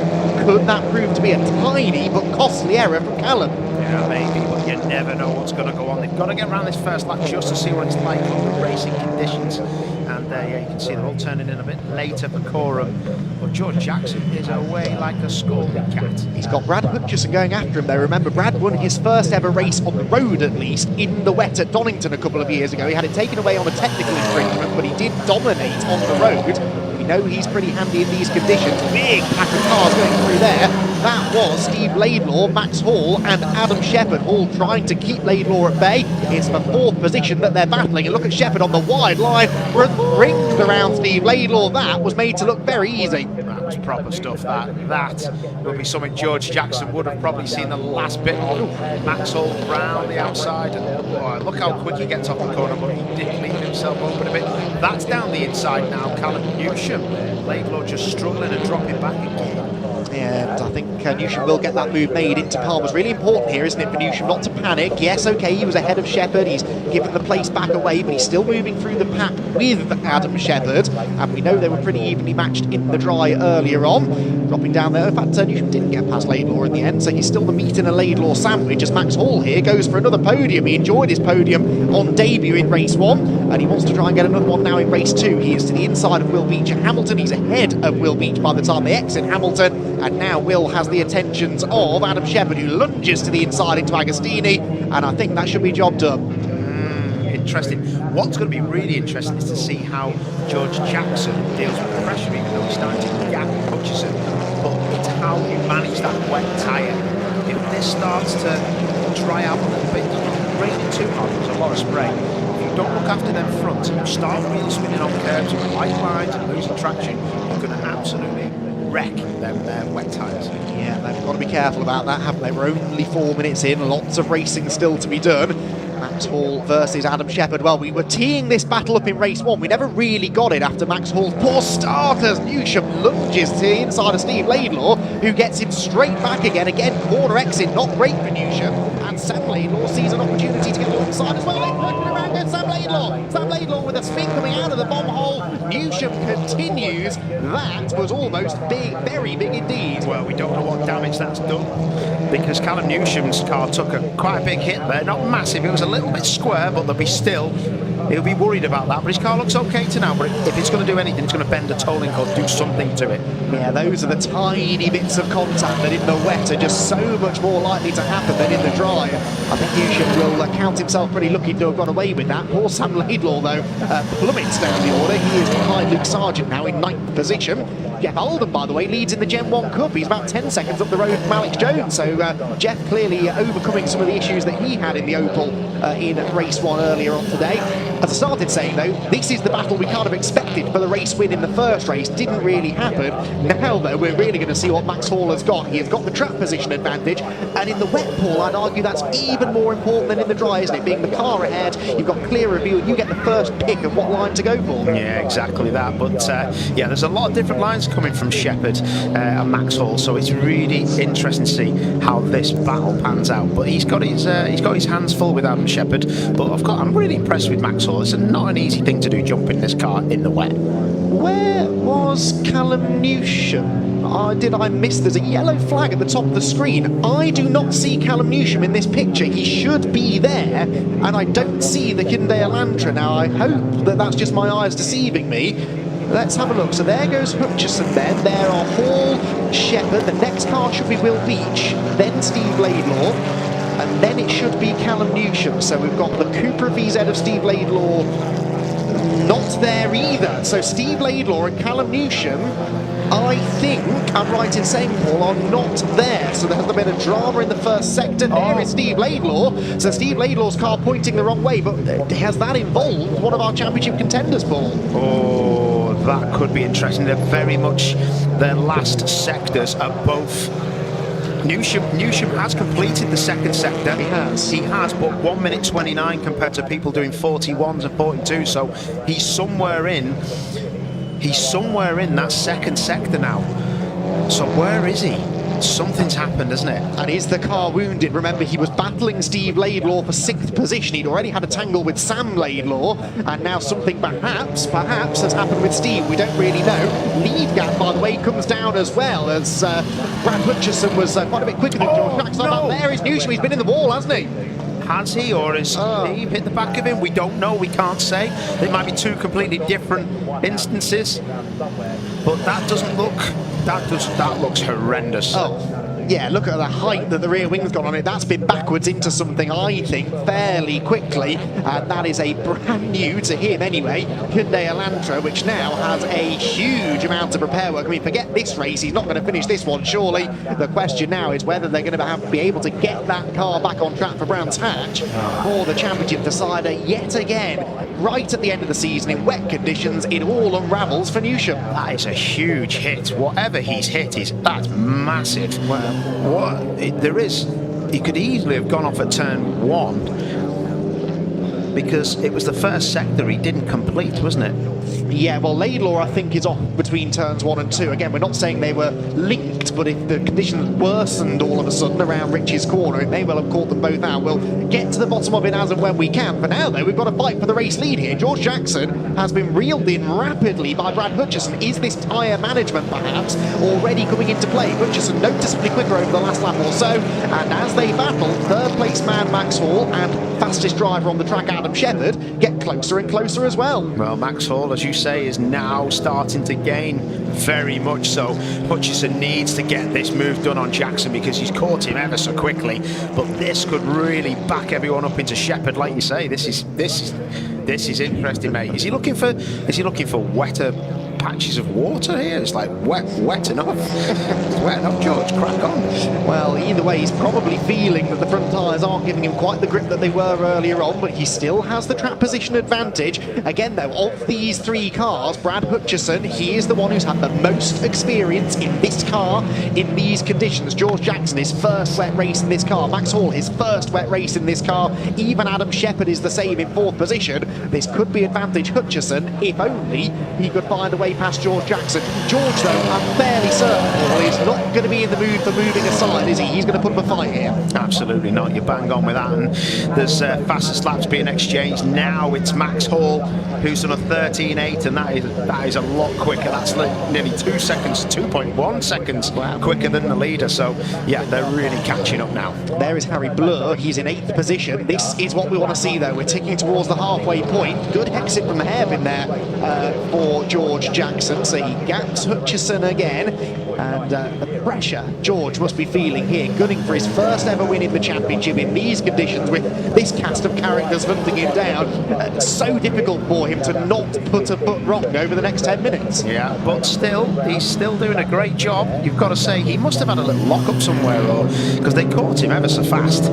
But he's doing all the right things. He's using the right lines. Will Max Hall use too much of that front tyre? He doesn't know how hard the Lincoln Co's going to use this front tyre, so he's just going off field. No, very good point. So he's going quickly enough for now, though, isn't he? The Lincoln Co closing right in on the Cupra, the Gen 2 Cupra, as he rounds Oggies and heads for Williams. All of them taking the wide line inches away from the edge of the road. And Shepherd there in 4th was, well, actually not quite as quick, certainly, as Max Hall ahead of him. Hall is the danger man right now. There is Sam Laidlaw, meanwhile, on the recovery drive. He's cleared Will Beach now. That's 5th position that goes the way of Laidlaw Jr., the surviving Laidlaw in this race. But the leaders arrived down at Brundle and Nelson once again. George Jackson with the lead. But you do have the feeling that this is all going to kick off at some point. Max Hall is the one looking the most likely to make a move. But Paul, to overtake in these conditions, you've got to go off the ideal wet racing line, and that makes overtaking that little bit harder. Yeah, it does, but all you need to do really is get involved with somebody, really close up on them, make them see the headlights, and just push them into a mistake. It'll make your job a lot easier. But like you say, it's a bit like a Scale Electrics track at the minute, because you can't really brake offline, because that will be used by the that's Steve Laidlaw's cars. Has that got quite a bit of damage on the rear? Possibly. The boot might have popped open slightly. It's hard to tell through the fence how bad it is. It's not as bad as Newsham's car. As I say, we don't know. We're assuming they're linked. We do not know if they were linked. They could have been two separate incidents. We'll only find out when we talk to the drivers after the race. Newsham, I think, is in the pits, still in the pits. I doubt he will return, which is a shame. He could do, really, with finishing the race, because remember, he's used all his drop scores. Any points that he could score in this race would be worth it, but they can't risk doing any more damage to that car. Right, here comes Max Hall, right on the tail now of Brad Hutchison. The sooner he gets past Brad, the more time he's got to go after the race leader. Yeah, definitely. But you can see who's lurking in the background. Adam Shepherd's not making massive time on them, is he? He's really pushed hard early on to try and get that gap there. But if Hutchison starts backing Max Hall up, that's Jackson away, and then there's Shepherd fully involved. But he's quite far away. Yeah, and not really gaining, I don't think, on the three ahead. So you're right, he will be hoping that there's a bit of a battle brewing here, and I suspect he might get his wish, because Max Hall is closer than ever now to Brad Hutchison as they turn through Oggies, all about getting a good run out of here, good traction out of Williams. In fact, he's up the inside already. Look at the traction the Lincoln Co have. That's the inside line for Williams. That's a tough place to pass in the way there's contact. Brad is sideways, a wheel on the grass, gathers it together. Max Hall goes through. Your thoughts, Paul? Oh, yeah. I think Max, although in his heart of hearts, he would not have meant that. He just tried to carry that momentum in. But if I was Brad Hutchison, I wouldn't be happy with that. I wouldn't be happy with it. But he's still going. And 10 years ago, we would be saying that was a great pass. Absolutely agree. It's a prime example, isn't it, of the point we were making and why it's so difficult to overtake in the wet, because in the dry, that contact would probably never have happened. When he got to the inside, it's normally the grippy side of the road, but there's no grip there in the wet. He got a bit of oversteer, and unfortunately, Brad Hutchison's car was then in the path that he was sliding through, so really unfortunate, but yeah, you have to imagine that will be discussed later. Yeah, it'll be looked at, but like I say, you never know what the clerks are going to say these days. But anyway, the race leader is George Jackson, and he's absolutely flying. Yes, well, if you thought that was exciting, George Jackson versus Max Hall is a fight you'd buy a ticket for, isn't it? And that is the fight we may be about to have. 6 minutes left to settle it. That little skirmish has given George Jackson 2.3 seconds of a cushion, though. And in fact, on that lap, George did an outright fastest first and third sector. Quite a few personal best sectors coming in, actually, as track conditions maybe improve, or at the very least drivers get a bit more used to the conditions. Hutchison, of course, now has to watch his mirrors because Adam Shepherd is closing in, and in this race now, I'm sure the team will have tried to get the message to Adam that Callum is out. Any points now that Adam Shepherd can gain in this race could be invaluable when we get to the Brands Hatch finale. Yeah, definitely. So that's going to be, there's two battles here, but now George Jackson, when you see a different car behind you, then you start to worry, because you've already battled with the car that was behind you. You knew what they were capable of, where they were quick, where they weren't. Now he's got to see that all again in his mirror with Max Hall, and he'll know Max is a proper talent. And Max was 3/10 quicker than George in the first sector on this lap alone. A purple first sector for Max Hall. There is the Lincoln Co. It's visibly closer now, I would say, than it was at the start of the lap. At the start of the lap, it was 2.36 seconds, down by a chunk in sector one. Possibly the same will be true of the second sector. And a similar sort of story here, I think. Brad Hutchison just trying to regroup. It's difficult, isn't it, when you've lost a place, especially if you feel a little bit aggrieved. It's difficult to then get back in the zone, and that's exactly what Brad has to do. Exactly that. He needs to get back in the zone, doesn't he? What's going on here? Shepherd all around the back of Hutchison. This is going to be tasty as well, because Brad ain't going to roll over. Ooh, a little bit better traction though, you'd say, from the VZ. A tighter line from Adam, but you don't want to be up the inside into the bomb hole in these conditions, so settles back in line, and the two Cupras run nose to tail through Coram Corner. Gen 1 update, Jeff Alden still leading, so it looks like that's going to be a reverse situation of what we had in the race earlier on today. Good to see the Opel running a little bit better. Jeff's always got a smile on his face, hasn't he? But a trophy at the end of the day will leave him beaming as he leaves Snetterton. I always love having Jeff to interview. He's a proper guy. Track limits flags are going out by the looks of it. 117. So that's Adam Shepherd. Wow. Track limits in the wet. If anyone's going to do it, it's going to be Adam Shepherd, isn't it? Let's be honest. And that's not a comment against his driving, but just he is always willing to push things to the extreme, even in conditions such as these. but does have to be mindful of that. Now, 5-second penalty in fairness wouldn't affect him too much. He's 14 seconds up the road from Sam Laidlaw, but if he gets past Brad Hutchison, then that's a different story. That's what he's trying to do. Lead gap, by the way, down to 1.5 seconds. New fastest lap for Max Hall, 2:13.5. Oh, 9 tenths quicker than the leader. He'll be with George Jackson by the end of the lap at that rate, and that will be a really interesting situation if those two get themselves together. Yeah, definitely. This is really two fantastic battles, and Matt, I've got to say, George Jackson, yeah, fair play, wet and dry. He's been fast. Absolutely. I'll be honest with you, I did not expect to be calling George Jackson as part of a race-winning battle this weekend, but he has taken massive steps forward. We documented that in the first race, and to do it in these conditions, Paul, as well, an extra unknown that he wasn't really anticipating. Massively, massively impressive. Yeah, well, there's your Gen 1 Cup leader, Big Jeff. He's loving life, isn't he? It's always good to see him out in the car, and just needs to stroke it home now for that trophy. Yes, he does. Right, here come the leaders. What is the gap doing? Well, in the first sector, it went out actually by a 10.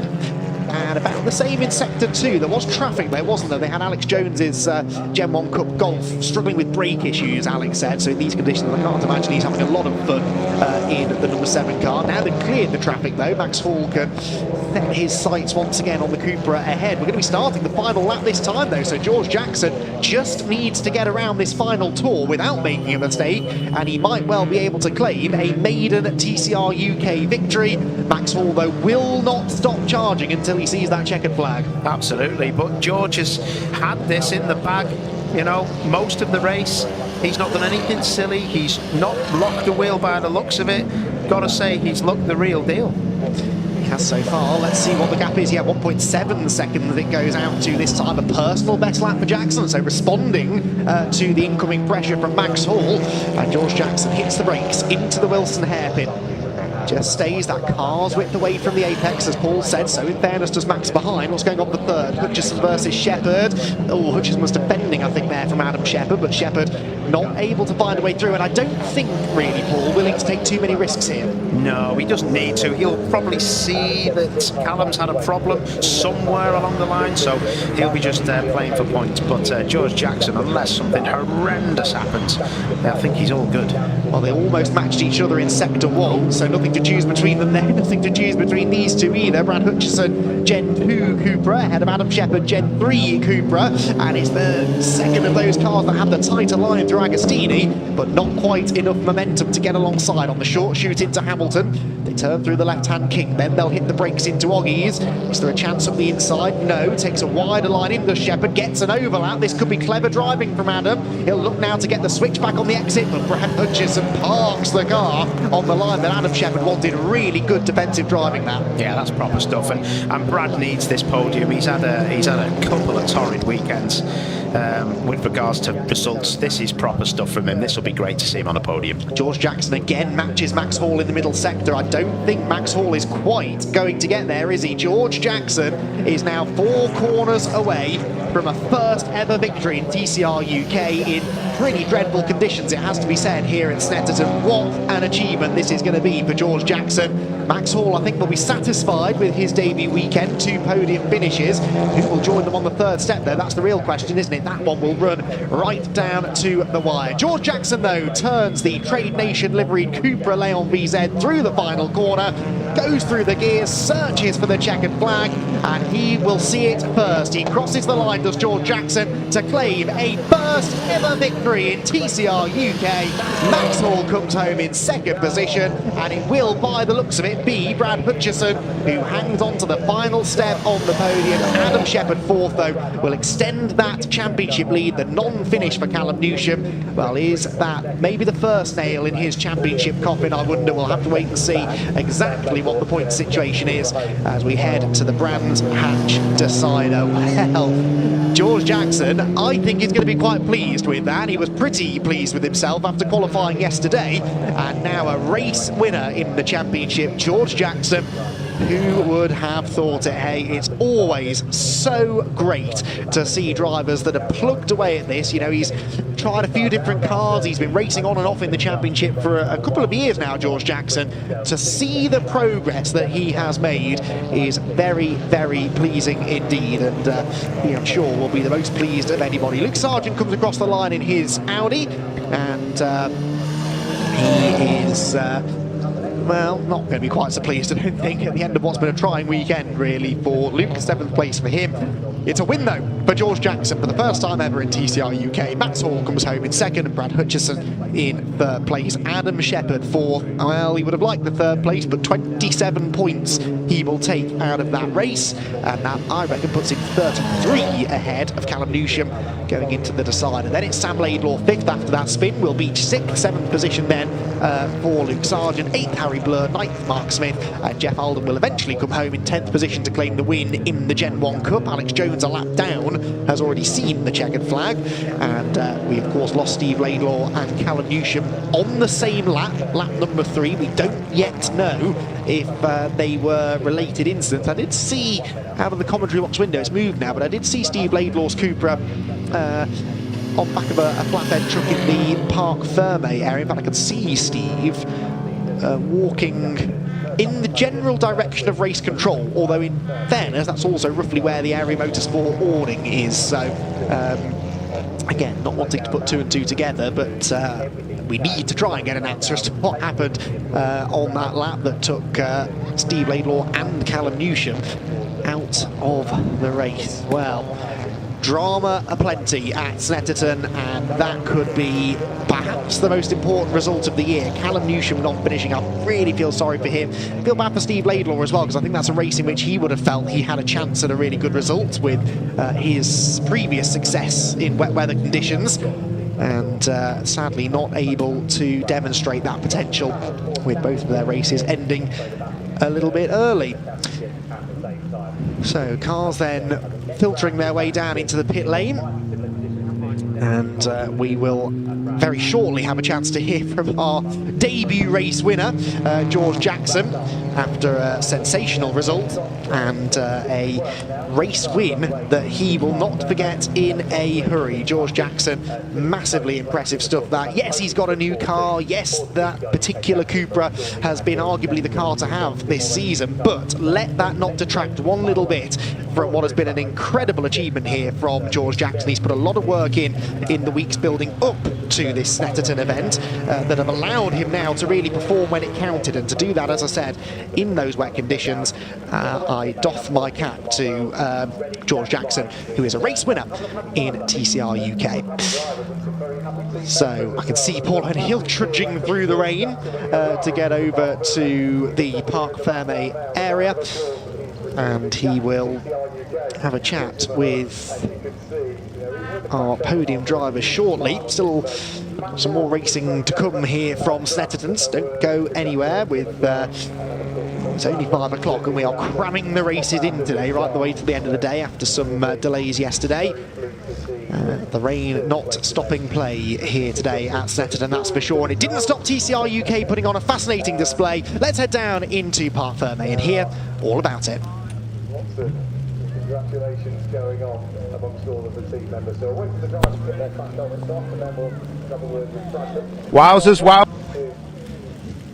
Wasn't it? Follow me. Look at this, man. George Jackson, you are a TCR UK race winner. Unbelievable, mate. Get that lid off. But I've got to say, wet or dry, super impressive. You must have been over the moon, mate, to see that checkered flag. Sorry, mate, I got here. Oh, I'm going to say it all again. Well done. Wet or dry, super fast, unbelievable. Bet you couldn't wait to see that checkered flag. Oh, mate. Every lap I was coming around, I was thinking, please, God, let it be the next one. Jesus Christ. Don't really know what to say. Big shout out to my sponsor, Trade Nation. Pep and all the boys at Vanian. And massive shout out to Shepherd, because he's really brought me on a lot. And mate, fuck Jesus. I'm a bit lost for words, to be honest, Paul. I never thought I'd see the day I'd see you cry, mate. I'm nearly there, though. I'm nearly there. Oh, wow, what a feeling. Jesus Christ. Oof. Long time coming, mate. Mate. I'll leave you to speak to the team, because that's a big moment for you. Well done, mate. Thank you. Absolutely amazing. He deserves all the credit he gets. Let's get Max Hall. Where's Max Hall? Max is just over that way. Sorry, might be a bit big on the camera. Max, quick one. Mate, thought you might have had that. He drove well, didn't he, the boy? Mate, just couldn't catch him. In the end, just couldn't catch him. But yeah, I mean, the Lincoln Coast quick in the wet, we found that out. But yeah, it was a really good race. I love racing in the rain. Thought I would have got him at the end, but just about didn't have it. Bit close with Brad. I know you didn't mean it. It looked like you had to carry the momentum in, but he didn't even leave the track, to be fair. But yeah, you must have thought, no, I'm going to hit him. That's exactly what I thought, especially with how this year's went. That would have not been a good look, would it? But yeah, obviously just went in. It's wet in it, so the inside's going to be slippy. Hit a slippy patch, had to correct it, and then couldn't carry on the corner, and he's on the outside. So yeah. Good man. Have you enjoyed this weekend? Oh mate, really enjoyed it. Been a fresh start. I'm loving it so far. Hey, top man, well done. Cheers. Good lad. Good lad. Right, where's Bradders? Brad Hutchison. Brad, there he is. Let's get Brad. Quick one with Brad. Sorry, mate. All good. That was pretty cool. Let me talk you through Williams. What happened there? What's Williams? The one on the back straight? Yeah, you know what I'm going to ask. Yeah. Graduate. Graduate drilled me hard. Yeah. I said you might have a word. No comment. Okay. Let the stewards decide, I think. Before the podium celebration, ideally. Because, you know. But yeah, no. The rest of the race was alright. Up until that point, the car was quite quick. And then it was like a bendy bus. It's bad enough in these conditions, isn't it? But yeah, no, I'm happy. We got a hat, we got a podium in the dinosaur, in the tractor. It's weird to say that though, isn't it? Because it is now a car that is actually a difficult one. It's like a different category now, isn't it? Yeah, pretty much. I mean, we've been round in circles, haven't we? Because it's deja vu. Because we had this with the Gen 1, didn't we? And everyone said no. There's only 3 tenths in it. And then they made a whole cup for it. But yeah, hi mum, she's on holiday. She's in nicer weather than this. Yeah, no, I can't complain. I'm happy enough, you know. It's a podium. Robin's racing and all that, but yeah. We'll see what happens then, mate. Well done. Right, okay. If we can, let's get a quick word with Will Beach. I think it was Will. You did win the Goodyear Diamond Award, didn't you? Good job. I come and see you then. Happy enough? Had a good weekend? Happy. Yeah, really good weekend. 6th and then 8th, but slippy out there to that last one. But happy to go home though? Yeah, happy to go now. Yeah, but no, I was really chuffed. Chuffed for George winning his first race, but no, mega chuffed really. Good for you, mate. Spot on. Well done. Well done. We see. Actually, no, we can't find him. Jeff Alden looks like he might have gone, so we are going to head back to you guys. Cars are going.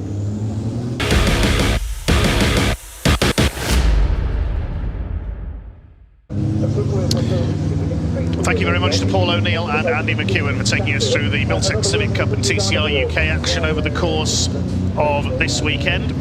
2 races still to go though here at Snetterton, our 5th and final race of the weekend for the British Truck Racing Championship. Coming out on the track, it's been a lively weekend, plenty of action and attrition. It's going to be pretty slippery for their final race of the weekend. The grid based on the results of race 3, which was this morning, with the top 8 reversed. So provisionally it will be David Jenkins, number 69, winner of race 4 today, who will start on pole for this one, looking for a double. Alongside him, number 12, Michael Oliver, if he has got the turbo repaired from earlier on. Row 2, 3, Stephen Powell, and 33, Neil Yates, the teammates. Row 3, 101, Martin Gibson, and number 1, Ryan Smith, looking for a hat-trick this weekend. On the 4th row, 7, Stuart Oliver, and 14, John Bowler, who ran away at the front of that 3rd race of the weekend, the first to date. 5th row, Ricky Collett and David Smith. Now, is Michael Oliver there? See as they come through here. Yes, he is. Excellent. They've got that truck back out. Excellent stuff. Row 6, we'll bring non-division 2, Sammy Oyenin and Callum Easton together, then Archie Handy and Simon Cole, son ahead of father on the grid. Bradley Harvey, is he there? I think he is. Just coming under the bridge now. Yes, the team have got Bradley Harvey back out. Well done to Bradley's team, Weaver Motorsports. They've replaced the engine in that truck. They missed the 2 races earlier on, but Bradley Harvey, they know he needs points in Division 2, and he is out there. There's the yellow and white machine. Jake Evans will start alongside him. Graham Poole at the back. So 17 of the 18 trucks that were here. Of course, we haven't got Tom O'Rourke. He withdrew after damage yesterday. But full credit to Bradley Harvey's team for getting him back out for this one. They've worked all night and all day today to change the engine in that truck, as we heard earlier, after it went up in smoke yesterday. Because he's fighting with Jake Evans for the lead in Division 2. There is Jake Evans. Trucks are already onto their green flag lap. They won't stop on the grid. They're just heading past my position now. You can see how wet and slippery it's going to be out there.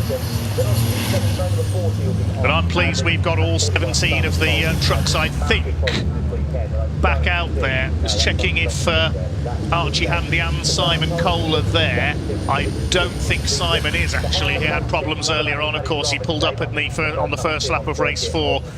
So I don't think Simon Cole is there, unfortunately, which is a shame. Started off so well with a win in Division 2 for Simon.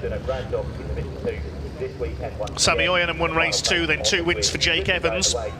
So I think Jake is going to be leading the Division 2 points as we go into the penultimate round in France, and then we await Le Mans, Brands Hatch rather, in November. There they are, heading through the Wilson's hairpin on the rolling green flag lap at the moment. There's no Simon Cole. There's Bradley Harvey. There is Jake Evans. And we should have Graham Poole at the back. There's the treble 3. Got his first podium in Division 2 this weekend. That was in race 2 yesterday. But it's David Jenkins in the MAN on pole position. The LKQ Digraph Morris Lubricants MAN alongside the Team Oliver GT Tyres Manuka Honey MAN of Michael Oliver. Great to see Michael back out. The team have been working frantically to repair the turbo after it went up in smoke earlier on. Penultimate race of the day. We have got one to go after this, the third race for the Mini Challenge Club Sports, with Airtech Motorsport is coming up after this one.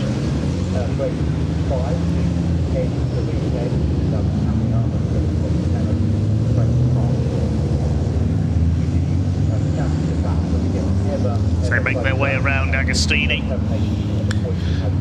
This is going to be an interesting one. Going to be very slip and slide. In Division 1, 2 wins so far for Ryan Smith this weekend. A dominant win for John Bowler, 1 for David Jenkins. I think David Jenkins might be in second place in the championship now, behind Ryan Smith as well. I think he's leapfrogged Stuart Oliver. Stuart's a little bit off the boil results-wise this weekend. There's Ryan Smith on the outside of Road 3 in the Daimler Freightliner. Jenkins off from the front, going for win number 2 this weekend. Really shake up the championship chase if he can win here. Hasn't won a title since 2011.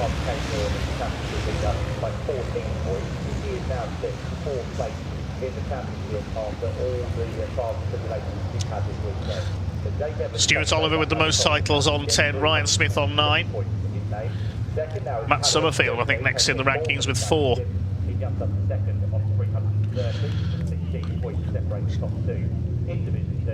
Third place now after a solid weekend, Sam Boynan, so the finished race is on 321 points. As I said, Bradley Harvey has only gained 16 points this weekend in the 4 races so far, but let's see if we can turn that around with solid points in the 5th and final race. So Jenkins and Oliver lead them round. Final 15-minute race of the weekend for the British Truck Racing Championship. Thanks again to all the partner sponsors. The British Truck Racing Championship has been this year both Division 1 and just keeping it steady at the moment. It's going to be very wet and slippery out there.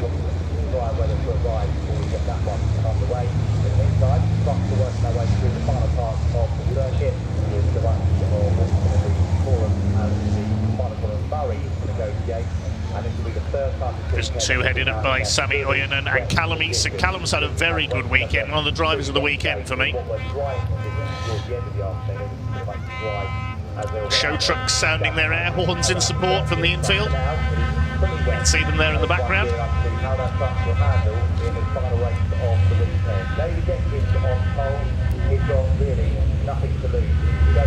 So here we go. Pace truck into pit lane. Red lights are on the starting gantry. It's time for race 5 of the weekend for the British Truck Racing Championship. Waiting for the red lights to go out. They do so now. And here we go. The charge down to Riches. Bit of a slow start there for Neil Yates. I think it is on the outside of second row. He has dropped back, caused a bit of a traffic jam. The first 3 have been able to get away slightly. As a result, it is David Jenkins who leads. Michael Oliver, everybody else in the spray behind. Stephen Powell is in 3rd. Have a look who's come through for 4th place there. I think it might be Martin Gibson, the 101 in 4th. Stuart Oliver side by side with Yates, who got a bit of a slower getaway there. Caused a bit of a bottleneck behind, but up towards Wilson's hairpin. It's Jenkins who leads. Michael Oliver in 2nd. 3rd is Stephen Powell. There's Yates hanging on the outside of Gibson. Stuart Oliver's there on the inside. They try and go 3 wide. That won't work. Neil Yates will have to go out onto the grass. Not the best of starts for Ryan Smith. He's back in the pack. Everybody's made it round so far. Jenkins leads into Palmer. Sliding a bit wide, just exploring this now very wet circuit.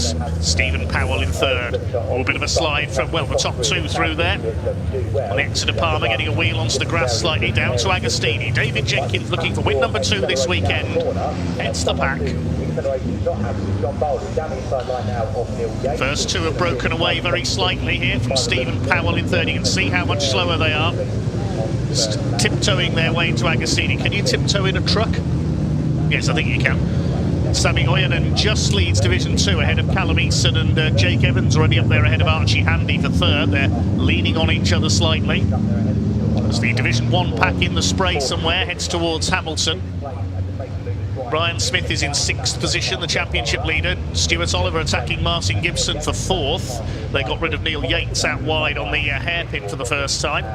And Michael Oliver trying to attack David Jenkins for the lead as they come into the right-hander at Williams. Michael Oliver's got a run for the lead here, coming into the Bentley Straight. He's going to go through and take the lead. Michael Oliver, now it will be just reward after he takes a win here, because he led for so long in race 4 earlier on, only for his turbo to let go. Michael Oliver leads David Jenkins. You can't see anybody else behind him. Look at the sprays kicking up here as they come down into Brundle. Stephen Powell still there in 3rd, still looking for his first win. He was furious after race 4 earlier on. He ran wide on the last lap at Oggies, slid wide onto the grass and let David Jenkins up the inside to take the win. Martin Gibson in 4th place. There's Smith, he's up to 5th. He's got ahead of Stuart Oliver, and John Bowler's got through as well. Ricky Collett behind them. David Smith running wide in the number 11, battling with Neil Yates. And look at Callum Eason in the 26, the green and black MAN. He's going for Sammy Oyanen. They lean on each other. You can't go 2 abreast through the bomb hole. His bodywork on the back of Oyanen's truck is damaged there, I notice. But he holds the lead, the Finn. Callum Eason looking for his first Division 2 win here as Ryan Smith up the inside into Murray's, takes Martin Gibson. Now chasing down Stephen Powell for 3rd place. Not chasing down, he just charges straight up alongside him and he's through already. Ryan Smith's revelling in these wet conditions. Michael Oliver leads David Jenkins meanwhile up front as they complete the opening lap.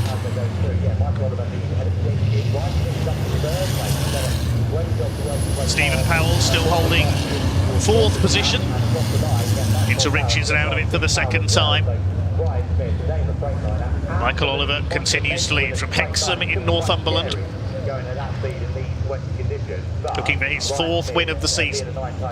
David Jenkins looking for his 3rd. Ryan Smith looking to get back to winning ways, looking for his 3rd win of the weekend. Bradley Harvey didn't get far, sadly he's pulled into the pit lane, that's a shame. Yep, he's in the pits.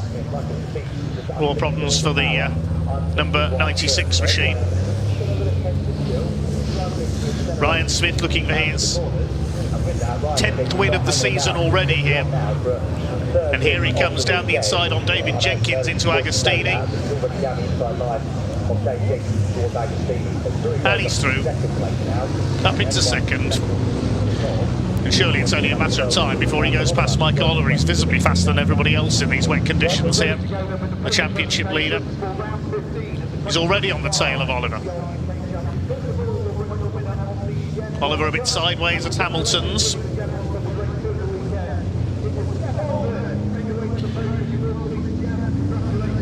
Up towards the right-hander at Oggy's. Oliver sliding a bit wide again. I reckon Ryan Smith will try and get the lead at the end of the Bentley Straight. Bradley Harvey said he was rejoining from the pits. Just outside my commentary box, he's got going again. But the leaders are on the Bentley Straight. See the standing water being kicked up there by Michael Oliver. But Ryan Smith closing onto his tail now. Down the straight they come, under the bridge. Ryan Smith, is he close enough? No, he's not. Well, there's Sammy Oyen, and despite that dislodged wheel arch on the back of his truck, is still leading Division 2. Ahead of, in second place, ahead of Neil Yates there, Division 1 truck. That's good going by Sammy. Ryan Smith, he did not get the lead from Michael Oliver at the end of the Bentley Straights. Still in second place. Sliding their way out of the bomb hole towards Coram. Top three well clear of Stephen Powell in fourth. It's Martin Gibson, I think, in fifth place now.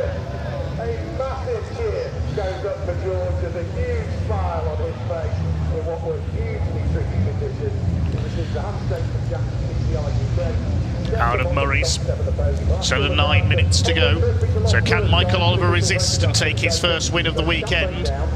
Smith's got him in his sights now as they go into the centre straights. He's trying to move up alongside, trying to go down the inside here. He could get past here at Riches with a bit of luck. Michael Oliver gives him room on the inside. They're side by side on the run into the corner, and Ryan Smith takes the lead. That's a good move there, down the straight into the first corner at Riches. Michael Oliver ready to fight back though, but I reckon we're going to see Smith drive off. Well, I was hoping we could say drive off into the sunset, but no chance, is there? Drive off into the spray, and now David Jenkins is closing back up as well. Still Stephen Powell fourth. Martin Gibson had a moment on that last lap. He's dropped to 8 behind Stuart Oliver, Bowler and Ricky Collins. David Smith in 9th place, and there's been a change of lead, I think, in Division 2 as well. Just looking at the timing stream, Callum Eason has taken the lead. Now, could we see him take his first win in Division 2?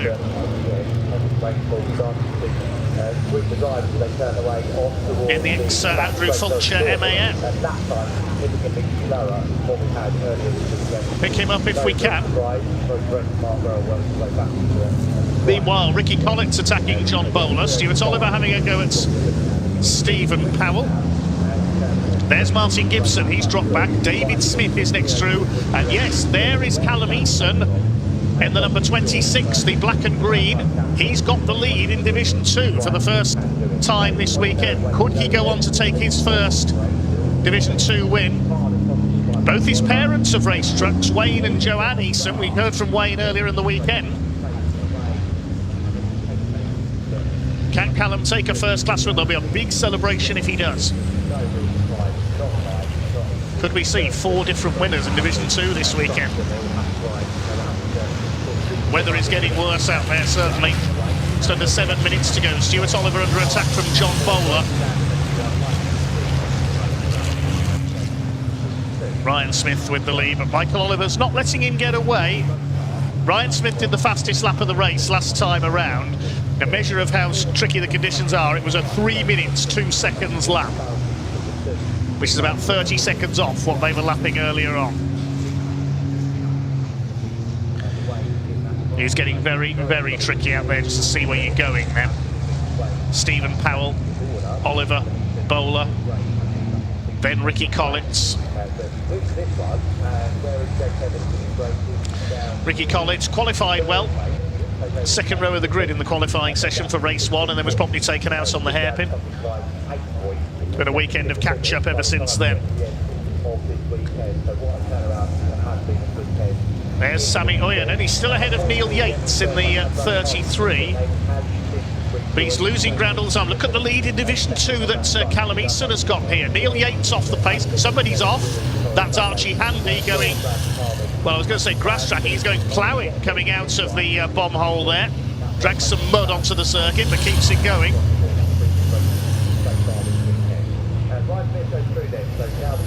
this. Motorsport Vision boss Dr. Jonathan Palmer won't like that, having his grass ploughed up. Please replace your divots, gentlemen. Ryan Smith continues to lead. His fastest lap, 3 minutes, 0.9 of a second. Chased by Michael Oliver. There's Graham Poole at the back of the field in treble 3. He's had a reasonable weekend, his first podium in Division 2 yesterday. Here's a battle between Stephen Powell and Stuart Oliver. This is for 4th place.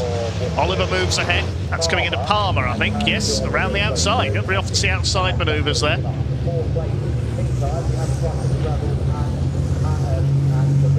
Ryan Smith starting to clear away now. He's a couple of seconds up on Michael Oliver. David Jenkins still 3rd. And we have a red flag. Red flag with 4.5 minutes to go. What has happened? Has somebody gone off, or is it just because it is too wet to continue? It's Jake Evans that's gone off. That is up at Riches, I think. He's gone straight on. That's where Freddie Hewitt's Mini went off earlier. So Jake Evans is off. Archie Handy's still grass tracking his way around. Now, will that be race declared? Because there were 4.5 minutes still to go.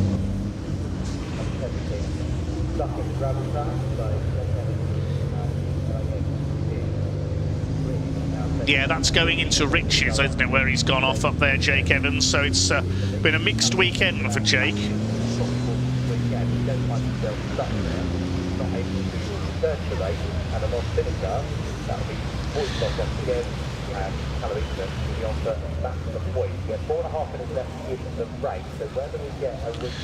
Now, we're not sure if we're going to get a restart to that one, whether it will be result declared. I'm not sure. I suspect it will be, but we'll wait and confirm. They've gone past 2/3 distance. I think it's 75% distance you have to complete to reach a result.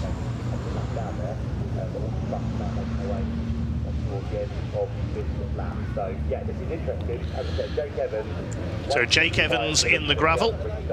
He'll be okay, the truck is upright, but it's the end of his race.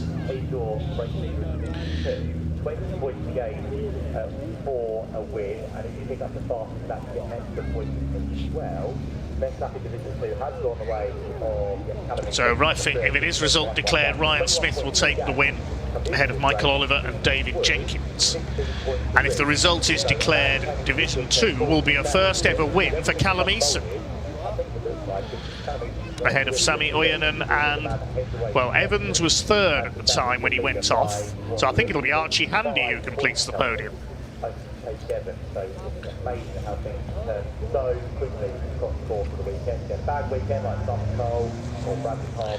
Now, are the trucks going into pit lane, or are they heading onto the grid? That might give away if we are going to restart or not. Well, there is Callum Eason. He might have just scored, if we don't restart this race, he could have just scored his first Division 2 victory. But no confirmation at the moment. Are the trucks going to head into pit lane? There's a marshal on the grid holding up a red flag. There is Jake Evans' truck that brought out the red flag. The timing screen has just reset and it's not set for the next race. We didn't see a checkered flag, so I'm wondering if we are going to see a restart here. But there are 4.5 minutes left. I doubt they'll restart over the full 15 minutes. But we will wait and await confirmation from the stewards. Our senior clerk of the course this weekend at Snetterton is Andy Butler, along with Robert Lentel for the British Truck Racing Championship, and Josh Mendelson. So the truck's waiting for a decision, as are we at the moment, to see what's going to happen with this final race. And when we have confirmation, we will bring it to you.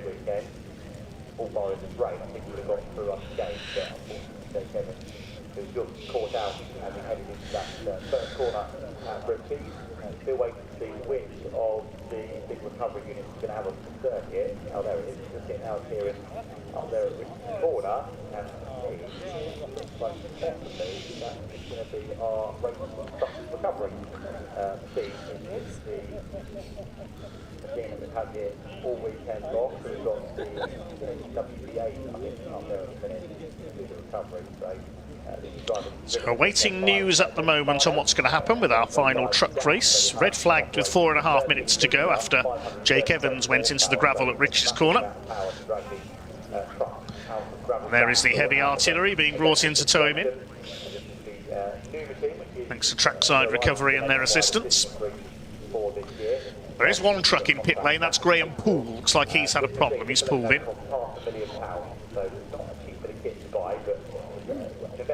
Well made for the team. The NWBA group offers nationwide virtual assistance, which they provide collision recovery and storage management services for insurance companies, motor manufacturing and collision aftercare companies, and whatever size vehicles from 2 wheels to 18. They are apprenticed equipped insurance for the recovery on motorcycles, cars, light goods vehicles, public service vehicles, heavy goods vehicles, and also ADR vehicle recovery, construction parts and farm machinery. So whatever you have done, these can pretty much move you out of the way. So that's what we have. John Farnell, Jason Farnell in that machine for today. And if you're wondering why they are towed backwards, if you've ever wondered that at a race meeting, well, just to let you know, the race truck will be towed backwards because where it's possible, it's the easiest way to remove them, because the back of the truck has more structural points to lift, which makes the recovery process quicker, and also the handbrake is also on the back wheel, so no need to fill the truck with air, and the recovery truck will be straight. So we continue to await news on what's going to happen with this race. Timing screen has gone blank, but it still says 4 minutes 35. So I wonder if we're going to restart over the distance that was remaining in the race. I've not known trucks do that before, to be quite honest. We saw Brick Car Endurance do it yesterday after the race was stopped when rain stopped play. And I'm wondering if the trucks are going to resume over the remaining distance, which would be a new feature this year. 4 minutes 35 left. We'd only get a couple of laps, if so. It's such a long lap here. But we'll wait and confirm officially.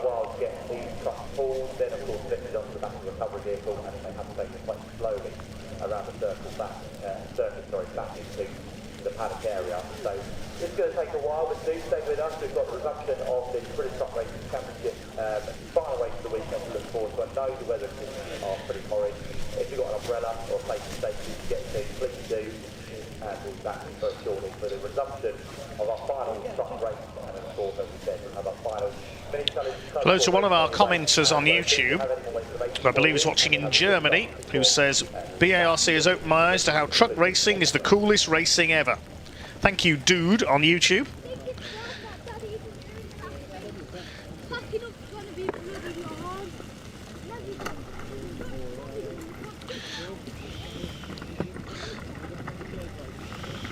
Again, apologies that some of our camera lenses are misted up today. They were affected by the rainstorm we had yesterday. So sorry if a few of our cameras are a bit misted up, but the equipment did get affected by the rainstorm we had during the Brick Car race yesterday. But the crew are doing the best they can. A big thanks to all our camera crews braving the weather this weekend, along with our marshals, recovery crews and everybody else. So Jake Evans we see being towed out of the gravel. Had retaken the championship lead in Division 2 from Bradley Harvey before this incident, but they both had misfortune this weekend. It's going to be a very interesting run into the season in Division 2. Hello to Karen Chesters. Mark Burry says, I was there yesterday and what a day it was. Glad you enjoyed it, Mark. Plenty of comments from Connor Penfold as well. He's here enjoying the action. Thanks to everybody for your comments on the stream. It's very wet down the main straight, says Connor Penfold. Yes, it is. My commentary box is overlooking the main straight. It certainly is at the moment.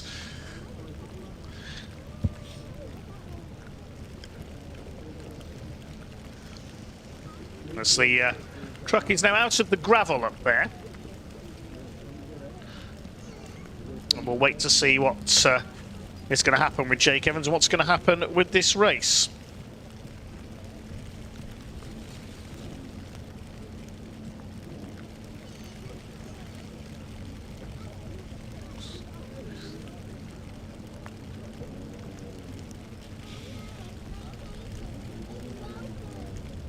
You can see the flashing lights as I look out of the window of the heavy recovery vehicles up there at Rich's.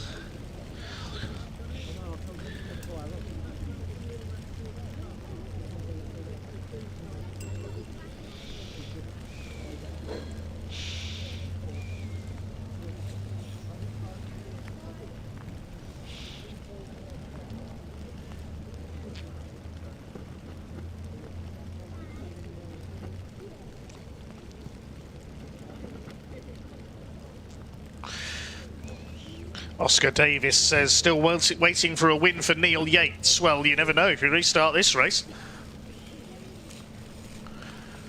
I bet he'd love to get his first win at Brands Hatch, his home circuit. Kathy Warman says, keep it up, Callum Eason.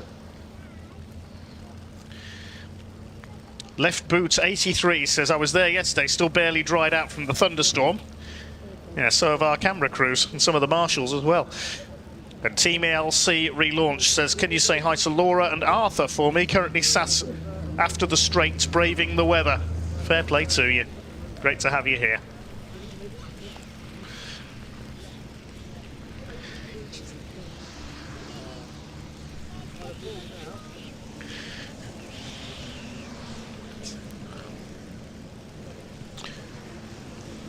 It's just come up on TSL timing. The race will not be restarted.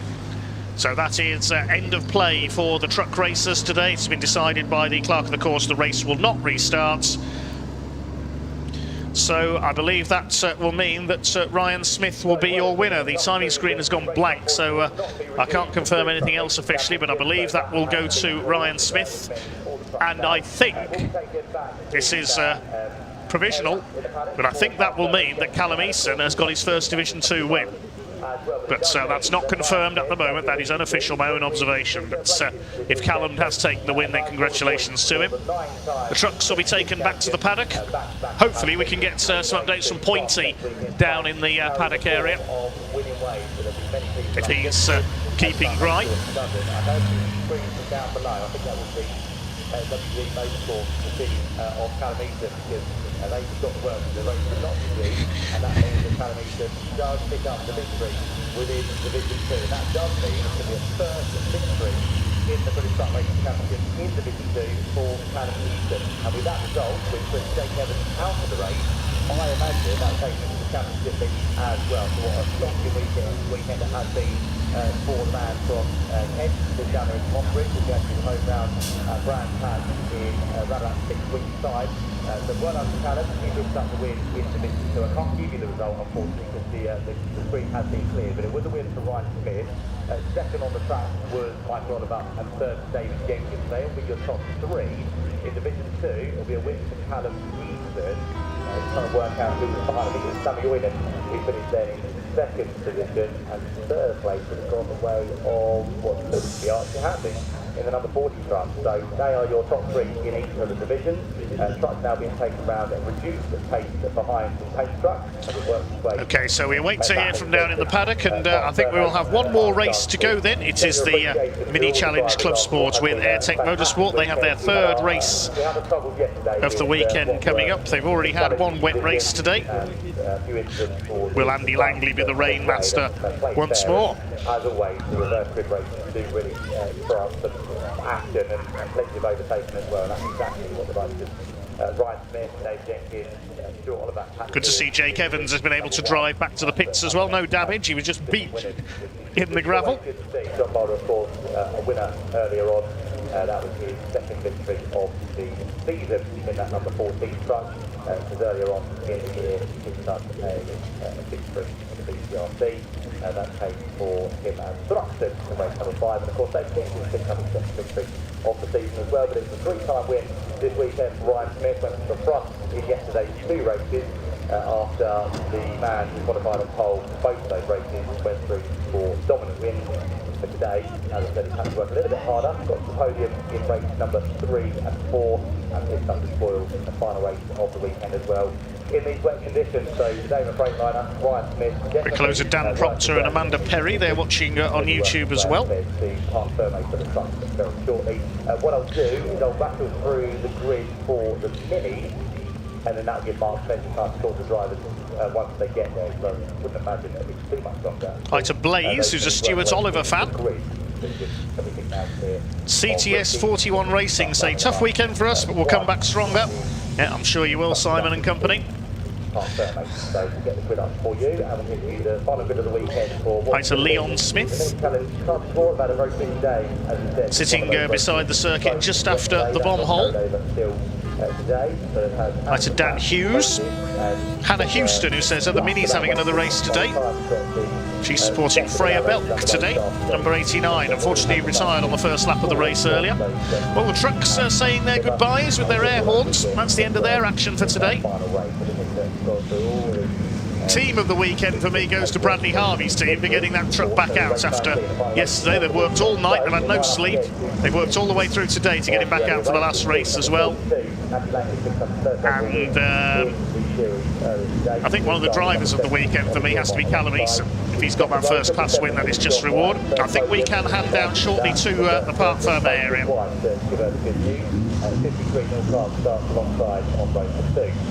Third row then team number 29 is Paul Sawyer, alongside the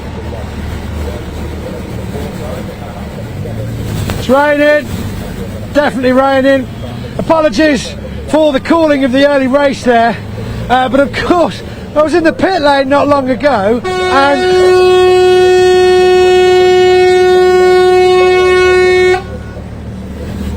hi Stuart. Wayne Eason jokingly said to one of the marshals, can we call it a checkered flag? How much do I have to pay you to get the checkered flag out? Not quite what he meant, I don't think, but nonetheless, here we are. Everyone's very excited that the race is over, as you can tell. Ryan Smith, I believe, taking first place after that, even though it goes back a lap on the red flag. Good God! They start making more noise than I am. So yeah, we had Jake Evans going off there. Still yet to, shall we say, enjoy the wonders that is a snatch recovery. But I'm sure obviously there's health and safety regulations behind using a chain to pull something out of the gravel and let it go on its merry way. Let's have a quick chat to Callum Eason. As you know, one would say Wayne Eason making a deal with the devil. You alright, John? Absolutely fantastic. Absolutely fantastic. Did you like wet out there, I tell you. It looked wet. You were driving through some puddles there. Just one or two. It wasn't for boys out there, I tell you. Oh, well, definitely wasn't. Very, very wet, as the band is called. Wayne, very quickly, I've just told everyone on the stream about your bribe. Another wonderful father and son moment there as Callum jumps down from the cab. Supporters go crazy. How much did it cost you? Yeah. You offered marshals money for the checkered flag. It's worth every penny, mate. It's worth every penny, mate. Just like to point out, he did not actually pay anyone for the checkered flag.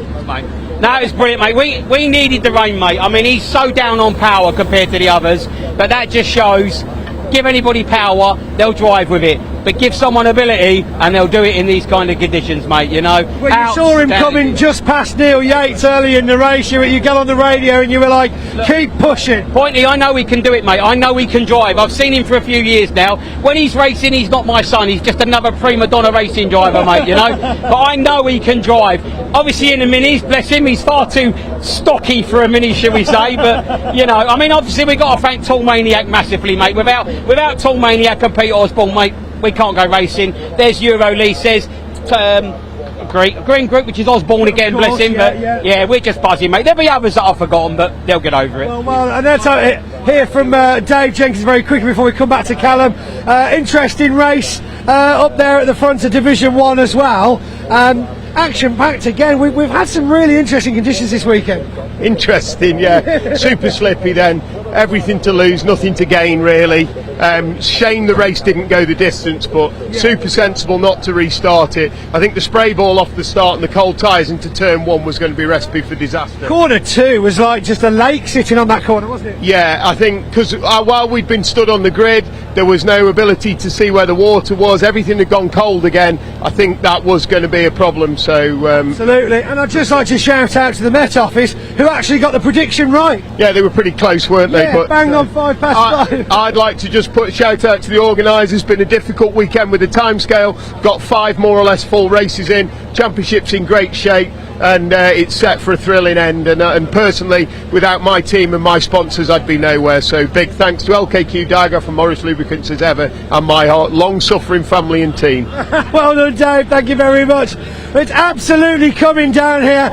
I just need to mention something. So here we go. Another sponsor shout out. No. We're missing a very important member of our team in Jill Fulcher, who sadly lost her mum the week before last. Oh, no. She's not here this weekend. And Andrew he's been instrumental in what we do. So, you know, we're sending all our thoughts and wishes to the Fulcher family, and hopefully they'll be back soon. Yeah, shout out to the Fulcher family. Right, I'm going to hand back because it's absolutely heaving down, isn't it? Yeah, it is. Pointy, I just want to say thank you for this weekend as always. I know we had a bit of a giggle, a bit of banter, but it's great working with you. It really Absolute is. pleasure. Right, fingers crossed. We've got one more race, Mini Club Sport. Let's get this camera out of the rain. Dave, back to you.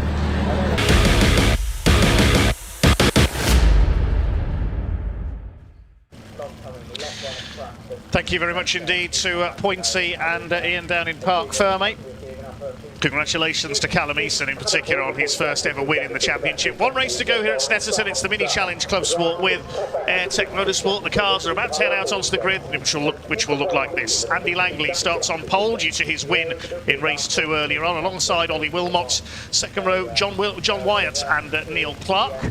Then the third row will be Paul Sawyer alongside Steve Webb. Adrian Lingy is on row 4 alongside Ian Trundley. Row 5, Chris Johnson, and hopefully Ben Trundley is there after he failed to finish earlier on. Just waiting to see if he comes up to the grid in front of the box. Row 6 of the grid should be Freddie Hewitt and Freya Belk if they're back out after earlier on. Row 7, Zach Blackwell and James Dudley. Neither of them start in race 2, so I'm not sure we'll see them. Just taking a look towards the grid, yes, Ian Trundley is there.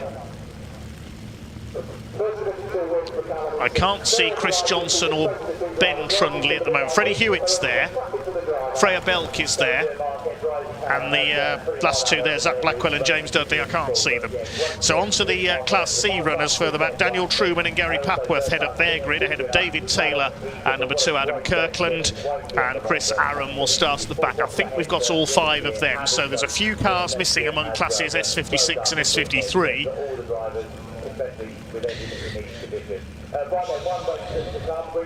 Kev says on YouTube, shout out to the marshals for their hard work in these awful wet conditions. We can't go racing without these hard working guys and girls. Well said, Kev. Well done indeed to all of them. You've been loving Pointy's umbrella as well, the Batman umbrella. As the car's about to move away for their green flag lap on our final race of this very busy weekend here for the Mini Challenge Club Sport. John Wyatt struggling away there. His Sussex Road and Race teammates Paul Sawyer behind him. Yes, all 5 of the club class cars are there, Class C. Now, no Zach Blackwell, he broke down earlier on.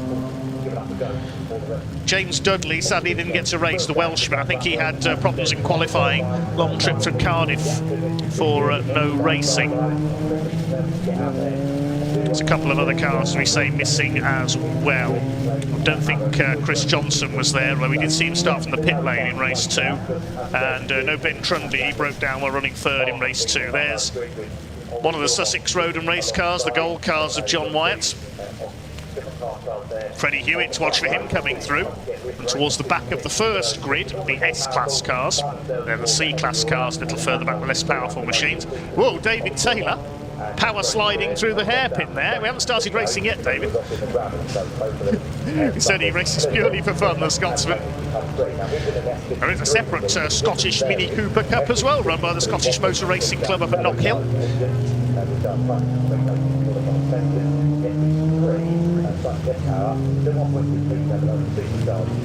This will be another 15-minute race to close out the programme of 19 races across the weekend. We managed to get them all in, so well done to the organisers, of course, having to reschedule after rain stopped play yesterday.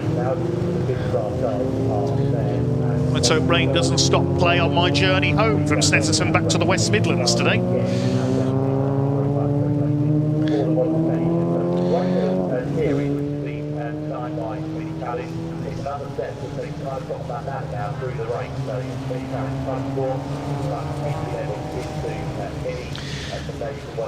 A lot of these cars without headlights as well. This is brave from some of these drivers. Just on their green flag warming up lap at the moment. Full credit to all our racers this weekend for their entertainment. Andy Abrams says thank you for another good weekend of motorsports. Motorsport Mishaps says well done everyone this weekend, great racing. That is Jake Wardle, of course. Check him out on YouTube, making his debut this weekend in the Junior Saloon Car Championship. Right, to Hopper's Motorsport Vlogs, reminds me of the Snetterton BTCC weekend from last year.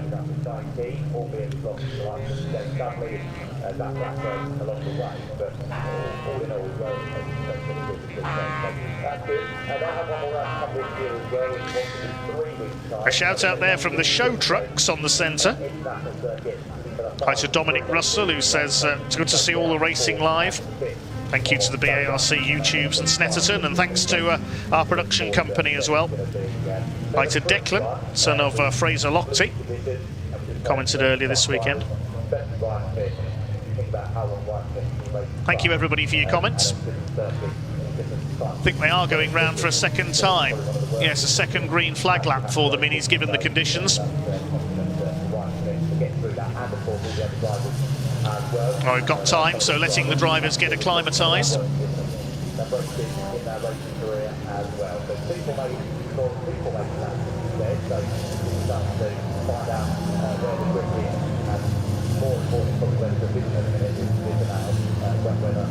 And rain falling on the circuit, so very damp out there. There's going to be a race where we see that time dramatically drop off possibly so far this weekend. So when we get 5 laps in or possibly 6, we'll have to wait and see. But as I said, that time will be massively reduced. All the drivers being more now than me, but the lights on is no surprise.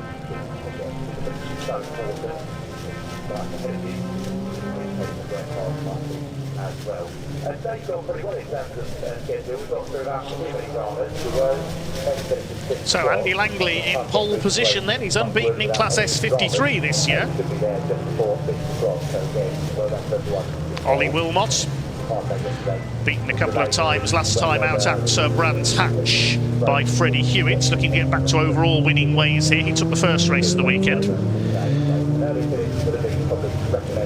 Second row of the grid, we've got John Wyatt in the gold machine, alongside Neil Clark in the 53. Used to compete in the Cooper class. I think he used to drive the Union flag livery car that Gary Papworth's now in.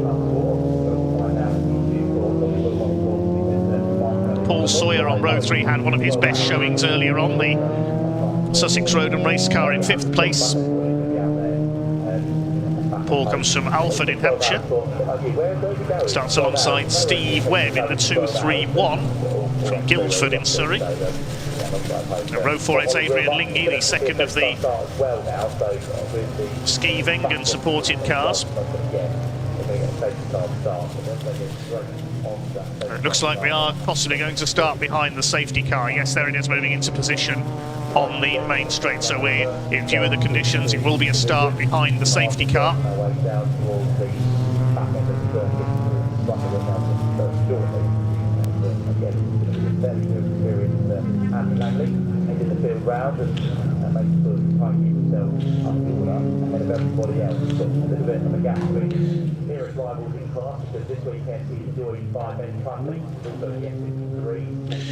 Elliot Danaher and Kathy Gwilliam, the safety car team this weekend, driver and observer, in the electric Hyundai Ioniq.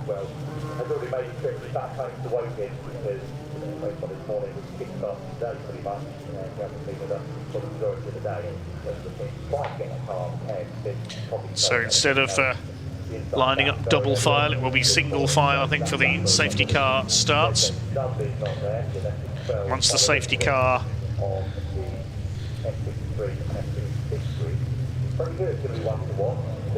moves off.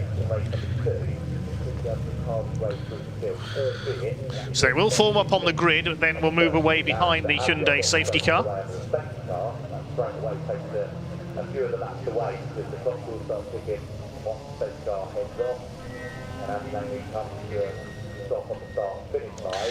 Hopper's Motorsport Vlog says, best of luck to Freddie Hewitt. Used to race against him online years ago.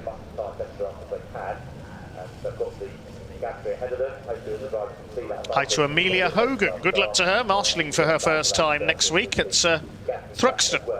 So best of luck, Amelia, making her debut with the Orange family.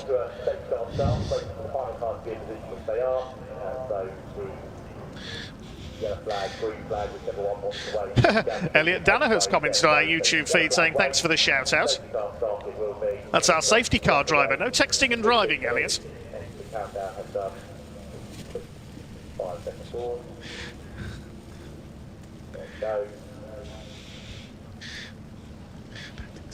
There he is in the Hyundai.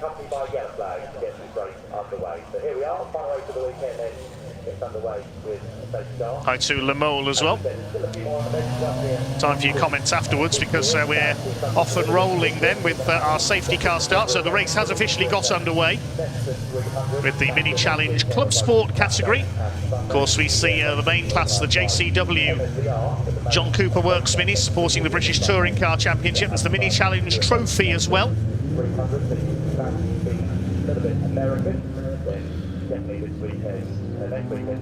Oh, car number 2 hasn't made it round on the green flag laps. The recovery crew have been in action there. That's car number 2 of Adam Kirkland. So we lost one car on the green flag laps there, unfortunately. That's one of our Class C cars. That's a great shame. Sophie Mays says, is that the Radio 1 DJ, Paul Sawyer? It is indeed, Sophie. It's attracted quite a bit of publicity for this championship. Great to have DJ Paul Sawyer racing with us. He's had one of his best weekends, a fine 5th place earlier on. He's in the white and lime green car.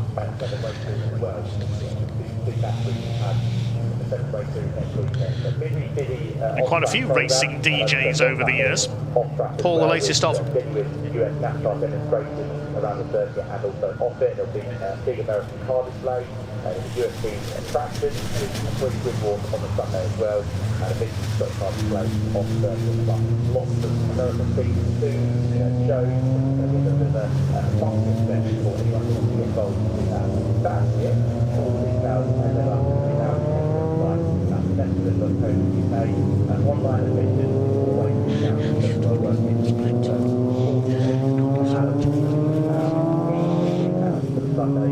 Hi to Jade, who says shout outs to the Norfolk cars, mechanics and drivers. Quite a few cars being run by the Norfolk car team, including Andy Langley. I think the Trundleys are part of that team, Neil Clark and Gary Papworth as well. Fair play to the team, looking after so many minis here this weekend. Now, how long is the safety car going to be out? We'll wait and see until the officials deem it safe to go racing. Although conditions worsening at the moment, there's not a lot of visibility out there, it has to be said, so we'll wait and see.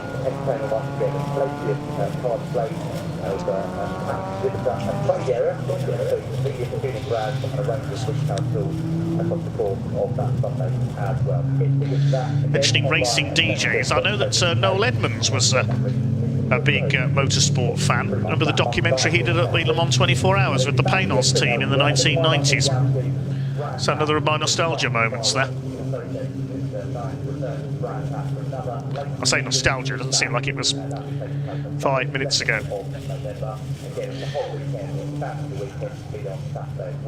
And it is John the Jeweller Wyatt as well, asks Sophie. Yes, John Wyatt. Been racing his BMW Minis for a few years now with the Sussex Road and Race team. Expanded a bit this year with his VW Golf in various open events, we said earlier as well. Well, the lights are out on the safety car. And we are about to get underway. Just keeping it steady there, Andy Langley, our pole sitter. Ollie Wilmot behind him. Different classes, those two, of course. We had the first overall win for an S53 car earlier on for Andy Langley, and he's already getting his foot down. They can't overtake, of course, until they cross the start-finish line. Final race of the weekend then, about to go green. Safety car is in pit lane. And here we go, the green flag waves, and we're underway with our final race of the weekend. 10 minutes 50 left on the clock as they cross the line. Andy Langley is away like a shot ahead of Ollie Wilmot. Into third place is Neil Clark. He's got ahead of John Wyatt. We can just about see them there as they head into Riches for the first time under green flag conditions. Then up towards the hairpin at Wilson's. Originally called Montreal, of course, renamed after the late IndyCar racer Justin Wilson. They splashed their way through, very close there in the midfield. I think Freddie Hewitt was there on the outside. It's a bit tricky to pick out who is who in the gloom there. But it's Andy Langley who leads the way up towards Agostini for the first time. Wilmot in second place, looks like it's Neil Clark in third. Wyatt fourth, Paul Sawyer rounding out the top five at the moment, then a solid wall of spray behind him. I think that's Freddie Hewitt's about to come through on the inside into Agostini, attacking Sawyer. He goes through into P5. 77 of Lingy is behind them, then Steve Webb and the number 41 of Ian Trundley. The Class C cars a little further behind, there's Freya Belk. Running wide is Gary Papworth, chasing Dan Truman for the lead of Class C. Only 4 cars in Class C now, with Adam Kirkland already out.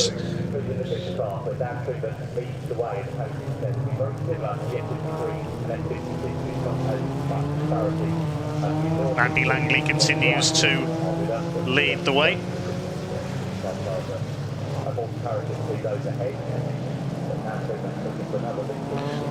Come down the Bentley straight, and Andy Langley's already clearing off, proving himself as a rainmaster. Here's the battle in Class C. Look at David Taylor up the inside down the Bentley straight, attacking Gary Papworth. They're both on the tail of Dan Truman. How can the drivers without headlights see where they're going? It's incredible. Paul Sawyer moving back ahead of the 77 there of Adrian Lingy. Out of Nelson, Steve Webb behind them.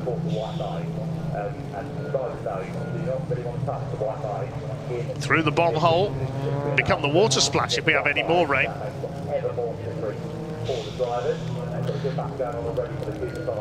Towards the end of the first lap under green. Andy Langley, and somebody's off, that's Freddie Hewitt. Oh dear, Freddie, well, he ended up in the gravel earlier on. He's gone off at Coram. He's managed to recover it this time off the grass, though, and continue. Leaders head over the line then. That lap was a 2:46.5 for Andy Langley. Leads Wilmot by over 3.5 seconds at the end of the first lap of green flag racing. Andy Langley heads up towards Riches. There's, I think that's Neil Clark. You can just about see him through the rain there as he heads into the right-hander. He's up to third ahead of John Wyatt. Paul Sawyer rounding out the top 5. So Langley leads Class S53, Wilmot S56 in second place. Wait to see who comes through in the lead of Class C. I think it's Gary Papworth who's gone to the front there in Class C. Freddie Hewitt around the outside there, attacking Ian Trundley. Race control saying lights on, but they haven't all got headlights, these cars. There's Class C, the 4 of them together. And behind them it is Freya Belk, the 89. She's struggling a bit. Trying her hardest though, as Adrian Lingy at the inside. This is for P5. Oh, into Agostini, that was close. Between the two of them, have they got round? Indeed they have. That's it to get up towards Hamilton. Adrian Lingy didn't get the move done there. Paul Sawyer still ahead of him in 5th position, the Radio 1 DJ. Now Lingy will try again as they come into Oggie's corner.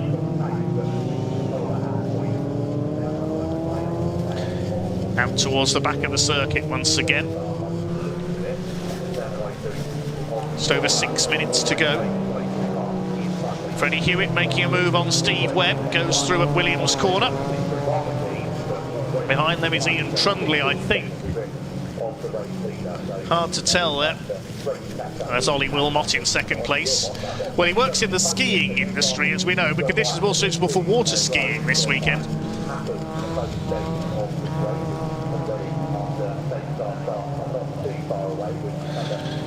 There's the fight for fifth. Sawyer second in class S53 as well. Andy Langley leading that class up front. There's Steve Webb under fire from Freddie Hewitt, recovering from his off a lap ago.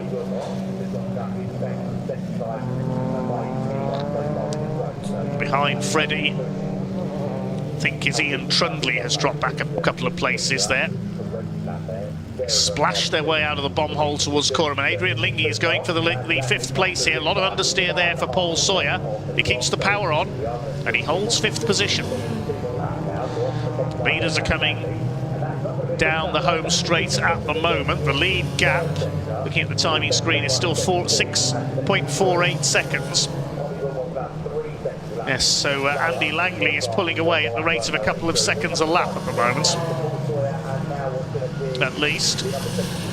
Nearly 3 seconds a lap that time by from Ollie Wilmot. Neil Clark in third. Less than 5 minutes to go now. There's our second place man.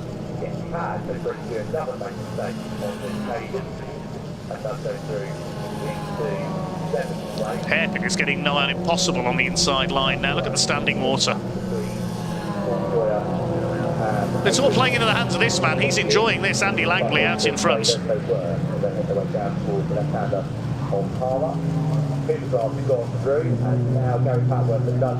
Ollie Wilmot still second. Well, they're trying their hardest, but it's a struggle to actually race each other in this, although Paul Sawyer's being reeled in now. He's lost that fifth place to Adrian Lingy, and now here comes Freddie Hewitt in the number 5. Behind them is Steve Webb, then Ian Trundley, then the Class C cars further back, headed up still by Hapworth. He's 2.8 seconds ahead of Dan Truman now, with David Taylor third in that class.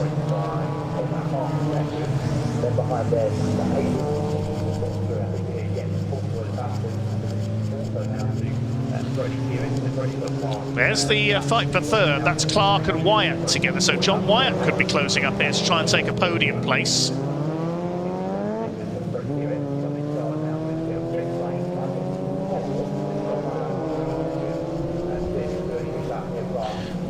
There's Wilmot through under the bridge. Clark still holding third.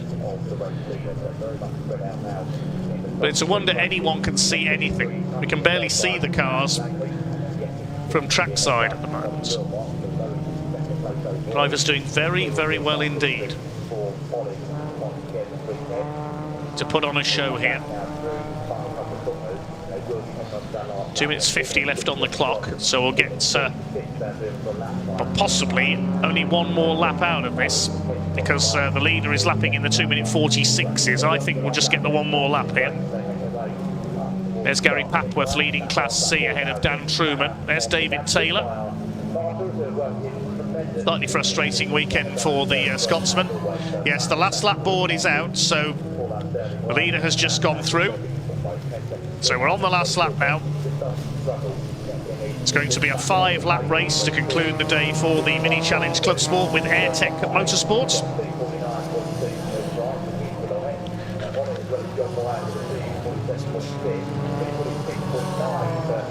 There's Gary Papworth, looking for his second class win of the weekend in the Austin Powers lookalike. And there is the man looking for his second overall win of the weekend and the season, Andy Langley, the Rainmaster. He's pulled away on that last lap by 3.3 seconds. He's nearly 10 seconds clear of Ollie Wilmot now. There's a green light on there. Does that mean there's a yellow out at the hairpin, possibly? Yeah, I can see a yellow flag at the first corner at Riches. Has somebody's gone off up there Just seeing, looking out of the commentary box window, I can see the yellow flags waving. There's Neil Clark still ahead of John Wyatt. He's closing him down.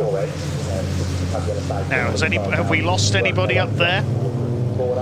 Trying to work out from the timing screen. Paul Sawyer lost a couple of places on that lap. And there is a car. Is that Freddie Hewitt again? I couldn't quite tell there for a moment. I think, have we lost the number 5 again there? Yes, that's Freddie Hewitt, number 5, and it's in exactly the same place as the previous race. Freddie Hewitt has done exactly the same as he did in race 2. So that means Paul Sawyer will be up to 6th place, Steve Webb to 7th.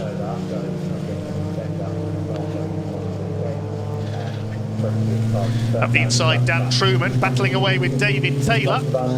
Scotsman fights back, excuse me, he says.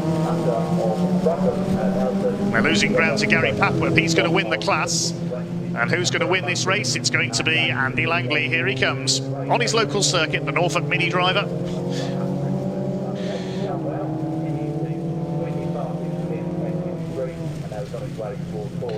Here he comes towards Coram for what will be the last time. Checkered flag is prepared for him. And our last winner of this marathon weekend here at Snetterton is going to be Andy Langley. Comes out of the final corner. Up past the pit lane entrance. The checkered flag is in sight for number 42, Andy Langley. Up over the line, takes his 2nd win of the weekend, keeps up his unbeaten run in Class S53 this year as well. What's his winning margin going to be? Ollie Wilmot will come over in 2nd, only just ahead of Neil Clark there.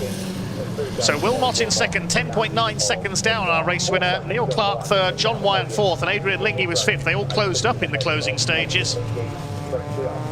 It's going to be Paul Sawyer in 6th position, 7th for Steve Webb.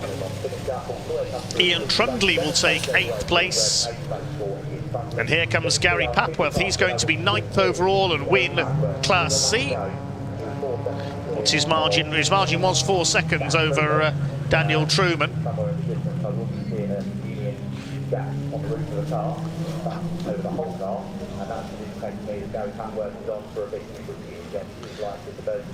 Here comes Truman. Over the line in 2nd in the category. And David Taylor will take 3rd.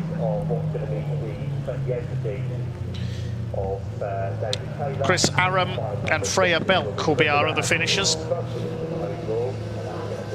Who's going to be ahead? It's Freya Belk, just ahead of Chris Aram as they cross the line, in 13th and 14th, 12th and 13th rather. Full result, Andy Langley the winner by 11 seconds, near enough in the end ahead of Ollie Wilmot, winning their classes. Neil Clark in 3rd ahead of John Wyatt and Adrian Lingy, with Paul Sawyer completing the top 6. Steve Webb in 7th ahead of Ian Trundley, and then the Class C runners, Gary Papworth ahead of Dan Truman and David Taylor. Freya Belk was next home ahead of Chris Aram. We lost Freddie Hewitt into the gravel, and Adam Kirkland didn't take the start. Right, so that's wraps up racing from here at Snetterton this weekend. Big thanks to everyone, especially our volunteer marshals out there on their posts in this hideous weather. Thanks to our camera crews as well. Big thanks to Andy and Paul, Andy McEwen and Paul O'Neill for taking us through the TCR and Civic Cup races as well. But that's about all from here in the commentary box from myself, Dave Goddard. I've run out of voice, so I will hand you over to Ian Waterhouse in Parc Fermé for the final words.